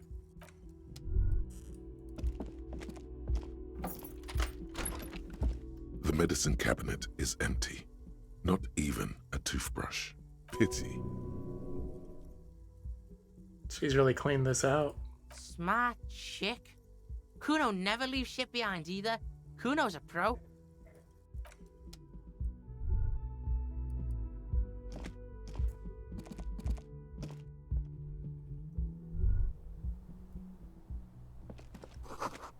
Red thread made of nylon. It leads out of the room and onto the roof. Trailing the bullet trajectory?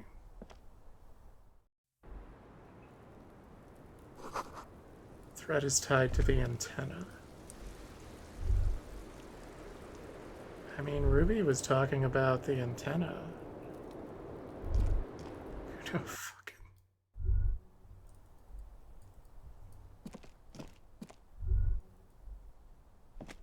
Talk to Kuno. Where's Kuno S? Kuno doesn't want to talk about this shit. That is a look of a man who knows he'll be looking over his shoulder for the rest of his life. That toxic shit's behind Kuno now. What happened to your art thing? Locust City. Kuno dropped that art shit because Kuno's fucking poor and has shit for brains. A truly rare moment of self-pity. You better not make Kuno fucking cry about his art shit, okay? Change the subject. Kuno doesn't do that shit no more. Fuck that shit. Fuck everything. I have a couple questions about Martinez. Shoot. Kuno knows this shit all better than anyone. What do you know about the village southwest across the canal? Kuno used to hang there sometimes. It's a real shithole. Everyone is old, or a fucking drunk, or dead. Except Except what? Except nothing.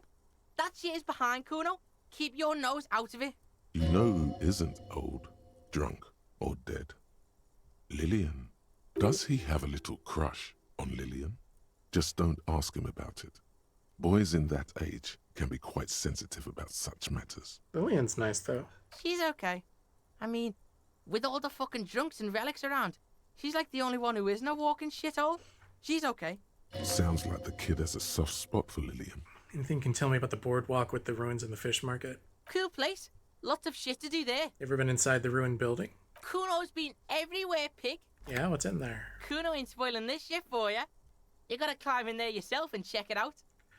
Whose statue is it on the roundabout? It's Kuno's. Okay, cool. He nods in agreement. What's going on with the traffic jam? What do you mean, what's going on? This is good shit. You wouldn't believe the crap Kuno's getting from the trucks. What have you got in there? Oh, pig. Kuno's done with that shit. Kuno's a pig now, living the pig life. That Reaver shit's behind him. What are your thoughts on the strike? Well, you know, pig, shit's fucked. And like, Kuno's got no time for this small time shit. Kuno's got enterprises to run. So whose side are you on? Whose side's Kuno on?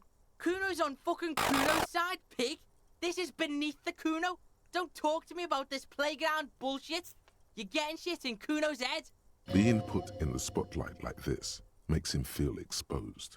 Makes him lash out. Thanks, Kuno, but enough about Martinez. Sure thing, pig. What now? Let's move, Junior Detective. This window is pristine, at least on the inside.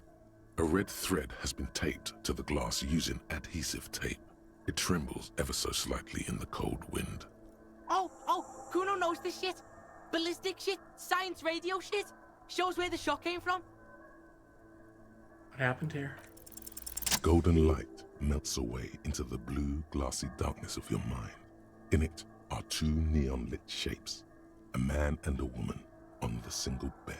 What position are they in? Like the witness said, the man is kneeling, the woman is on her back. It's the night of March 4th and a shot has just been fired. The man looks directly at the woman. The shot's possible directions converge in his mouth, a ray cast from somewhere outside, entering his brain. The red thread bisecting the room shows the trajectory of the bullet. Where does it come from? From the roof outside, location A prime. The glass fractures around the bullet hole. Shards face inwards like a corona behind the woman's back. Have a look at point A, the roof. Ruby ruled this out vehemently. The shot would have been heard from downstairs, where no one heard it. The likelihood of A prime has fallen drastically. You may be looking for a sniper. The shot had to come from a greater distance, beyond A prime. Should we extrapolate to include every possible point of origin in Martinez? Where does the thread lead? Maybe if you extrapolate all possible points of origin first, the thread will make sense. Inspect the ghostly figures. The man does not know the bullet has entered his brain. He never will. Death comes faster than the realization. Extrapolate the radius to include all of Martinez. According to your map of the district, this shot could have come from a wide angle of locations, starting with the northern edge of the abandoned boardwalk, ending with an islet in the bay. Let's call them B prime. More precisely? B prime for boardwalk, B double prime for Land's End, and B triple prime for the islet detective. There may be smaller points in between, but those are too fine to zoom in on. Have a look at the boardwalk. 700 meters away. The likeliest of these B positions, 20% chance.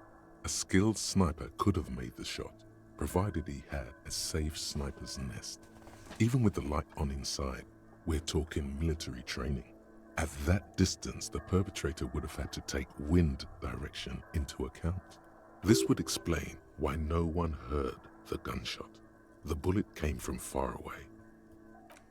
1.2 kilometers away. The least likely of these positions. Let's say 3%. A truly skilled sniper could have done it. Possibly from a tent. No, too far-fetched. That's what the,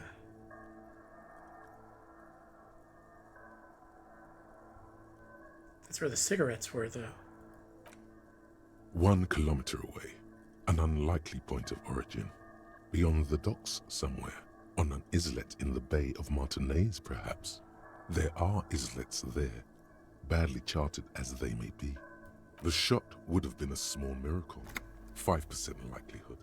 There is an extremely narrow field of view from the bay to the window, between Rue de Saint-Ghislain 8B and 33A.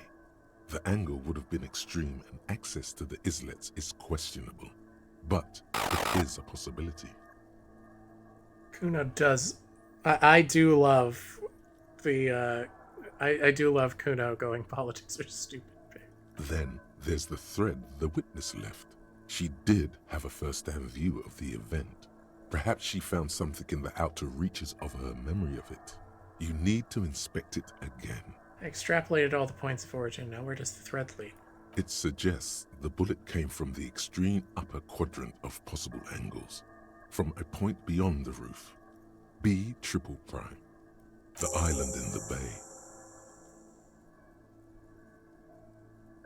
Is Claudia trying to tell us the shot came from the island? Pig? You're really fucking onto something there. How did she know how to do this? Kuno's got no fucking clue. You need to pig this shit, cop style. This is also one of the few places in Martinez I haven't been to. Cool shit, Sub-Zero shit. Kuno's listening, you got his attention, so what's next? Looks like we need to go to the island. The wind blows in from the open window. The boy squints, looking into the cold distance across the water. I'm going to the island. Are you in? Or no? Kuno, let's go to the fucking island. Yeah, why fucking not? Just one question though. How are you gonna get to the island? Kuno has his ways, but that ain't for your fat old ass. Maybe someone in the fishing village can help? There's this lady in the village. She... yeah, there are boats there. You go, do shit there. You'll get one on the coast.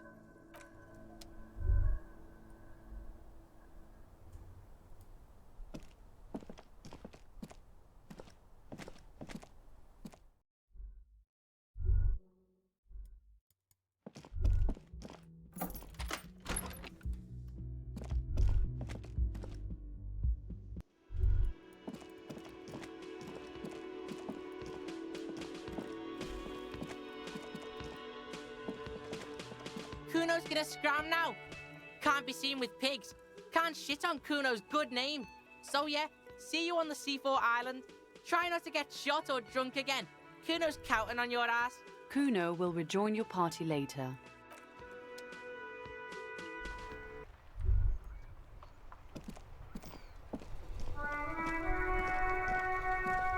Oh boy.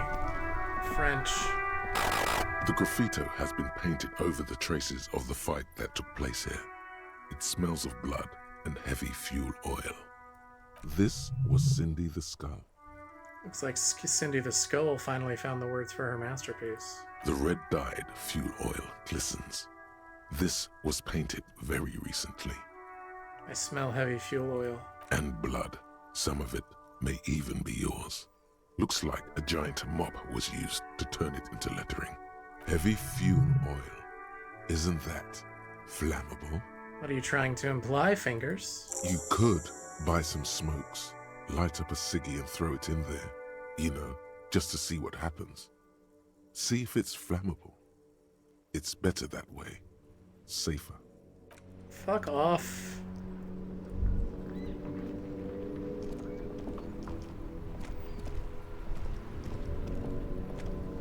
Mon Dieu, officer.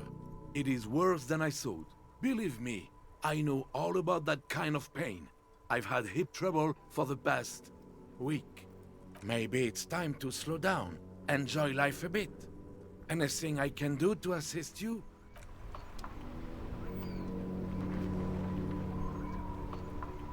What does it say, though? I don't speak French. The graffito has been painted over. This was Cindy the Skull.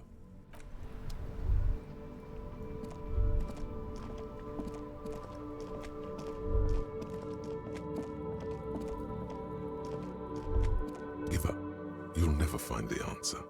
There's no other copy of Dick Mullet. There isn't. If only, maybe if there had been more speed. Or that, yes. Either way, you might have been able to come up with an answer, but not like this.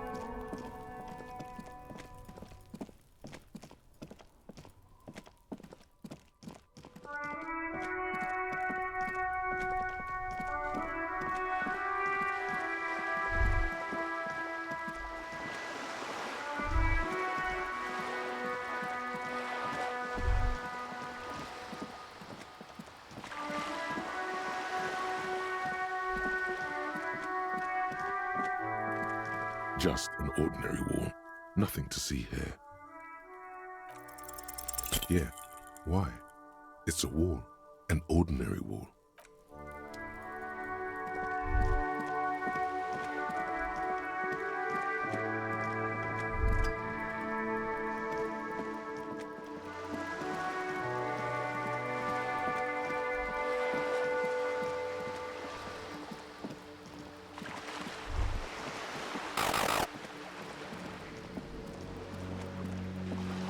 Kuno said he'll meet me there at the island.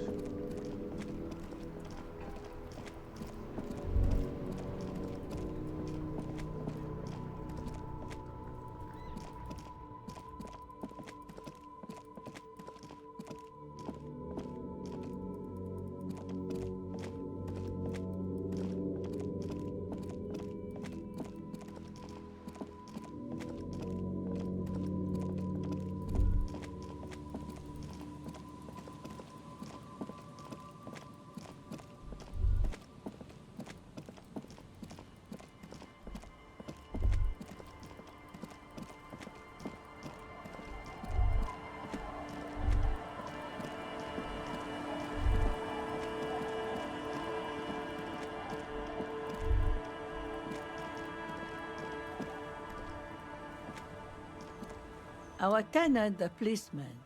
I hope the waves don't keep you up at night. What can I help you with? I got shot. Even I can see that. I told you not to bring your trouble with you, policeman. We've got troubles of our own here. Though I suppose you took the worst of it. Turns out you were your own ill omen. My partner got shot too. He's still in the hospital. What do you expect? Police officers get put into dangerous situations all the time. Sometimes they get shot. It's a rough trade you're in. Still, I'm sorry to hear about your partner. He seemed to be a decent enough sort. He was my half-brother. Losing a family member's tough, but we've all lost someone we are close to. Some more than once. You could follow up on that, but suspect you're not going to pry much out of her. Goodbye, I'm off.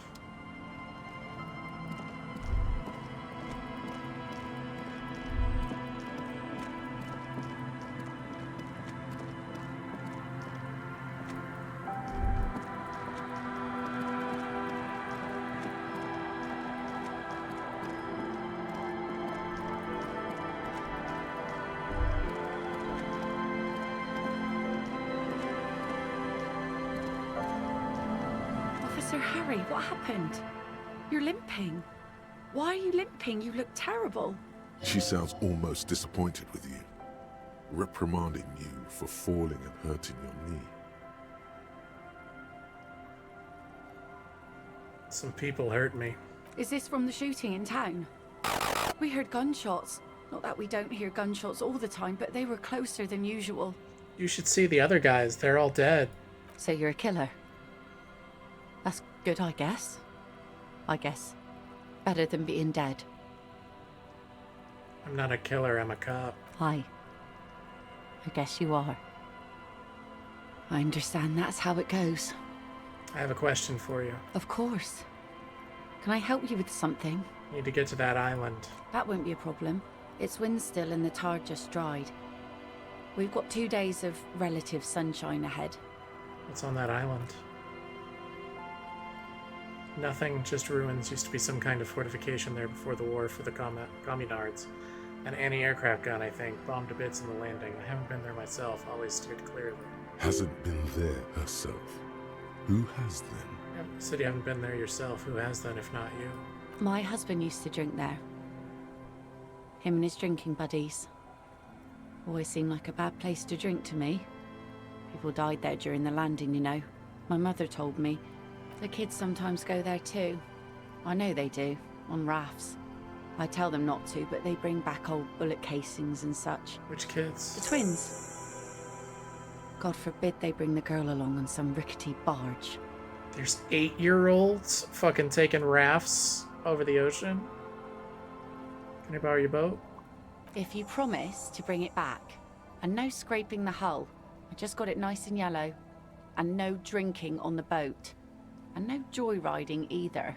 Not along attentively. The crow's feet disappear from the corners of her eyes as she smiles at you. Is there anything I should know about getting there? Well, most of it's sunken. Underwater. That means concrete underwater. Cut your boat if you're not careful. Be sure to enter from the south side. Water's deep there. Aye, aye, Captain. Thank you. I'll use your skiff to get there then. Please be conservative with the fuel, will you?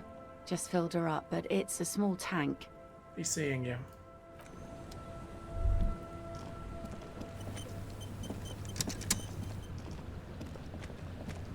A skiff with a small steering engine in the back floats on the calm mirror of the sea. Its 2 seats are empty. Once you get in, that's it. One pull of the starter handle, and you're off into the bay. A strange trepidation comes over you. Are you sure you want to go now? Have you made all the necessary preparations? Closed all your accounts? Remember what the net picker said. It's a small tank. You won't be going back and forth on this.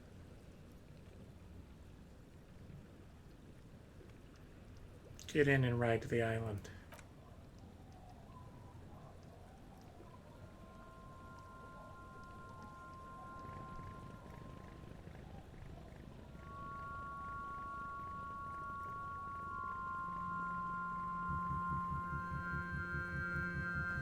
Want to be free. Want to be free. Yeah, I'm not very disco. Last forever.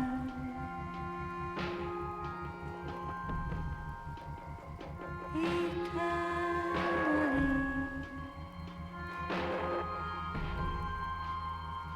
Want to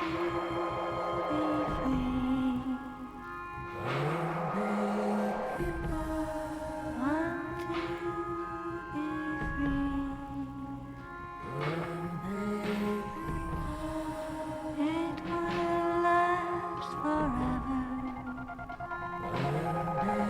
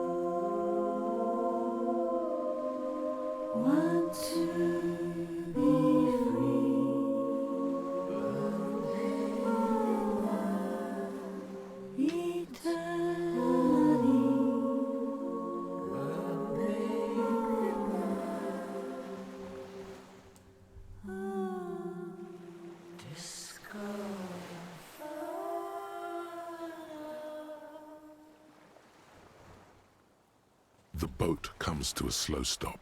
You turn the engine off. Then there's silence. In the silence, a sputter of wings.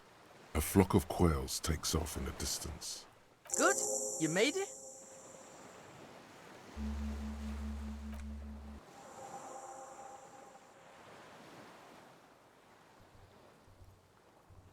I mapped the place out, and it looks like both of us aren't gonna make it. This is Death Island, the Hellmore. What the hell are you talking about? I don't know. Maybe Kuno's just pessimistic because of the massive speed hangover. I did scout the place out. I can fill you in. The kid turns away from you, cautiously looking to his left and right. He's on the edge. He hasn't been here before, either.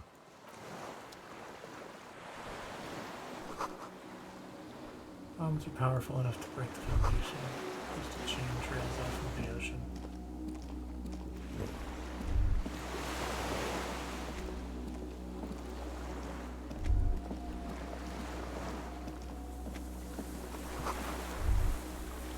Tires are falling apart to at least 50 years old.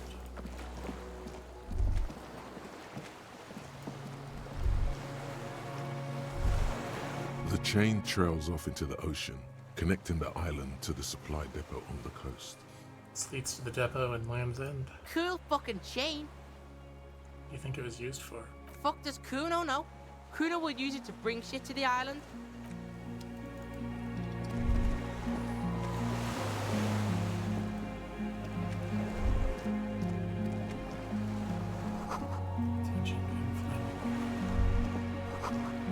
Fuel has leaked out of the barrel of black viscous, leaving a lingering trace of mazoot in the air.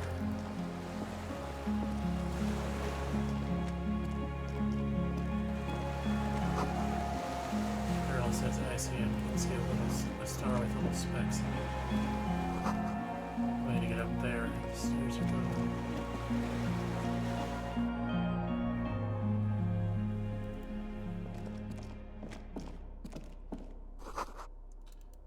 Once an armament rest. Looks mostly fantastique and historical fiction, sustained with sauce and fire. Spriner's kitchen is candles planted on a broken rangefinder. Moth-bitten bedsheet keeps the wind out. There's a greasy old spring mattress in the corner, resting on piles of soft cover books. White linen and a pillow are visible under a worn-out caracal blanket. Check this shit. Someone's been squatting here. Kuno knows because this shit looks like Kuno's place. How recently? You force the rest of the sentence out through pain, thick as molasses, without really hearing it. Hey, Kuno doesn't want to hurt your feelings, but you look like shit. Maybe you should lie down in the bed, like recover before you die. Maybe a little shut-eye, just an hour. You face the concrete wall. There's less light there, in the dark corner. Like a dog, you lie there. The blanket feels cold. The entire room does. Concrete and cold. Minutes pass. Half an hour, maybe. The sounds of the sea beyond grow distant. Your eyelids close. Until? You feel yourself standing up in the darkness, right next to the mattress. Slowly, the world begins to hatch from the blackness. It's evening. Sleep.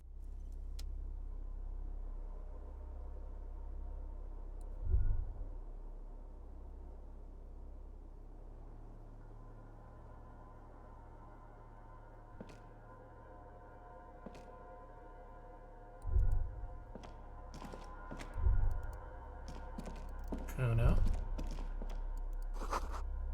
He's no longer here. Go outside to the beach.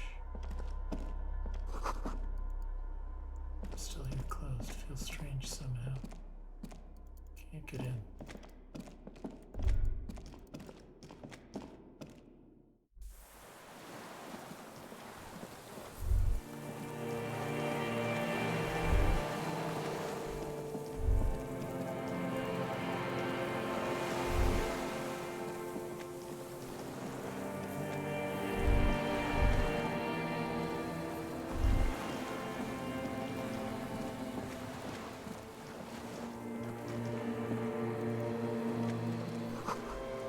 down to the chain, there's something there. Oh god. Is Kuno, like, I'm telling you, that guy with the kid is behind this. It's his fault. He's the one that did it. He got a gun to Kuno's head or something.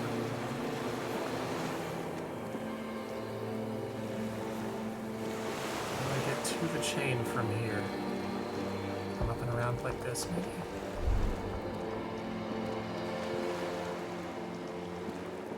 I really don't like that my UI has vanished.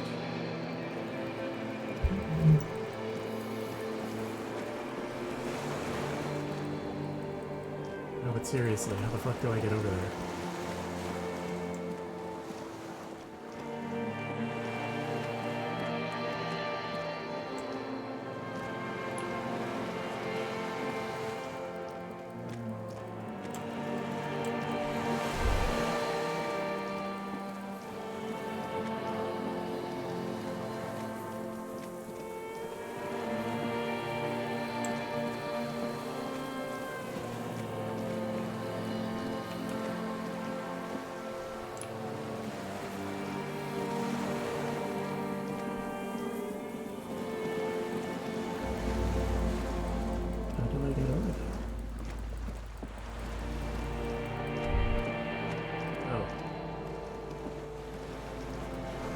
Into the water now. See her footprints on the water. Oh, that's bad.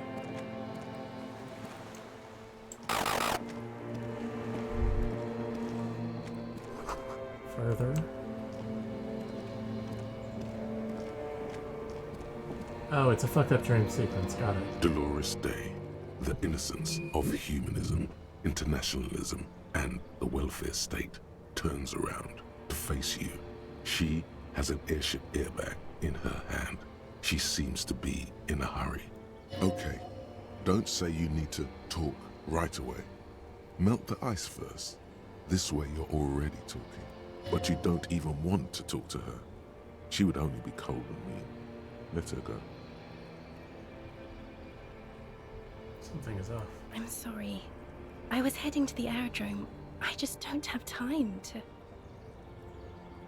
She means she doesn't have time to tend to your emotions. Not enough time to tend to my emotions. She sighs and looks over her shoulder. What are you doing? Stop saying things like that. Hey. Sorry, I shouldn't have bothered you. Yes. Or, I mean, no. But I am in a hurry. Where are you going? I'm going to Morova. To live there, in Grad.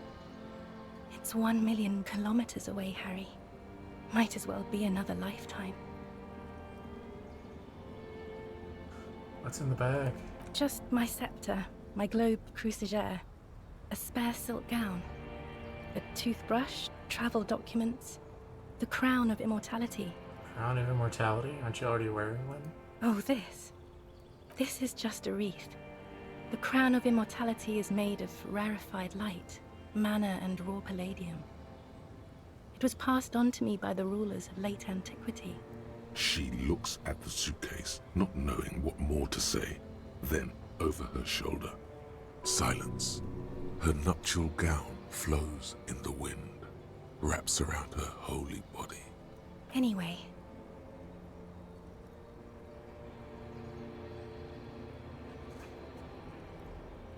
Can you stay for a moment? We need to talk. We need to have one more massive epic showdown. No, Harry. No. I don't want a massive epic showdown. I want to go to the aerodrome. I have tickets for the 10:20 flight to Morova. Really, we don't have anything to talk about anymore. Every combination of words has been played out. The atoms don't form us anymore. Us. Our love. Our unborn daughters. It's all gone. I have to go to the aerodrome. I have to leave Revachol and you. And you have to be alone. In hell. Forever. That's just the way it is. Oh God, whatever you do, don't try to kiss her yet. Not after that. You're still reeling. You'll fall over if you try it now.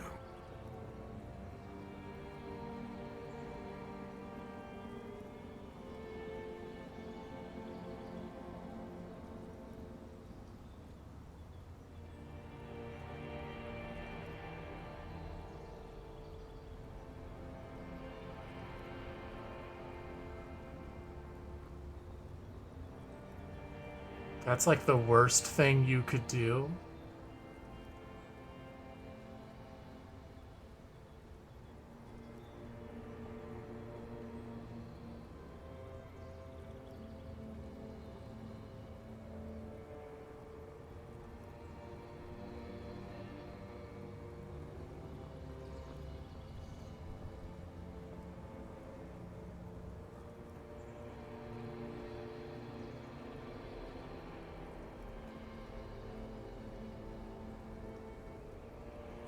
Bought you this figurine of a headless fallen rider. I don't want it. It looks expensive. I don't want it. I thought you liked figurines. I thought the figurines were for getting you back. That's not what figurines do, Harry. And the figurines don't do anything. She looks at the headless found rider between your fingers and doesn't know what to say. The figurines don't do anything? Anything at all? But I thought the historic figure she had. She liked war games and figurines? Yes, I thought it would be good. A form of communication when words have failed. Yes, it was a good idea. But she felt obliged by the headless found rider to give you things in return. Things she no longer wants to give you. So she refused. That's how it goes. Your figurine rider idea was naive. What about dice? I had some custom dice made in this place. A doomed commercial area. Harry, I don't want things. I want to go to the aerodrome. Okay, I won't give you things then. I didn't ask for things. It's too late to give me anything. I would have liked the headless fallen rider back then.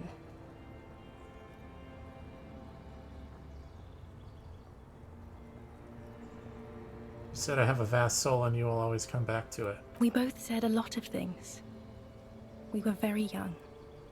It was her. I can feel it. I can see it in her tender long fingers, in her wrists. Her hand wrote it, said those things. Actually, you didn't say it. You wrote it in a letter, a handwritten letter. I kept it in my paperwork. As Queen Regnant, I write a lot of letters.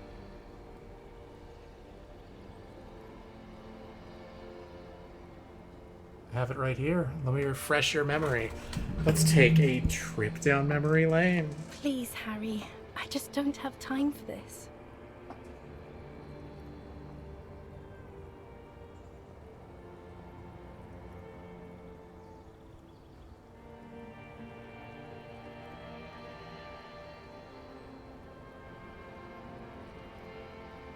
I don't want to make this worse.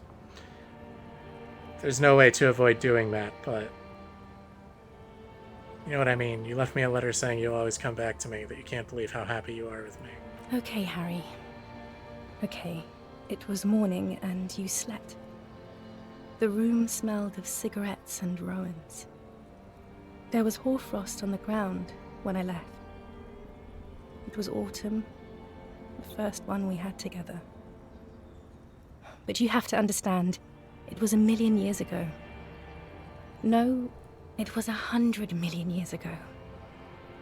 I was someone else then, filled to the brim with love for you, hanging on your every word. Oh, Harry, you were the coolest. But I am no longer that person. This has taken her place. It will devour you. Harry, I will eat your mind. The light of the video rental shines through her dress now. A DeLorean figure, cut in black, moves below. It's still her.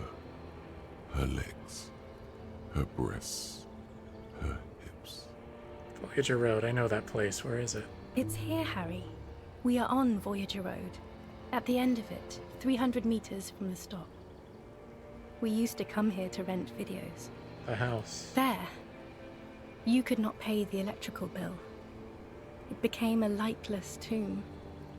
The years you spent training for the militia, my parents' money, it was not good. Surely the alcohol didn't help either. Were we drinking? Everyone has a little glass of wine every now and then. I certainly do. It's a queen regnant thing. I don't think it was the alcohol. It was inevitability. See, if you drank with her, you'd be cool again. If you drank with her, you could have sex on alcohol. I was cool. The coolest. With your leather jacket and your boot-cut pants. Smoking in the bus stop. I wanted you to be the rest of my life that day. And you were. Some of it, at least. You were my first. My first kiss. My first time to have sex. The first and worst time I fell in love. I will always have that with me. It's a fact. But that is all it is. It's like a ticket stub, Harry. It doesn't do anything anymore. A ticket stub. Yes, let's talk about that too. Let's bring it up, the zoo. In Le Jardin, the day we went east of the river, to the aquarium first, I was sad about my mother. I don't even know why. The shimmer of the fish tank on my face, the octopuses. It was just a day then, but to think. Were we there now, you could touch my hair, kiss me. Talk to me about anything, go virtually anywhere in the world. Not like now. Now our interactions are limited to pain and regret. What now? What happens now? What is the next thing we talk about? Is there really anything left? If not, we can always repeat one of the things we have already talked about. Talk about it again. If you do not feel like doing that, you should let me go to the aerodrome. Don't let her. Don't let her go there. You should redo the topics. Go over everything. The things you didn't say before, too. Make it go on and on.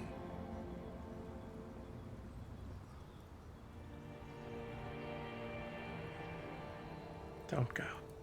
No, don't say it. Don't beg. It will only make her go. That's all I have left. I have to, Harry. Really, I've already missed the 8:30. I'm gonna go now. I was wrong. You don't have power over her anymore. You shouldn't have said that. I am wrong about everything. You should go on without me.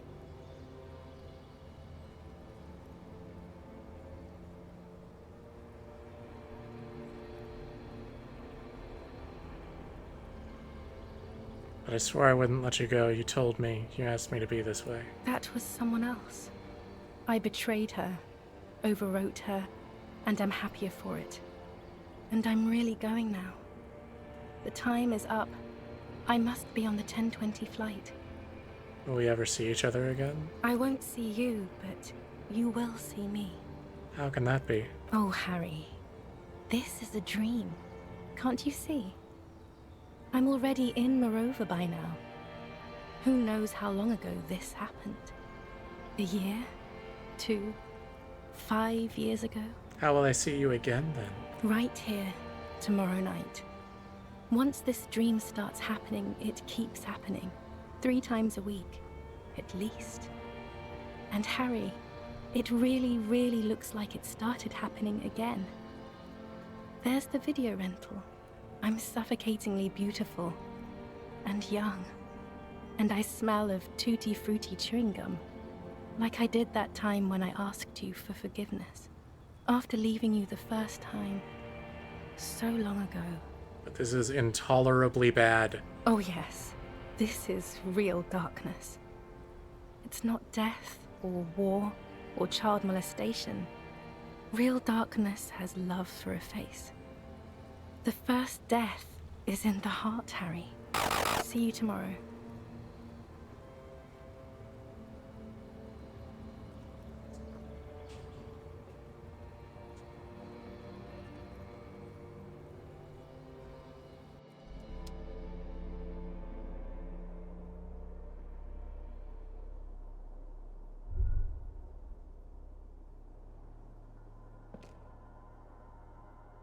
Oh, there, man. You've been squealing and thrashing around. Crazy. And now you're bleeding too? Again? You know, I had this fucking dream. Yeah? Kuno saw that? A nightmare about bitches? How'd you know? Kuno knows that shit. All the worst dreams are about bitches. You wouldn't believe the shit Kuno sees about sea. It's not good. This sea in his dreams. Now let's get this shit back on the road, yo. Just make sure you don't die. Kuno's no fucking mortician.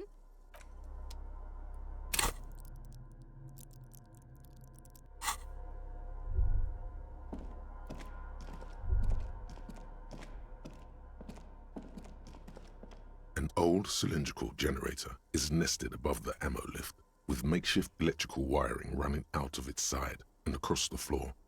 The cables disappear into the wall to your right. This shit's cold. No, this isn't right. Tap on the side. A hollow ring. The canister is empty. Dust falls from the generator and down into the ammo lift. Where do these wires lead? Dunno. Looks like downstairs somewhere. What kind of generator is this? Smells like mazout. Heavy fuel shit. What does this mean, a generator here? Fuck does Kuno know? I meant, why is it here? Probably because it's winter. Some bums who camp here don't want to freeze to death. Maybe. Probably. Kuno's probably right. Pour fuel into the tank. The boy helps you out, holding the canister up to the fuel tank as you tilt. Dark brown, viscous fluid pours out, and the room fills with a chemical smell. There's a red starter switch on the side of the cylinder and a start rope on the other side. Kuno flicks the switch. The recoil start wakes the old generator up instantly. The machine sputters like an old warhorse before settling down to a rattle. We're in. We're doing this.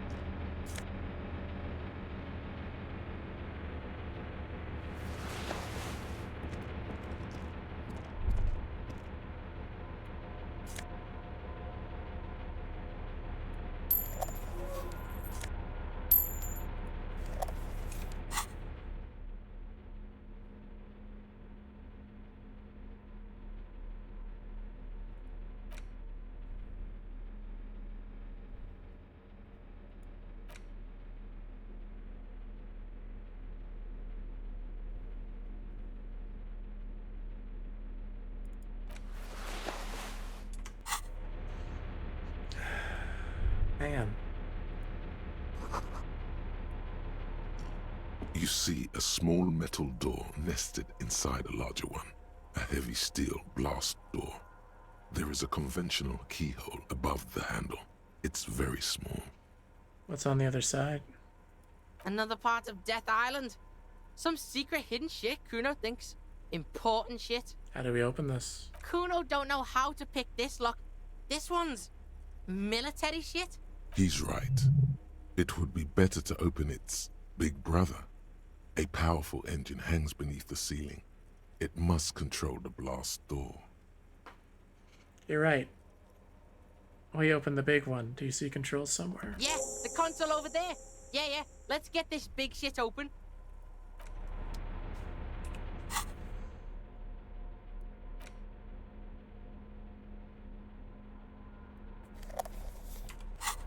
The gun's not going away ever again.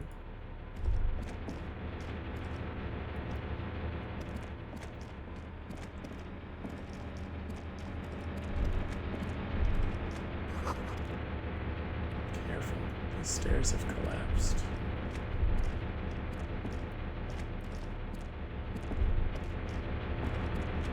This old cylindrical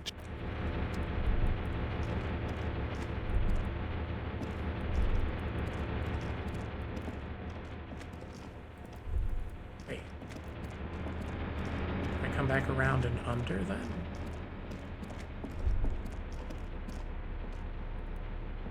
Oh, okay, I see.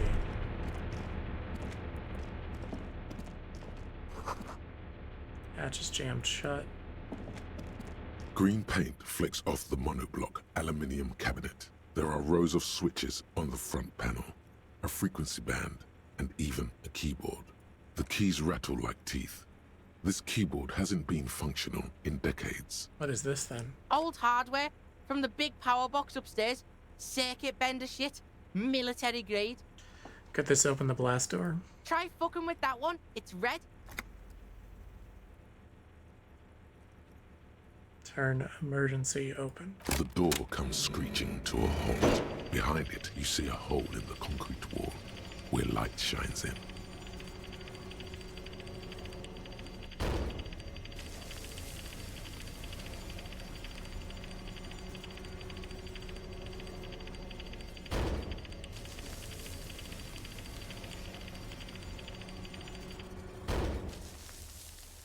Fucking right. There's something I needed to do with this console first. Or what's there? Kuno doesn't know, but Kuno wants to know. There's something I need to do with this console first. Why? The door is open. We can just fuck on now. Push light into The lighting in the room turns on with a sizzle, a dim ambient orange. Slide the radio dial. The dial slides under the glass, dark and silent. Restoring electric power has not breathed life into it.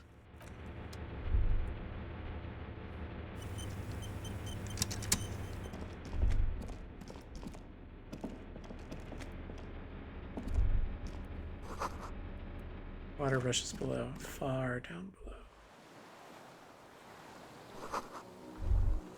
Firing slit, you can't see inside.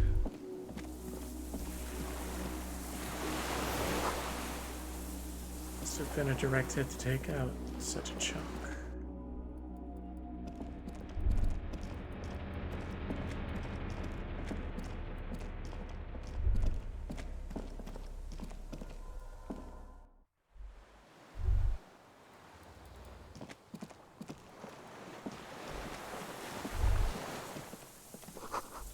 Small white flowers blossom all around you.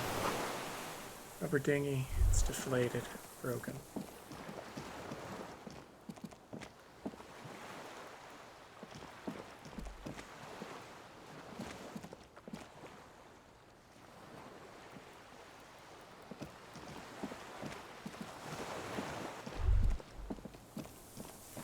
Hello, sniper. An old man, wearing tracksuit trousers, leans on the frame stock of his rifle. He gathers a big ball of spit in his mouth, then spits it out into the extinguished fire before him. He raises his black eyes, hooded by creased eyelids, to meet yours, unclouded by cataracts. His eyesight is sharp. He's practically tearing up from spite. Hatred got the best of him a long time ago. This man hates everything. Nice gun you got there. It's not nice. It's a piece of shit. But it gets the job done. Is that a Bell McGrath? It's a 3-Angong 446. Whoa! Massive gun! It was sent to us by our brothers in the Sinyao commune. Military aid. It has stayed true to him. He can still make it sing. You've retained your eyesight? My eyesight? Yes. Helps me see all the shit. Did you close the blast door? I did. And you opened it. How? Fueled the generator, then I used the console. I should have burned that console down. How'd you know I was coming? The boat engine. On the water. Shinyao commune. You heard me. It's good now. Like chalk wiped from the board. Your weapon has stayed true to you. Mine has stayed true to me, too. Yes, I bet you've killed a lot of people with it. You fascist fuck. Have you come to make me one of them?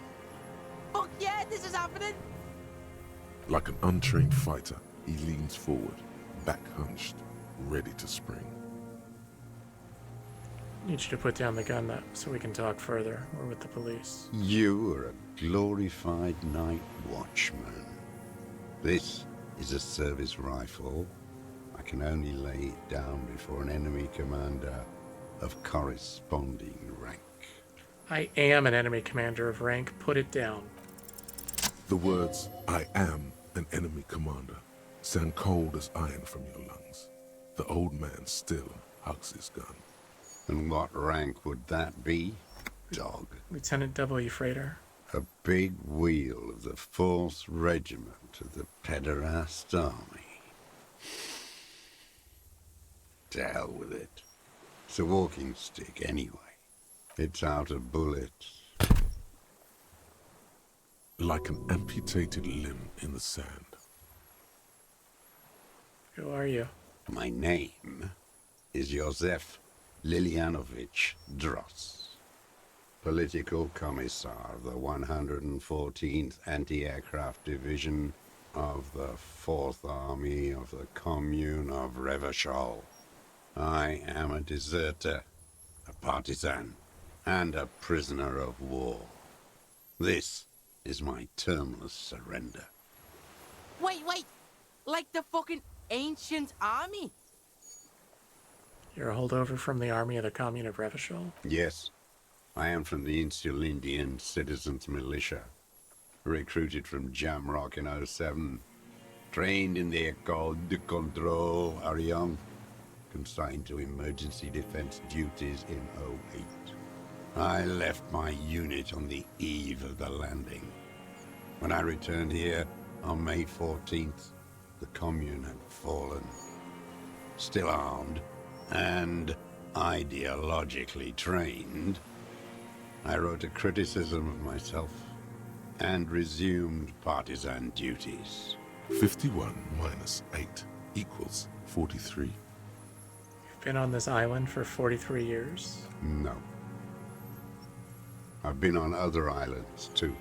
I was in Resurrection until they turned it into a spa in 18. Then I was on E48, a nameless sound, until the sea washed over it. Then I came back here. That was 22 years ago. Again, you've been hiding here for 43 years. 43 years and 10 months. That's steadfast. It's not how a human being should live. But I had to. I couldn't just forget. I couldn't just forget what I saw. He just couldn't. You couldn't give up. He nods, but he can now. What have you been doing all this time? Hiding, fishing, waiting. 2 police officers step out of the Whirling in Rags cafeteria. Satellite officer Jean-Vic Mayer inspects giant letters across the plaza mosaic in dark red government-marked heavy fuel oil. Patrol officer Judith Minot points west. The fishing village. She glances at her watch. We meet in 15 minutes. It's a 10-minute walk. The officers go, leaving behind the writing, still smelling of petroleum. One day, it says, I will return to your side. Always waiting. For what? For her to return. Her who? Girl child. Revolution.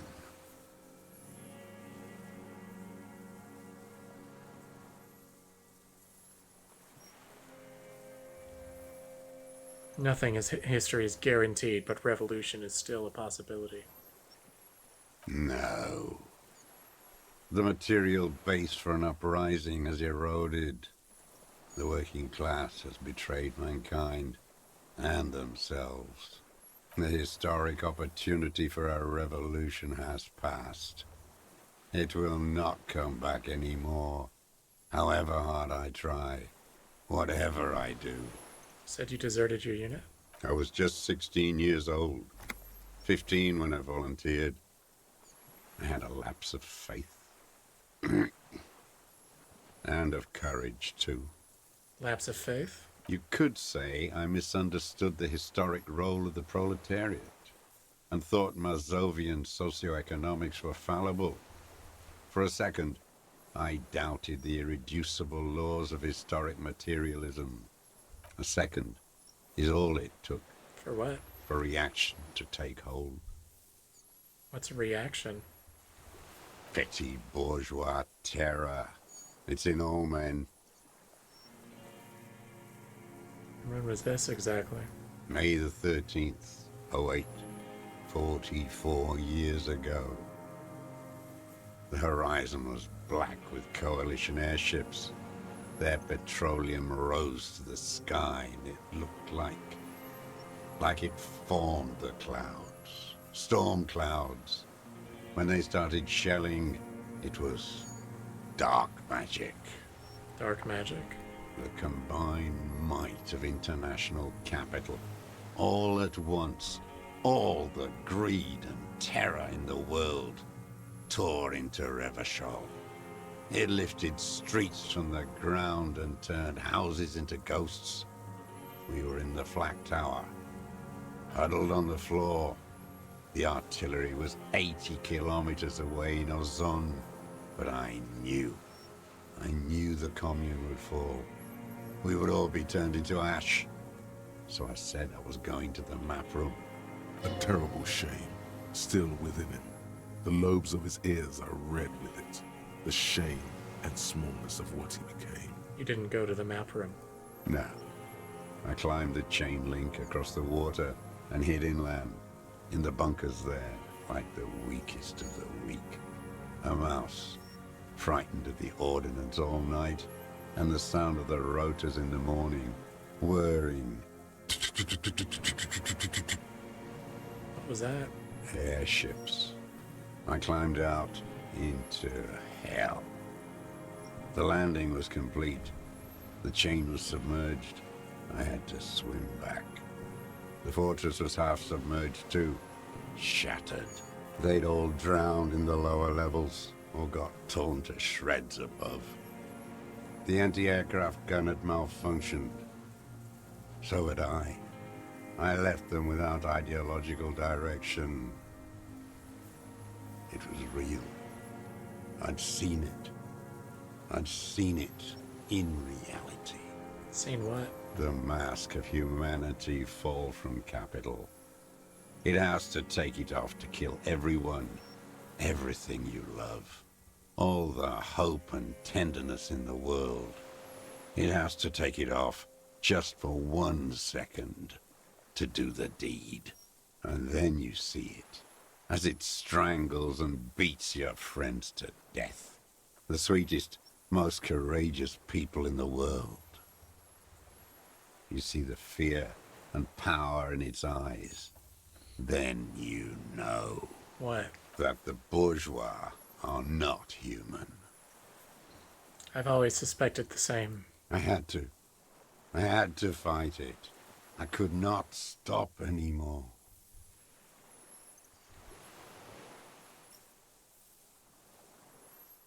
What is this place, this island? It's not an island, Dwat. It's a defensive fortification of the commune of Revachol. And I am its last surviving defender.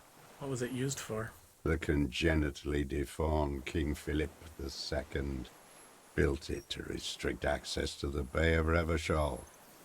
We captured it in '02, retrofitted the fort with an AA gun to defend against an airborne landing. Against the whole world.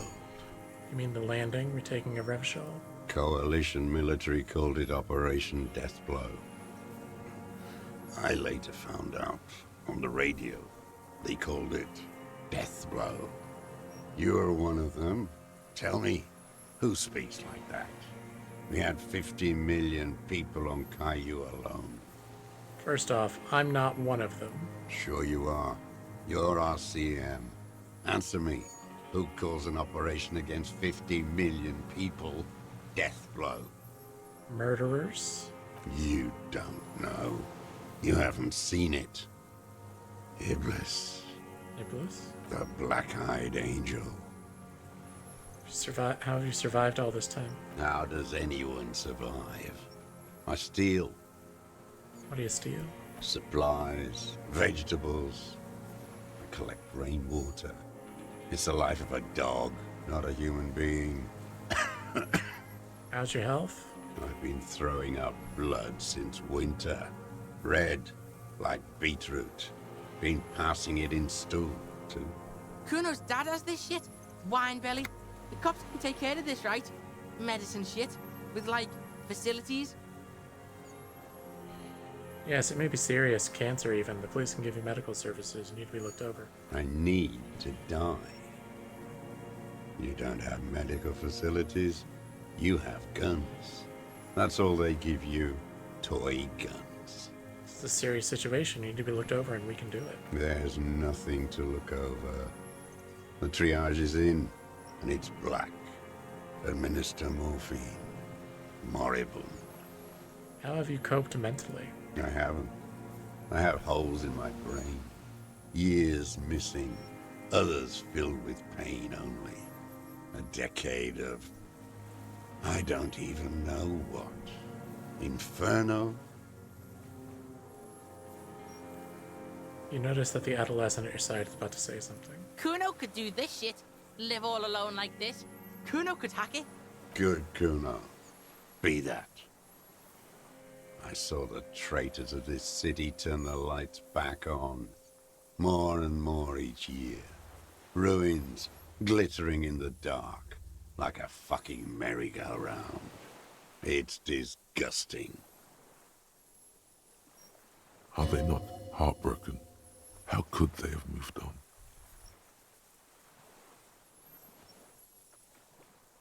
How have you concealed yourself all these years? It was hard in the Thames. I didn't have partisan training. They were searching for stragglers, those bloodhounds. Floodlights on the water at night. What was it like? What was it like? There was hope. A little hope. They needed to snuff it out. Martinez and Coal City were turned to dust. But Jamrock, Forburg, even Coron, and Boogie Street, of course. Those fucking kips had Krasmasov coursing in their veins. And others too. Some cordons of Revachol was still fighting. There were cells. I tried to contact them. Soon they all went silent. The frequency's dead. How did you get between here and the mainland? At night, I used a dinghy. I only went after dark then. When I got to the city, I stayed underground. Patrols, you lot, the commons too. They'd started snitching. So in the city you move underground? From bunker to bunker. Not anymore. No one cares now. I don't even have to hide. They think I'm another antisocial vagrant. I could walk straight into that town if I wanted. I just... Weapons cache under sink is lane 22B. In the basement. Have you been there? So you finally found it. There must have been a small squadron's worth of arms in there.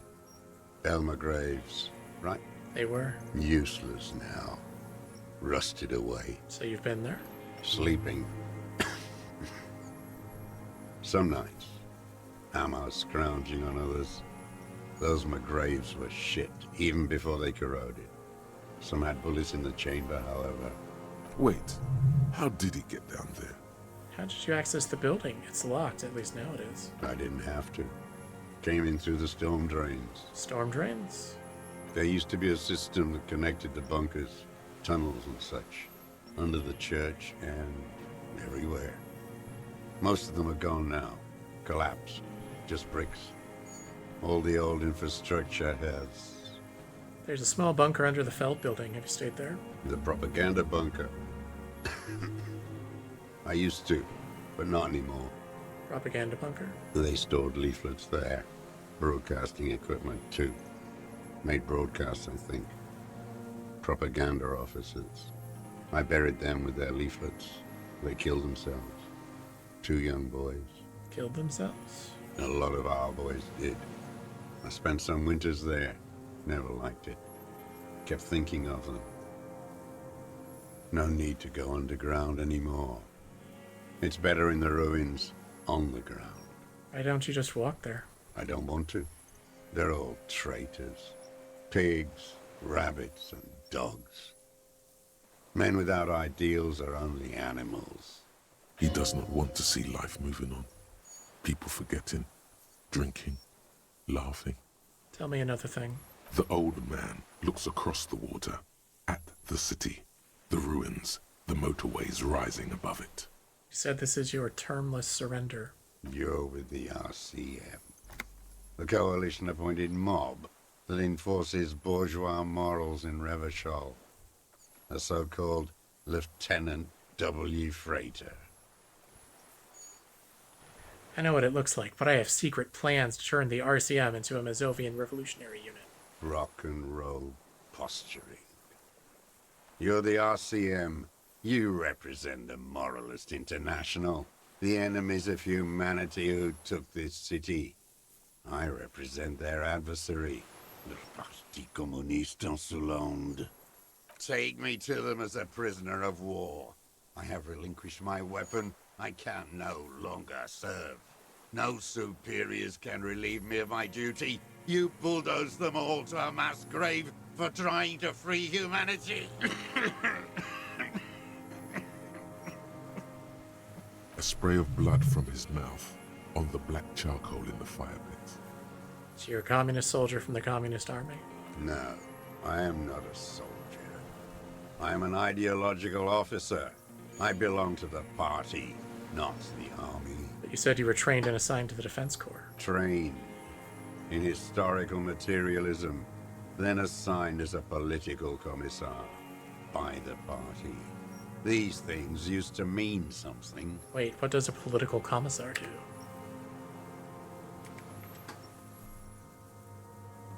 The old man does not answer. He tilts his silver head and looks at the reeds. You see a small tremor pass through his legs. My pig asked you a question. Quit spazzing out and tell him about the... Scientific communism.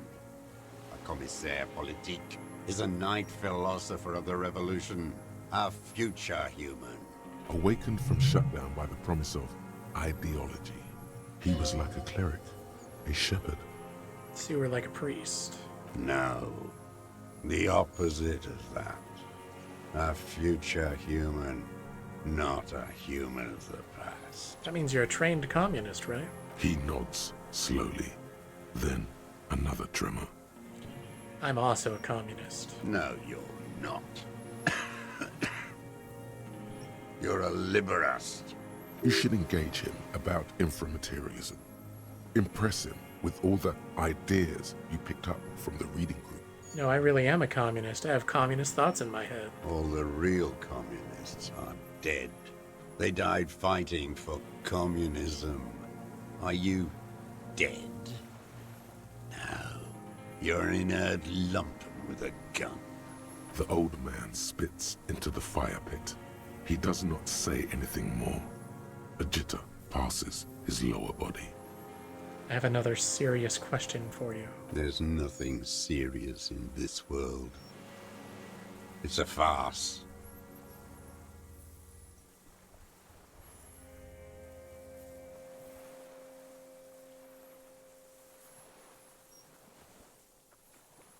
Says his body language. For a 60-year-old man with stomach trouble, who spent his entire life alone on an uninhabited island, he seems surprisingly fit. That's it? He's prone to erratic hand gestures and clearly malnourished. But that's it. You can see no more by looking at his slouched frame. The moment passes, and you say, I ain't going anywhere. Alright, let's crank our composure.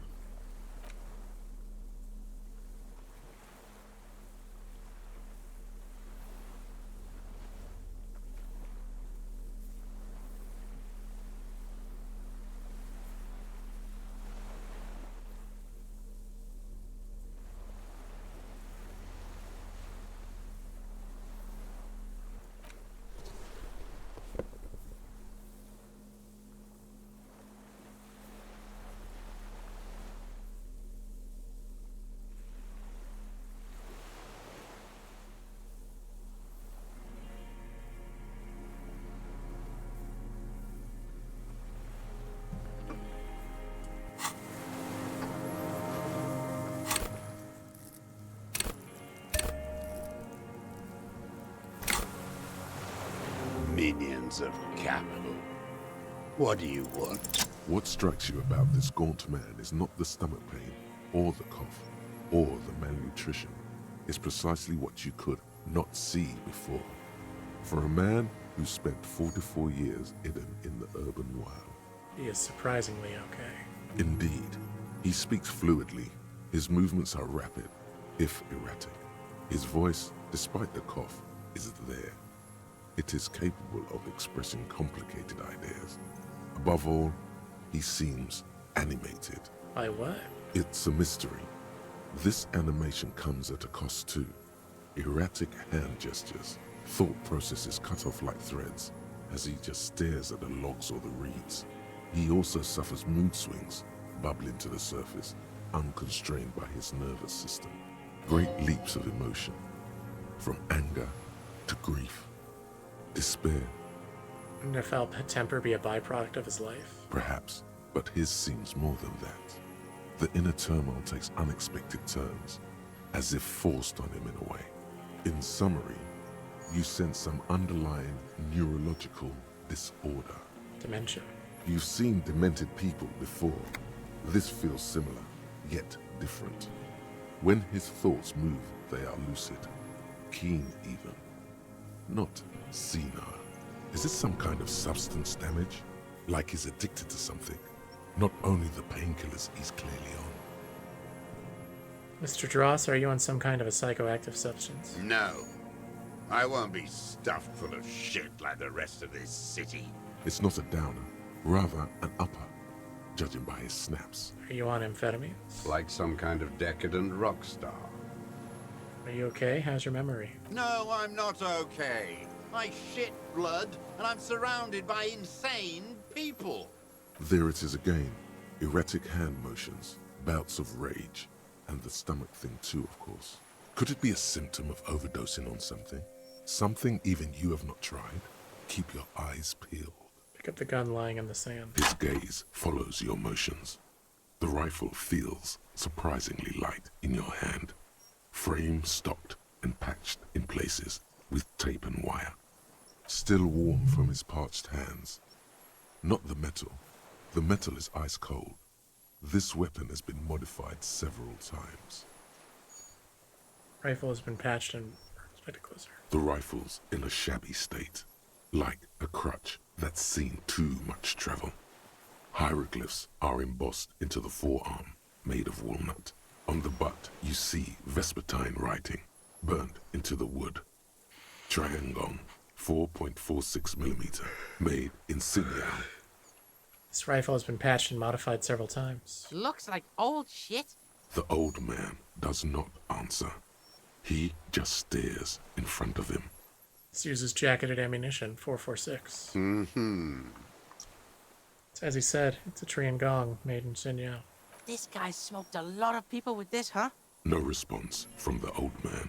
The plastic cape around his shoulders rustles in a small bout of wind. The old man keeps following your motion with his gaze. His right arm twitches suddenly. This looked very much like the murder weapon. It could be used against him to get a confession. In time. What have you been using this gun for? I've used it for killing people. Even the kid can smell it. Killing people? Like straight offing them? It's a gun. That's what they're for. You want a moralist euphemism? Defending your family and your property. I haven't done that. I've used it to kill people. You mean like lately? After the war? There is no after the war. Class war is never over. So he's continued killing after hostilities ended. Okay. This is it. You can feel it, like battery acid on the tip of your tongue. Something you haven't felt in a while. But what? This is what you live for. This is the shit. The great serotonin jackpot. The solution. Go in straight. No euphemisms. He doesn't like those. No. Be careful now. Slow and steady does it. Make him repeat it first. Don't mess this up. Remember, He wants to tell you. Get personal.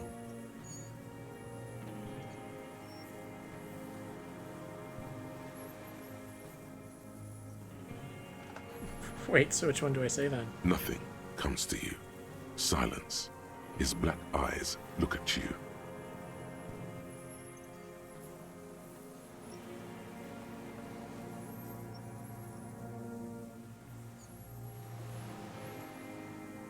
Did you use that gun to shoot and kill a colonel of the security contractor, Cornell? The who now? Fascist Dex squad who took a bullet in the mouth on the night of March 4th. Oh, yes. That one. Ugly piece of work, that boy. Did you kill him? Fucking tell this cop. I am a son of a welder and an officer of the commune of Revachol. I do not collaborate with murderers and pederasts of the liberal regime. Exhaust him with proof. Pile it all on him. Get a confession. The gun. The murder weapon is the perfect opener. The scent of blood in the air. But what else?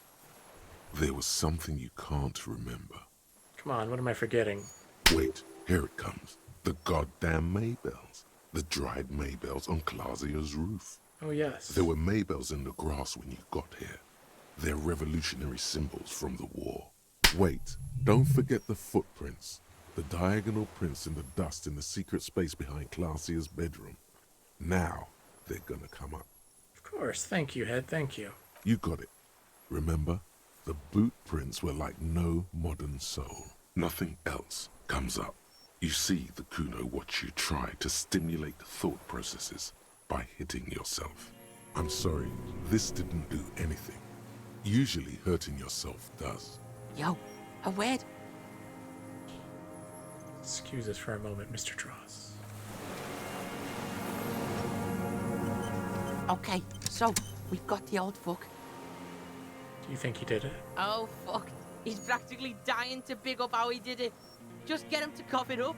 Kuno's got your back. What am I missing? What haven't I done? We never did that ballistic shit here. Let's check out where he shot my gimp. You should know that shit, pig. Good one, Kuno. It doesn't have to hold in court. Just establish a line of sight, and he'll do the rest himself. Trying to get him to confess. Yes, Kuno can see that. You got this. Think of, like, what other shit he's done too. Kuno can tell he's a killer. How do you think the questioning is going? Good. I think it's going really fucking well. Just cut it with the punch and shit, alright? Makes us look like we've got nothing. You hear that? He thinks you're very close. I'm slapping myself to get ideas. Yeah, Kuno can see that. So can fucking Murder Rooney here. You should stop. It's weird as fuck. Kuno's in the game. Let's fucking do this, pig. Minions of capital. What do you want? One more time, the Colonel. We need to talk to you. We need to talk about you killing him. Petty bourgeois law. This is all you care about, right? The only thing in the world for you types. A drop of blood in the saliva. That's right. Pile it all on him now. 3 should do it. Maybe 4. There were Maybells behind the victim's window. Damn Maybells. The whole island is turning white with them. He seems tender suddenly. Nostalgic even. A strange mood swing. So many this year, too. The spring is coming. No, it's already here. Wash the filth away. I haven't seen these flowers anywhere else in Martinaise, only here. They blossom on the islets before. We fertilized them with our blood. Resurrection was snow white in May, before they ruined it. The coast, too, before they piled their containers on top of it, filled with broken, useless trash for fat-fingered bourgeois children to play with. Bet you've been sneaking around a lot. Hidden. Know any secret paths?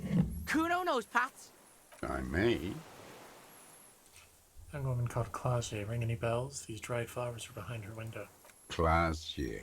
He repeats the name with care, as if it were at risk of breaking. You like that name, don't you? She had intimate relations with the victim, the mercenary. With the victim. There is a small tremble. Looks like a smile. A crooked smile. Yet isn't quite voluntary. He's about to burst. Almost.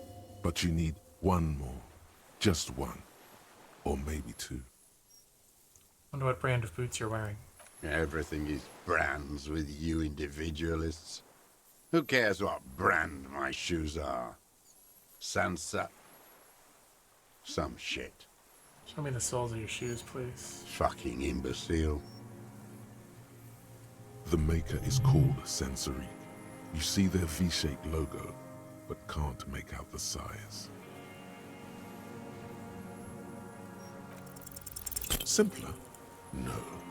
This is another loose thread you will never connect. Goddamn footprints everywhere, I hate them. The kid stares at you, slack-jawed. He thinks, what are you doing? We almost got him here. Not now. Stop yourself.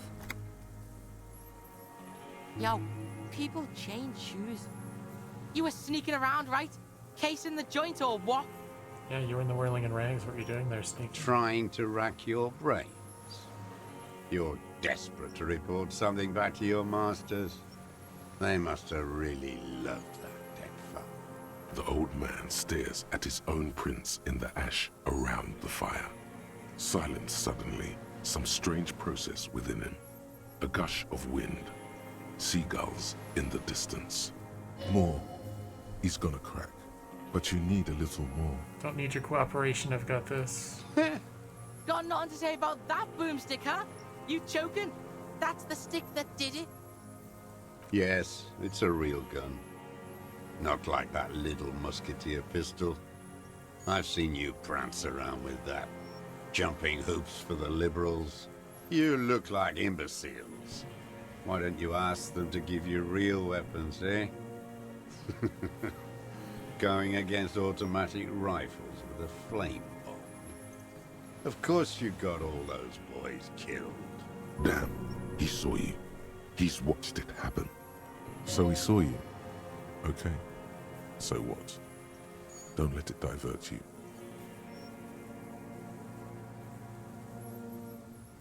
Stop squirming, I have the murder weapon. You let them all die. Pranced around. Let your little friend be shot too. I didn't get a good look at that.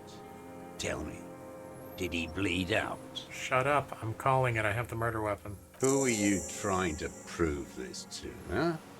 Your friend? He's not here. He's dead, isn't he? He's not dead, he's in the hospital. That's the murder weapon down, I've got more on you. Murder. Like a marionette on some invisible string. You know who he was. A coalition-trained murderer. Armored and armed. He wasn't human. The blunt end of a hammer. Dripping with blood. Not saying he didn't deserve it. Beating us to the ground. Moaning with joy. You hounds get so thorough when a company-trained killer dies. I haven't seen you on this coast for 40 years. You know, maybe I should have killed one sooner. Got your attention. Now you stop beating druggies and prostitutes in your basement. Now you come to investigate. Not when they die by the hundreds. So you shot him? Oh, the inhumanity. One paramilitary less in Revachol. How did you... I had them in my sights. Both of them. Him and the whore. I was breathing with them. In phase. And I pulled the trigger and flew on the air until I landed in his mouth. I didn't think I had a shot like that in me anymore. I did. I saw him kneel there with his mouth full of death, and that stupid look on his face. And his dick's still in her. Then what? Nothing. I went to sleep. Next morning there were Maybells everywhere. The world was white. Or what's left of it anyway. My last spring here. I knew the fascists would come to avenge their own. And so they did. Fucking hell. Be very, very precise now. Don't make a splash. You can still mess it up. You understand you're confessing to murder to a police officer. Yes. A motive. A real cop gets a motive now. He could say he was taking the fall for someone. It's useless in court without a motive. Go be a cop now. Don't mess it up. Coax it out of him. He's still warm. They were fucking. One more thing, why were you looking at them that night? I'm always looking. You always peeping on people through your scope like that? A rifle scope has the best magnification. And if you don't like what you see? Click. Pull the trigger? Yes. Think of it as a form of critique. You got him going. Connect every little piece now. Wrap this up like a gift. Start with when he first saw him. It will give him a chance to ramble.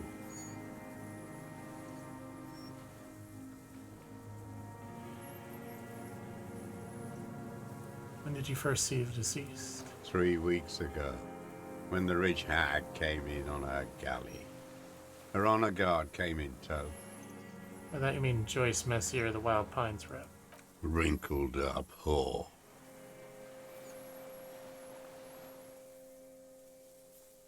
What is it with these whores and pederasts? Aren't you a communist? Black sexual morals are a bourgeois ploy.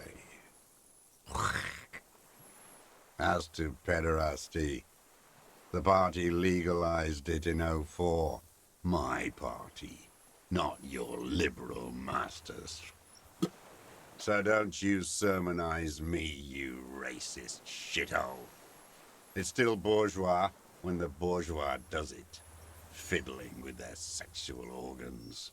Some strange glandular process takes place in him at the thought, like yeast rising. They moved into a deserted apartment above the roundabout. Radio equipment out for all to see. Reactionary radio playing, sloppy and drunk. I've seen their kind during the landing. Those Occidental and masked phalangs weren't conscripts. Boys like us. They were whites. All they know is to destroy and hurt. Whites? Barely alive. They like to kill while they're on their drugs. After the landing, in the burning years, I would take shots at them. End them. The worst ones, if I had a bullet to spare. I could see they've returned now to show their real face. The face they don't dare show their bourgeois voters back on Mundi with their families and polyester clothes. Looking at anything else you haven't liked? A tragic comedy. Druggies, prostitutes, and rentiers. A strange little engine seems to fire up in him again. It straightens his back. More specifically? Specifically, the whole city is a charnel house. Stripped clean and draped in neon.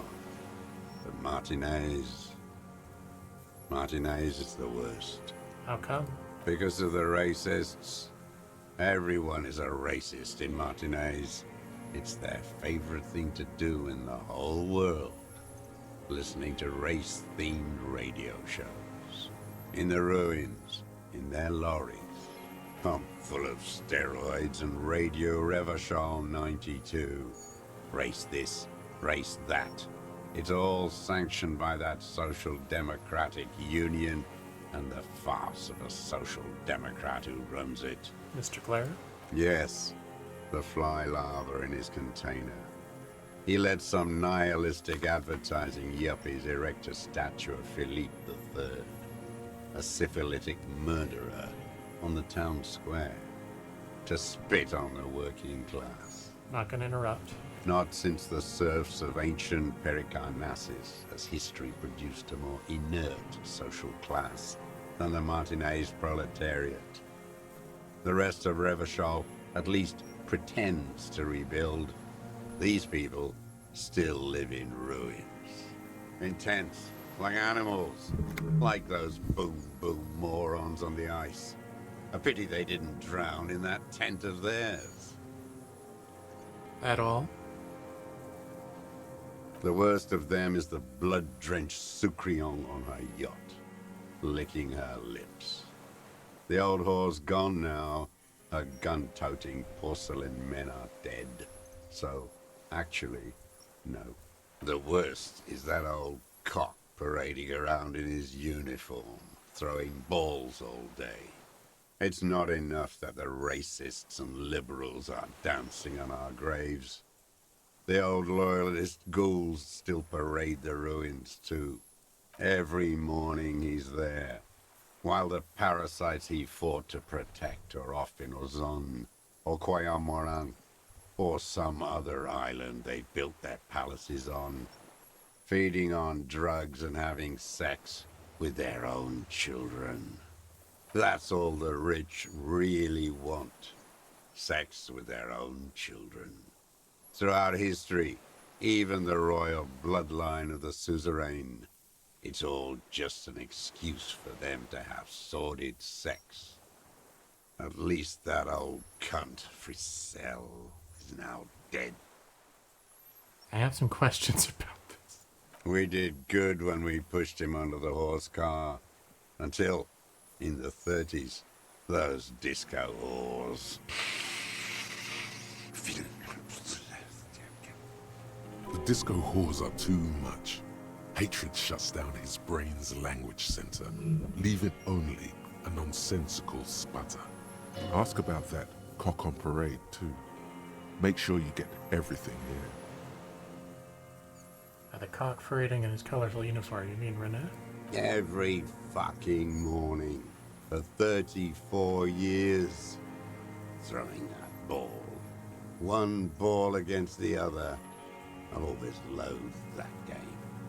That is not a working class game.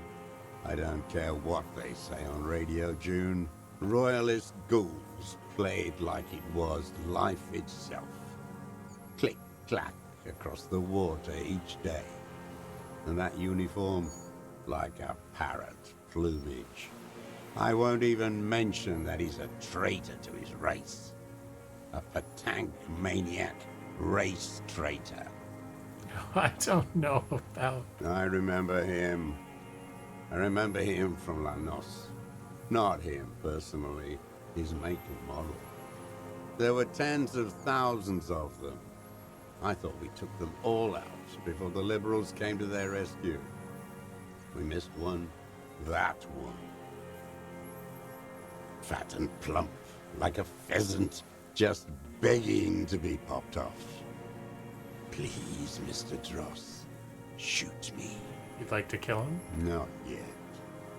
I like to look at him strut around, place the crosshair on his medals, right on his face, and just fiddle the trigger. Think about it. Let the bomb melt in my mouth. Sometimes Kuno likes to look at the baggie before he does it. Just look at that fat baggie. He is a juicy bonbon, that one. A real treat for the black day. The blackest. When I put that gun in my own mouth, I think, no, don't waste it. Put this lead in that cock, Rene. For the boys he killed. And then I look at him throw those balls, and I suddenly feel better. I even hid one bullet, so I'd always have one for him. Haven't seen him around lately, strutting around. Must be down with arthritis. I hope it hurts like hell. I hope he sweats blood. Hearing it may destabilize him. You sure you've gotten everything from him?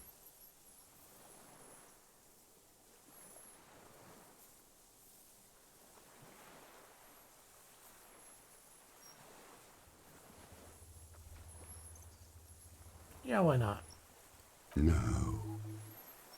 I waited too long. I waited too long and now he's dead?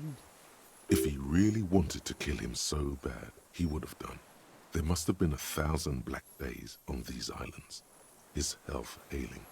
You got 1,000 chances to kill him. And I blew them all. What does it matter now? He's gone.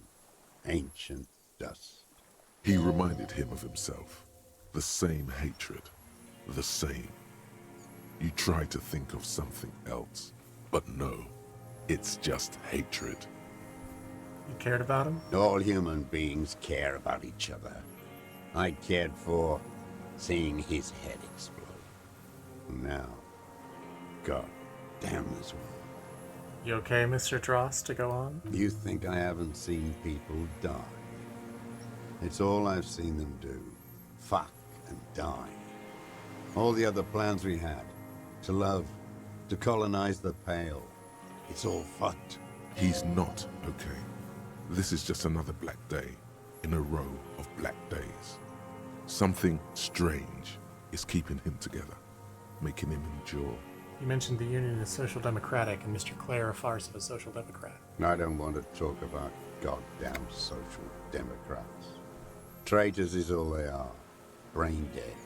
Renee still presses on his mind. Disco horse? I don't even care about those whores anymore. Get it over with. Take me in. Renee must have been quite a loss for him. Maybe you could still get him to talk about things that don't require as much rage, because it's not there anymore. Glad we talked about what?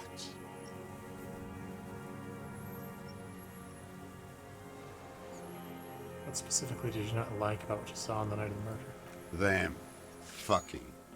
I didn't like that. You were jealous? Jealousy is a reactionary concept. I didn't like the Reaver enjoying himself. Drugged out, soothed in the arms of a young woman. I wanted him to die so he could not enjoy life anymore. And I wanted to see his head explode. That too. She should know better than to hold a child murderer between her thighs. I knew he'd be there for one more second. Writhing. That's all it takes for the bullet to reach his head. Now that I think of it, I wasn't aiming for his mouth. I wanted his brains to spill out on her. But you can't have everything. He wants to see her covered in blood. To punish her. You wanted to punish her, so you killed him.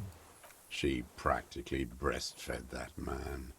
You wouldn't believe the things she let him do to her. You stare at them too.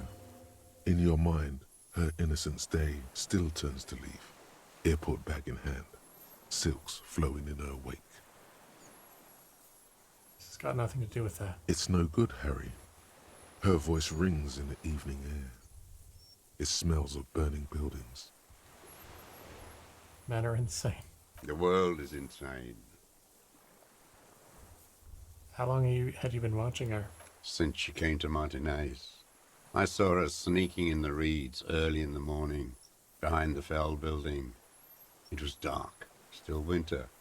She didn't have her skimpy outfit on then, just a spot in the night, moving. What was she doing there? Hiding something in the water. She had a fag after she'd done it. I was up in the ruins there. She couldn't see me, but I could see her, smoking. She was nervous, but not scared. And beautiful. Why do you think she hid there? Her passport and tickets to Villiers. And from there to Cachet Brut. Some kind of hidden container on the coast? You looked into it? Yes, after she'd gone. It was a submersible. Well made, actually. Take the documents? No, I put them back. Why would I take them? I'm not going to farm. Oh, I mean... Did you continue watching her after this? I did. She had a face like an archipelago, with those birthmarks.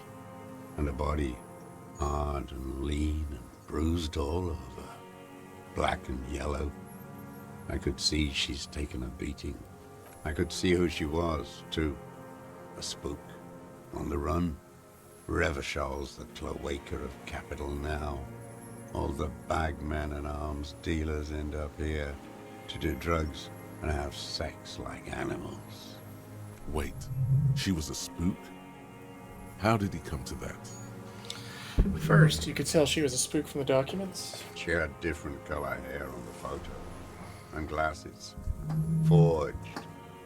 Some sort of sordid bourgeois affair. I've heard about this kind of thing on the radio. How did you see all this? The bruises that she was beaten? Ha!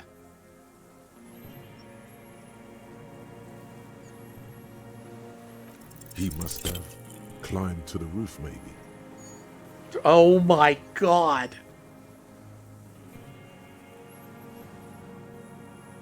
You climbed, right? You climbed behind her window like the crab man? What are you talking about? Crabman? You've been through some secret route shit, huh? Inside the wailing in rags, creeping around. I've been through all of Martinez. Every nook and cranny. Thank God the kid is picking it up. Yeah, but that one too, right? Secret whaling shit. Yes, that too. The things they did in that little room. What she'd do to feel good. Funny the way light works. You turn it on inside, and it gets so dark out, you can't see a man looking in. I learned that in the 20s, when they were still hunting me. I've seen people do some shit, but... Yeah, the lightning gets shit going. Speed freaks fucking in the bushes. He must know his way around a creaky floorboard and a rusty hinge on a door. How did you get in there, the hidden pinball workshop? I can just walk in there now after a good wash. I told you, they think I'm an antisocial. Closing hour is a good time. The kitchen's empty. And the door, the steel door in the kitchen, how do you open that? I got that open a long time ago. Some bourgeois game merchant lived there. I don't know, 15 years ago. He left spare keys all over, and I took one. Then I saw her turn the light on one night in my scope. And he found use for it. A spare key, like the one hanging behind the Union Box window. You had feelings for that woman. There's nothing to hold on to. Only this. It's not enough. The coals of his eyes glisten suddenly, like stones dripping with water. Is he crying? Man needs to feel something else. In this fight, it helps if you have your eye on something there. It's weakness, I know. Is that why you left the dried flowers behind her window? No, Why then? I don't really know.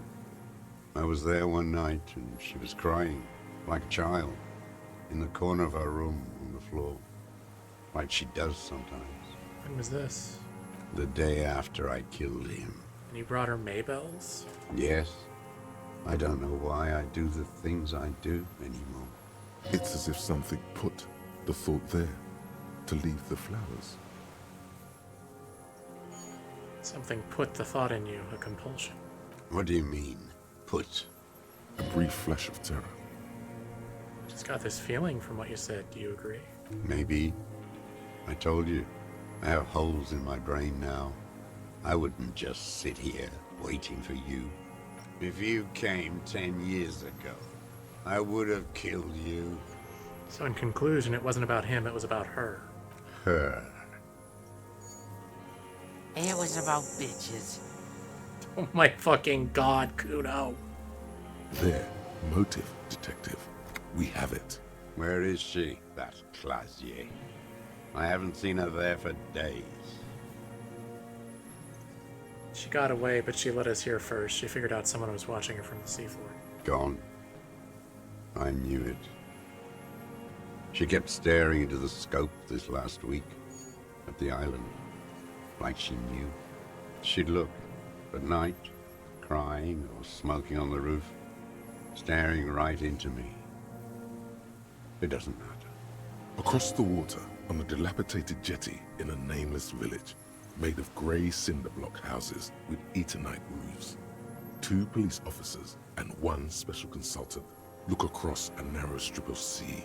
He's there, doing what exactly I don't know. Satellite Officer Vic Mayer points at the ruins. Behind that anti-aircraft something. That's why we can't see him. Special Consultant Heidelstein is optimistic. We'll see the boat when he comes. Let's go get a coffee until then. I know this interesting little place. Where? His voice trails off as the 3 walk down the jetty. As the men go, Patrol Officer Minnow looks back over her shoulder at the crumbling fortification like a rotten tooth rising out of the water. Good luck, Harry, she thinks. You need something good for this. The old man has fallen silent, staring at your feet. The burnt logs in the fire are moist from the sea air. Yosef Leonovich Dross, you're under arrest for the murder of the Crenel colonel here in Martinez. What? But you said I would be taken to the... This terror, the sum of all the uncontrollable movements and mood swings he's been exhibiting.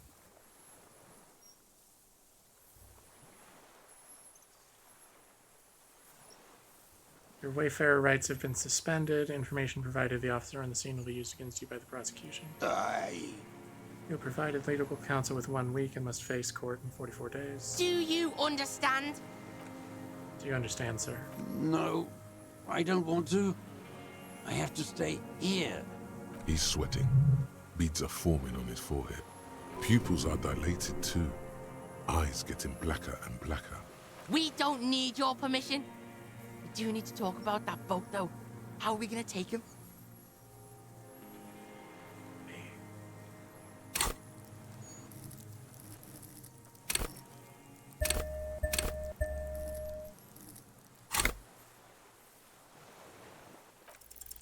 There it is again, to your north, as it has been since you came to the coast. Oh my god, is it the The Phasma? reeds whisper, stalks rubbing against each other, but then, in the middle of it, something completely different. It sounds like a bow, very slowly being drawn against the strings of a violin. A very small violin, made of reeds and rushes. Maybe there is room for 3 on the boat? Josh Kurnow, do you hear that? What? What a farce. What are you talking about? Is this really us? Your skin crawls.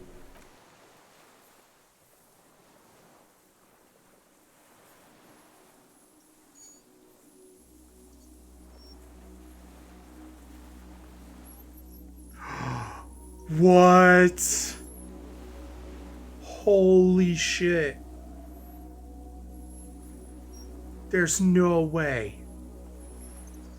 A delicate tangle of arms and legs unfolds from the reeds, limb by limb, to then just stand there, moving its scythe-like arms in ghostly silence. What is that? What are you talking about? The giant stick insect. There's nothing there. The stick insect is over 3 meters tall. It looks straight at you with its tiny pinprick eyes and its grotesquely small head. You feel your legs shaking under you and your gun hand rise instinctively. There it is, I see it. Tell me what you see, damn it. I can't make out one small thing in the reeds. Kuno, can you see it? Yeah, I can fucking see it. Thank God. If he can see, then maybe you're not insane. But that means it's really there, spinning slowly, in absolute silence. Its limbs long and slender. Be very careful.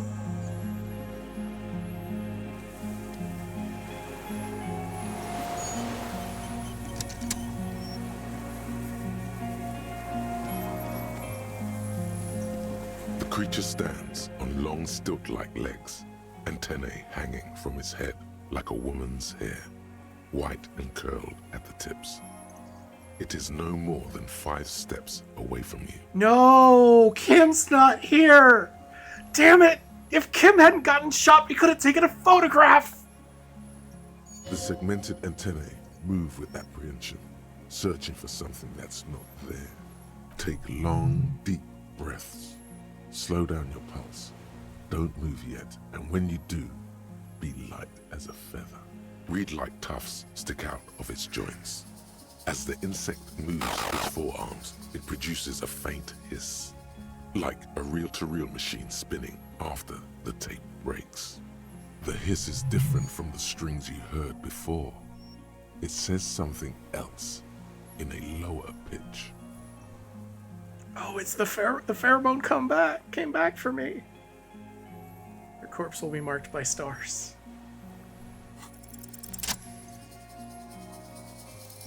Slowly, with your breath held, you take 2 small steps toward the phasmid. The creature lets out a series of ultrasonic clicks that swarm around your head like swallows. Like laughter, a sort of happiness. Hissing and clicking, it extends its mandible-like antennae to greet you. You're right below it now, looking up at the colossal chitin of its white limbs. The head of the creature is crowned by reeds, and its eyes are like small droplets of water.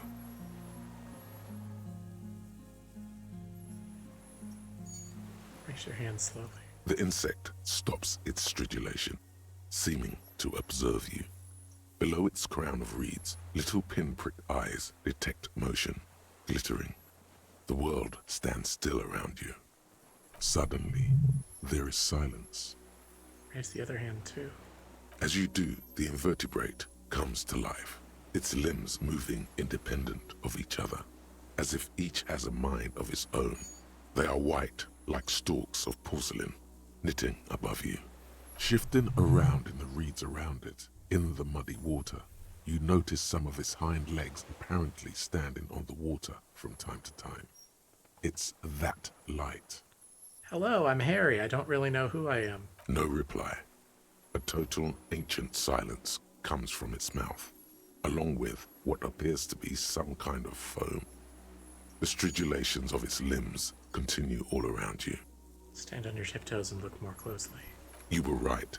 Little bubbles form on the mouth parts of the creature, on its segmented lower lip. It looks to be foaming, slowly. The foam is white, then yellowish.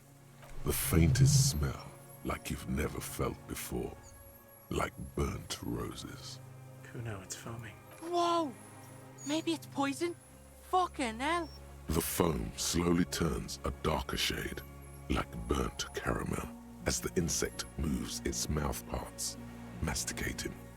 The little bubbles begin to burst, one by one, letting out that same smell, like summer burning.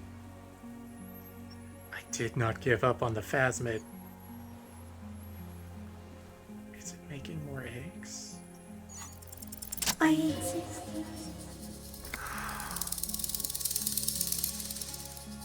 I exist too. Tell me what it's like for you. I'm ill. What is your illness? My heart. For me, it's sadness, input after input. For me, it is not like that. I have states, not the emotions. For example, I experience excitement and unexpected sugar rewards. But that is not important. Now I will tell you how it is for me.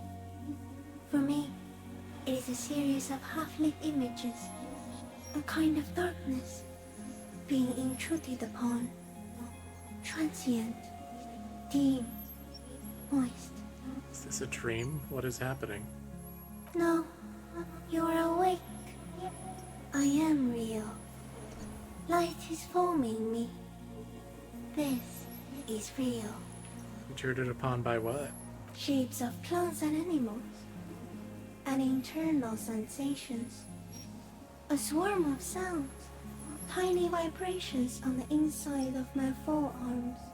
All speak of complexities totally beyond my understanding. I am at the end of a narrow funnel, weightless, so light, it only feels like something to be me. In truth, Perhaps I'm nothing.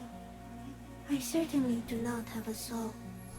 And if I did, it would never ache. You're the type of animal I would like to be. Are you sure? Yes, I'm sure. Why do you ask? Sometimes, when molting, I will grow a lost limb. One time something went wrong, and a small leg replaced a missing antenna. That's cool. No, the leg tried to move around independently, making it hard to walk. You don't have a foot there now. Yes. Thankfully someone ate it. The next time I molded, I grew an antenna again. Where does this come from? All this around us, the world. Not even the birds know that. Not even the water lily. Then all we can do is beat our fists against it, day after day, with no answer. You can also eat it. If it's a leaf, you can put it in your mouth. Yum yum. Or a reed.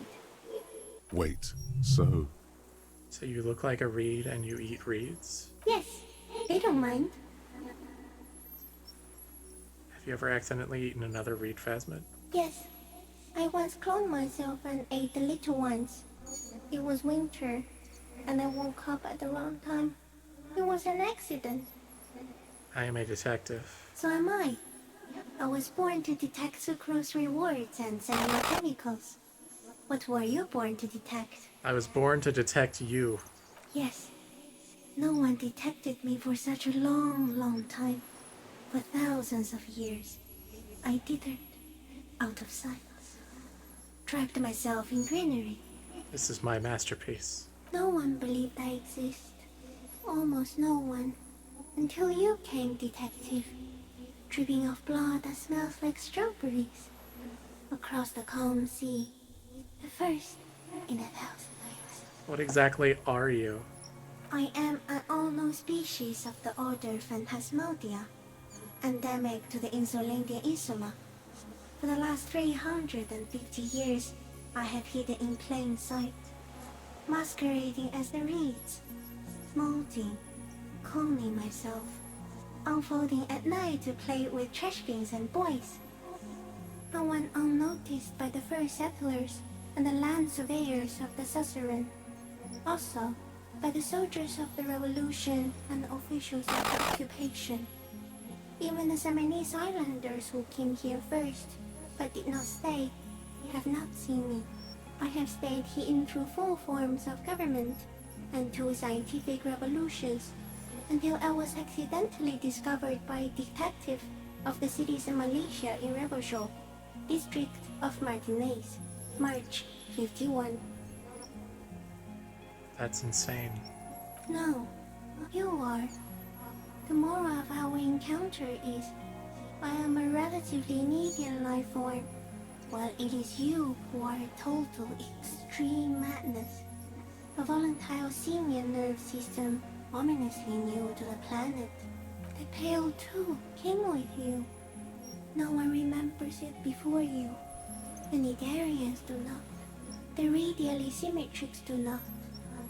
There is an almost unanimous agreement between the birds and the plants that you are going to destroy us all. Wait, the Pale is human-made? It is a nervous shadow cast into the world by you, eating away at reality. A great, unnatural territory. Its advent coincides with the arrival of the human mind. I don't have that kind of power. You're a violent and irrepressible miracle. The vacuum of cosmos and the stars burning in it are afraid of you.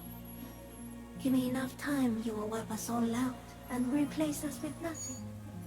Just by accident. How? We suspect it will be something like the oxygen holocaust that wiped out anaerobic life 2.6 billion years ago, when organisms first started breathing. Only much worse. Worse how? Everything your eyes touch goes back there, behind the nose mirror. What if you blink? Are we still here? Please don't blink. What if he misplaces us all one day, or just forget?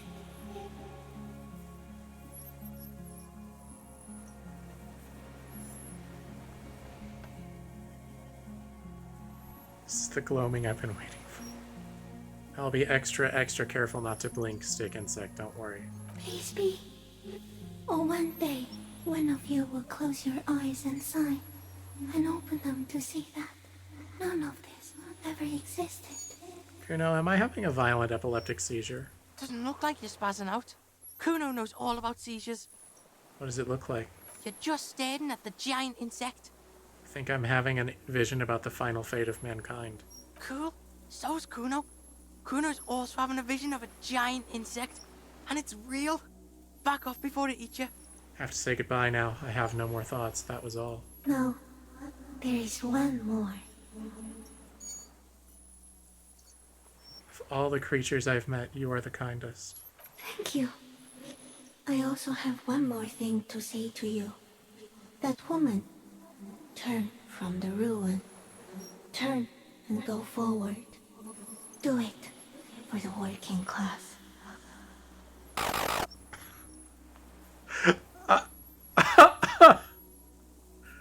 I will. She was middle class. It doesn't take a 3-meter stick insect to tell you that. Disengage slowly.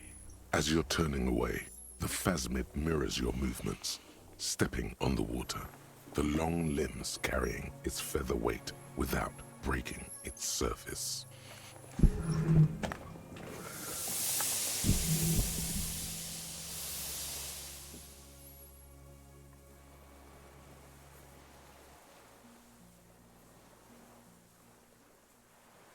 And just like that, it's gone, skating away across the sea's calm mirror like a skipping stone, leaving nothing but circles on the water. What the fuck? And something under it, in the place it stood, bobbing there, among the reeds, a collection of items. It's gone. Between those reeds there. Fucking Helican. What's that in the water? The fuck? Is that ceramic? And more stuff, like a nest in the reeds? We should peep it. Fucking hell. What's that in the water? The fuck? Oh, Is what that now? What now? In some kind of strange, semi-catatonic state. Yeah, Grandpa's not looking so good. We need to check on him.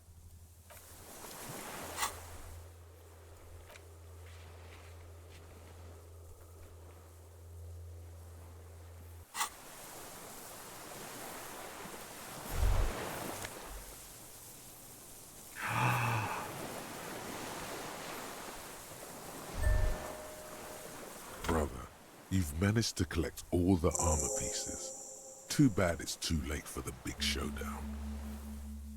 Don't think this helmet would have helped me anyway. It would have looked very impressive. Still, you found it all. Now your mortal coil is completely protected. Few cops are this futuristic. At least now I am truly invincible.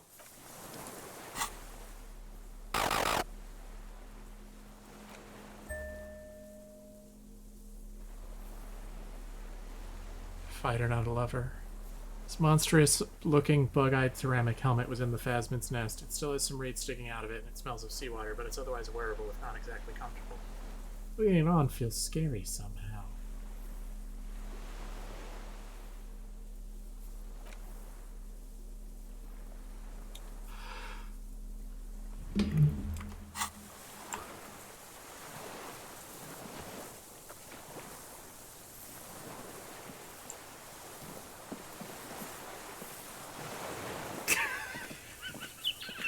What is it?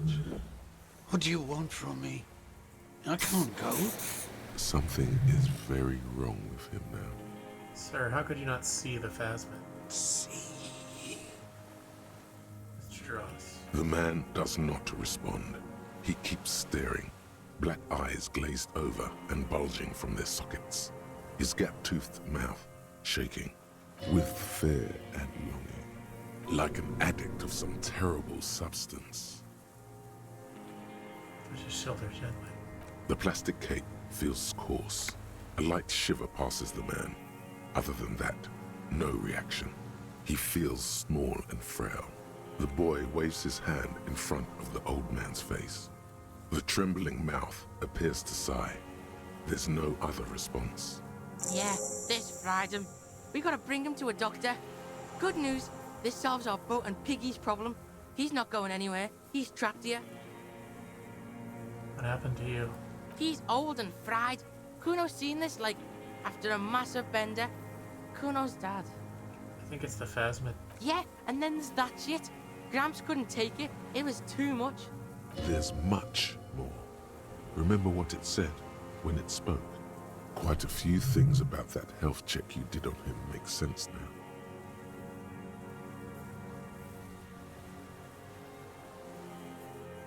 You couldn't see it, Kuno. It's just the reeds for it. How? Like, it's pretty fucking huge. How? No response. Maybe this is how the phasmid has stayed hidden all these years. Then how the fuck did we see it? Oh wait, the longer it's there, like it needs time to sink in, and if you spend time with it. You forget it's there. Yo, you ever see a giant fucking insect? Before, when I evaluated his state, he seemed strangely animated. Yeah, Kuno knows hobos, and Kuno has never seen a hobo sharp like this after so many years of hoboing. Perhaps this animation is induced by something in the phasmid. Yeah, because look at him now. Not so sharp, is he? And it's gone. Left. Perhaps it's like, kept him going. Like the drink and the lightning keep my old man. I think he's addicted to that thing. Like, hooked on the lightning. He has the symptoms of an addict and not the normal symptoms. True. He's got those gern eyes, doesn't he? It's not just chemical. It's as if he's infatuated with it. Whoa. Like, love. Yeah, no, I don't know.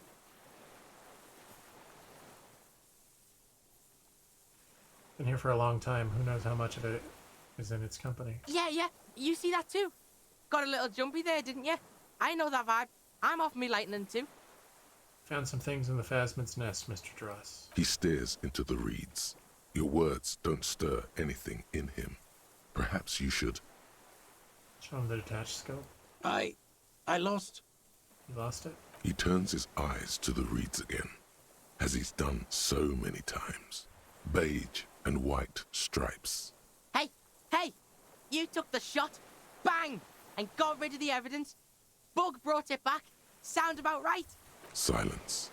Not even a sigh. You've gotten all you will out of this poor being.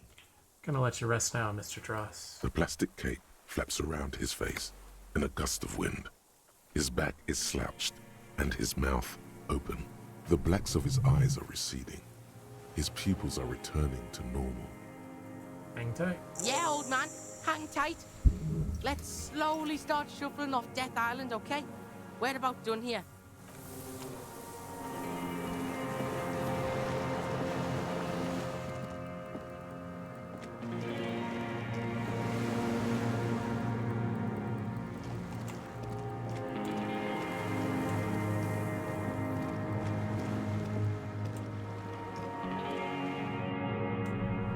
I feel like the themes of the inability to let go being the most destructive thing that can happen to you as a person are very artfully handled by this game.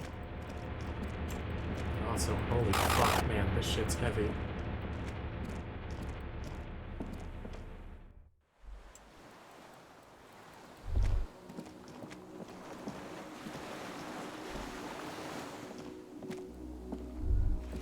The dry grass crackles under your feet as you stop. Far away, birds' wings touch the still surface of the sea. What is that flutter? The flock of quail departs. Now more than 100 meters away. 102, 105. Underneath the flutter. On the islet, there is almost no wind, just the light movement of air through the reeds. Bulrushes swaying on the waterline. Long dried leaves chafing against each other. To the west. A silent hiss. Sea air moving through the needles of a pine tree. To the east. The faraway roar of the city, distant like today's dream. Before it, the sound of sand. The low tide filtered through its grains. A bird tending to its feathers. Ahead. A low hum. The air slowly moves through a concrete box. Through its ancient slits and cracks, resonating, hollow. A big building. Beyond that, further north. Air flows out of a pillbox window. There is very little there. The air cossets flowers on a meadow. Absolute silence. Reeds motionless. Bulrushes motionless. Below the silence. Col de Mamadakwa. What? Have you noticed how quiet it is? Yeah? Spooky ass island. That's how it is on Spooky ass Island. Silent and shit. Wait, I have to listen to one more thing.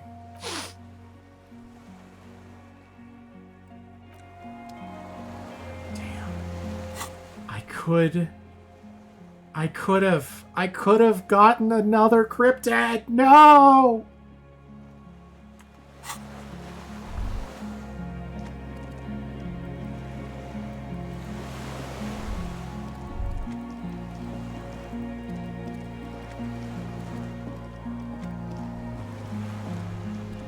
The skiff is swaying on the waves by the dock.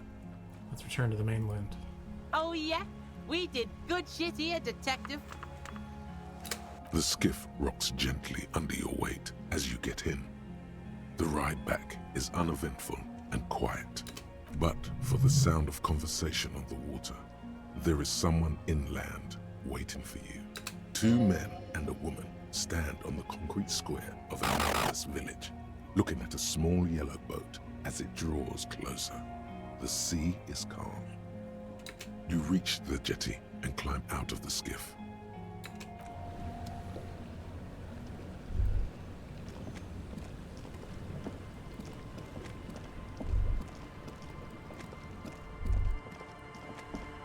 Look what the tide brought in. I want to call you a teapot, but I'm honestly kind of impressed. No idea where you got all that gear, but there's no doubt in my mind that some bad people are looking for it. Also, you look like a fucking idiot. The armor? No one else seems bothered by it. Oh, really? They don't seem bothered by it? That's because you're a cop in an exoskeleton. Everyone felt perfectly safe in your company. He doesn't know what he's talking about. I know when people are uncomfortable around me. They haven't been. Believe me, they felt uncomfortable. Vic, calm down. Throughout all this, there's a giant... We're not forgetting about anything. Look at you. Kuno, you still have my back, right? We're all pigs here. Even though we're all pigs here, you and Kuno are more pigs than the rest of the pigs. He'll have your back. Only later. Who are you people? Hello, I'm Trent Heilerstein. I believe we've met on several occasions. I'm your goddamn partner, Jean Vicomar, and this is your special task force. Or what's left of it. Special Consultant Trent Heilerstam, Patrol Officer Judith Minot. Hi. We've come to scrape what's left of you after pavement. The kid's about to say he's Kuno.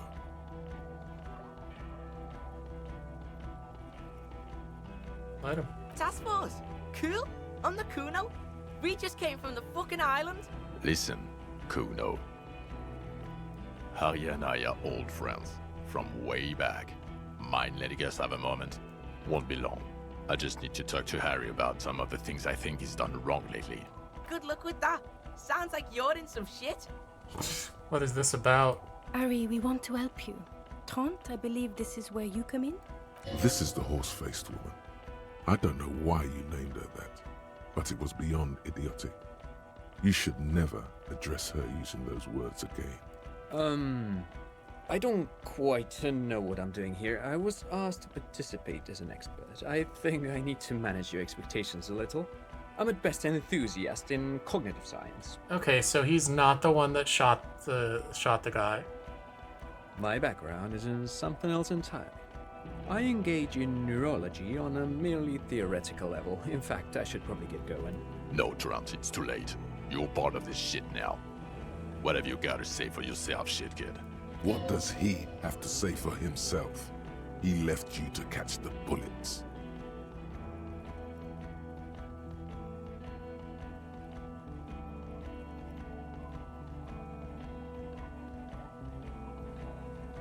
How did you know I was here? The cafeteria manager you fucked over told us where you went. Damn you, cafeteria manager! You've betrayed me for the last time! Speaking of which, The giant aerografito in front of his building. In red, government marked fuel. Did you do that? It was this one junior delinquent. I don't know. It had shit kid written all over it. You aren't the man with sunglasses at all. You're not even blonde. Guilty as charged. I heard you'd lost your mind and your memory. I wanted to see if it was true. And it was. Good work, Harry. You're insane now. There's one less person for me and everyone else to rely on. Actually, I suspected something was off. Did you? Or did you literally not recognize my face? We've been partners for how long, Harry? Don't answer that. You don't remember. Judging by the familiarity you feel toward him, 2 years minimum? Or maybe a short but close stint on the task force? He's right. Don't start guessing. Now's not a good time. So Trant Hiddleston turns out to be special consultant Trant Hiddleston. Yes, I'm Trant Hiddleston. I never said I wasn't Trant Hiddleston. So what? Wait, what was up with the kid then? Mikhail? Mikhail is my son. Oh, yeah. What was up with all the interesting history spying on me? No, I was just interested in the Feld building and the Martinez beachhead. And Mikhail wanted to see Martinez. It was a coincidence. Him being there with his son, it was not a coincidence. It's difficult to see, but he was worried about you. And also interested in the Feld building. So what are you special consulting here? What indeed? I was asked to share my take on some of the more obscure theories developed in Königstein in the 30s. Like partial psychotraumatic amnesia, group personality theory. He's here to see if you're insane. He's smart. Let's move on. Sorry I didn't recognize you before. It's okay. I didn't come here to gloat or to fool you. Neither did he, actually. We're just worried. That's right. Worried. I'm always worried about you. Every time you don't show up to work, or when you do but stink, you're a worry fest. She's worried about you. I'm worried about you. Even Special Consultant Backpedal is worried about you. Everyone worries, instead of working. Where have you been all this time? There was a mercenary tribunal. God damn it, Harry. You told us to fuck off. You said we're cramping your style. Your detective god. Fuck everything. All we burn. Detect or die. And you were probably right too. I would have never let you abduct a kid and take him on a creepy boat trip in the middle of fucking March. You talking about Kuno? Major Kuno wasn't abducted, you fucking fat dink. Fuck out of here.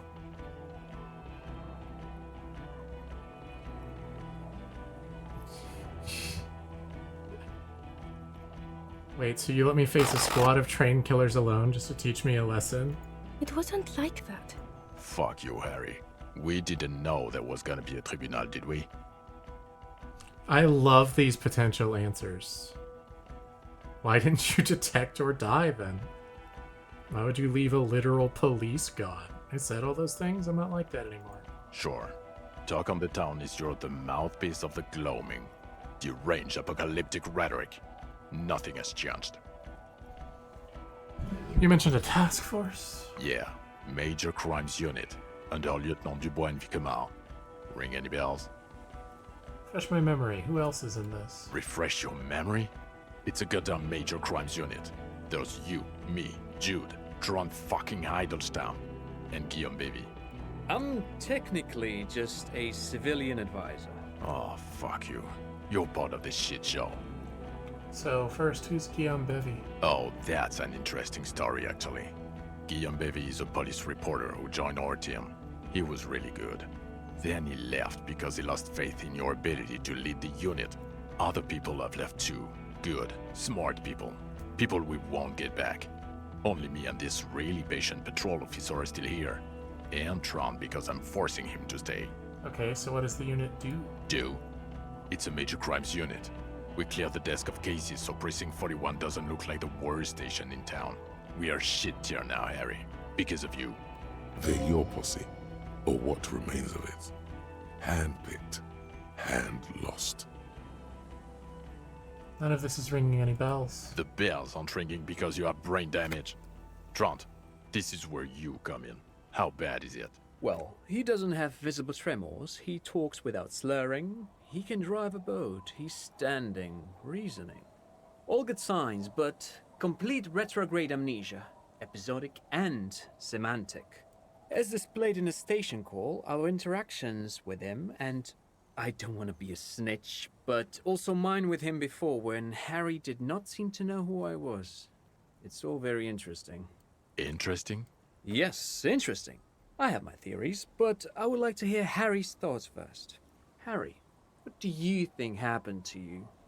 Neurologically, psychologically, and why not socioeconomically?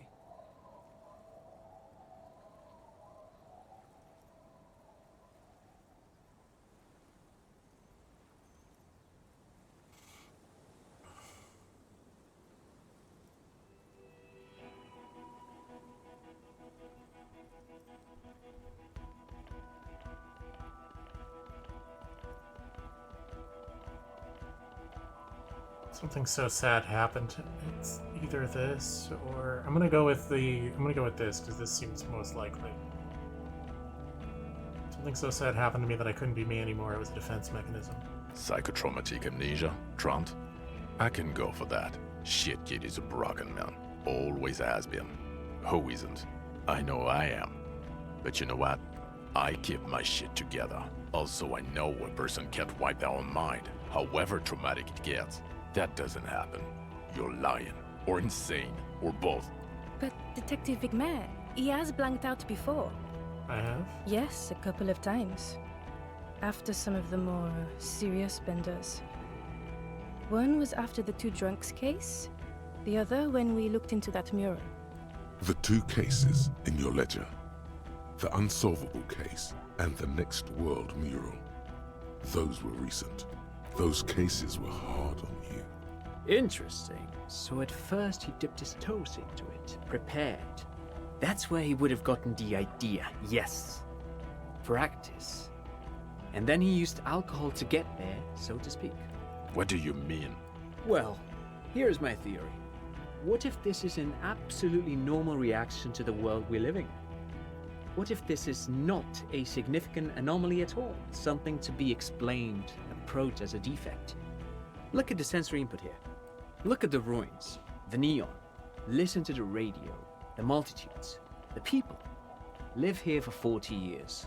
As a police detective, he's like a magnetic reader on the world tape, to borrow a known metaphor. Harry's been pushed flat against it. Total input. Hardwired to the free market. He just needed for it to end. Okay, Trent, thank you. That's absolutely meaningless. I'm glad we brought you.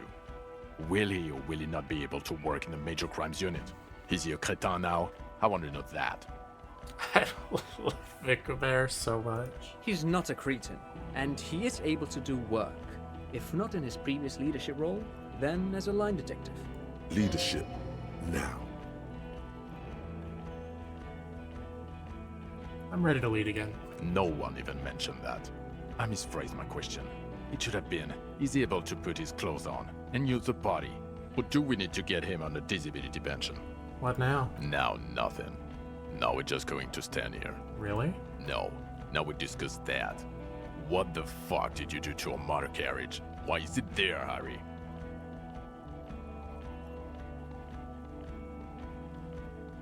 I drove it into the ocean when I was drunk. Ah, so refreshing. He just admits it. Thank you for your honesty.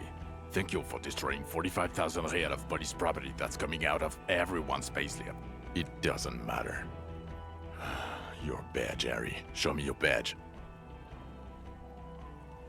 Got my badge right here. In a rush to demonstrate your badge, your eager fingers can't sustain a grip on the smooth plastic, and the badge slips out of your hand.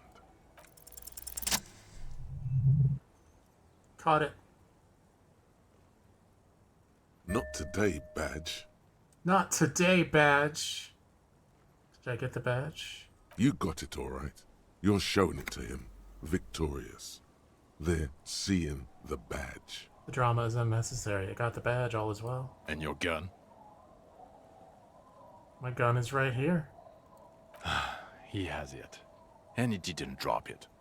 You're drunk like a bum, Harry. Put that thing away before you kill someone. I quit drinking forever. It's only me in this boring hellhole now. I don't buy it. Why do you smell like a corpse then, huh? Oh, come on! You gotta cut him some slack. Pig's been working hard, digging through the guts of corpses and shit, getting shot and shit.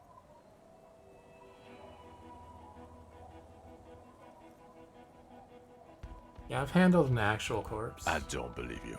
You're drunk. You let a suspect escape, a certain class, because you were too drunk to assess a flight risk. We've read the report, Sari.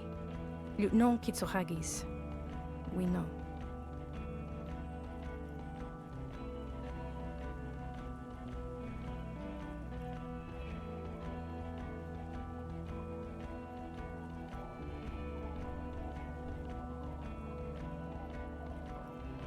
Guess I let her go as an act of mercy.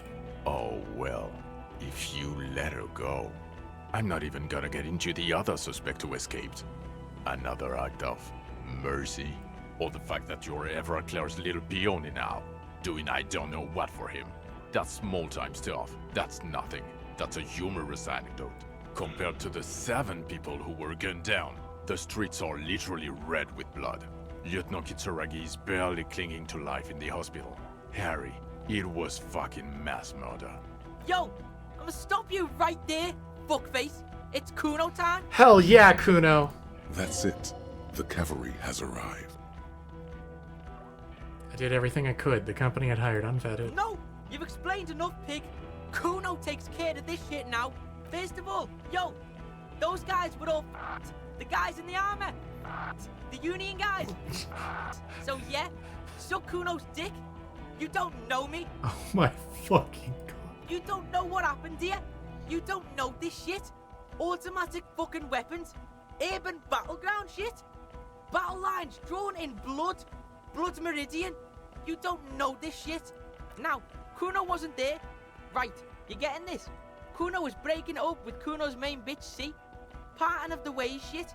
But when Kuno got there, Pig had fucking cleaned up. Blood and ruin. Smoked all those dinky fuckers. Saved this shit. Martinez shit. I see he's mourning and shit. His main pig got semi-wasted. Sent to the boo-boo mobile. Kuno steps up. Kuno fucking fills those shoes. Big boy shoes. Detective Kuno. He comes to a sudden, abrupt stop. Are you done? Yo, Kuno feels like you weren't really listening to Kuno. You were hearing, but you weren't listening. And the armor boys came to Martinez to fuck shit up. Fuck yeah, Kuno. Hardy boys or whatever the fuck they are. They were telling everyone and their mum how they wasted one of those armor fucks. It was always gonna go down like that. My pig stepped up, got fucked in the leg for it. Sacrifice style. Yes, I understand. He was in the fight. Second, you dinky fucking asshole. This pig right here. This oink oink motherfucker sold that shit on Death Island. Case solved. Go home or fuck off. Yeah, it's not 10, it's fucking 12. Look, point is we saved as many people as we could. Look, point is we solved the case. Point is we saved as many people as we could. Yeah, and solved that shit. Fucking grandpa in the woods did it. Old shit. Kuno doesn't know about that. Look, the real shit here is... It was a straggler from the revolution who stayed in hiding for 50 years. I found him. Yeah, straggler, sure. Are you getting this smart shit? The old fuck killed him. Confessed to it too. We got him snitching on himself. Popo style. A straggler from the revolution. Yeah, fucko. He's on the island right now. In a coma or some shit. Oh, and we also got the gun. Gun of the killer shit. You know what I mean? Now, let's get our big boy shit on. He means murder weapon. Wait, by gun of the killer, Kuno means the murder weapon. We have it. Yeah, spin that real shit, pig. Murder weapon. Big boy shit. Yeah, big shit. Now listen up, Sue fuck. You're gonna shit yourself because it's gonna get wacko natural. Wacko natural? I think I know what it's going to be. Oh yeah, it's time. It's going to get wacko natural. Tell him. There's a fucking 4-ton mantis on the island. What? Sorry, kid. Me and Harry need to. His patience is all but run out. The boy better wrap it up. Yo, this is like the biggest moment in history right now. You wanna fucking listen to what's coming out of Kuno's mouth? We saw the giant insect, white as fuck. Literally the Insulindian phasmid or some shit. Praying mantis style. It was 3 meters tall, and this pig right here, His hand is shaking with rage and excitement. This fucking old popo discovered it. Me and the pig bacon discovered a new species. It was beautiful. It was... You ain't seen this kind of animal before? Fucking miracle shit. He gulps, overcome with awe. This case, this fucking grandpa shit, this ugly shit, it's nothing. We saw a ghost. A real life ghost. Like he fucking proved ghosts are real. It's that big, Popo. It's fucking... His eyes are welling up now. Why are you not fucking shitting yourselves? What's wrong? Did he just say Insulindian phasmid? I don't know. I zoned out. Harry, did you just pick up some myelin perm and pin it on him? You aren't fucking listening. The bum is nothing. This is science history here. It was the Insulindian phasmid. It's connected to the shit. Tell him. There was an Insulindian phasmid, and it may be connected to the case. Lieutenant, please. You have to have more than just some mantis. The straggler, stick to that. You said you solved the murder. It's not going well. Present something now. Something sane and clear. Make your case. Something that proves you haven't lost your mind. No, there was a giant insect, and they have to understand that. You will find proof. Don't give up.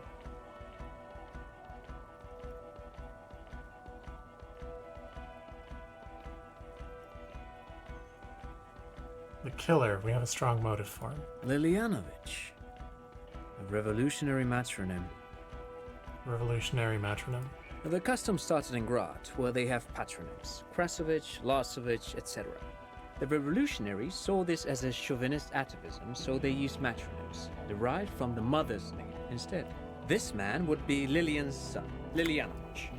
The custom was overturned after the revolutions failed, but not before making it to Revachol.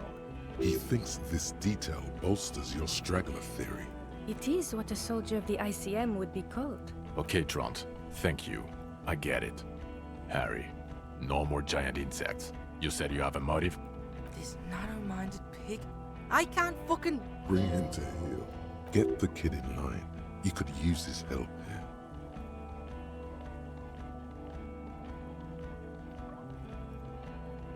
Kuno, keep your head in the game. Alright, yeah. Kuno's in it. He understands you have to nail this.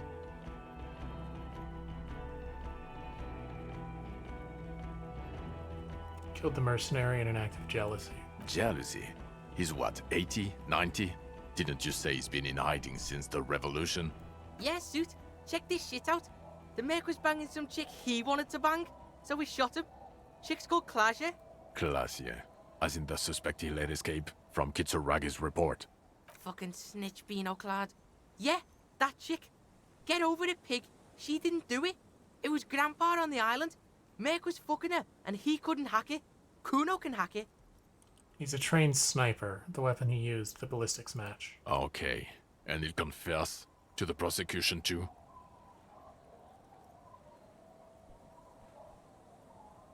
I think once he's resuscitated, yes. We got him talking once, he'll talk again. Resuscitated. That sounds great. Jean, he has it. No more cooperation needed. He had a civilian there for the confession. This is doable. Okay. We'll see about it when we get Coast Guard on the island. There.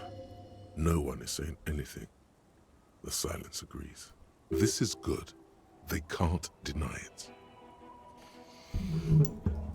There was also a dead man on the boardwalk, a missing person I found. Yes. Fallen through a gap in a boardwalk. Drunk. How'd you know I found him? The body was transported to Precinct 41, our morgue.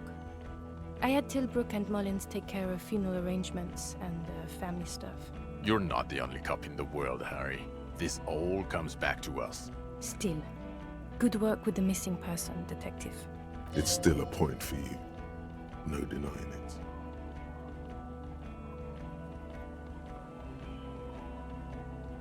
I don't want to say I confiscated drugs from Kuno's dad. That makes it all look so much worse. I also looked into the mystery of the doomed commercial area. I don't know what a doomed commercial area is. First turned out to be possibly entrepreneurial, part of my larger investigation into Martinez itself. Yeah, I'm not going to waste more time with this. Whatever it wasn't entrepreneurial. Or a giant bug. Cut the Paradox B shit. We're a police force. What were you even doing in some commercial area? Your job was to solve a murder, not Martinez. Damn. Now it sounds like you were just wasting time. This pig helps people, okay? He's a fucking handy helper. He does that shit. He finds insects and solves side shit. It's his style. Side style? Jean, it is his style. It's definitely your style to solve side shit. You have to believe me, there was a giant phasmid on the island. No, I don't have to believe you made a zoological discovery. That is not a must. And even if you did, you're a cop. Who cares?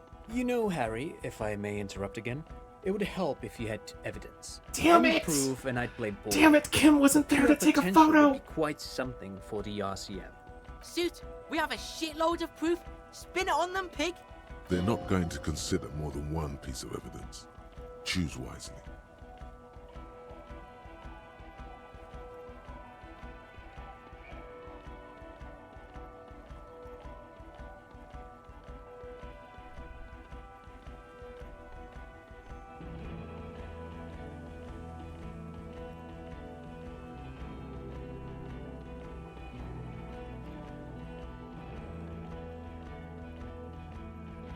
Come on.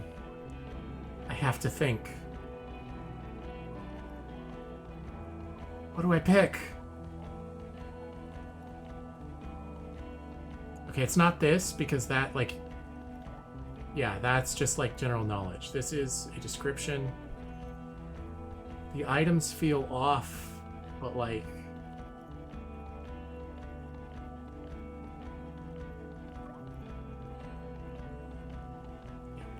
Yeah, and it had like these tufts of reeds on it, even after it unfolded. And bitch, it unfolded like crazy. It was fucking beautiful. That's not proof, it's a description. But befitting a stick insect. If it's camouflaged to look like the reeds, then it would have to be pretty large. Large! Gimp, it was fucking gigantic. What you're giving us is not news. It's not proof. It's not even an observation.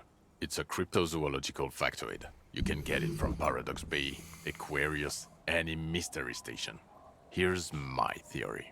You experience a delirium hallucination. It's typical of cognitive damage from years of chronic alcoholism. You started seeing shit in the reeds and convinced this poor kid of it too. Poor kid! Fuck you! Kuno's loaded! Can't believe you're not believing me! No, it's not true. It was there. It was real. You remember every detail of its sounds, its movements, its presence. No, I know what I saw. It was real. Bugs everywhere. Plants turning into bugs. It's a typical hallucination.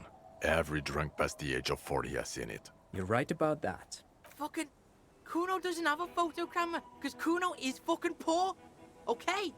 That sucks about the Kuno. So Kuno didn't take a fucking photo. And Kuno didn't paint a fucking picture. But it's in my head. In here. Kuno's eyes took the picture. It's right fucking here. Can't believe you're not getting this. Kuno, please. If it's on the island, then it will be seen again. Calm down. It will never be seen again. It wasn't seen for 100 years. Fuck Kuno and let's all pretend there was no miracle. We don't need a giant insect. Everything is so good without it in this fuckhole. The sheer willpower in him must be making some dent in their incredulity. Some part of them must be thinking, if he is that certain, and they are not. Come on. Fuck it. I believe him. I knew it. The bitch sees it. Bitches are fucking smart. But you dicks are dumb as fuck. It's real. I told you. Move on. Don't gloat.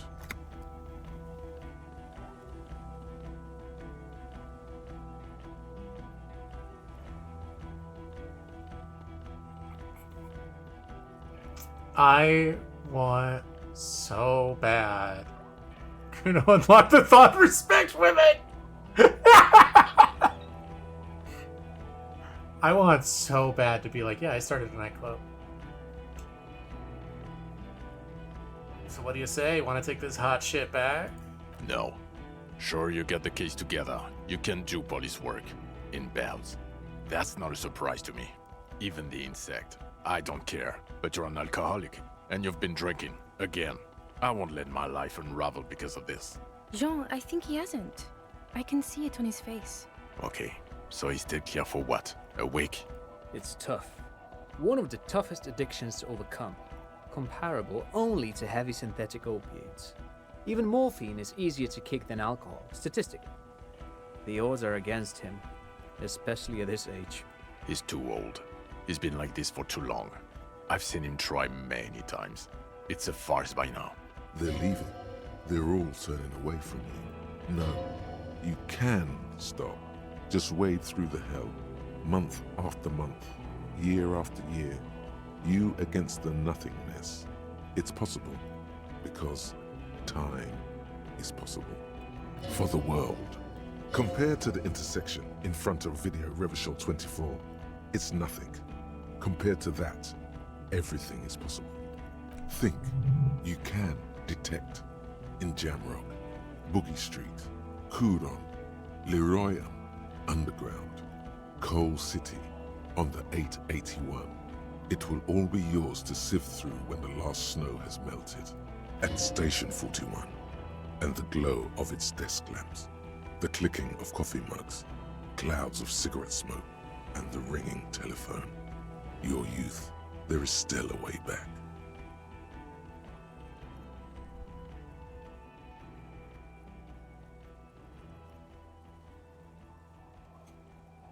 I know it's difficult to believe, but I will do it for the white banner of the commune.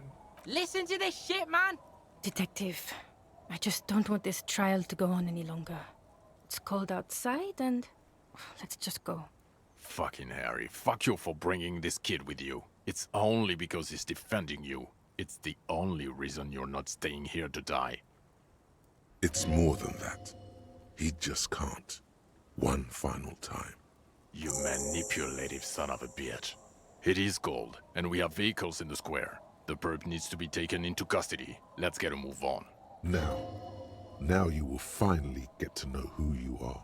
Wait, I have a few questions before we go about who I am. The man looks westward, impatiently, jingling his car keys in his pocket. Why am I like this? The Phasmid, I need to tell Lena about this ASAP. Who is Lena? Crystal the zoologist. She lives in Jamrock on Tabernacle Road. She told me about the Phasmid. Tabernacle? It's on the way over. Near where you live on Perdition. Fine, if we're gonna drop you off anyway. She's going to be over the moon. It will do you good to deliver some good news to someone for a change. Am I a dirty cop working for La Puta Madre? No. No, the suspect seems... You're too unstable to work for a mob boss. You're suicidal, Harry. No mob boss would take you.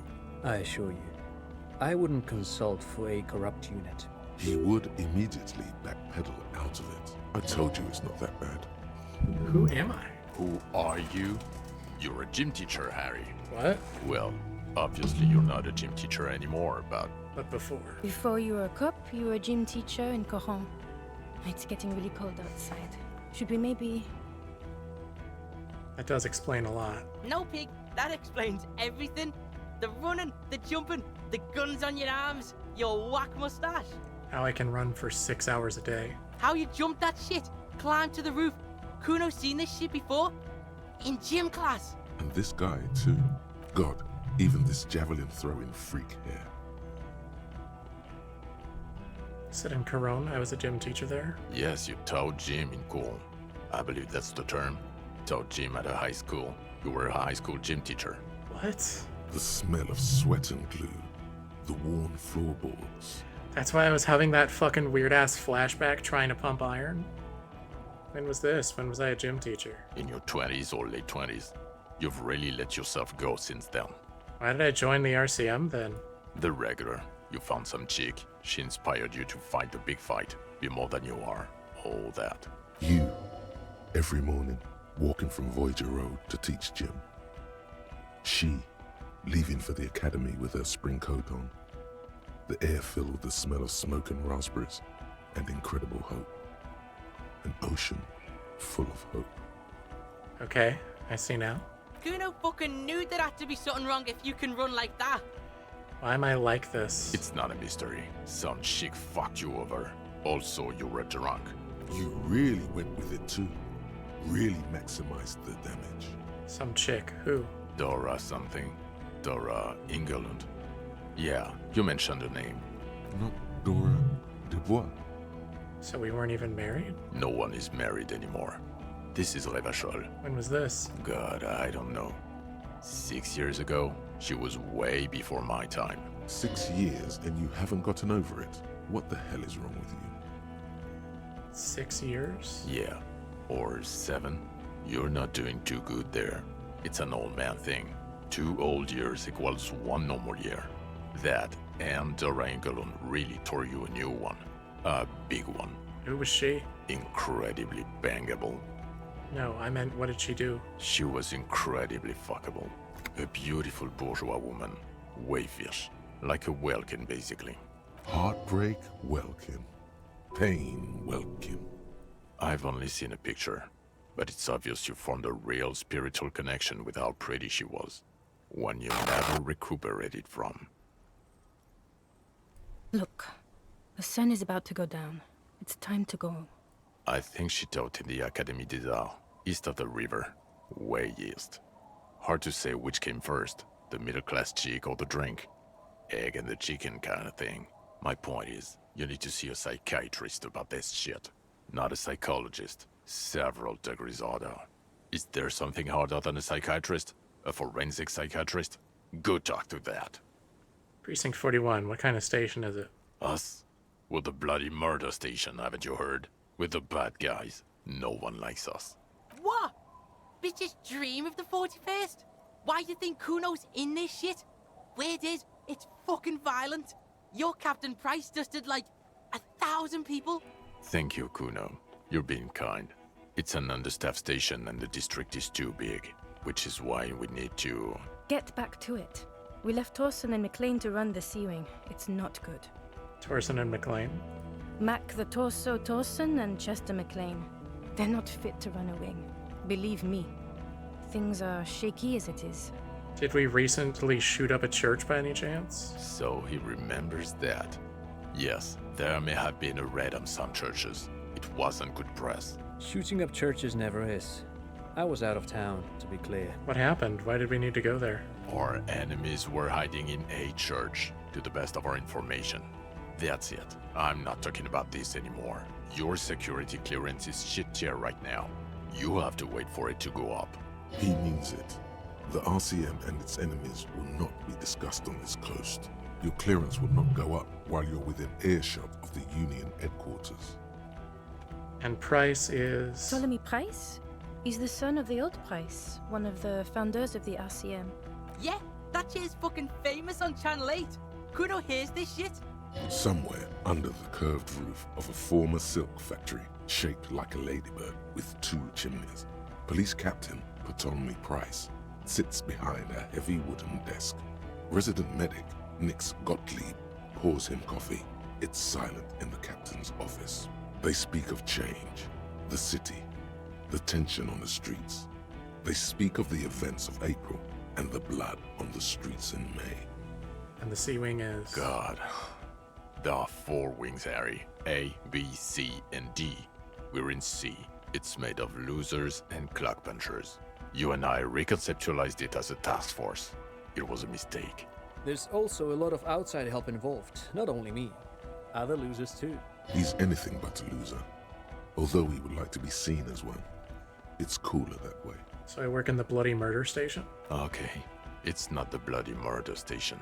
It's an old converted silk mill with green desk lamps and a coffee corner. A lot of good people work there. Hard. Every day. Jamrock is the largest ghetto in Rivashol. Faubourg, technically, but it's divided into 11 districts. Jamrock only has us. Kuno's liking this shit. Jamrock is the real shit. Mayonnaise is fucking white as balls. See shit? This ain't a real ghetto. Thank you, Kuno. You bring light to my day. Kuno, what will you do now? Fuck do you think? Gonna rock that law enforcement shit with you guys? Detective Kuno? Like you promised? Like you promised. Kuno's enrolling in a junior officer program. No, he's not. What is he, 10, 11? Kuno's fucking 19? You have to be 15 for the junior officer program. You're not even that. Hey, you don't get it? Kuno's got pig all over him. Kuno smells of bacon grease. Being seen with you, fucking informant shit. You think no one sees this? They're gonna hang me by the nuts if you leave me here. You want that on you? A dead kid? Or you want Kuno at your station, solving shit? Like we just did? His hands are shaking and his face is white. He's genuinely scared of being left behind. It's not the locals he's worried about, but an 11-year-old girl.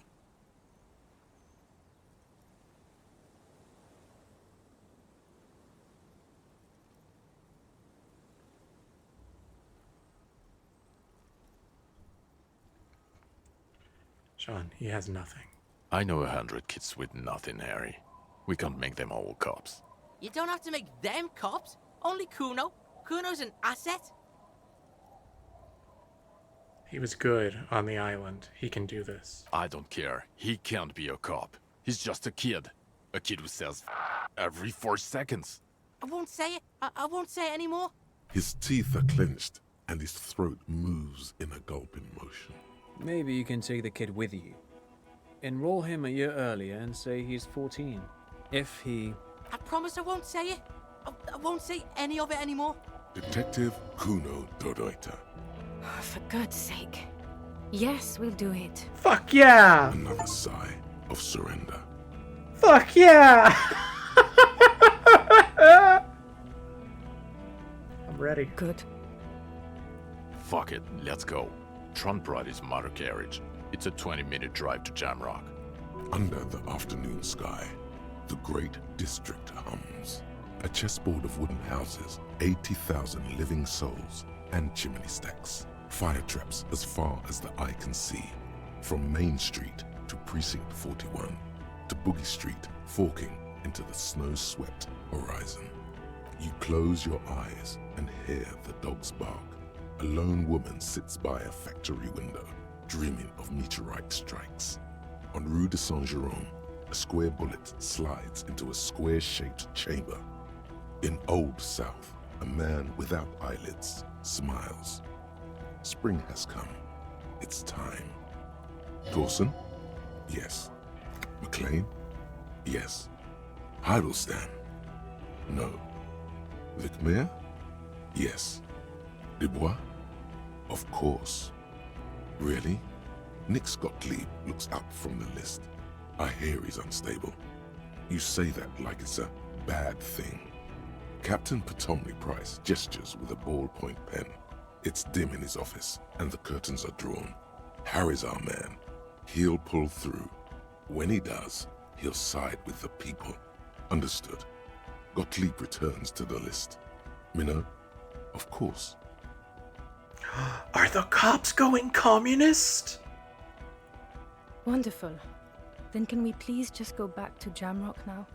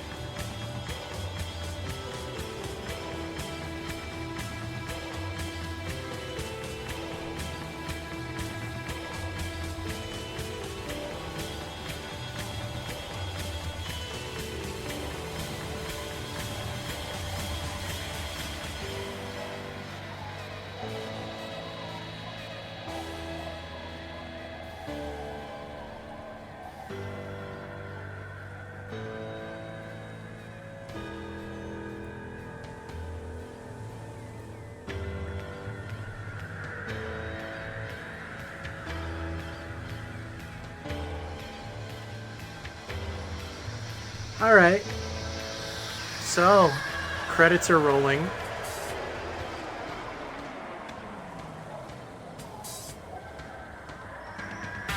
What a hell of a game.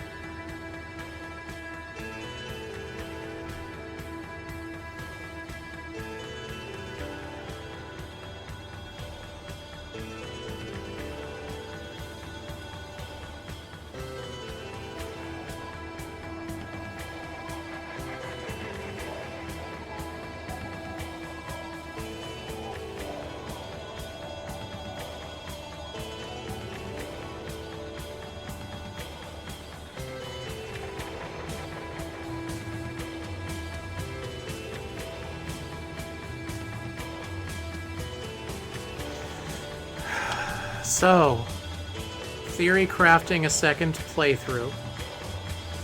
I gotta get the Coleman, the fucking whatever that, oh god, I can't even remember its name. I gotta get the bird that's a sounds, and I gotta get Kim on that fucking island with a camera. We need to get a photograph of the goddamn Phasmid.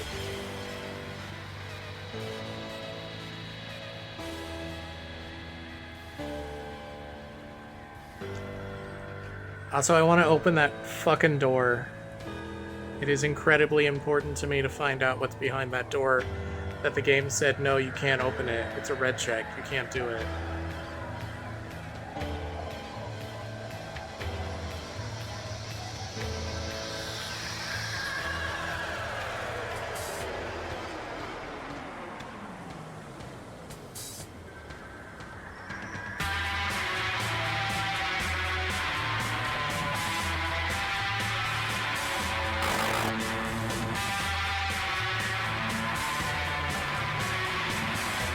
But I was part of the anti-object task force for that door.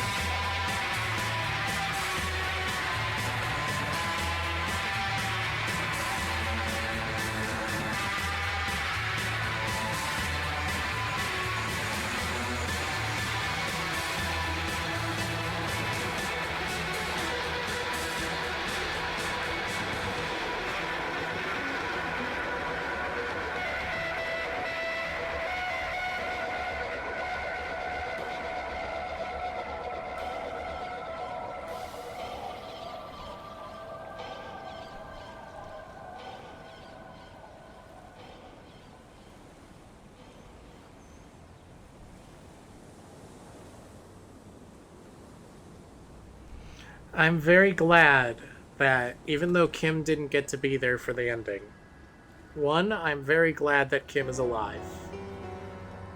Two, how do I put this?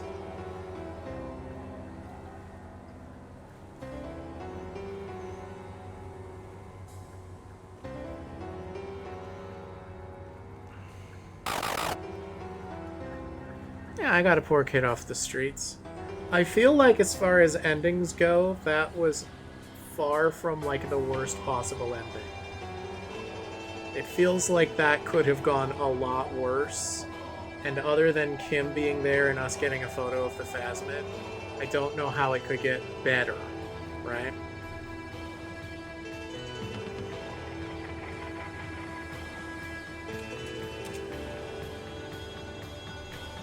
I also felt like I did most of the things I wanted to do, which was nice. Is that I was worried that wasn't going to happen.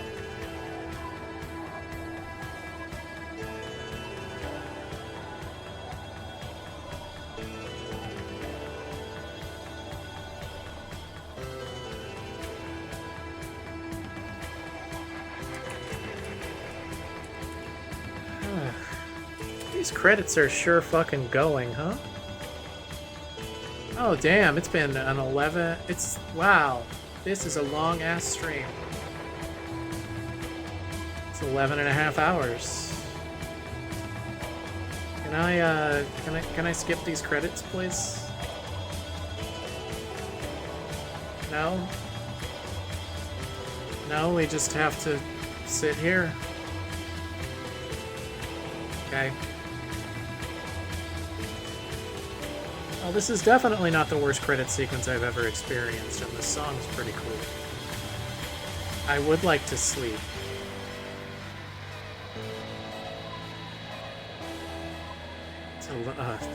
Probably need to eat, to be honest with you. I didn't realize it was going to be another 11-hour stream.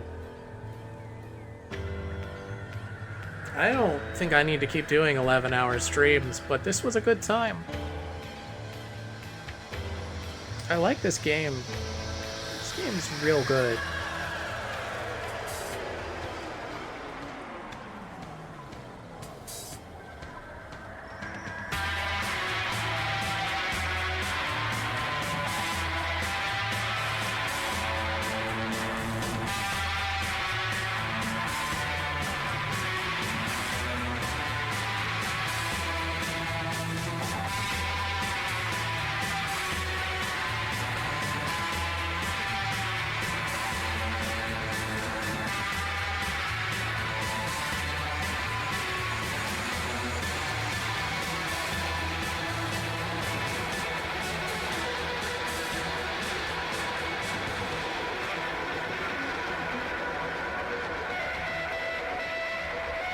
Mankind be vigilant, we loved you. Yeah, that has a very different meaning now that the company is essentially dead. Or maybe they put that in as part of that?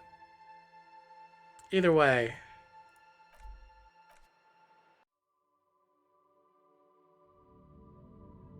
No, I don't know what that is. We're not going to bother with that. Anyway.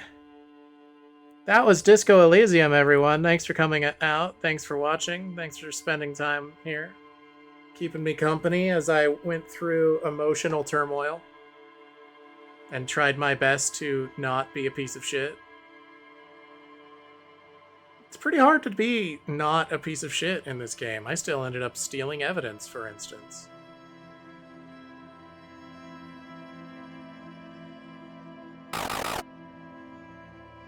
But yeah. Feel free to come by Monday. I'm going to be doing more Neo 3 with I Less Than 3. And that'll be day 1 of what we're calling Redemption Month. Basically, I'm going to be spinning a big wheel of different games that I need to play So I need to at least do 2 hours of them. So we'll say like a full stream, and unless I like hate the game, I'm going to be going for rolling credits on each of them.